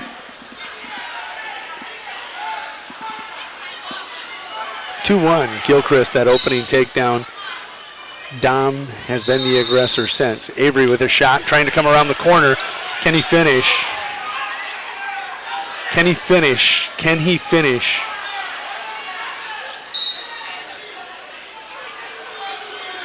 There's 2 points. Gilchrist, 4-1. Gilchrist with the lead over Dom. 7-1 your championship match. Semler over Crownover.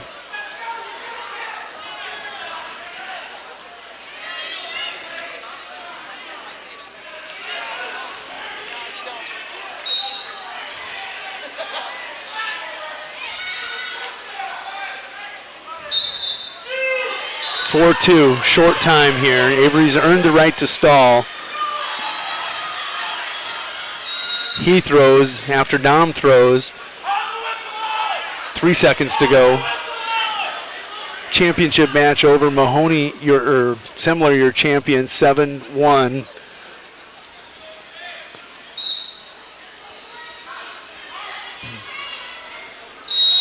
Avery Gilchrist. What a run for the young man. He's going to finish as consolation champion here today in Region 3. What a journey for that young man.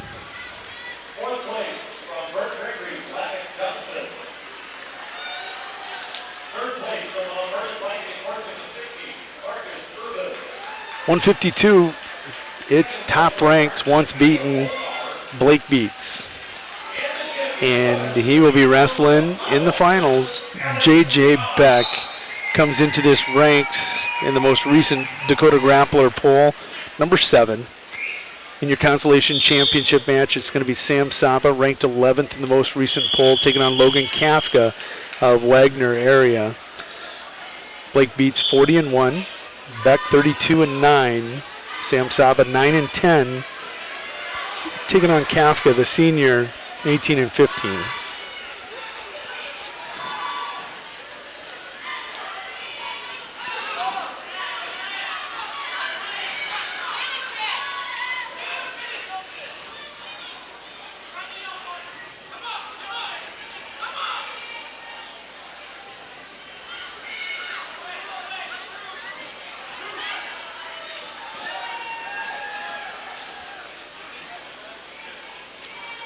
Two points for Sam Saba. He leads the Consolation Championship match 2-0.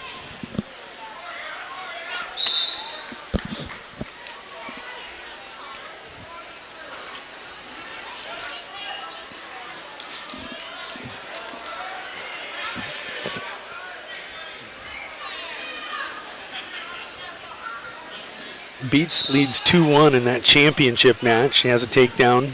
Back JJ with the escape. Saba starts down in period 2.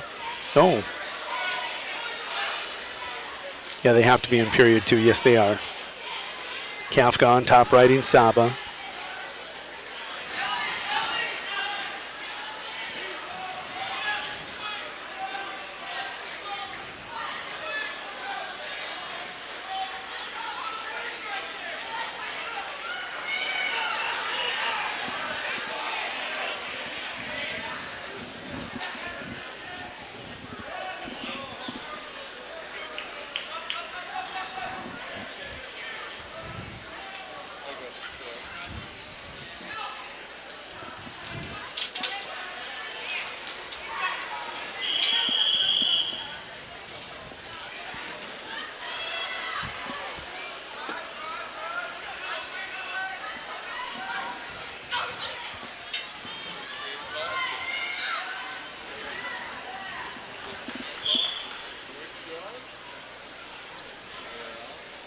Beats will start down in second period in the championship match. He'll get the escape 3-1, 150 to go. Saba leads 2-0 on Logan Kafka, the senior out of Wagner. Sam, a junior.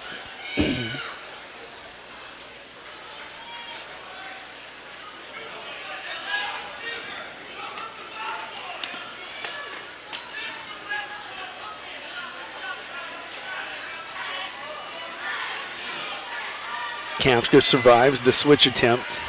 If he swims the hip, just limps arm it, he's going to catch Saba. Beats with a takedown 5-1. That comes with 1:10 to go, period 2.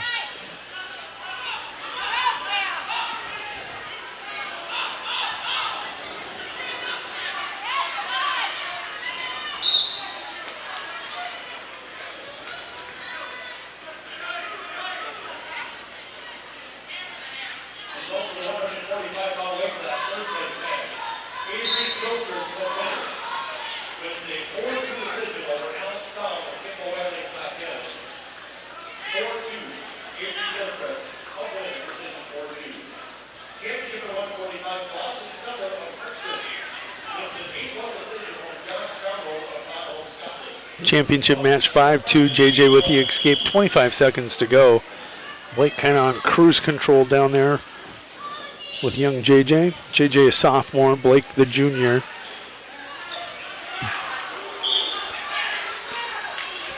Kafka going to get a reversal. 2-2 now, that match score. That's right away in the third period. That's your Consolation Championship match on the right, championship match on the left.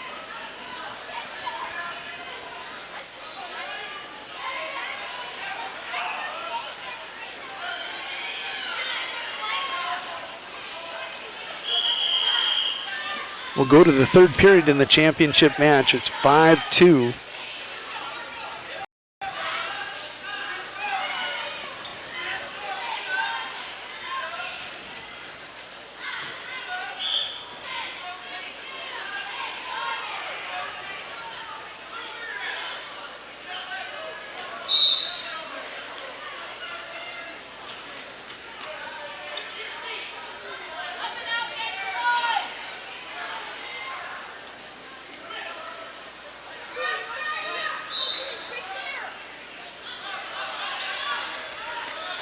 Taking a look at team scores.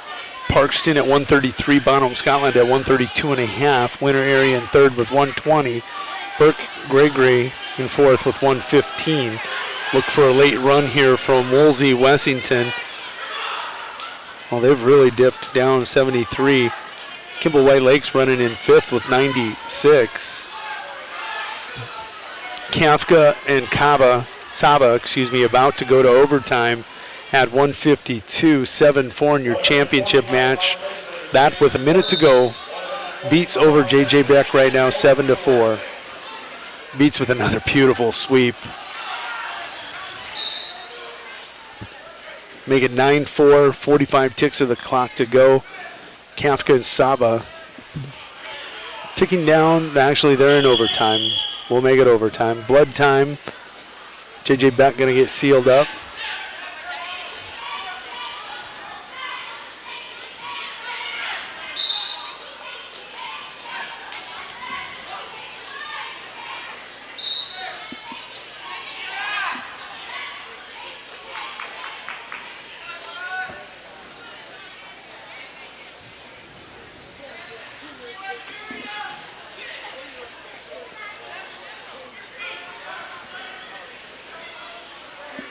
Both of these 152-pound matches still in action. 41 seconds to go, championship match. 9-5, Blake beats Saba and Kafka in overtime. Saba with a late shot. Towel tapper's out there. Can he swim? Can he get the head? Kafka holding on for dear life. Nope, we're going to go to a double overtime. 11-5 now, beats with 22 seconds to go, picking up back points. He'll have a major over J.J. Beck in the battle of 1 versus 7. Second period of overtime will be a 30-second period. There's automatically a third period unless there's a pin in this period. We will wrestle overtime out. Beats 13-5. He has the major, and that will be your final. Blake Beats going to remain top dog. He's going to be your Region 3 champion. We'll jump over to the overtime match.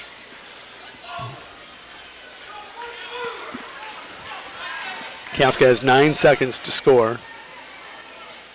Saba's going to be cautioned as he covered too quickly.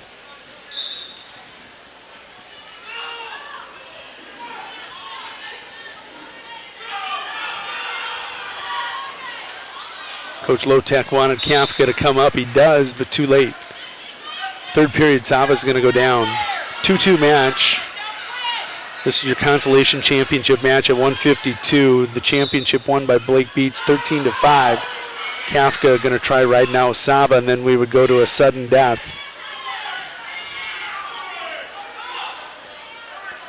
Kafka holding on for dear life, trying to just throttle that ankle. Done it so far. Will collapse the hip of Saba. And in sudden death, now that we've wrestled 3 periods of overtime, a 1-minute period on their feet and 2 30-second periods. In sudden death, whoever scored first will have choice. Saba will have choice with that first takedown. In this 30-second period, if Saba rides Kafka, no points are scored, he wins. If Kafka scores at all, it's over. Penalty points included. Kafka cannot go to that hip. Time ticking, 20 seconds. Kafka's got to let it fly. Got to do a roll. You got to do something. You can't just let him sit there. He's going to face him, chin whip, and a great attempt. Nice finish by these two young men. Kafka gave it his gall. He's got 2 seconds, 1 second, and that's going to be it. Sam does what he has to do. Kafka took his shot. I don't care. That's a great match. 160 championship match coming up. That's going to be number 2 ranked Noah Beck out of Burke Gregory. He's the senior, 22-3, and he'll be taking on Luke Beats, the freshman out of Parkston. He is ranked 3rd in the most recent rankings. He's 39-5. Beck pinned him last week in the duel, and I believe, Beats beat him over in Wagner in the championship match. Beats is actually ranked 4th. No disrespect meant to Kelby Hawkins. consolation championship match is going to be Trinity Brunson of Wessington Springs Woonsocket taking on Chris Van Huvelen of Sunshine Bible Academy. Sunshine Bible qualifying 2 for the state tournament today. That would be Jed Konitschke and Van Huvelen. Luke Beats first takedown leads 2-0. That comes 23 seconds into the first period. Beck gets motivated quickly out of that. He's going to have an escape. 2-1. That escape comes 8 seconds later.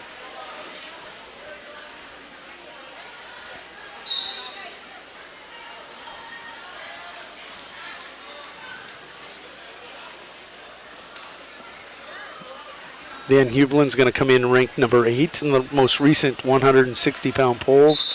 Brunson unranked for Wessington Springs Woonsocket.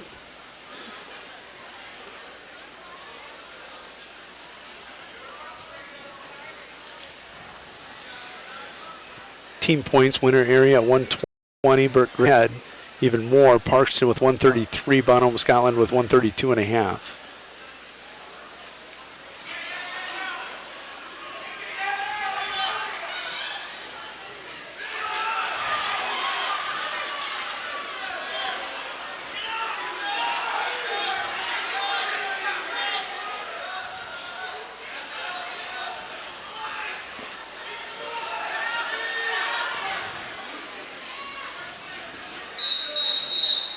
They're out of bounds. They're going to bring him back center mat. 2-1 Beats over Beck. 24 seconds to go. Period 1. No score, I don't believe, in Brunson versus Van Huvelen. There is not. They'll go to the second period scoreless. Van Huvelen will defer.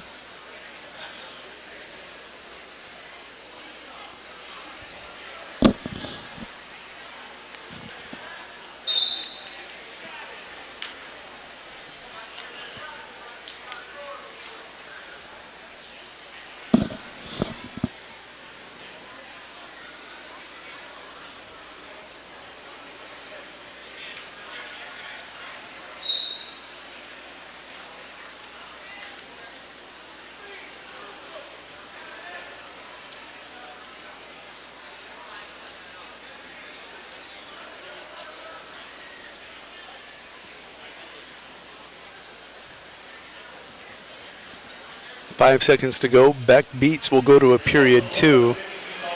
Brunson and Van Huvelen in the second. Operating with about a minute to go. Still scoreless there. Brunson in on that single. Can he finish?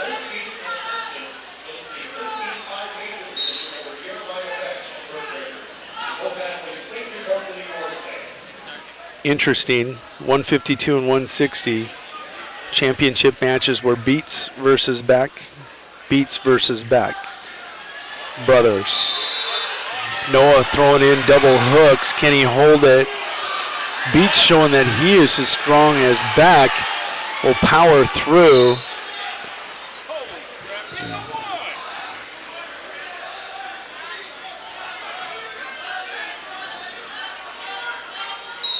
Beats will get the 1. 3-1 your score. Wow. Brute strength by both those young men. Van Huvelen now operating with a takedown, leads 2-0.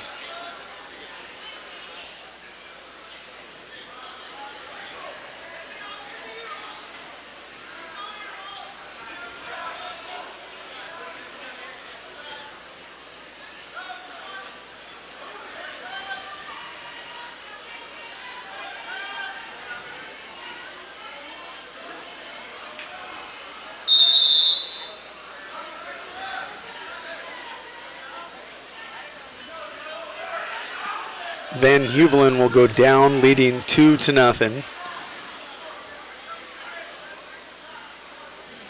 38 seconds to go, championship match. Still 3-1 Luke Beats over Noah Beck. 38 seconds in the second period.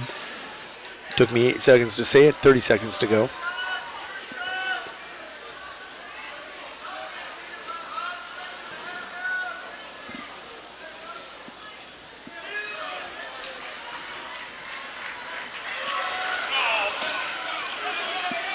Back in on the hips of Luke Beats. Can he finish? Wild scramble. Beats may win this scramble.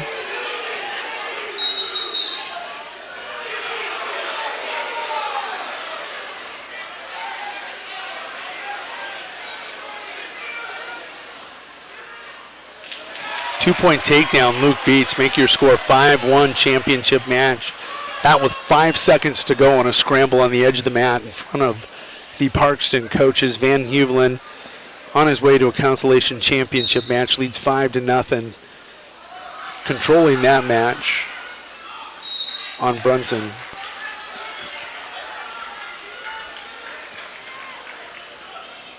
Beck trails 5-1 to Luke Beats. He's going to put him up on his feet, make it 5-2.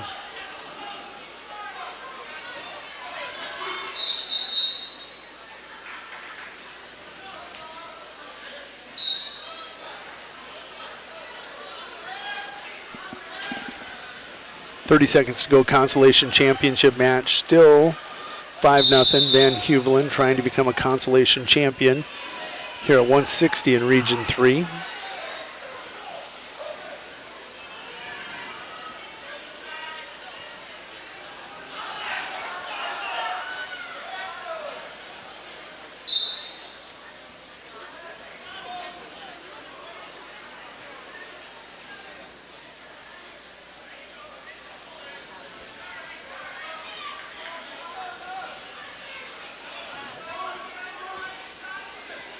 .115 to go, championship match, 5-2.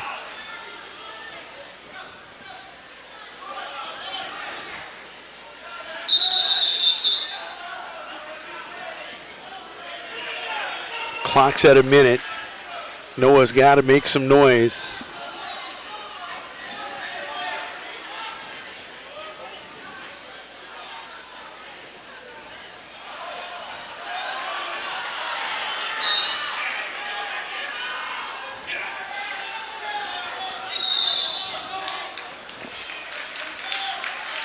.40 seconds to go in your championship match. Beats 7-2 now.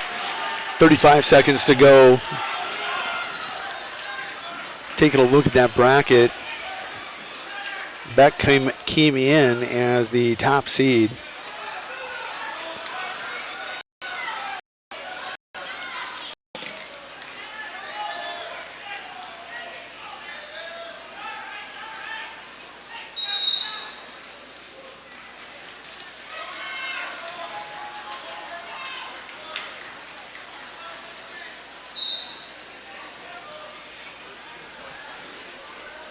Under 10 seconds to go, 7-3.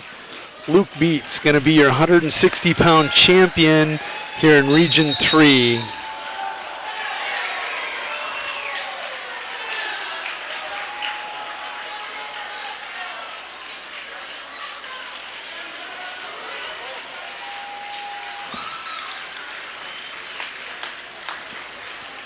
Setting your stage for your 170-pound consolation championship match.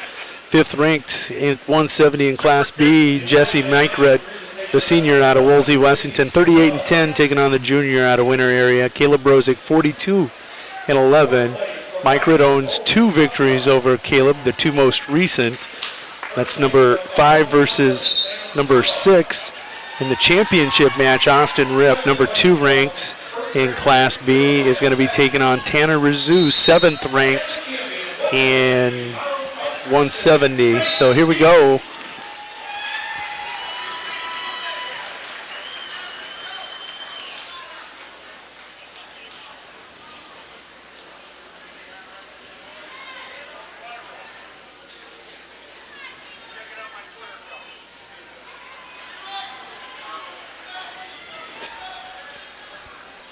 Rip quickly in on that single. Rizou jumps the first one.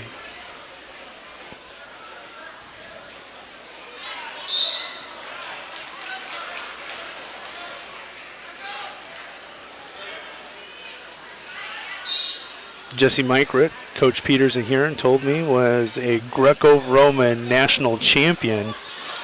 Brozick going to get first takedown, leads 2-0. That'll come at the end of the first period. Rip still operating on his feet with that high single, can't finish.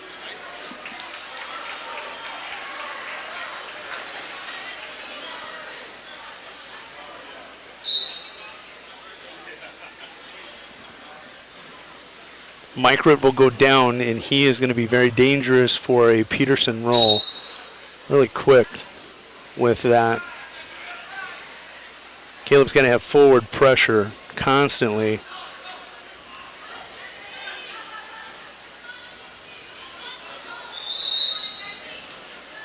.45 seconds to go in the championship match. That score still scoreless.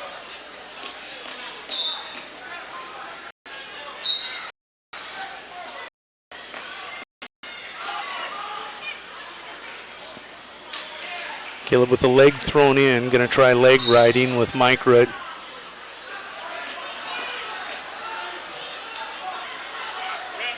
Rip and Razoo still scoreless, 30 seconds to go in that match. Microt will sit Brozic on his hip.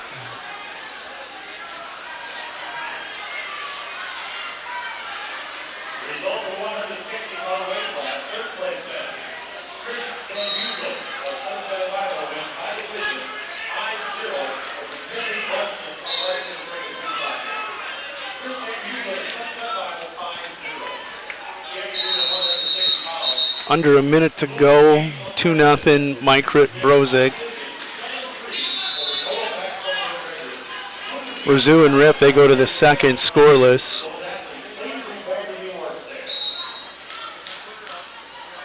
Caleb traps the arm of Microt. Has the chicken wing. Let's see what he can do with it. We've never seen him operate with this before. Gets to the Iowa State. Got to go forward pressure on that hip. Microt so dangerous with the escape.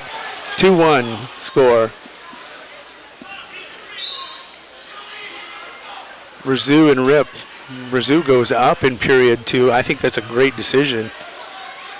Don't go underneath. Don't let him cradle you.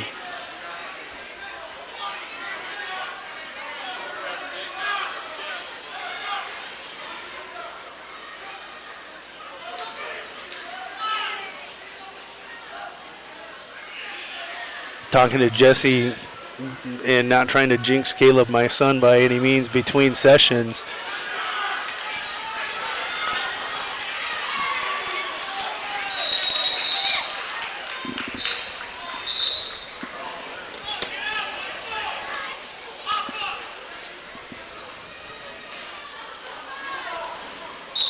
Nearly a takedown at the end of the second period.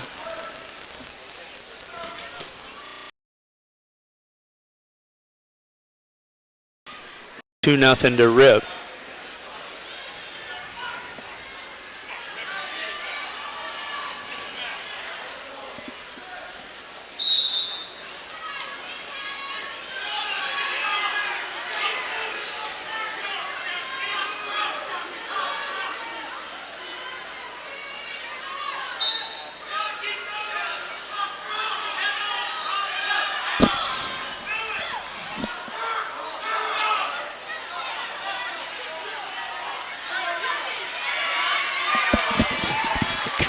Caleb with the lead. Rip operating with a 2-0 lead, 25 seconds to go in the championship match. Again, back to Microt, we talked, and it's going to play a factor in this match. They've wrestled 3 times. Jesse has landed 7 headlocks on Caleb in those matches. Just like that, Rip's going to be your champion at 170. Wrapping things up there, we'll go consolation championship match. Caleb needs to avoid the headlock. I'd like to see a shot here out of him, just like we had at the end of the second period. Can't sit in that tie, can't sit in that tie, can't sit in that tie.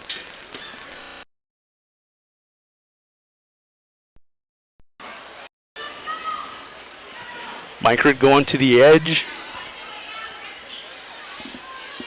50 seconds to go in the match. 3-1, Caleb with the lead.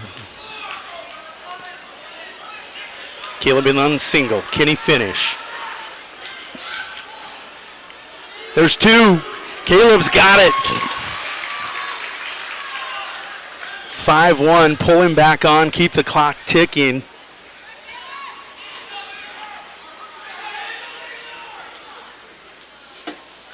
Jesse's got that Peterson hooked up.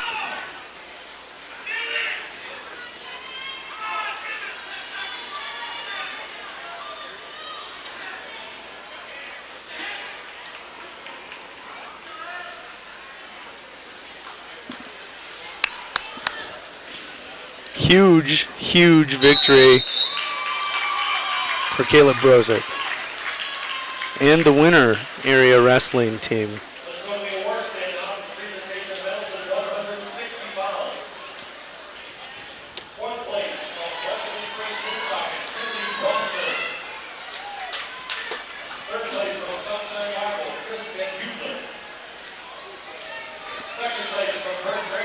We will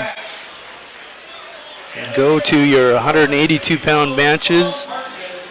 Cole Turnquist taking on Jed Konitschke. They've wrestled twice before. Konitschke with the victory in both of those previous matches. Your championship match, top ranks Devin Gannett, once beaten by Braden Nelson, number 1 kid in Class A, taking on number 4 Tanner Iwan. Konitschke comes in at 10, Turnquist at 11.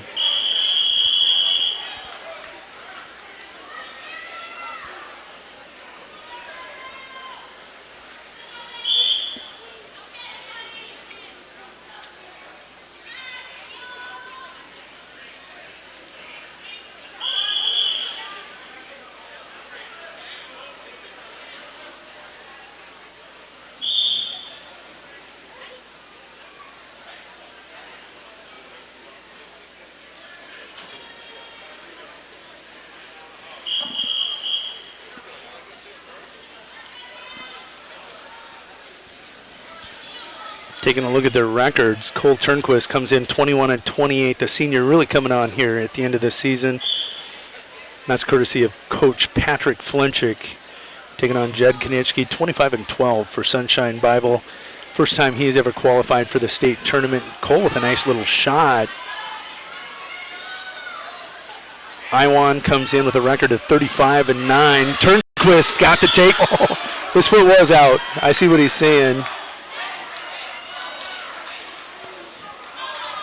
Devin Gannett, 33-1, top ranked, 1-4 in your championship match on the left, 10-11 on your consolation championship match on the right.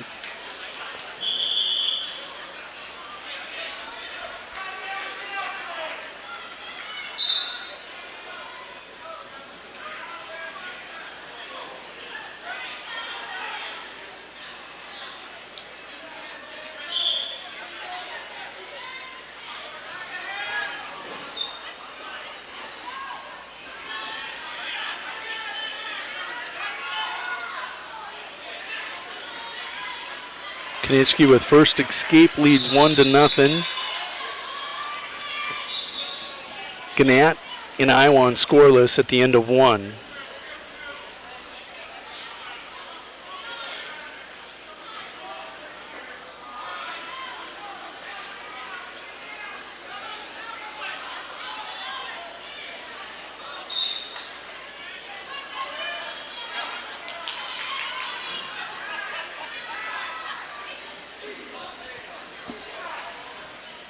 Konitschke with a shot. Cole gonna launch him right over the top, out of bounds. 1-0 Konitschke. 1:40 to go in your championship match. No score over there between David Gannett and Iwan. Iwan chooses down period 2.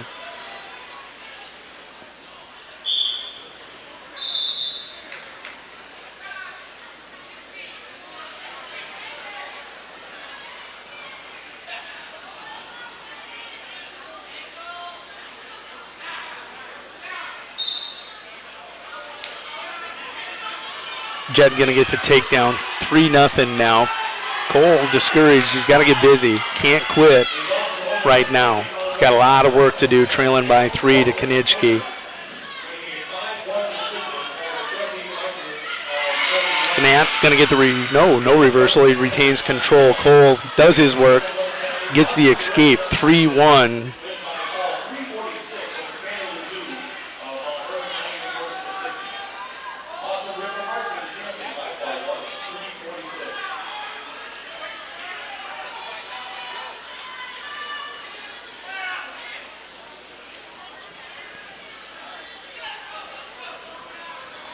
Konitschke with a shot. Turnquist with a lateral. 2. There's the takedown right on the edge of the mat. 3-3. That comes right at the end of the period. Points at the end of the period. Cole had been outscored by Konitschke the previous times they'd wrestled. This one in Cole's favor. 38 seconds to go, championship match. Iwan down, Knat going to ride him out.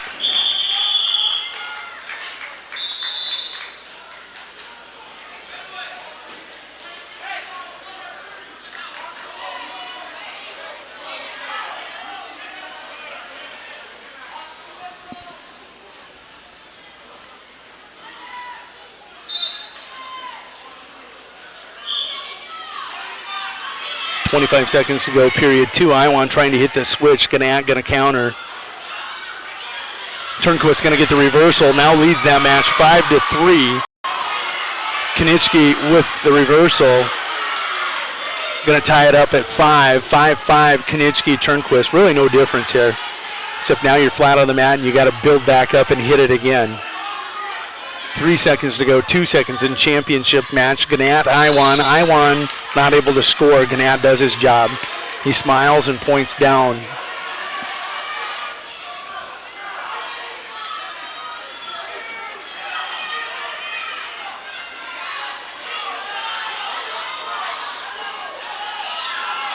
Turnquist with the escape, 6-5.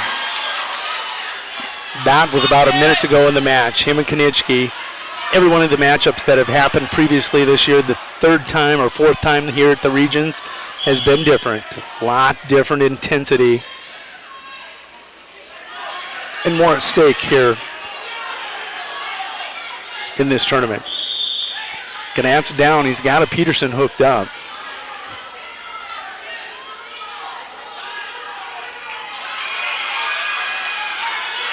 Konitschke in deep. We're under 40 seconds to go. Cole needs to stalemate this if he can.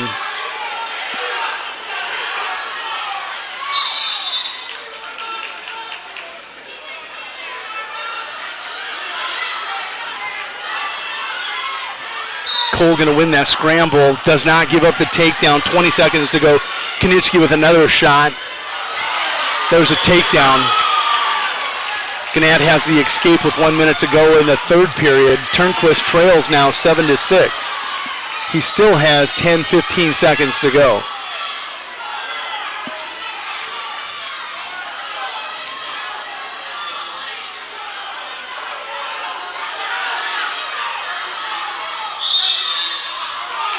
Is Cole done? Does he have anything left in the tank? He's going to give up the back points. Don't give up the fall.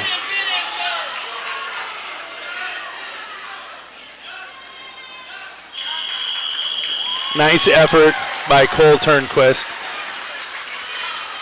Jed Konitschke, true gentleman. Iwan trying to get the takedown. We got to go to the championship match. That one's getting nuts over there. 1-0, 18 seconds to go.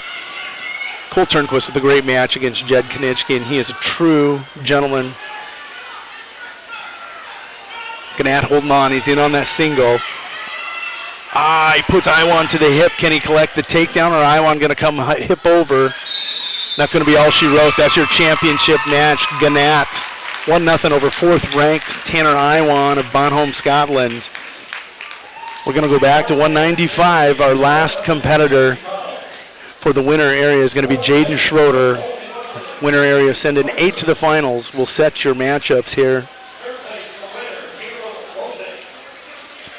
Consolation Championship match, 10th ranked Tyson Sayre at 195. He will be taking on, that's 8th ranked Tyson Sayre taking on unranked Jaden Schroeder of winner area. Their third matchup. Tyson has won the first two. Championship match, Caleb Brandt of Woolsey, Wessington, going to be taking on Jesse Hastings. Hastings, 6th ranked at 195 out of Mount Vernon, Plankinton, Corsica, Stickney. Taking a look at their records. Seeds coming in, first of all. Brandt, the number 1 seed. Hastings, number 2. Brandt, 39-1, ranked number 2, once beaten. Hastings, late start to his season, 25-7, 8th grader, folks. Kid is just a class act. One of my favorites after last year's regionals. And people may not understand why, but we've had some conversations and really like talking with Jesse. He's of Mount Vernon, Plankinton, Corsica, Stickney. He's 25-7. Tyson Sayre, the senior, comes in 23-10. Jaden Schroeder, the junior for Winter Area, 33-20.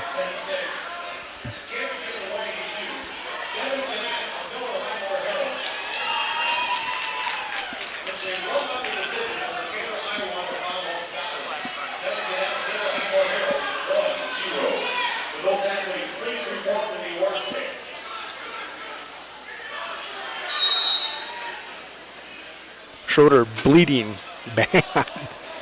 Don't wipe it on your singlet. They're going to make you clean it up. Scoreless going to the second in the consolation championship match.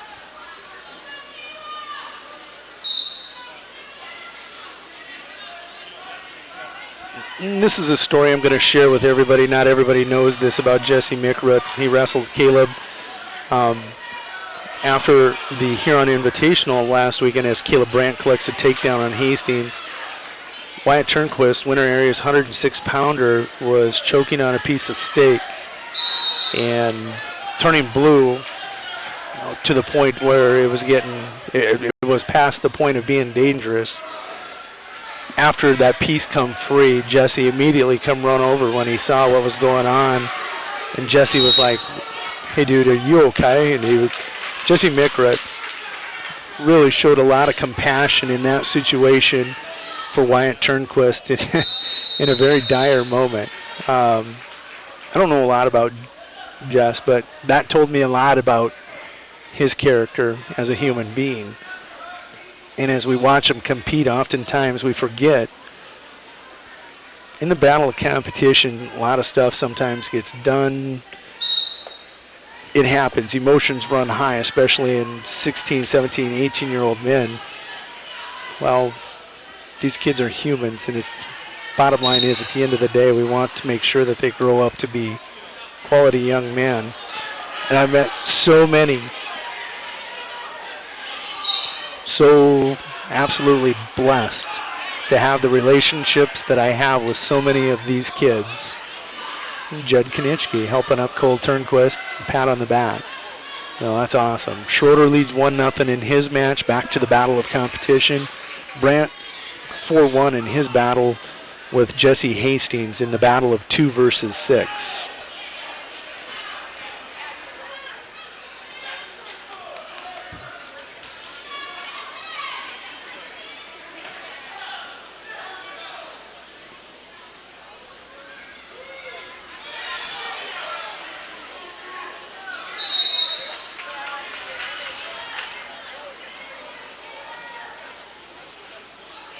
Jaden is bleeding pretty good now. They're going to have to go break that or seal that break up. Leads 1-0 over Tyson Sayre. Caleb Brandt leads 4-1 with 40 seconds to go in that second period of the championship match. Hastings, an 8th grader. He's in the blue singlet. Caleb Brandt goes to middle school duels with us when he's an 8th grader. I remember him. His body was much different. He weighed about 180 pounds, didn't have the muscle or the mental makeup that he's got now. He's done a lot of work sharpening his skills. Hastings, you're going to have to watch him over the next few years. If he can stay healthy, it's going to be one of those special kids in South Dakota folklore. Hastings tries hitting a souffle on the edge of the mat, goes for it at the end of the second period.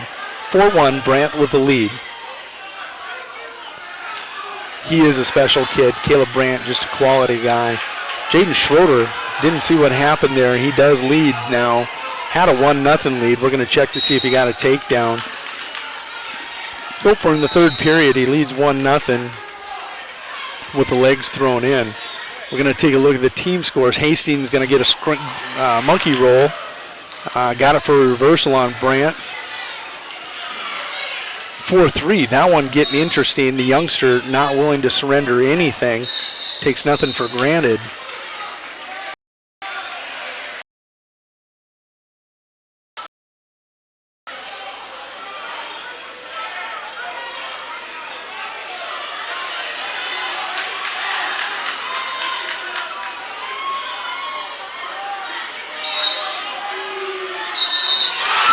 Schroeder with a fall.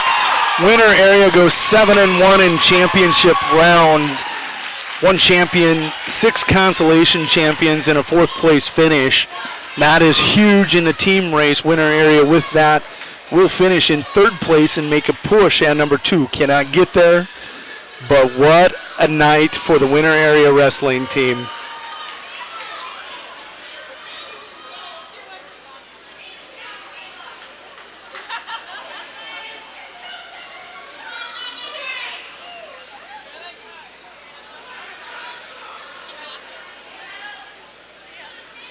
Hey, we can go to championship match and watch these 2 young bulls battle down there. 5-3, 46 seconds to go. Brandt with the lead.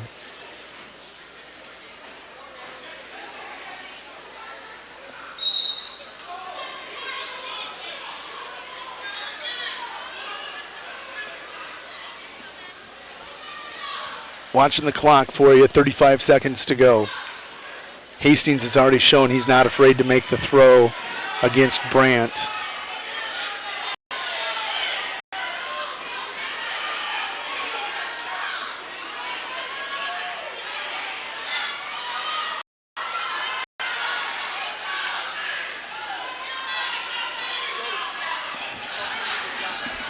Huh? 10 seconds to go. Here you're going to see it. Brandt throws. 5 seconds to go. We're going to see a shot out of Hastings. Can he get it to overtime?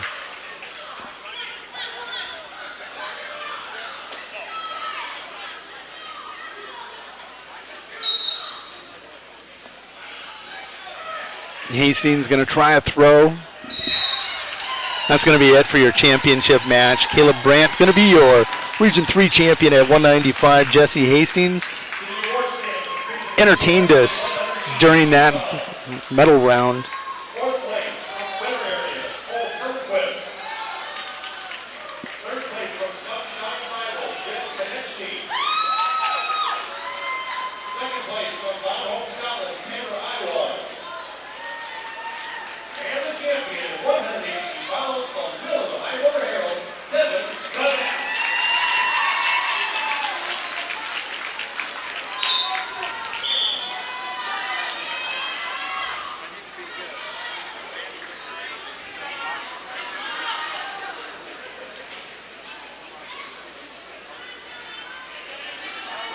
Okay, setting your championship match, consolation championship match. Marshall Johnson of Miller Highmore Herald, a junior, 29-11, taking on a freshman out of Kimball White Lake Platte Geddes. He's 20-70. His name is Bo Donald. Championship match is Dylan Hines versus Craig Keplinger. Dylan Hines, a junior, 32-3. Craig Keplinger, a senior, 27-12. Taking a look at the most recent Dakota Grappler polls. Hines comes in number 2, taking on Keplinger, who is number 6. Marshall Johnson comes in at number 11. Bo Donald unranked. Johnson trying to take care of business quickly. Johnson with the fall. We're going to get all championship match here. Hines versus Keplinger.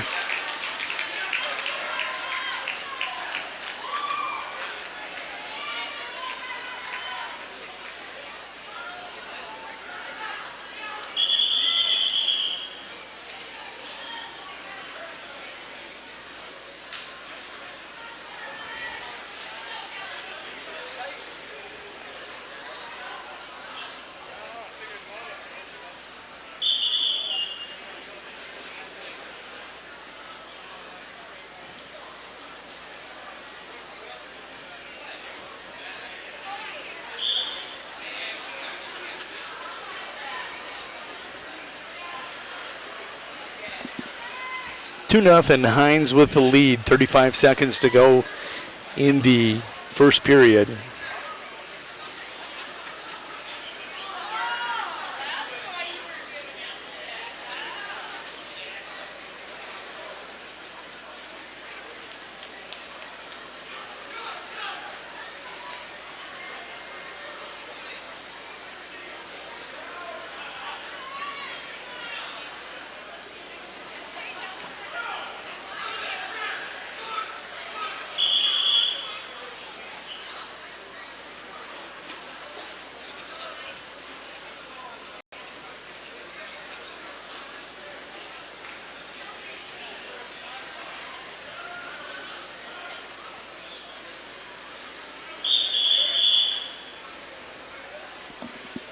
4.7 seconds to go. Hines, that 2-0 lead.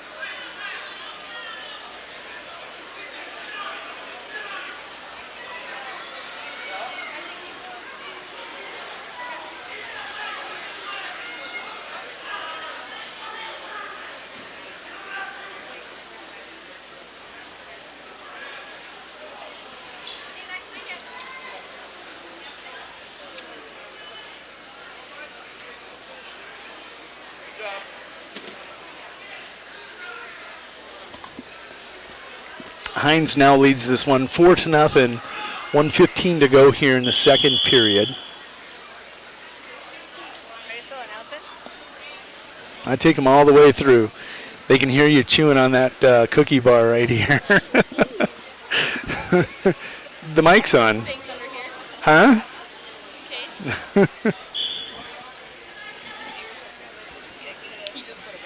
I'm going to keep all my mics and buds in because people are walking around trying to wet Willie.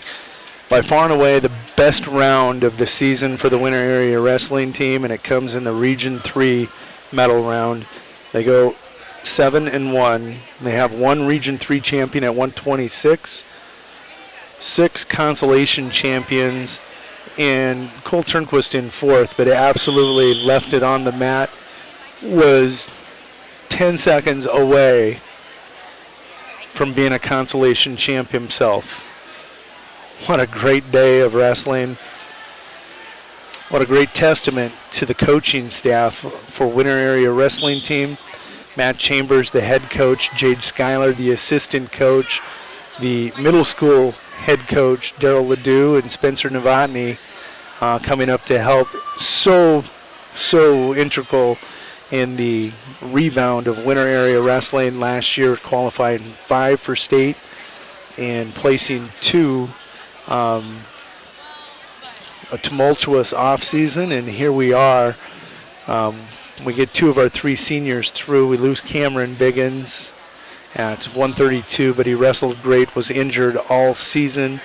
Very proud of him coming to work, willing to risk bodily injury.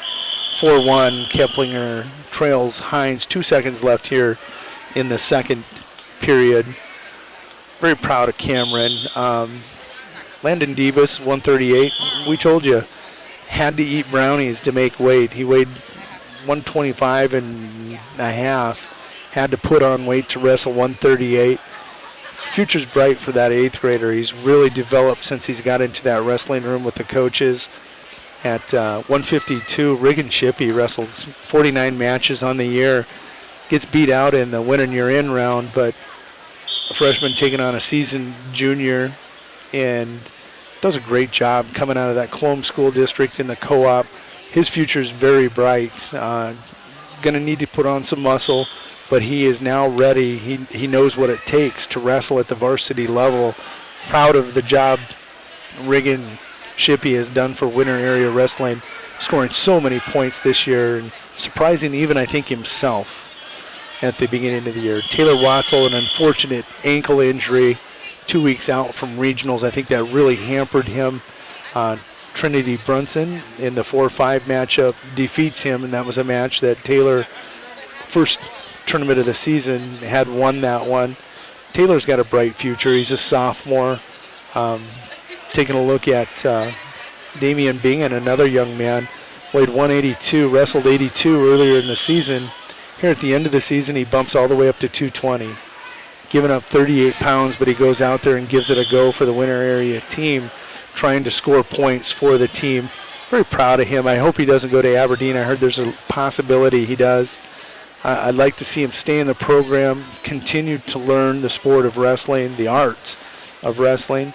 And my goodness, if you look at the middle school program that Novotny and Ledoux coaches in the middle school program have put together, we're going to graduate Colby Curtis at 26 and Cameron Biggins at 132, and of course Cole Turnquist up at 182. But next year you're going to have Achilles Willowite in that lineup someplace. You're going to have Caden Keyser, Riley Shippey coming up, Joey Cole coming up. Adam Cole's been doing a lot of wrestling this year. Just starting to fill. Winter might have a full roster. They might fill all 14 spots next year and have a full JV roster. 40 seconds to go, championship match. It's 4-2. Hines in control of this one with a shot on Keplinger, still being aggressive with 35 seconds to go. 4-3 make it.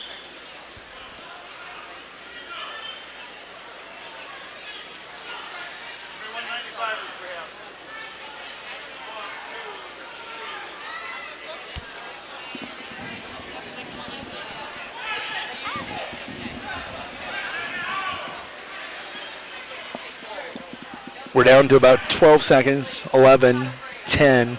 Keplinger still coming. Hines hasn't been cautioned. He'll circle. 5 seconds. Keplinger tries the headlock. He'll fail. Final score going to be 6-2. Number 2 ranked Dylan Hines will be a Region 3 champion. And we'll take a look at team scores after the heavyweights, but going into the heavyweights, not including 195, Parkston in first with 148. They are the Trojans, and they are your Region 3 champions for I don't know how many years in a row. They're not dead yet, folks. They don't have the depth, but they still have great quality in that Trojan wrestling room. Bonholm, Scotland with 135.5. Winter area in third right now with 128. Burt Gregory in fourth with 115. Fifth place, Kimball White Lake Platte Geddes with 96. Miller Highmore Herald 82.5 in sixth. Woolsey Wessington in seventh with 77. Mount Vernon Plankinton Corsica Stickney in eighth with 76. Wagner in ninth with 65. Rounding out your top 10, Wessington Springs Woonsocket with 39. Setting your matches. 285 consolation championship match. Unranked Austin Moore of Kimball White Lake Platte Geddes. 15-6 in a junior, taking on Colton Nelson, the 25-8 junior for Burt Gregory, ranked 5th in the most recent Dakota Grappler poll. Truman Ashes in the championship, taking on Trezan Dorn, 1-3 in the poll. 1-3-5. Moore was unranked as Schmidt had slipped in there. I'm going to double check. Maybe. Yep, Schmidt was ranked 4th. He was eliminated by Moore and Nelson. Taking a look at records, and Ashes with the most current victory over Trezan Doran. Championship match, Trezan Doran of Andes Central, Dakota Christian, comes in 25-2. He's a junior. Truman Ashes, a junior. You're going to hear me say that a lot here in the heavyweights. Ashes 30-5 for the Wagner Red Raiders. Austin Moore of Kimball White Lake Platte Geddes, a junior, 15-6. Colton Nelson of Burt Gregory comes in a junior, 25-8. Schmidt of Wessington Springs Woonsocket was ranked 5th, suffered 2 losses. Somebody had to go home, a junior. And Tucker Big out of Parkston, I believe, a junior. Heavyweights, pretty good hands here in Region 3. Colton Nelson trying to put the finishing touches on a wonderful day of wrestling. Trezan Doran, takedown, back points, championship match. We're going to go back split screen just to catch Colton Nelson finishing off his day for Burt Gregory with a championship. Trezan Doran on cue, your Region 3 285-pound champion from Andes Central. We're going to let the team points tally up. We're going to bring you final results What a day of wrestling. We're out of here at 7:10. Everybody said we wouldn't be out of here until 10 o'clock. The bleachers, the floor bleachers down, the intimate relationship between the fans and the wrestlers on the two mats. What a wonderful day for Winter area wrestling parents, fans to come in and see this atmosphere. Region 3 Wrestling put on a nice show here at the Winter National Guard Armory today. Going to jump back, take you through your championship matches real quick on track wrestling.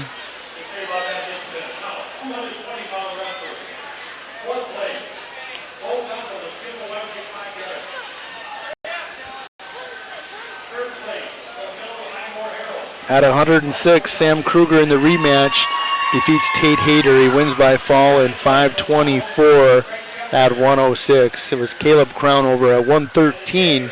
An 8-2 champion over Jackson Eklund of Burt Gregory. At 120, Logan Mahoney, your champion from Parkston. They had a lot of them. That's why they are your team champions here in Region 3. 4-1 over Ben Sokup of Wagner. At 126, it was Winter Area's Colby Curtis, lone finalist. He was a champion 4-3 over Landon Sievertson of Miller Highmore Herald. At 132, Connor Birch, the blue-collar wrestler out of Miller Highmore Herald. Major decisions, Nanami of Kimball Whitelake Platte Geddes, 8-0 in the championship match. 138, Alex Saba, former state champion, second ranked, defeats number 3 ranked Kyler Holzbauer. I called it before the session, 3-2 I told him, just didn't know how it was going to turn out. At 145, Dawson Semler, the class of the weight class, he wins 8-1 over Josh Crownover, also known as Boots, the 8th grader out of Bonholm, Scotland. At 152, Blake beats top-ranked, once beaten, 13-5, major decision over J.J. Beck in the finals. 13-5. Remember, beats over Beck at 152. At 160, it was Luke beats 7-3 over Noah Beck, top seed, in an upset of Burt Gregory, 7-3. At 170, Austin Rip just doing what he's done to practically everybody but Nick Casperson this year. Wins by fall with a cradle in 346. Second-ranked Austin Rip wins by fall. At 182, Devin Canal, 1-0 over his top ranks, once beaten at 182 over number 4, Tanner Iwan, 1-0. Great finals here. Number 2 versus number 6 in the state, Caleb Brandt wins 5-3 over Jesse Hastings of Mount Vernon, Plankington, Corsica, Stickney. And then at 220, Dylan Hines, that 4-2 victory over Craig Keplinger of Bonholm, Scotland.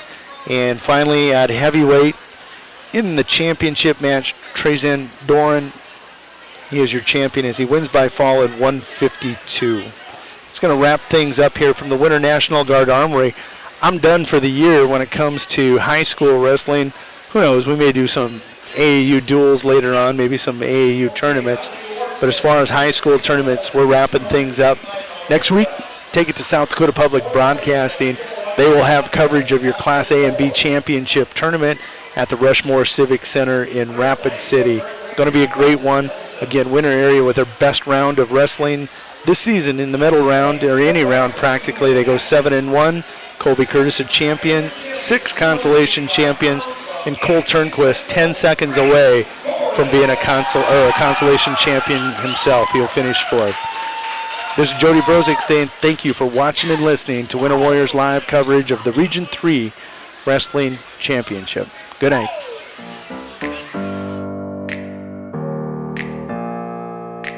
Open up the champagne, pop. It's my house, come on, turn it up.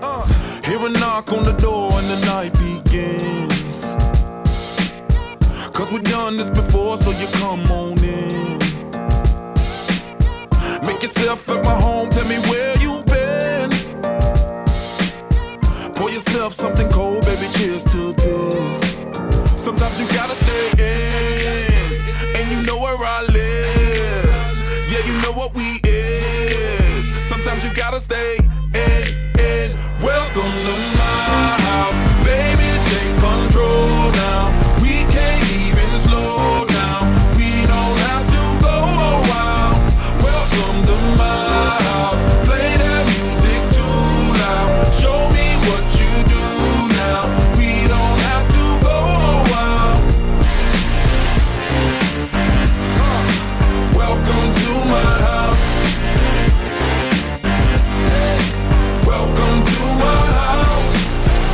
morning comes and you know that you wanna stay.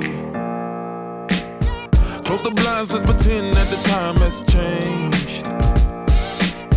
Keep our clothes on the floor, open up champagne. Let's continue tonight, come on, celebrate. That's how we do. Sometimes you gotta stay in, and you know where I live. Yeah, you know what we is. Sometimes you gotta stay in. Welcome to my house, baby, take control now.